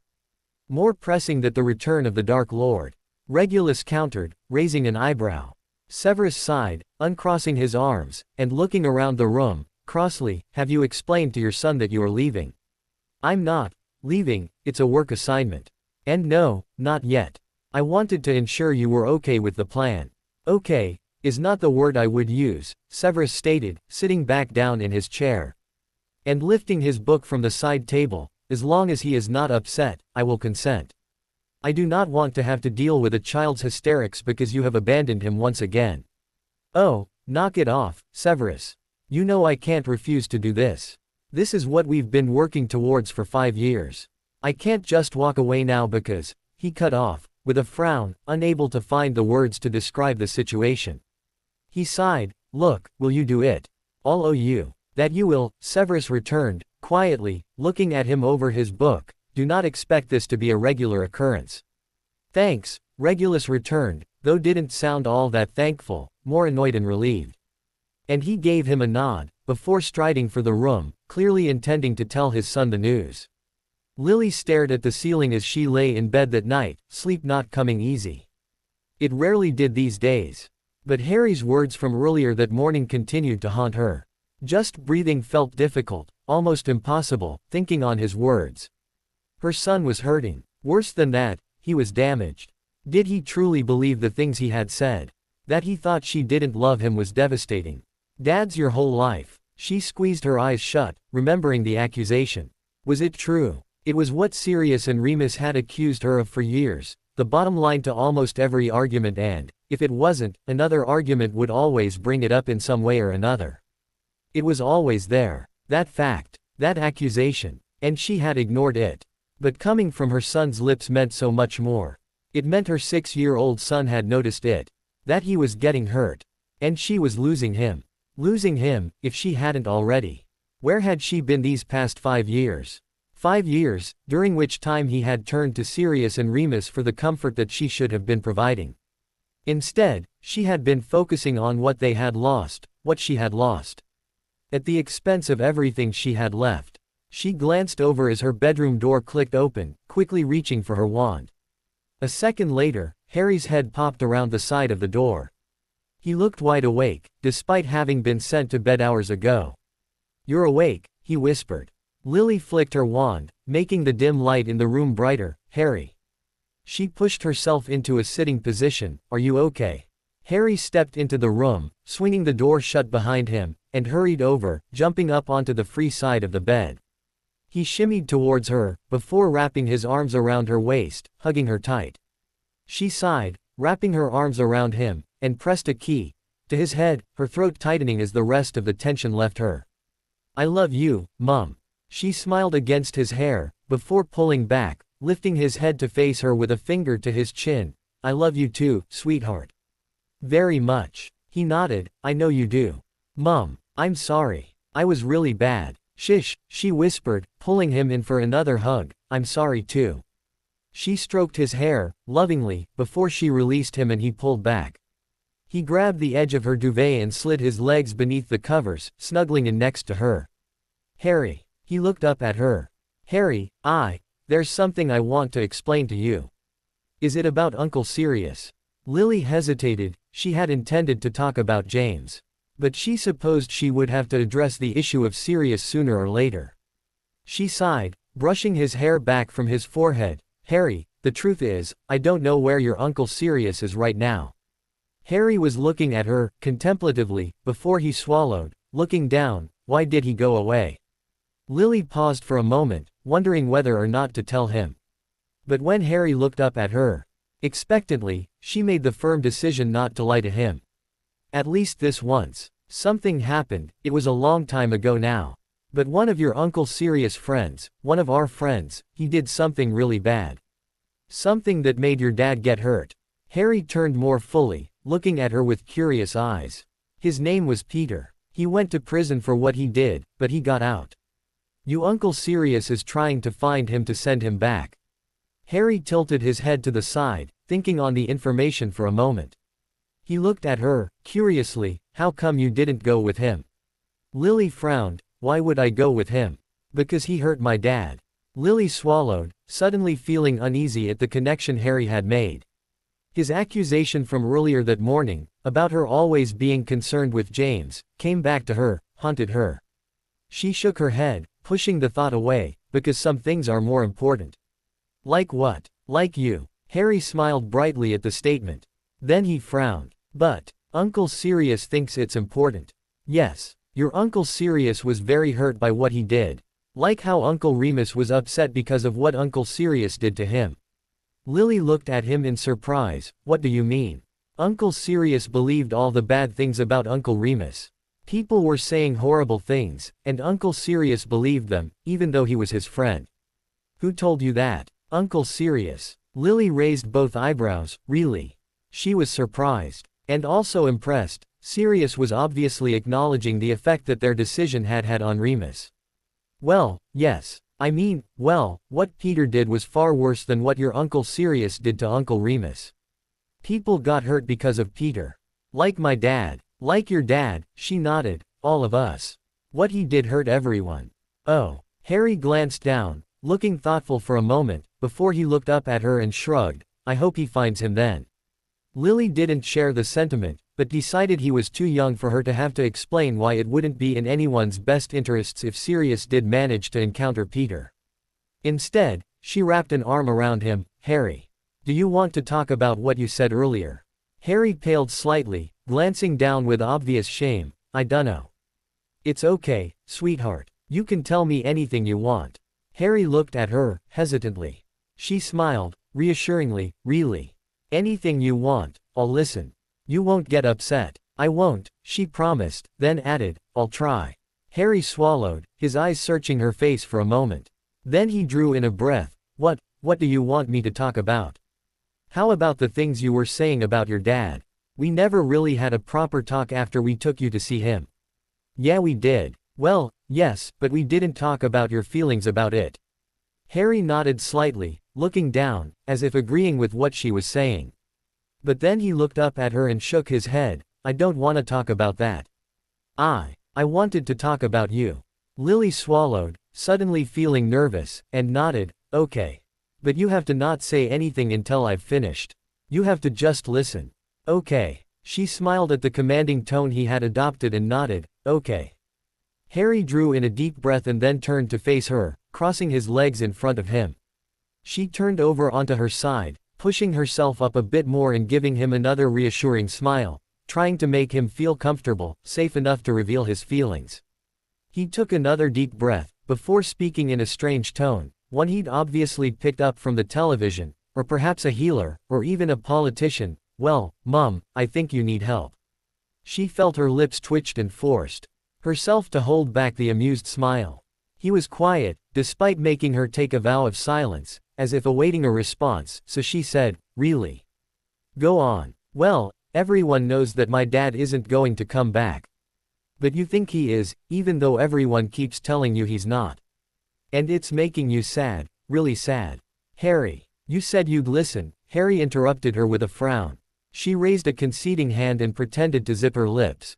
It's making you really sad, he repeated, and when you're sad, it makes me sad too. She swallowed, but kept her silence as promised, and instead reached over to squeeze his arm. He smiled at the action. I think you'd be really happy if you got married again. Lily bit her lip, holding back a protest. Love is really important. We've been learning that at school for Valentine's Day. You need love. Lily pressed her fingers to her lips, desperately holding back a chuckle at the declaration. And Uncle Sirius, or Uncle Remus, is the one to give it to you. Harry, Lily interrupted, unable to help herself, please. Let's keep this to talking about your feelings. Harry frowned, these are my feelings. You need a husband. Goodness, what centuries' values had Sirius and Remus been instilling in her son's mind while she hadn't been looking? Sweetheart, not all women need husbands. Everyone needs love, he stated firmly, and she remembered seeing as much written across the chalkboard in the Phoenix Center that evening when she had collected him.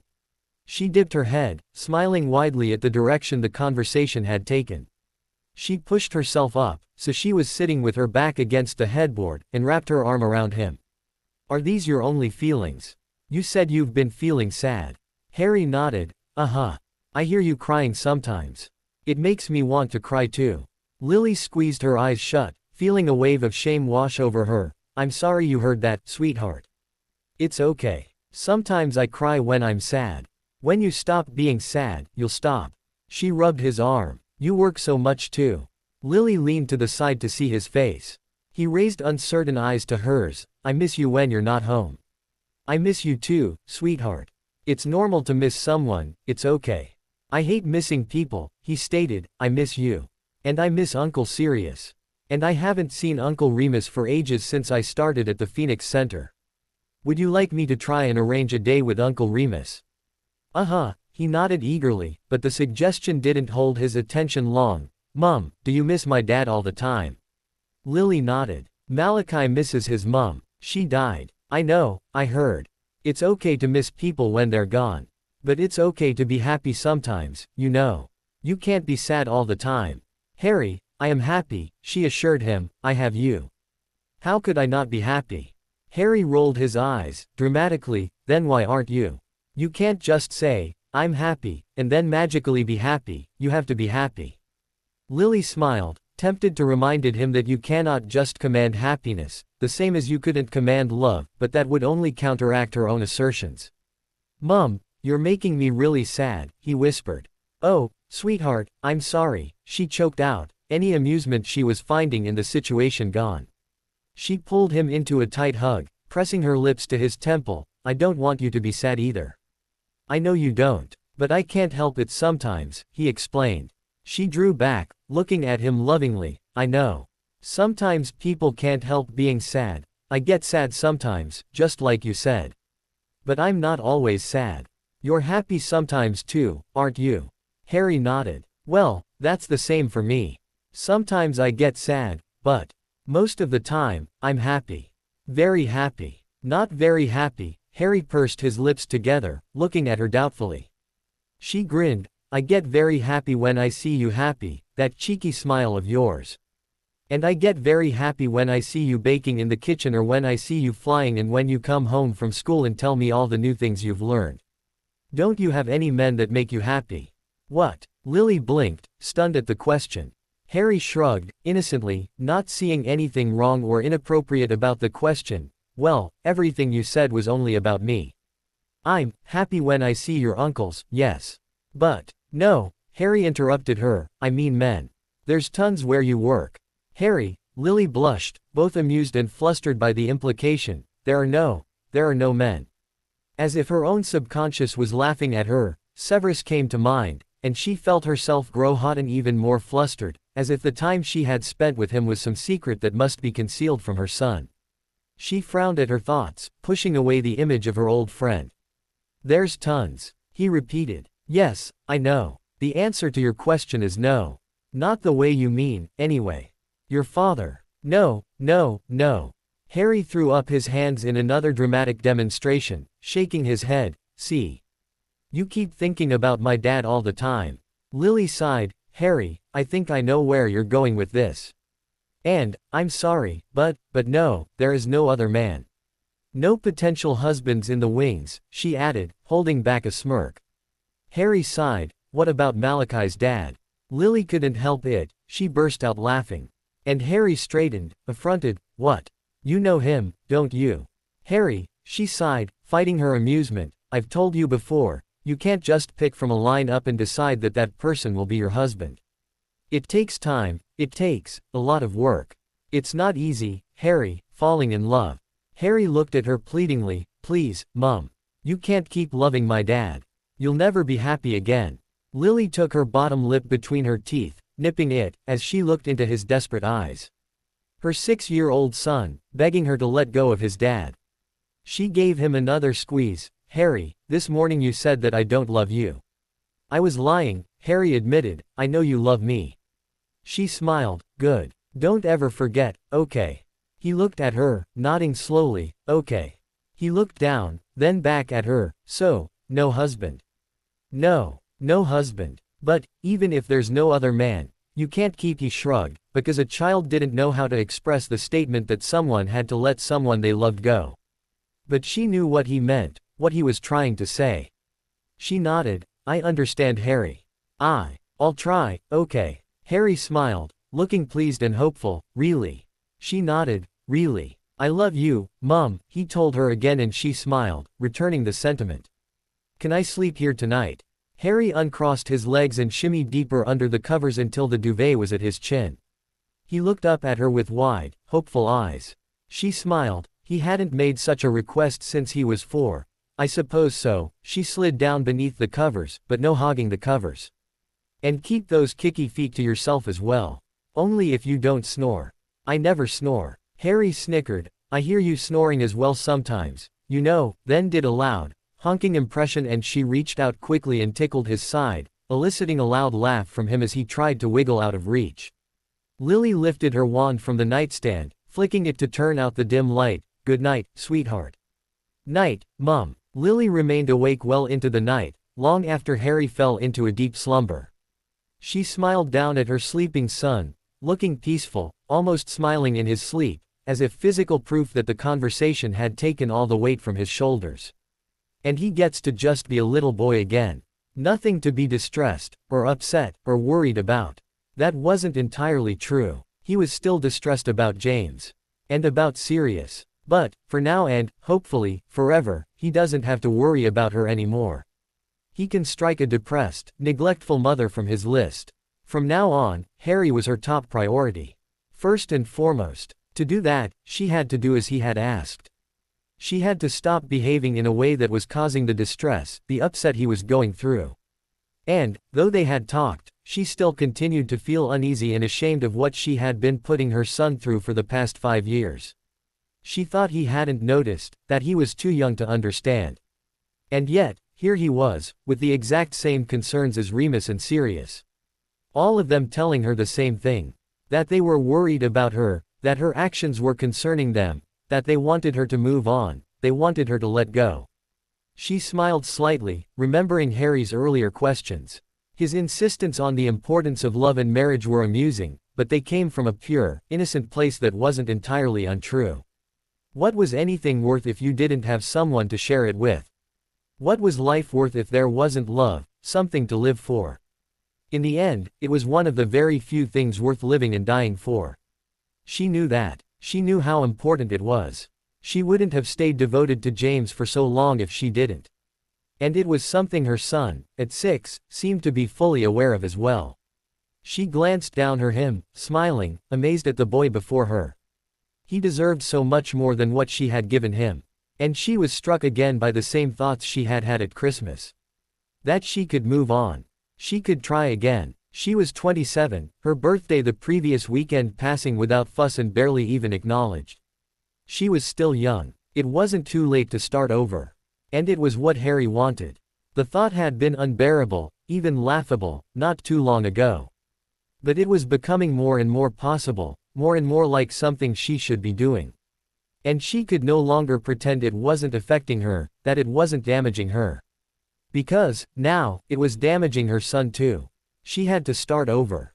She had to start living again. Start living for the present, for the future. And stop hoping for things to be as they were in the past. She had to take those memories, hold them close, but start making new ones. She had promised Harry that she would. It was a promise she was going to keep. Starting now, she was going to have to let go. They were going to be late.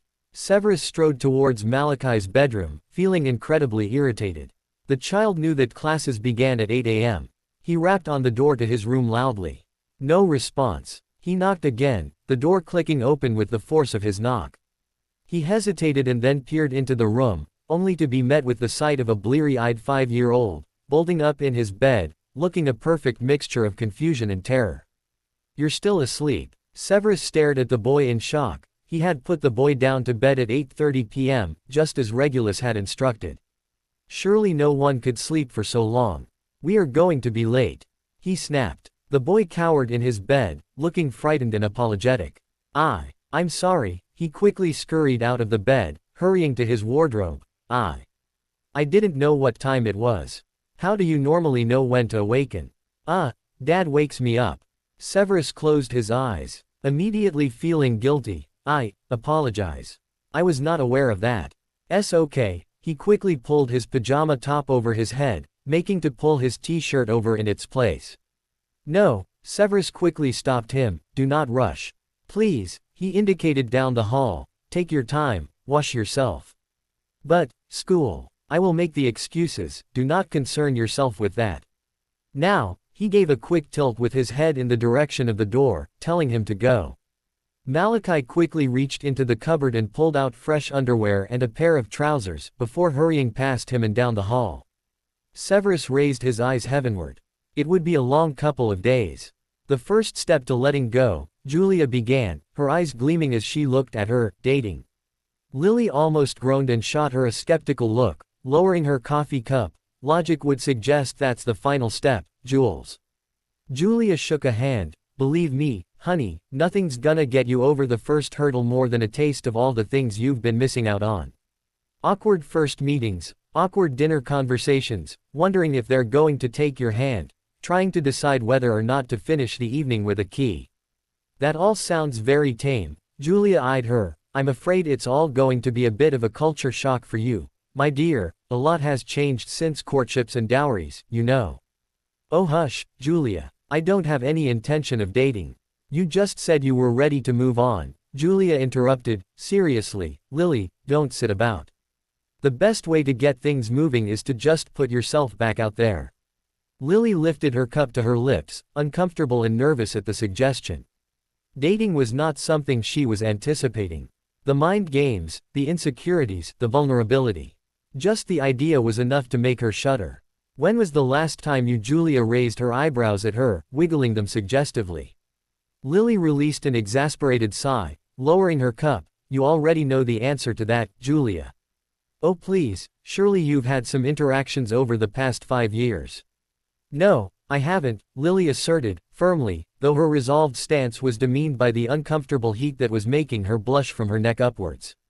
"Maybe that's why you've been feeling so agitated lately," Julia grinned. Harry's not all that far off the mark. Lily laughed, shaking her head vehemently. Julia, please. Stop it. I know the perfect guy for you, she declared. Lily shot her a dubious look.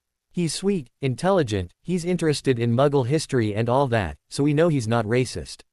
Tall, dark hair. Handsome, too. Lily offered, with a raised eyebrow. No thanks, Julia. I'm quite capable of finding someone myself.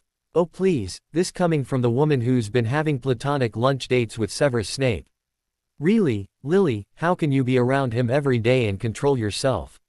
Lily shifted, feeling uncomfortable at the insinuation. Severus and I are just friends. Ah, one of those, is it? What do you mean, one of those? We're just friends, she repeated, shaking her head. Don't make it into something it's not.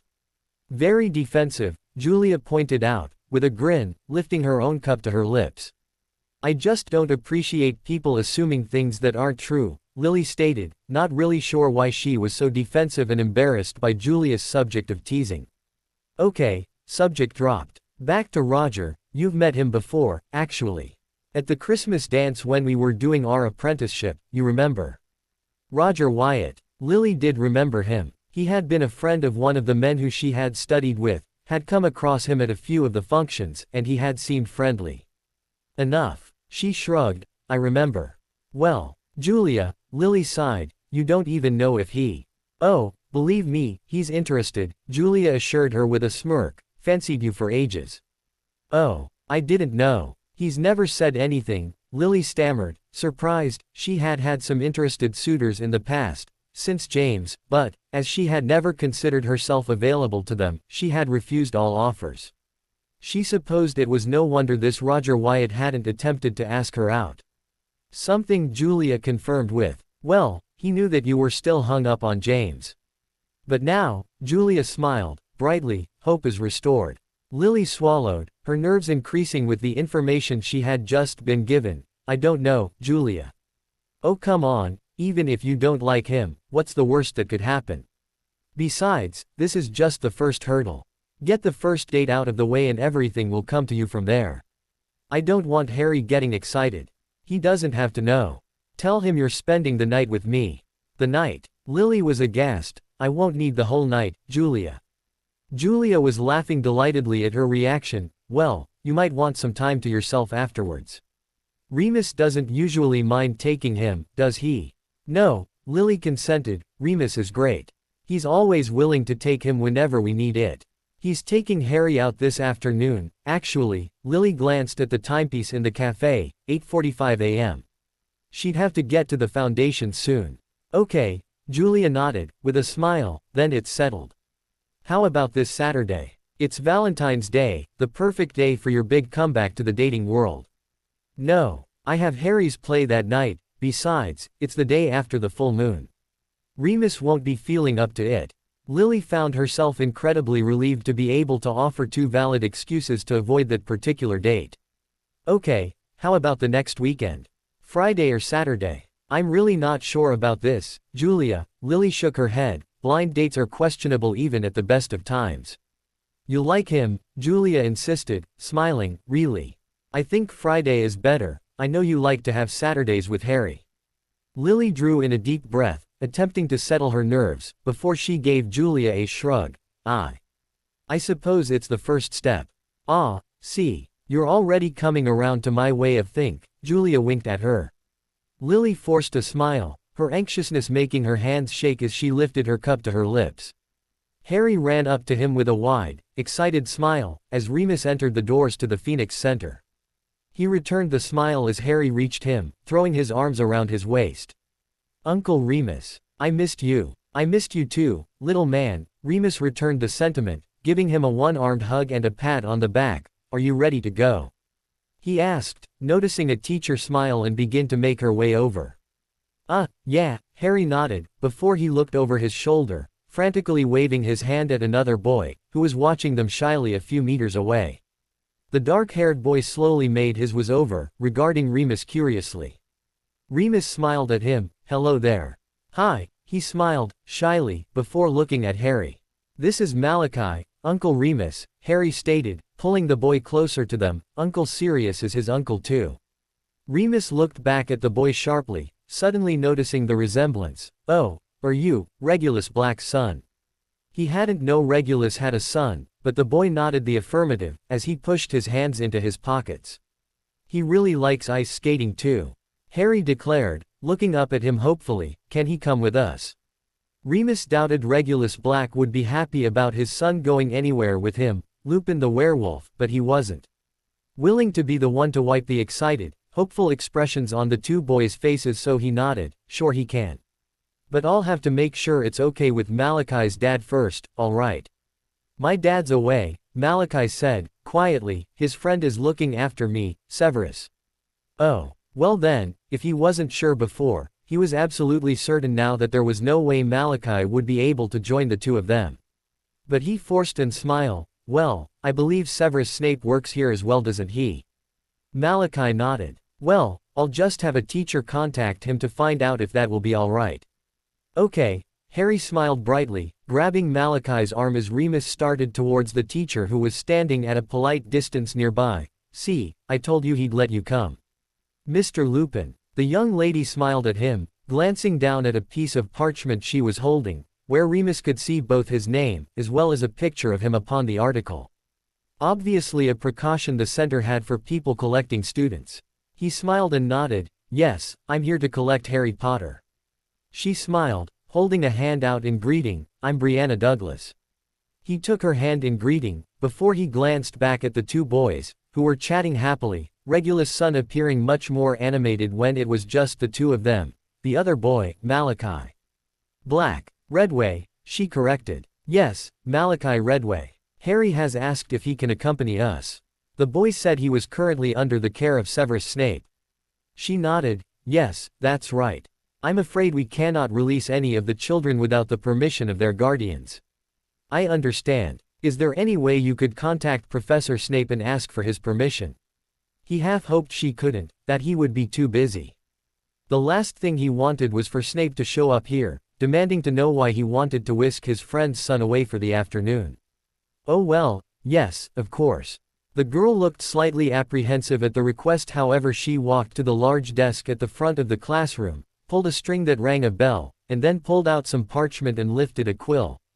Where do you intend to take Malachi? Into Muggle London. Look around the shops. Maybe a museum. It was really up to the boys, to be honest, then ice skating later on. She was scribbling the information down quickly as he told her. And when do you expect to return him?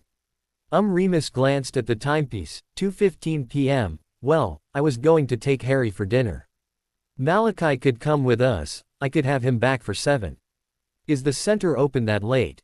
You rang, madam. He, young man, perhaps only a teenager, appeared next to them with a smile. I need you to deliver this, she stated, before she turned her attention back to Remus, as she continued scribbling the message down. Yes, we're open until 9. Professor Snape often stays late, so I don't think 7 would be a problem. Oh, that's good. She gave him a smile, then turned to the boy who had joined them. Do you know where Professor Snape is? Bistro, I think. She smiled brightly. Good. I need you to give this to him, and then bring back his response. The boy took it with a shrug. Sure. Not bad news though, I hope. No. Don't worry, she grinned. He smiled, looking relieved, and then turned heading from the room. Brianna turned to him and smiled. He shouldn't be long. Remus smiled and nodded. Thanks. Severus. Yes. Do you date? Severus looked up at her sharply with a frown. What? Lily was avoiding his eyes, pushing the food around her plate with her fork. I asked if you date. Severus hesitated, wondering where on earth she was going with this. Why do you ask? She raised her eyes to his and shrugged. Just curious. I've been thinking about it. Why would you be interested? Severus found himself saying, before he had a chance to think about it. He felt himself redden. I don't mean to be nosy. She gave him a sheepish smile. I was just thinking about dating in general, Lily elaborated. I haven't dated in a long time. I see. Severus was at a loss for words, suddenly filled with pictures of himself and Lily eating dinner, much like they were now, only more meaning behind it, better dressed, flirty smiles, accidental touches. Walks along streets lightened by street lamps. He felt himself redden further, overcome with such thoughts. He could usually control this nonsense. So, do you? Severus shook his head. No. And then he hesitated, wondering if perhaps he had just nipped any potential suggestions she may have had in the bud. He quickly shook away the thought. The most likely reason for the enquiry was, I presume you have had an offer.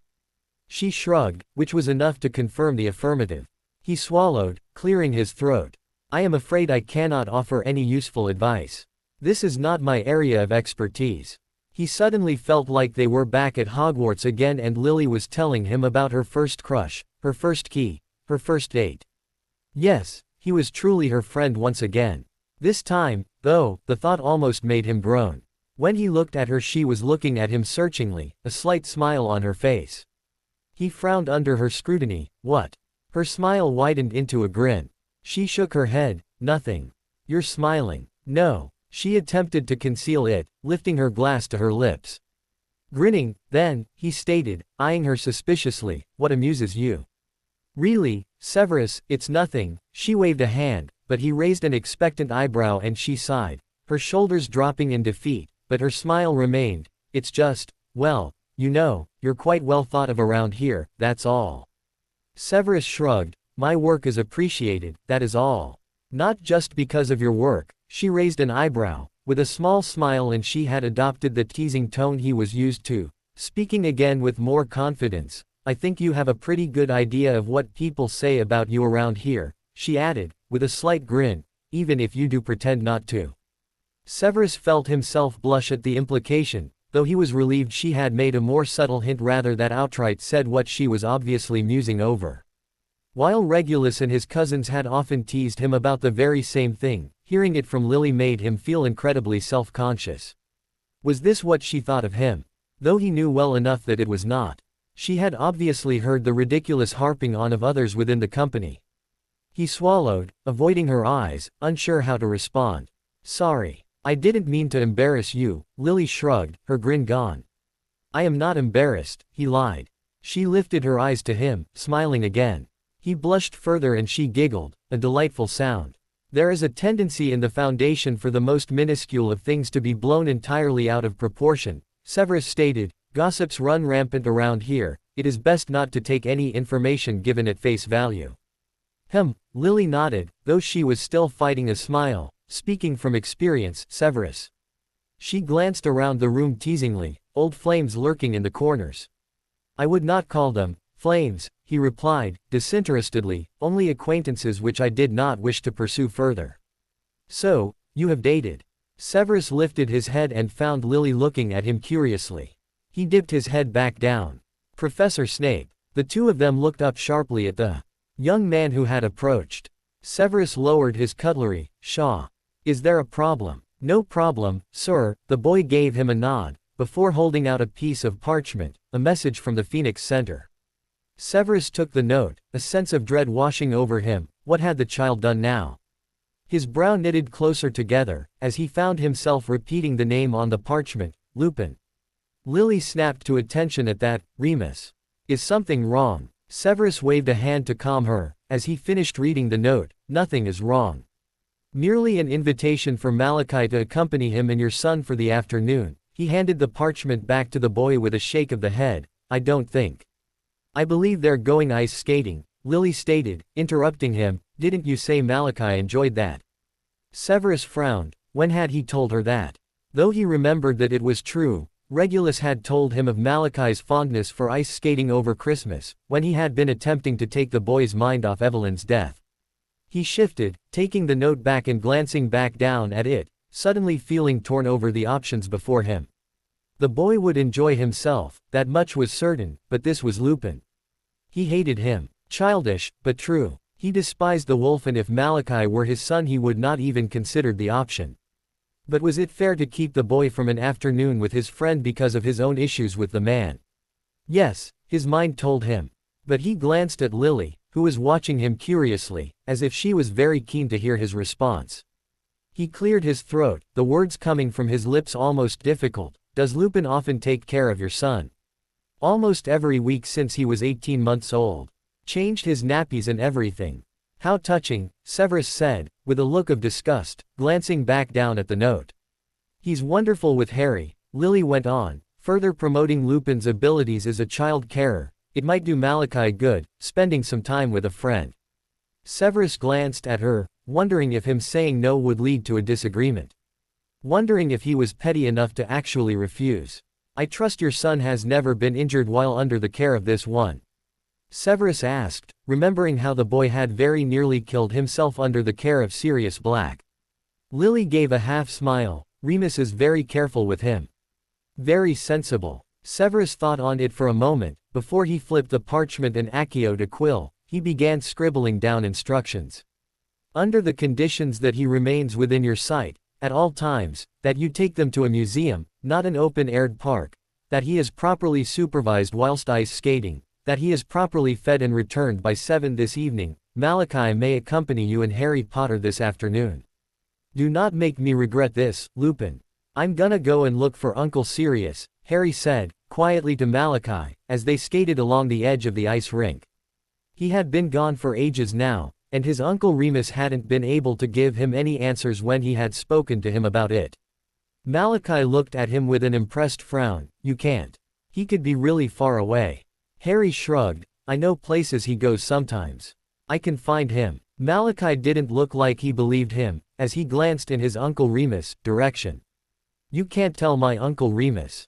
Harry quickly said, suddenly wishing he hadn't said anything. Malachi shrugged. I won't. Promise. Promise. You should come with me. Harry stated, suddenly, excitedly, before he quickly lowered his volume. As they got closer to passing by his Uncle Remus again, it'd be fun. Like an adventure. I dunno, Malachi shook his head, looking a bit scared. My dad would be really angry if he found out. He doesn't like him, remember? But you said your dad's away just now, Harry pointed out, and you said your dad's friend is always working really hard, so he won't even know. We could go instead of school tomorrow and then be back before bedtime, so he won't know. Malachi still looked like he was going to say no. Harry reached out, grabbing his arm. Please, Malachi. I don't want to go by myself. Malachi glanced at him and, as he did so, their skates knocked into one another, catching at the blades, and the two of them stumbled and tripped onto the ice. Ouch! Harry grunted, as they hit the cold surface, Malachi on top of him. He noticed his Uncle Remus hurrying around the outside of the rink towards them. He looked at Malachi hopefully. Well, will you come? He asked, quickly, before the man could arrive. He knew he'd never leave them alone again now. Malachi still looked frightened, but he still shrugged and said, okay. Harry glanced impatiently out the window of the Phoenix Center, then at the timepiece on the wall. The little hand of the clock was almost after 1. It was getting late. His mum would come for him when the hand was down at the 6. He didn't know all that much about time, but he did know that after lunchtime it never felt like it was a long time between then and when his mum collected him. He glanced over at Malachi, who was reading the book on his desk intently, before he made little scribbles of sums on the parchment.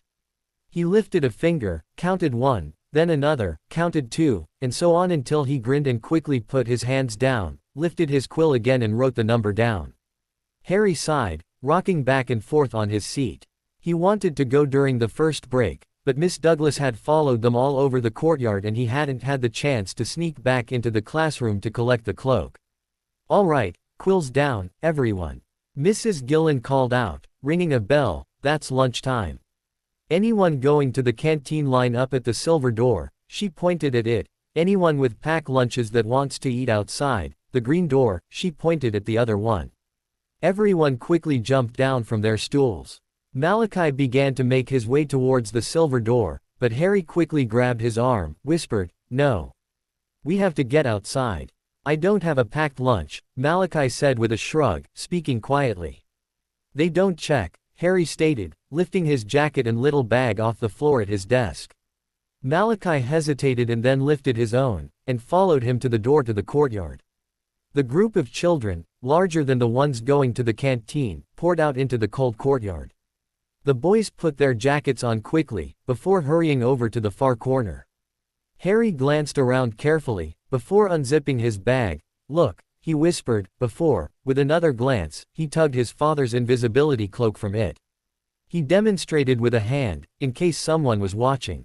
Malachi chuckled, his eyes brightening excitedly. Wow. I know, Harry grinned, it's my dad's. He glanced at Miss Douglas and Mrs. Cronus, who were taking their own seats at one of the picnic tables. He stuffed his almost empty bag into the bushes, which Malachi quickly mimicked, and then the two of them hurried behind a larger bush. You have to stay really close or it won't work, Harry told Malachi, firmly. The other boy stood in close, pressed against him, as Harry flung the cloak over them. Malachi was holding his breath. After a second he realized it, whispering, did it work? I dunno. I think so, Harry whispered back, come on. The two of them walked awkwardly out from behind the bush and stood, nervously waiting next to the tree on their left. People looked through them. They both looked at one another, grinning brightly. It works. Malachi breathed, looking even more excited than before. Come on, Harry whispered, and the two of them held the cloak tightly around themselves and began walking towards the doors back into the building. They stopped at the door to the classroom, which was closed. Harry looked at the other door that was open, where older witches and wizards were going in and out. He tugged Malachi in that direction. They stepped into the building and Harry was relieved to be warm again. He supposed he couldn't complain about the cold, he was going to have to go back out when they got to the exit of the building. But he would do it if he got to see his Uncle Sirius again. The two of them walked awkwardly, not sure where they were going, bumping into one another every other step to get out of the way of the people walking up and down the corridor. Ow! Malachi yelped. Shish, you stood on me. Malachi hissed. It was an accident. Harry hissed back, glancing nervously around the faces of the people walking around them. Stop talking. He whispered in his ear, people might hear. Malachi stayed quiet, and the two of them waddled down the hallway under the cover of the invisibility cloak. Suddenly, as they rounded a corner, his mum's face was right in front of him and he jumped back in fright, making Malachi yelp in equal fright. Harry stared at his mum. She was behind a sheet of glass, sitting at a table with a man. He could only see the back of him. But he was more interested in his mum. She was smiling, talking, laughing. Malachi whispered in his ear, making him jump. That's your mum, isn't it? Uh-huh. That's my godfather, Malachi whispered. Severus. He's looking after me. Harry looked at Malachi curiously, before interestedly taking a few steps along the glass so that he could look at the man his mum was speaking to. He didn't look like he was as happy as his mum was. He was listening to her, looking at her, nodding, talking just a little bit. He smiled, really small, and his mum smiled back big. Harry leaned closer, almost pressed against the glass. Let's go, Malachi said, tugging on his arm. If Severus sees me he'll make me go back to school. Harry didn't move, he was too interested in his mum. How much she was smiling, how happy she looked. She didn't look at his Uncle Sirius and Uncle Remus like that. He glanced at the man though, he didn't look as friendly as his uncles were. Was he nice? Harry. Malachi whispered, lunch will be finished soon. We won't have time to find Sirius. Harry snapped to look at him when he said that, glanced back at his mum and the man, then turned and the two of them shuffled across the floor, searching for the exit to the building. Excellent findings, Lily. Eugene exclaimed, as he glanced over the parchment she had submitted. Excellent. This will be incredibly useful to the research. Lily smiled, blushing under her manager's praise. Cornelia Hart smiled at her, obviously pleased with her work also, as Eugene left the room, clutching the parchment in his hand. Very good work. Thanks, Lily said, still blushing. I had a little help. Cornelia nodded, with a knowing smile. Yes. Severus is quite brilliant when it comes to Project Dorado, though that's no surprise, as he initiated it. Besides, your research focused on a completely different subject matter from what he would help you with. I'm sure a lot of it was your own insights. Lily shrugged, modestly. Oh. It really wasn't anything. Cornelia chuckled. You two have been quite the talk of the Foundation, you know.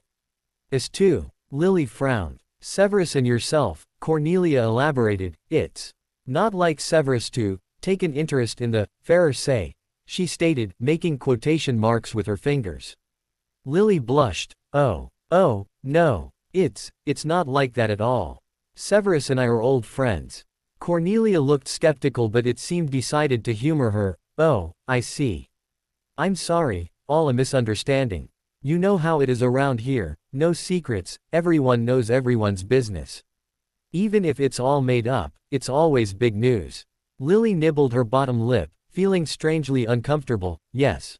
I have heard that. Though it would be rather ironic, Cornelia stated, with a grin, if he were interested. Lily paused, part of her not wanting to continuing with the hypothetical idea of Severus being interested in her, part of her wondering the reasoning behind any irony. Her curiosity won out. Why?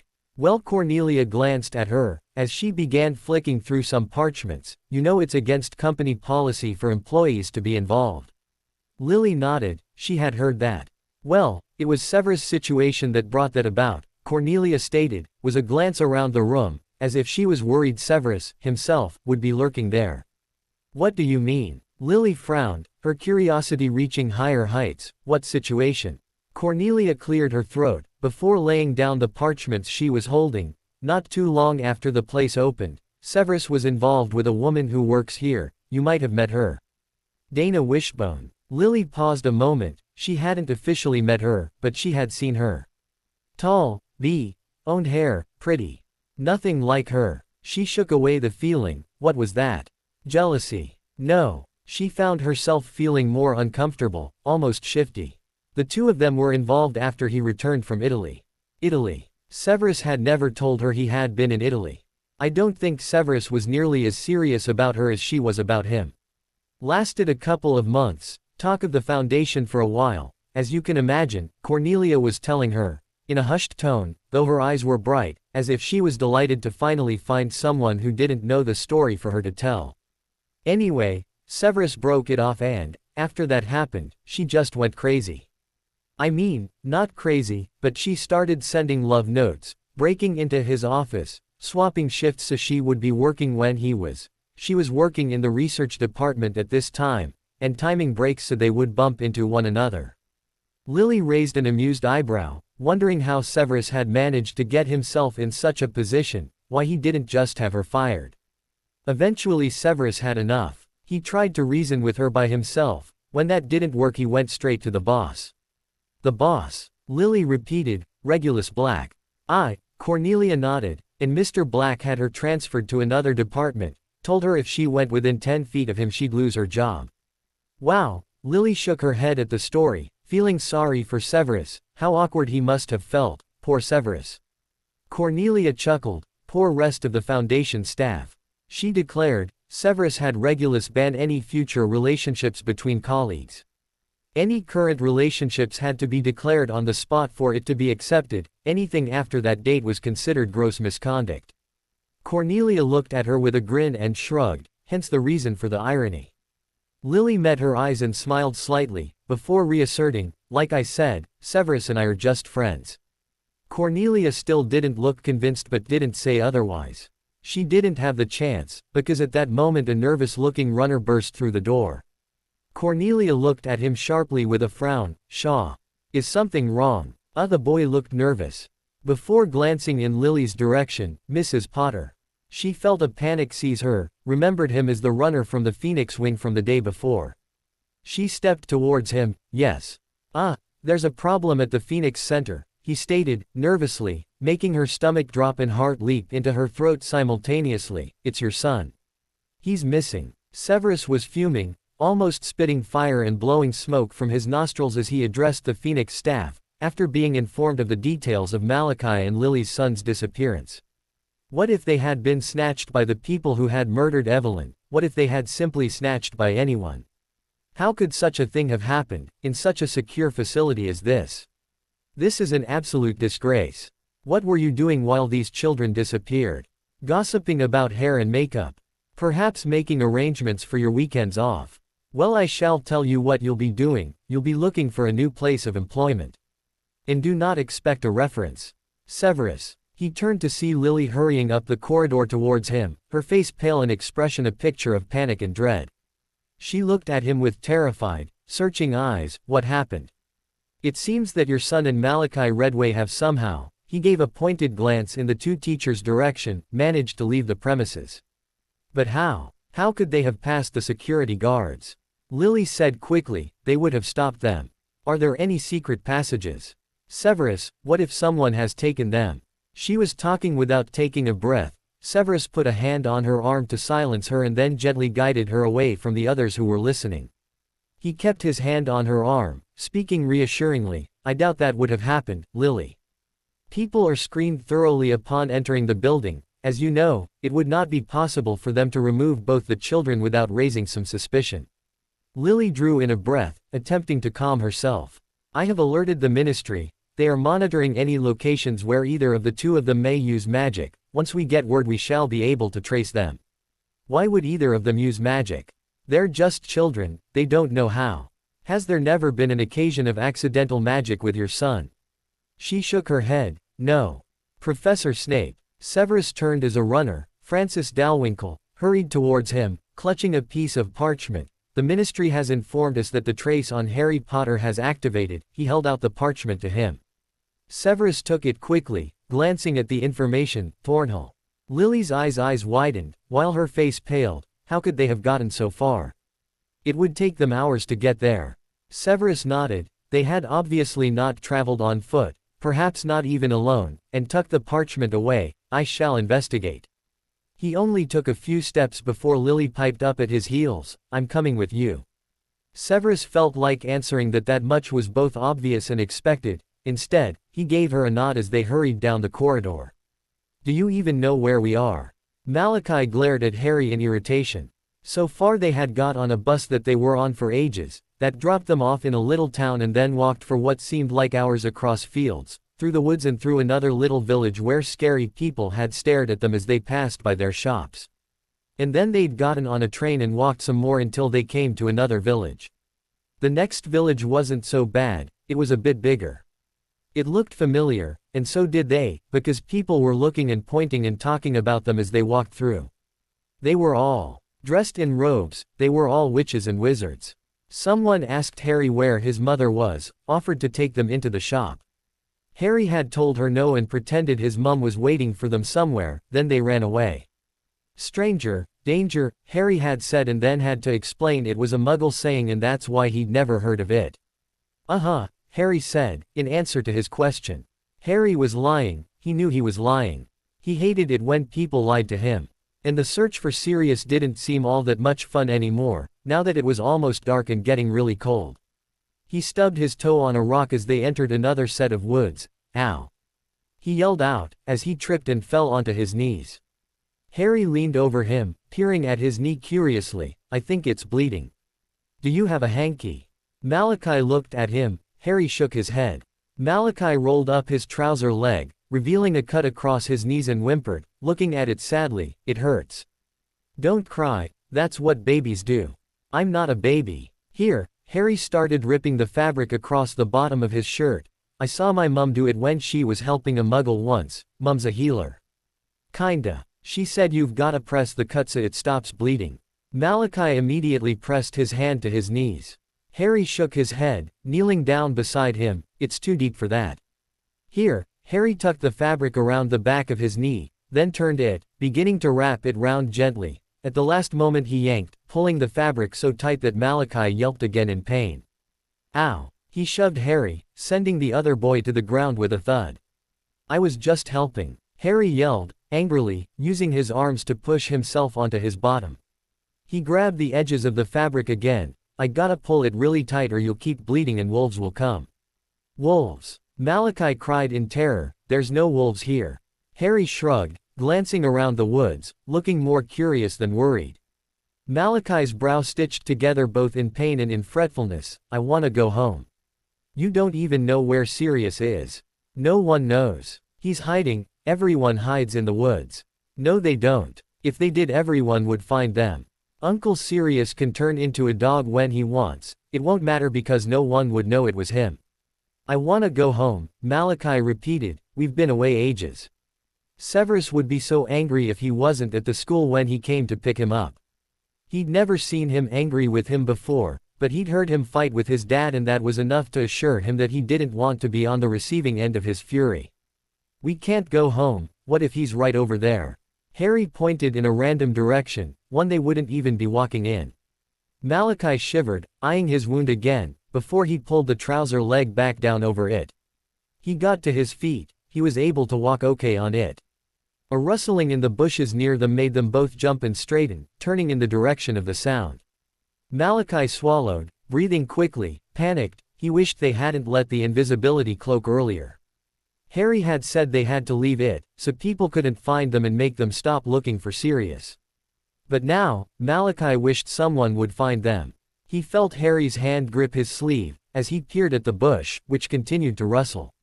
A moment later, a centaur leapt out, landing in front of them. They screamed, they sounded like little girls. The centaur raised an eyebrow, smiling a little bit, thinking it was funny. What are two little ones like yourselves doing wandering the forest? Nothing, Harry stammered, as his grip on Malachi's sleeve tightened. We were just going home. Home? No homes around. Here, kid. We were looking for my uncle first, Harry explained, before looking at him curiously. Have you seen him? Sirius Black. Afraid not. Okay. Malachi quickly nodded, now grabbing Harry's sleeve, so they were both mimicking each other. Bye. He quickly ran, tugging Harry along behind him. They released one another as they gained speed, hurrying deeper into the forest, the feet slamming against the ground, breaking branches, and trampling all over flowers and weeds, until they both stumbled into a clearing and stopped, hands on their knees, gasping for breath. Malachi's breath, which he was barely managing to get back, caught in his throat as he stared at a large, white object across the clearing. He gasped, grabbing Harry's arm. Harry, look. He whispered. Harry spun around and saw what he saw, a unicorn. It hadn't noticed them. It was grazing in the grass, it seemed to glow and sparkle in the dark woods. Malachi wished he had his painting supplies with him. Wow, Harry whispered, taking a step towards it. Don't move, you'll scare it, Malachi whispered. Now, what do we have? Then. A gigantic man appeared from the bushes to the left of them. Malachi and Harry stumbled backwards away from him, but Harry's leg caught a branch and he fell backwards. Malachi quickly leaned down, trying to pull him up. Careful there, ye don't want to hurt him more than he already is, the man said, sounding jolly and friendly, but Malachi was still frightened, staring at him in terror. The man kneeled down in front of them, he looked between them, then stopped when he looked at Harry, and he peered at him for a moment before he smiled widely. Nah, couldn't be. Little Harry Potter. Harry stared at him and Malachi could tell he didn't know who he was. Just leave us alone, mister, Malachi said, trying to sound stronger, but he stammered and sounded frightened and he blushed. Can't be doing that, I'm afraid. You two got any idea where ye are? Nah, you'll have to come back to the castle me. Let Dumbledore see ye. Both Malachi and Harry straightened with wide eyes. Dumbledore was someone they'd only ever seen on chocolate frog cards. We're at Hogwarts, Harry said, excitedly. No right now not, the man stated, this is the Forbidden Forest. Very lucky you haven't been snatched or worse. What you two doing out here? Where's your mum, Harry? Harry shrugged, working. Who are you? Pardon my manners, the huge man held out a huge hand, Rubius Hagrid. Malachi eyed him suspiciously, but Harry took his hand and shook it. The man looked in his direction, holding the hand out to him. And, yourself. Malachi glanced at Harry who nodded slightly. Malachi looked back at him, cautiously taking his hand. I'm Malachi. The giant, Hagrid, stood up and towered over them. Well, come on. It's a bit of a trek back to the castle. He and Harry quickly got to their feet. We can't, Harry said, we're looking for my uncle Sirius. Sirius? Is he out here with ye? No, Harry shrugged, he went away ages ago. He's looking for someone. Malachi thought the man looked like he knew what Harry was talking about but he didn't say that. He just nodded. Well, it's getting way too dark for two little things like yourselves to be running around in the Forbidden Forest. Let's get ye both back to the castle and see what Dumbledore has to say. He might be able to give ye a hand. Harry nodded immediately and began to follow the man back through the tress. Malachi grabbed his arm, speaking quietly as they followed him. What about stranger danger? He repeated what Harry had said to him earlier in a whisper. It's okay. You heard, he knows Dumbledore, Harry stated confidently. Everyone knows Dumbledore, Malachi countered, quietly, even bad people. I think he's nice. Maybe he just wants you to think he's nice, but really he's really horrible and nasty and likes to use children in potions or something. Shish. If he hears you he might not help us, Harry hissed, looking anxiously at the man's back.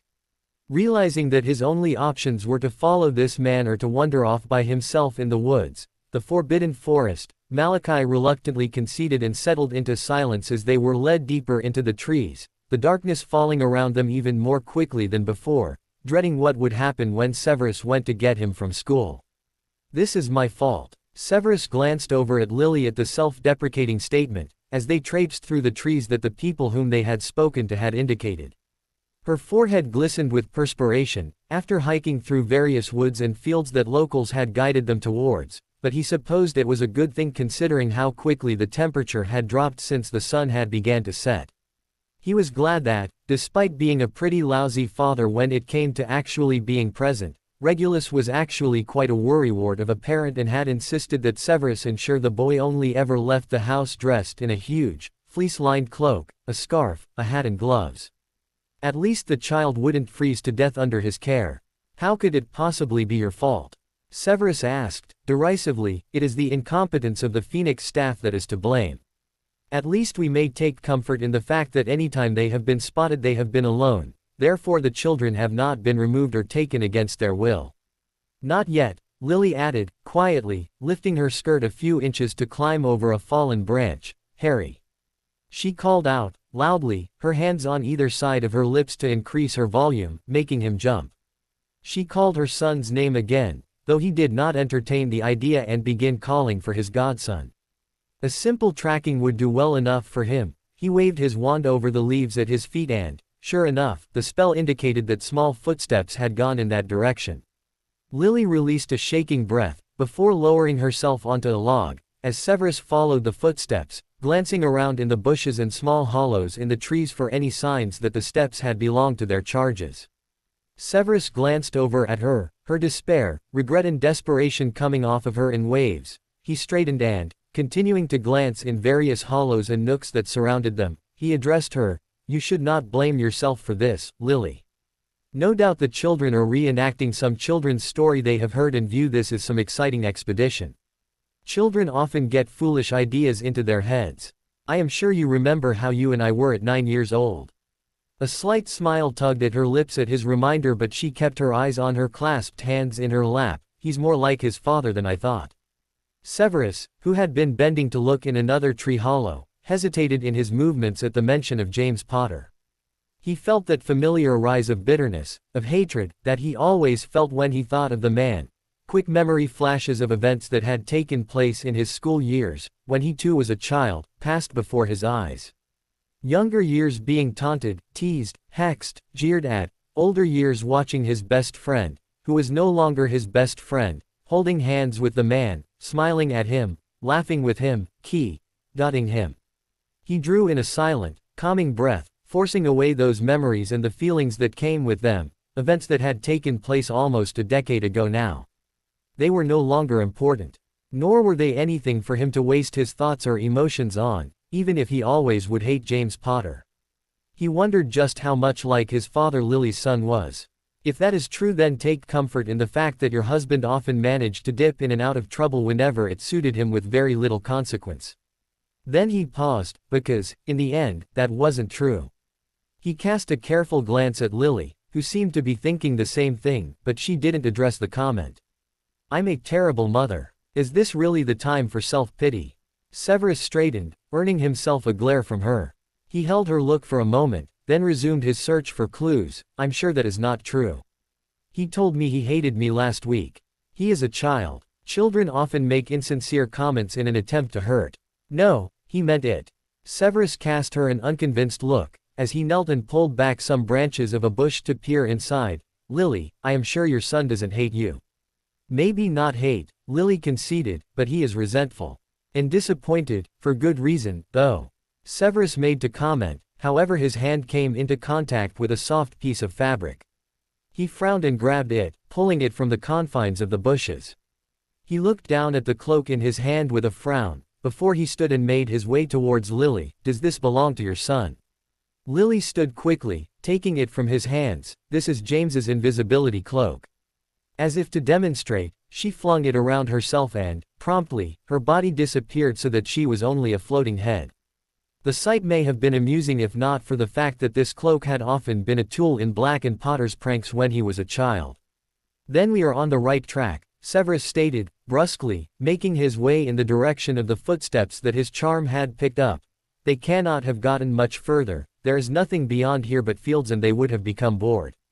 Lily tucked the invisibility cloak away and followed him, her previous, disparaging thoughts seeming to have been wiped away for the time being. Harry and Malachi walked through the castle with wide eyes, everything amazing and new to them. Ghosts floated by and Hagrid, the man who was leading them, would greet them with a smile and a laugh as if the whole thing was normal, and children wandered through in black robes with various colored ties, red and gold, green and silver, yellow and black, blue and bronze. The red and gold ones reminded him of his dad's room at the hospital, everything there was red and gold. Harry liked the green and silver ties better, it made him think of his mum. She liked to wear green a lot. Harry saw a boy holding a wand, waving it, and then a little flurry of sparks burst from the tip and he suddenly couldn't wait until he could get his own wand and come to Hogwarts so he could learn how to use it. They arrived at a wall. Licorice, Hagrid said, and the wall turned revealing a spiral staircase. A large hand guided him towards it and he climbed in first. Malachi still didn't trust the man, even though he had stopped being so suspicious when they had first seen the castle at the edge of the forest. "This is awesome," Harry whispered. Malachi glanced at him, looking equally excited, as they ascended, but didn't say anything. Moments later they were walking into a large office, where books lined the walls, portraits with nosy people peered down at them, and a large desk sat in the middle of the room, an old man both of them recognized from their chocolate frog cards sitting behind it. Malachi looked even more excited now and he and Harry smiled brightly. The old man lowered his half-moon glasses, peering over at them curiously as he stood. "Hagrid, who are these young boys?" "Beggin' your pardon, Headmaster, found these little ones in the Forbidden Forest. Wanderin' around all on their own, they were. Thought I'd best bring 'em back here." Dumbledore was looking at Harry, as if trying to figure out who he was. After a moment he gave him a smile. "Is this Lily Potter's son?" Harry's smile widened and he nodded, stepping forward. "Uh-huh. I'm Harry." He quickly held out a hand to him. The old man chuckled and shook his hand obligingly, before turning his eyes to the other boy. "And who is your friend?" Harry quickly waved a hand at him to come over. "This is Malachi Redway." Dumbledore's eyes softened, as if he knew everything about him, and he held out a hand to him. Malachi took his hand eagerly, shaking it. "Pleased to meet you." "Ah, the pleasure is mine, my boy." Dumbledore smiled warmly at him. "I have heard a great deal about you. Your father is a good friend of mine." Malachi's eyes widened. "You know my dad?" "I do," Dumbledore nodded, before looking back at Harry. "And yours too, Harry." Harry didn't care. He didn't even know his dad. "Do you know my Uncle Sirius?" "I do." "Do you know where he is?" Harry went on, eagerly. Dumbledore was the greatest wizard alive, he would know how to find him. "I do not, I'm afraid." He lifted a glass bowl that was filled with sweets. "Please, help yourselves to some lemo drops." Harry, still disappointed that the old man couldn't help with finding his uncle, stuck a hand into the bowl, coming out with a handful of the hard-boiled sweets. Malachi was more reserved, taking only a couple with his thumb and index finger. "Thanks." "Thank you." Harry followed suit, reminded of his manners. Dumbledore watched them as they eagerly devoured the sweets in the hands before he addressed Hagrid. "You say you found them in the Forbidden Forest, Hagrid?" "I looked pretty shaken up." Dumbledore nodded. "I'm sure there are still animals to be tended to this evening. I shall take care of these two and alert their parents to their whereabouts." Hagrid accepted the dismissal and said goodbye to the boys. "Bye." Harry smiled. Malachi gave him a shy smile. Might an old man ask what two young boys were doing wandering the Forbidden Forest? Dumbledore addressed them, once the other man had left. "We're looking for my Uncle Sirius. He's Malachi's uncle as well, you know." "Yes, I did know." Dumbledore nodded, though he looked more serious than before. "I assume your mother doesn't know where you are, Harry." Harry glanced at the timepiece on the wall, his heart sinking when he noticed that the little hand was now well beyond 9 and his mum would have gone to the Phoenix Center to get him by now. He looked at Dumbledore. She was working. But she won't be working now, will she? She will be very concerned. We thought we'd be back before school finished, Malachi piped up, before he plucked a sweet from the pile in Harry's hands. Your dad will be very worried about you, also, Malachi. Malachi shook his head. My dad's away. My godfather's looking after me, Severus. Harry thought that Dumbledore was going to laugh. He grinned instead. And you do not think that Severus will be cross with you once he realizes that you are missing? Malachi looked at him with nervous eyes. My mum's friends with Severus, Harry pointed out. Remember the man he had seen her with earlier that day? Do you know him too? Dumbledore nodded. Malachi was right, he knew everyone. And my uncle Remus too. All former students of mine, Dumbledore stated, and Harry remembered that his uncles, his mother and his father had all gone to Hogwarts when they were kids. Malachi tugged his scarf from his neck, unfastening his cloak, and Harry suddenly realized how hot it was in the room. He shrugged out of his jacket and pulled off his hat. Yes, do make yourself comfortable. Dumbledore pointed his wand at the simple chairs, transforming them into two large armchairs, and they quickly jumped up onto the same one, squeezed together, as Dumbledore summoned a house elf and had her deliver hot chocolate, cakes and biscuits. It was freezing. And it was dark and late, almost 9:30. Well beyond her son's bedtime, and yet they still had not managed to find the boys. She had checked in with Remus twice, both times he had heard nothing and both times he had insisted he return with her and accompany her with the search. But, despite that, they both agreed it was best he remained at home in case Harry should show up at his flat again, as he had done the last time he had run away. The footsteps Severus had managed to trace had taken them to a train station, and, since then, they had been apparating to each of the stops to check for any signs that either of them had been there until they had come to the last possible stop, which was only a few miles from Hogsmeade, and had taken their chances there. They had been in luck. They had come across a witch that Lily had known whilst serving the order, someone who had offered their home as a safe house, who recognized and had spoken with Harry. It had been somewhat of a relief to learn, but that relief was short-lived when the witch had informed them that the children had made off in the direction of the road leading to the Forbidden Forest. Have you taken leave of your senses? Who allows two young, unaccompanied children simply to wander off in the direction of one of the most dangerous locations known to man? Severus seethed. Lily had rescued the woman from his fury, though her feelings were much the same, insisting to Severus that they should hurry and try to catch up to them. If they had actually entered the forest, then they had to track them down as soon as possible. She forced away all the terrible thoughts that were constantly coming to mind, images of all the terrible things, terrible creatures that her son could have come up against while here. So far she and Severus had wandered the Forbidden Forest for almost half an hour and had been lucky enough not to see anything. Severus had insisted she hide beneath the invisibility cloak, refusing her offer to join her beneath it, saying it was not large enough and would do little for protection if it could not conceal them both completely. Every few moments, his hand would reach behind him, where she was standing, and brush against the fabric of the cloak, to check she was still there.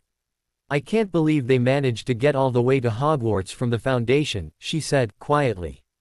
Severus never responded, his wand held tightly in his hand, the tip lit, as he glanced around the area. After a few moments he spoke. You said earlier you believe your son is disappointed in you. Perhaps you and Regulus ought to get together and compare notes. Lily frowned. What do you mean? Only that Regulus also believes he is failing as a father, Severus stated, and Lily thought there was an unspoken agreement with the statement in his tone. You said you believe your son is resentful. Do you believe he has willingly run away? Lily hesitated, almost stumbling over a branch, as she was reminded of her more recent dealings with her son. Silly things like not even knowing he was learning an instrument, finding out he thought exactly the same regarding her attitude towards James, being shocked by his maturity when they had finally spoken about all the things that were wrong. I don't know. To be honest, I don't really know my son at all. Severus glanced over his shoulder, right at her, but of course he couldn't see her. You are doing your best, I'm sure. Lily smiled slightly, though the comment really didn't make her feel any better. Severus knew so little about everything that had been going on with her, things that were going on at home. With Harry, with Sirius. He only knew the other side of her, the one that pretended all that wasn't happening. The one who pretended everything was okay, that they were still 15 years old, best friends at Hogwarts. And, she realized, that's how they had been back then too. Burying their heads in the sand, ignoring the chaos going on around them, ignoring the pointed looks, the stares, the house prejudices. They never addressed them. They simply ignored the world that was falling apart around them until, finally, their tactic of ignorance blew up in their faces and suddenly that's all they could talk about. And it was all that mattered. And they couldn't overcome it. It had consumed them and then destroyed them. With a sigh she pulled the cloak from her head, revealing herself. And when he turned around sharply at her action she felt as if she were truly revealing herself to him for the first time. He hesitated in his protest, obviously seeing the glimmer of unshed tears in her eyes. She quickly wiped them away before they could fall. Lily, Severus' voice was soft, reassuring, your son will be fine.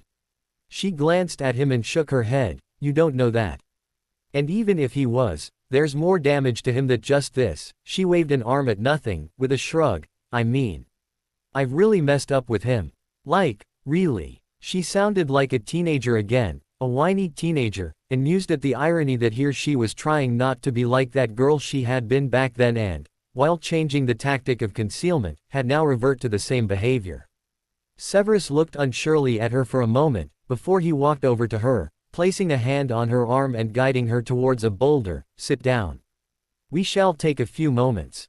He kept his hand on her arm a little longer than strictly necessary after she had sat down and she found herself enjoying the comfort of it, and felt strangely bereft when he removed it. Lily drew in a deep breath, attempting to gather her thoughts that were all coming at once. I've been neglecting him. I highly doubt that. No, she shook her head, no. I mean, not on purpose, of course. I've been so concerned with other things. Things that weren't important. Well, no, that's not true. They are important. Were important. She raised frustrated hands to her face, rubbing it agitatedly. God, what AF. King mess. Lily, take a moment and breathe. Severus' hand was on her upper arm, rubbing it, and she felt a jolt within her at the contact. She leaned into his touch slightly. After a moment she lowered her hands from her face and raised her eyes to his. He was looking at her warmly, his eyes full of so much concern and fondness that she almost caught her breath. She swallowed, before she shifted over and patted the small spot next to her. Severus eyed it, as if doubting he would be able to squeeze onto such a small area, but obliged, and they sat with their arms pressed tightly against one another, as they attempted to fit on the small surface. Severus, she hesitated, about to broach subject that they never spoke about. Another subject they never acknowledged, for a long time, until recently. I was very focused on finding a cure for James. As expected, she immediately felt Severus tense. He moved slightly, as if to stand, but, after a second, he still though never spoke. And Harry suffered the consequences of that. I haven't been there for him. She felt Severus relax slightly, as the direction of conversation changed. I see. Sirius and Remus have practically raised him. I've been off wasting money, time, giving everything I have to try and find something that I don't think can even be found. I hope those are not your true sentiments, considering your current placement at the Foundation. Lily glanced at him, noticed his eyes light with teasing amusement. She gave him a small smile. Now he's lost any connection he may have had, even to his father's memory. He looks at Sirius as if he were his father, as if he doesn't even need a mother. He blames James for me not being there for him. Severus looked like he was struggling over what he wanted to say, but, after a few moments of silence, he said, it is only natural that you would do everything you can to get your husband back, Lily. To anyone else his expression would look blank, but she remembered how he was when they were at school. She remembered how easily she could read him then, decipher every twitch of his lips, the movement of his jaw, of his eyes. And she found it was something she could still do, even now. She could read everything he was trying to conceal. It had hurt him to say it. Lily bit her lip, 10 years of guilt suddenly falling upon her shoulders, and she reached for his hand. His hand twitched in surprise when she touched it with hers, but he didn't pull away when she took it and squeezed it. Severus, she whispered, I'm really sorry for everything. You have already apologized. He attempted to pull back his hand, but she held on tight, and he didn't try any harder to remove it. Not for James. Severus looked at her fully at that, and she could see a betrayal in his eyes, the same look he had often given her across the rooms whenever their eyes had met in those final few months of Hogwarts.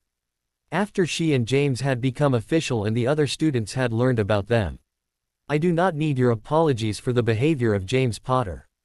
And he spoke her husband's name with such disdain that she almost flinched. She swallowed, lowering her eyes. I know it couldn't have been easy for you, seeing me with him. This time he did pull his hand from hers. Stop, Lily. This is all in the past, and not something I wish to discuss. But don't you think we ought to discuss it? She asked, as Severus stood. She also got to her feet. I mean, how can we really be friends if we've got this hanging over us all the time? We've tried it before, remember? Pretending other things don't matter, that we aren't affected by everything going on around us. Severus met her eyes at the reminder of their Hogwarts years. Lily swallowed. I don't want to lose you again. You won't. He sounded so certain, so sure. And then he added, not if you don't want to. Lily frowned at the condition. What do you mean? Severus seemed uncertain about whether or not he wanted to elaborate, but went on, only that it will not be me who ends this friendship. Lily couldn't help but notice the obvious indication that it would be her who ended their relationship, and she was left wondering if he was making a point regarding her previous severing of their friendship or if he was implying she may end it in the future, that there may be a reason why she would want to end it in the future. Your previous relationship is of no concern to me. I accept your apology and ask that we do not discuss it further. What's done is done. I accept that and acknowledge it. He walked brusquely by her, deeper into the forest. She quickly grabbed the invisibility cloak, though didn't put it on, and hurried after him. Severus, I didn't mean to upset you. I am not upset. She reached out, grabbing his arm so she could pull him around, and he turned to face her. She swallowed, looking up at him, apologetically. Yes, you are. His expression was passive, emotionless, but she could still tell. I'm sorry, she repeated, going on. I wanted to be honest with you. Severus stared at her a moment, his lips parted, as if to speak, then pressed tightly together. He looked away and she thought she could see guilt, regret in his eyes. But it was gone when he looked back at her. Lily, I know there are things I do not know about you. Things regarding your son, regarding your husband. I do not expect you to tell me the details of this. Or of what you have been doing for the past 10 years. Lily frowned, confused at the reasoning behind his statement.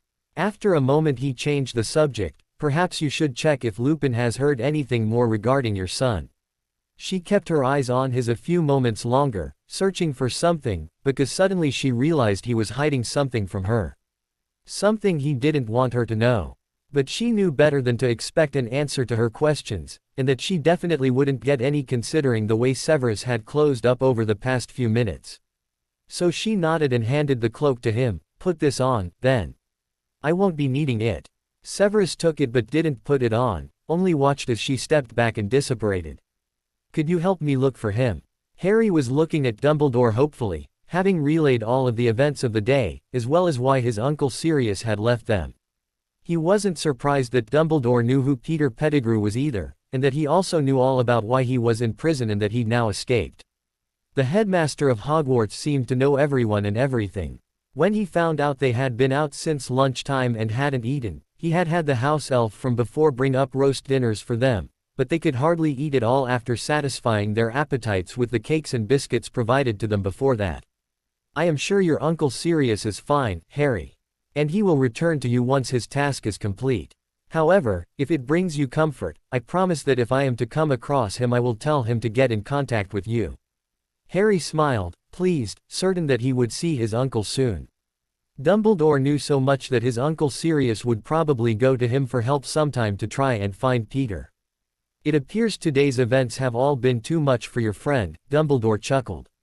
Harry looked in the direction Dumbledore indicated. Malachi was sleeping, curled up in the chair next to him. Harry yawned, the sight of his friend asleep reminding him how late it was. He looked at the timepiece. Maybe you could tell my mum that I'm here. I have already sent a message your mother's way, Dumbledore stated, smilingly, and also to your Uncle Remus. Harry smiled and nodded, yawning again. Dumbledore stood. Come. As Malachi is currently under Professor Snape's care, I am sure he would not mind the two of you waiting in his chambers for him. Harry quickly shook Malachi's arm to wake him and slid down from the chair, hurrying after the old man. Severus scowled as he sat waiting for Lily on a fallen log, Potter's invisibility cloak held tightly in his hands. Hell would freeze over before he would resort to using James Potter's belongings as if they were his own. The conversation he had just had with Lily had left a sour taste in his mouth, the bitterness of regret and guilt washing over him so hard and fast that he had to send her away because he couldn't possibly look into those eyes and keep those emotions under control. He needed time to gather his thoughts, his composure. Here she was declaring honesty and friendship, while he continued to conceal something so big, so abhorrent that it would surely be the end of their friendship if she were to ever find out. He wished he had just confessed from the beginning, better yet, he wished he had gone to trial and she had simply read all about his past mistakes in The Prophet when the war ended almost 6 years ago. Instead he had kept the secret, allowing them to become closer, allowing it to get to the point that it would almost be a betrayal to reveal the truth to her now. He closed his eyes, forcing away the thought, no it wouldn't. They hadn't been friends, and he had owed her nothing back then. But he owed her now, his mind reminded him. He was her friend now, a good enough friend that she had decided to confide in him about her problems regarding her son. Though that was another issue that left him feeling bitter. Although he had expected as much, considering her fellowship application, to hear her state outright that she continued to long for her husband's return, though obvious, only served to revive the jealous, angry little boy inside him that he had been when he was 14, 15, and had realized that his enemy fancied his best friend and hoped to take her away from him. But this was different, he reminded himself. She wasn't his. And Potter wasn't taking her away. He had her. He had taken her heart long ago. Severus swallowed, but he was her friend now. He had another chance at that. And it wasn't a chance he was willing to destroy, not this time. So he had to tell her the truth. He had to be honest with her, like she was being with him. He had to tell her what he had been, that he had been a Death Eater. And he had to tell her about the prophecy. In the end, Neville had been chosen, but she deserved to know why she had been put in hiding for over a year. It may be the end of their friendship. But they were getting close, so close, and he knew it would destroy him if they got any closer, and it ended then, if she found out from someone else. Something that could no longer be avoided, the darkening mark on his arm a frequent reminder of that. At that moment she apparated before him, her eyes wide. Severus. There at the castle. Dumbledore never ceased to amaze him with his audacity. To leave 2 unaccompanied children in his chambers, his private chambers, under the assumption that he would not mind. How could he not mind such a thing? Even if he did not keep many of his own belongings within his Hogwarts chambers, he still used the rooms on occasion. They were still his. And the idea that 2 rowdy children were now in them, unsupervised, potentially destroying anything that he had misfortunately left there on his last stay was horrifying. He strode down the corridors of the dungeons, his robes billowing, while Lily struggled to keep up the pace behind him, and students on patrol stepped aside with wide eyes, clearly surprised to see the professor within the school after hours. He burst open the door to his chambers and found himself irritated that the old man had not thought it necessary to reward the room following his departure. He glanced around the room, as Lily hurried in behind him, also scanning the room. Harry. Severus frowned, before he glanced in the direction of his own bedroom. He frowned, surely not. He strode over the door, not quite closed, and pushed it open. Sure enough, there they were. Malachi lay curled up on his bed, still in his day clothes, sleeping soundly as he wrapped one arm around the pillow beneath his head. Next to him was a boy he had never met but whose identity he knew well enough, Harry Potter. Even in sleep, Severus could see the resemblance to James Potter. Same messy hair, same nose, same chin, same cheekbone definition, even at 6 years old. He felt Lily step in beside him, heard an exhale of relief at the sight of her son, safe and sound, before her. Severus made to step towards the boys, fully intended to grab them and remove them from his room at once, when he felt Lily's hand on his arm, stilling him. He glanced at her and she lifted a finger to her lips, telling him to keep quiet. And then she took his hand again, as she had already done that night, and he suddenly wondered when they had become so comfortable with one another that such touches had become common. They had touched frequently that day, he realized. And then he realized, with some alarm, that Lily Potter was in his bedroom. Granted, there were 2 young boys on the bed and he very rarely spent the evenings there. However, the fact remained, this was his bedroom. A room he could use as he pleased. And it was no secret what bedrooms often were used for, and suddenly some very inappropriate thoughts were passing through his mind. The thoughts were fleeting as, when Lily had taken his hand, she had begun drawing him from the room. But they still left him feeling uncomfortable, embarrassed and hot all over, and he knew that he was beginning to redden by the time they were back in the living area. The children cannot be comfortable, they are still in their day clothing and are sleeping above the covers. Severus stated the obvious, avoiding her eyes as he made his way towards the counters of his open-plan kitchen area. Maybe let them rest a while, Lily suggested, before she added with a glance at the door, Harry has a lot of work to do tomorrow. Severus grinned at the implication of the punishment she had lined up for him, and then realized with some exasperation that he would have to think up a punishment for the other boy. Perhaps a little while. I do not often stay here and, as you see, there is no other rooms for guests. Oh, Lily looked embarrassed. No. I didn't mean we would stay all night. Now she looked red as well and he wondered if she was being plagued by the same thoughts he was having just moments ago. Something about this situation, about having Lily here, in his living quarters, seemed entirely inappropriate.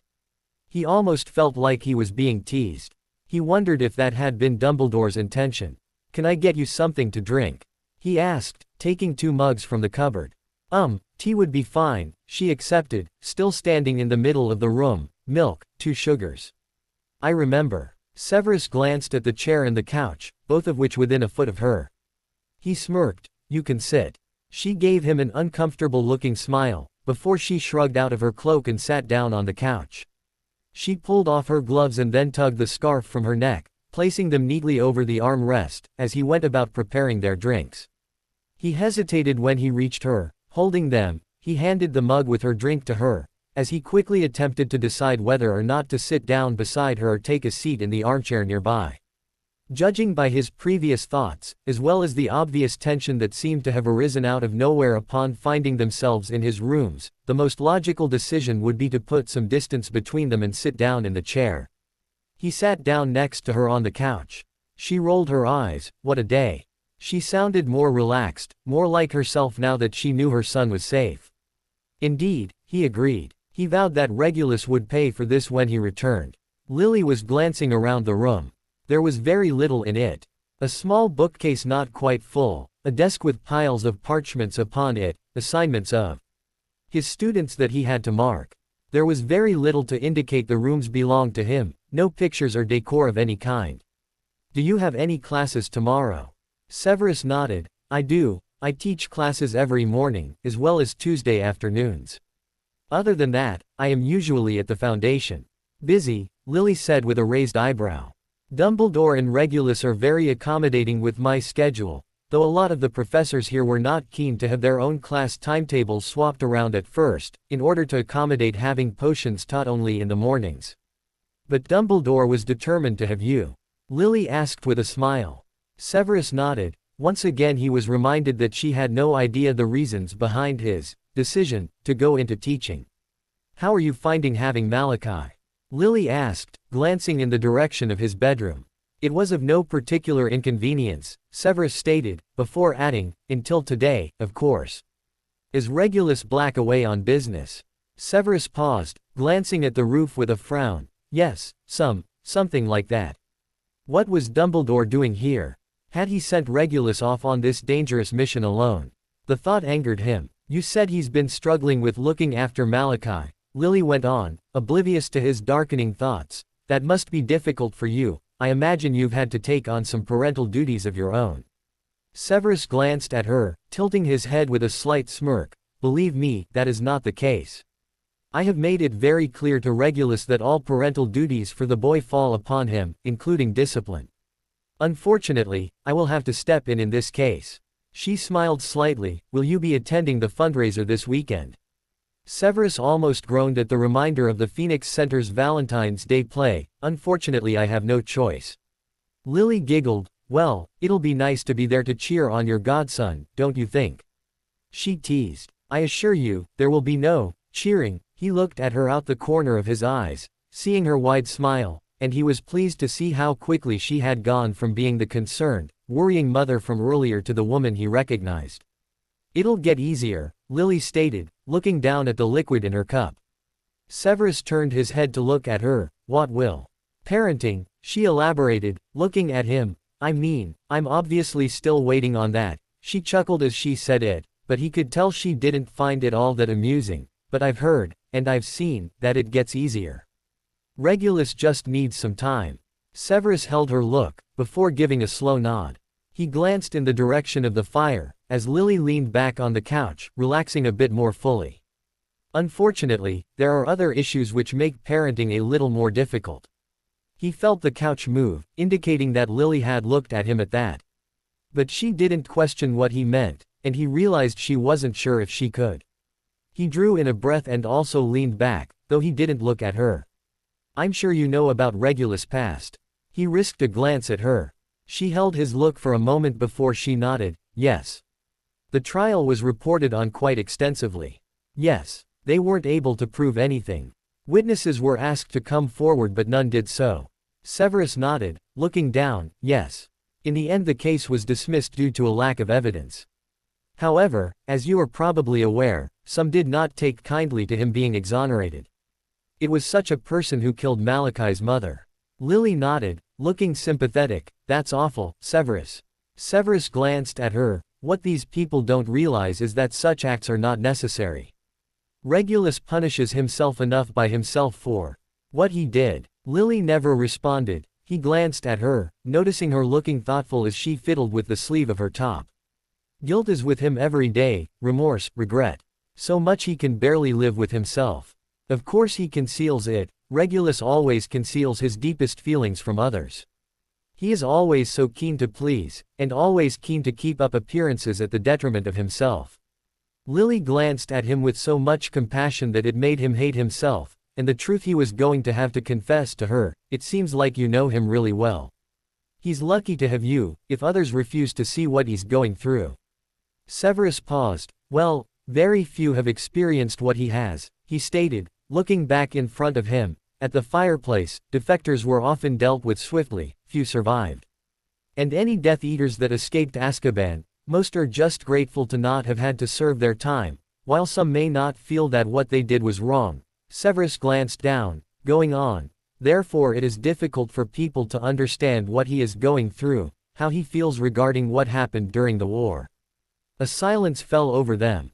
It was heavy. A tense, long silence. After a moment, he felt the motion of her turning her head to look at him. Do you? Severus swallowed. This was it. He could tell her now. If he didn't, he never would. He forced himself to turn his head to look at her. The sight of those green eyes gazing into his took any words he had been ready to say from him and he could only stare back. She drew in a breath, before she repeated her question. Do you understand what he's going through? Severus held her look a moment longer, before he moved his head in a slight nod. Yes. Lily held his look for a moment, and in that moment he saw a number of emotions pass over her expression. Sadness, disgust, disappointment, regret. And then she looked away. The two of them stayed very still for another moment, both of them seeming at a loss as to what to say. Finally, she drew in a trembling breath, lifted her mug to her lips and drained the liquid that was left. She stood, walked by him, placed the mug in the sink and then walked towards the door of his bedroom. He remained seated, watching her as she moved around the room, no words coming to him. Any explanations or excuses he may have offered had died at the look she had given him. She walked into the bedroom. Heard her voice soft, heard the ensuing murmuring of voices. And then Lily was coming out of the room, her arm around her son. She walked up to the couch as he stood, not meeting his eyes as she lifted her cloak and winter warms from the arm rest, quickly pulling them on. Severus glanced in the direction of the little boy still standing at the bedroom door. Her son was leaning against the door pane, still looking half asleep, but he was peering at Severus with keen interest. He looked back at Lily, as she pulled her second glove on. He took a quick step towards her, a sudden desperation washing over him. Lily. She met his eyes immediately, and he was silenced by the look she gave him. The brightness was gone, she looked disappointed, and sad, and tired. as if his confession had cut away all her energy and happiness. But she spoke and he was grateful just to hear her voice, wondering if it was the last time he would. "Good night, Severus."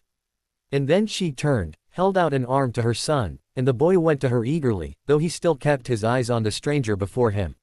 Lily wrapped a protective arm around him and pulled open the door to the room and left without another word or glance.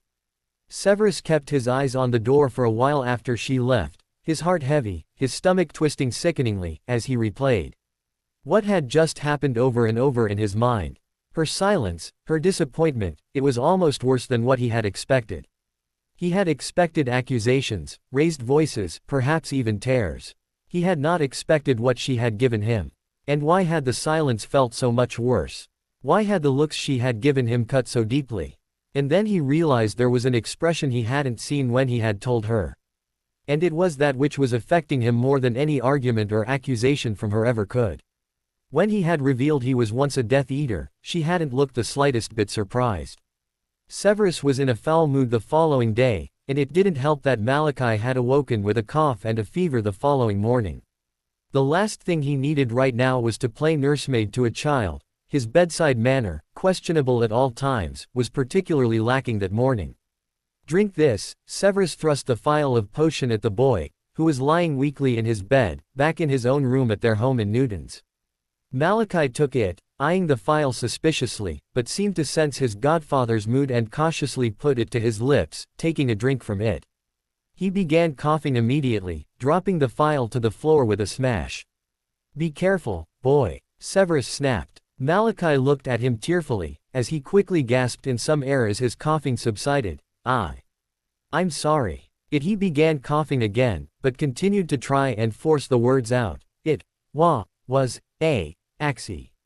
"Shish." Severus shushed him, placing a gentle hand on the boy's shoulder and holding a glass of water to him. "An accident, I understand." Malachi took the glass and quickly gulped down the soothing liquid, before he took some deep breaths in an attempt to regain control of his breathing. Severus pressed a hand to the boy's forehead. "Your fever is subsiding. It will not be long until the potions begin to take effect." Malachi pulled his covers up higher, watching Severus curiously as he gathered up the supplies. "Severus," he said, his voice raspy. Severus looked at him. He coughed. "I'm sorry. I didn't mean to make you mad yesterday." Severus glowered, reminded of the previous day's escapades. "What you did was incredibly foolish, Malachi. Such things are not tolerated within this household. We shall discuss your punishment once you recover." Malachi coughed again. Is me being sick not enough punishment?" Severus looked sharply at the boy, finding himself amused at boy's unusual audacity. He smirked. "Nice try." Malachi's eyes flicked over his a moment, as if he wasn't quite sure if his godfather was truly amused, before he smiled and shrugged, before he coughed again. Severus shook his head, pressing his hand back against the boy's forehead. "Your fever is almost gone. I shall give you another potion for your cough." "They taste so horrible," Malachi stated, and Severus glanced back at him, the comment a further indication that the boy was beginning to feel more comfortable expressing himself to him. "I apologize. It is not safe to add any other ingredients to make them more appealing," Severus stated. At Malachi's dejected look, he summoned a jar of honey from the kitchen. "I suppose you can drink the potion and then have a small teaspoon of honey afterwards to ward off the aftertaste." Malachi's eyes brightened at the suggestion and he nodded. "Okay." Severus raised an eyebrow, though couldn't help a slight smile, despite his foul mood, at the boy's keen response. He uncorked the phial and handed it to the boy.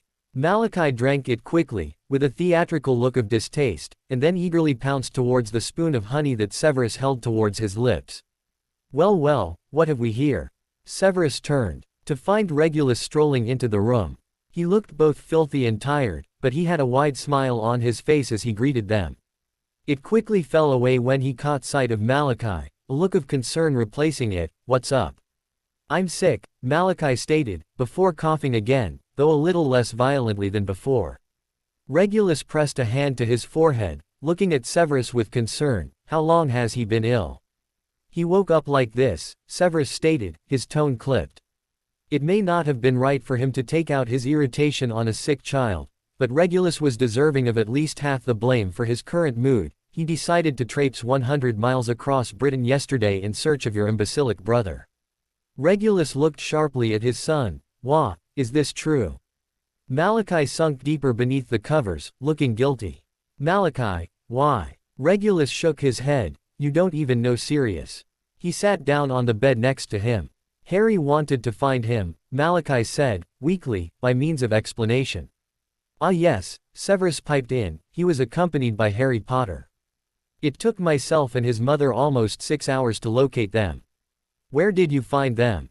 Regulus asked him, brushing the hair back from his son's forehead affectionately. Hogwarts. Hogwarts. Regulus turned to look at Severus sharply, before he looked back at his son, addressing him, how did you get all the way to Hogwarts? Malachi shrugged, a bus. He coughed again, this time much more improved than before. A bus. There are no buses that go to Hogwarts, Regulus stated, looking at him closely. Tell me the truth, Malachi. Did someone take you? Malachi frowned, looking confused, and shook his head. No. We did get the bus. And then we walked. And then we got the train. And then we walked. And then some big giant man found us. Regulus glanced at Severus. Severus nodded. Hagrid. They were in the Forbidden Forest. The four. Malachi. Regulus burst out, turning his full attention back to his son. Do you realize how dangerous this was? He was repeating the same words Severus had already given the boy an earful of earlier, but he supposed a repeat of it would ensure the boy were to never forget it. You could have been killed. Regulus went on. His words were far more frantic and insistent than his had been, a little less thought out. There are so many animals in there, dangerous animals. Monsters. Werewolves. It's the full moon tonight. The Forbidden Forest, F.K. Malachi jerked his head back in shock at his father swearing. Sorry, Regulus waved a hand in apology for his slip, before his tone hardened. Malachi, you are grounded. I'm sick. Yes, but when you get better you're grounded. And you'll be helping the house elves clean the pots and pans all afternoon. And, you'll be cleaning the floors and cutting the grass, and, no, you won't be cutting the grass. You don't get to go outside, not at all. What about school? Quiet. And Regulus was glancing around the room, as if trying to find an object that would inspire further punishment. His eyes rested on Severus, and you will help Severus clean up his cauldrons. My cauldrons are clean, Severus interrupted, not at all keen to spend more time with the boy. Right now he wanted to go to his room and lock the door, not see anyone again for another month or so. Today had been the first time he had ever taken a personal day from work. Malachi's illness had actually come at an incredibly convenient time. Severus gathered his things and left the room, as Regulus continued to rant at his son. Lily sat at the kitchen table, staring at the full coffee cup in front of her, Severus' revelation weighing heavily on her mind as Harry clattered around behind her, doing their lunch dishes. She hadn't been able to face him, hadn't known how to react to what he had said. She needed time to think about it, to comprehend what he had told her. She had always suspected as much, that he had joined Voldemort. After all, she knew about Regulus. And, even at Hogwarts, she had expected that he would join them. That those he had spent his time with would draw him into it. But to actually have the suspicion confirmed, to hear it from his own lips. It was almost too much. She felt almost betrayed. But what right did she have to feel betrayed? Their friendship had been severed prior to it. It was not a personal attack on her. Just her kind. Her mind seethed. She swallowed, closing her eyes. How many Muggleborns had he killed? How many Order members had he fought against? Her eyes shot open. Had he ever fought her? The Death Eaters had worn masks. She would never have known. She rubbed her eyes with her thumb and forefinger, her stomach churning sickeningly as she thought on it. She quickly attempted to reassure herself. He had defected. He had realized what he had done was wrong. Had come to fight for their side at some point. After all, Dumbledore would not have hired him to work at the school, otherwise. She hesitated. Did Dumbledore know? She quickly shook away the thought. Of course he knew. The defectors were used as spies, Lily remembered. I've finished the dishes, Harry stated, sulkily, standing in front of her. Very well. Time to mop the floor. Mum, he groaned. She shot him a stern glare and he sighed and stomped over to the cupboard where the mop and bucket was kept. and any more of that attitude and you'll have an extra day of chores to do. She could see Harry scowling, but he had the good sense to try to keep it concealed, as he dragged the items towards the kitchen sink. Lily drew in a trembling breath, her mind drifting back to Severus once again. Her mind was offering her excuses. He had been honest when she had asked, that meant he must have changed. He wouldn't have confessed if he were still loyal to Voldemort. And the war had ended almost 6 years ago, that meant what he had done had ended 6 years ago at least. Most likely longer. Wasn't that a long enough time for the slate to be wiped clean? For it to be understood that he had made a mistake, that he was trying to make up for it. She realized, suddenly, that this was most likely the reason behind he and Regulus Black creating the Foundation. An attempt to repent for what they had done. She remembered what Severus had told her about Regulus the previous night, how he could barely live with himself, how the guilt and regret overwhelmed him. Did Severus feel the same? She was sure he must have. He spoke with such compassion, such understanding that she was certain the sentiments were shared. There were so many questions. So many things his revelation had left her wondering. But after the answer to the last question she had asked him, she was left wondering if she really wanted the answers. She was left wondering whether or not she really wanted to know. To be continued. I hope you enjoyed this story. Also remember to subscribe and like this video. See you in the next video.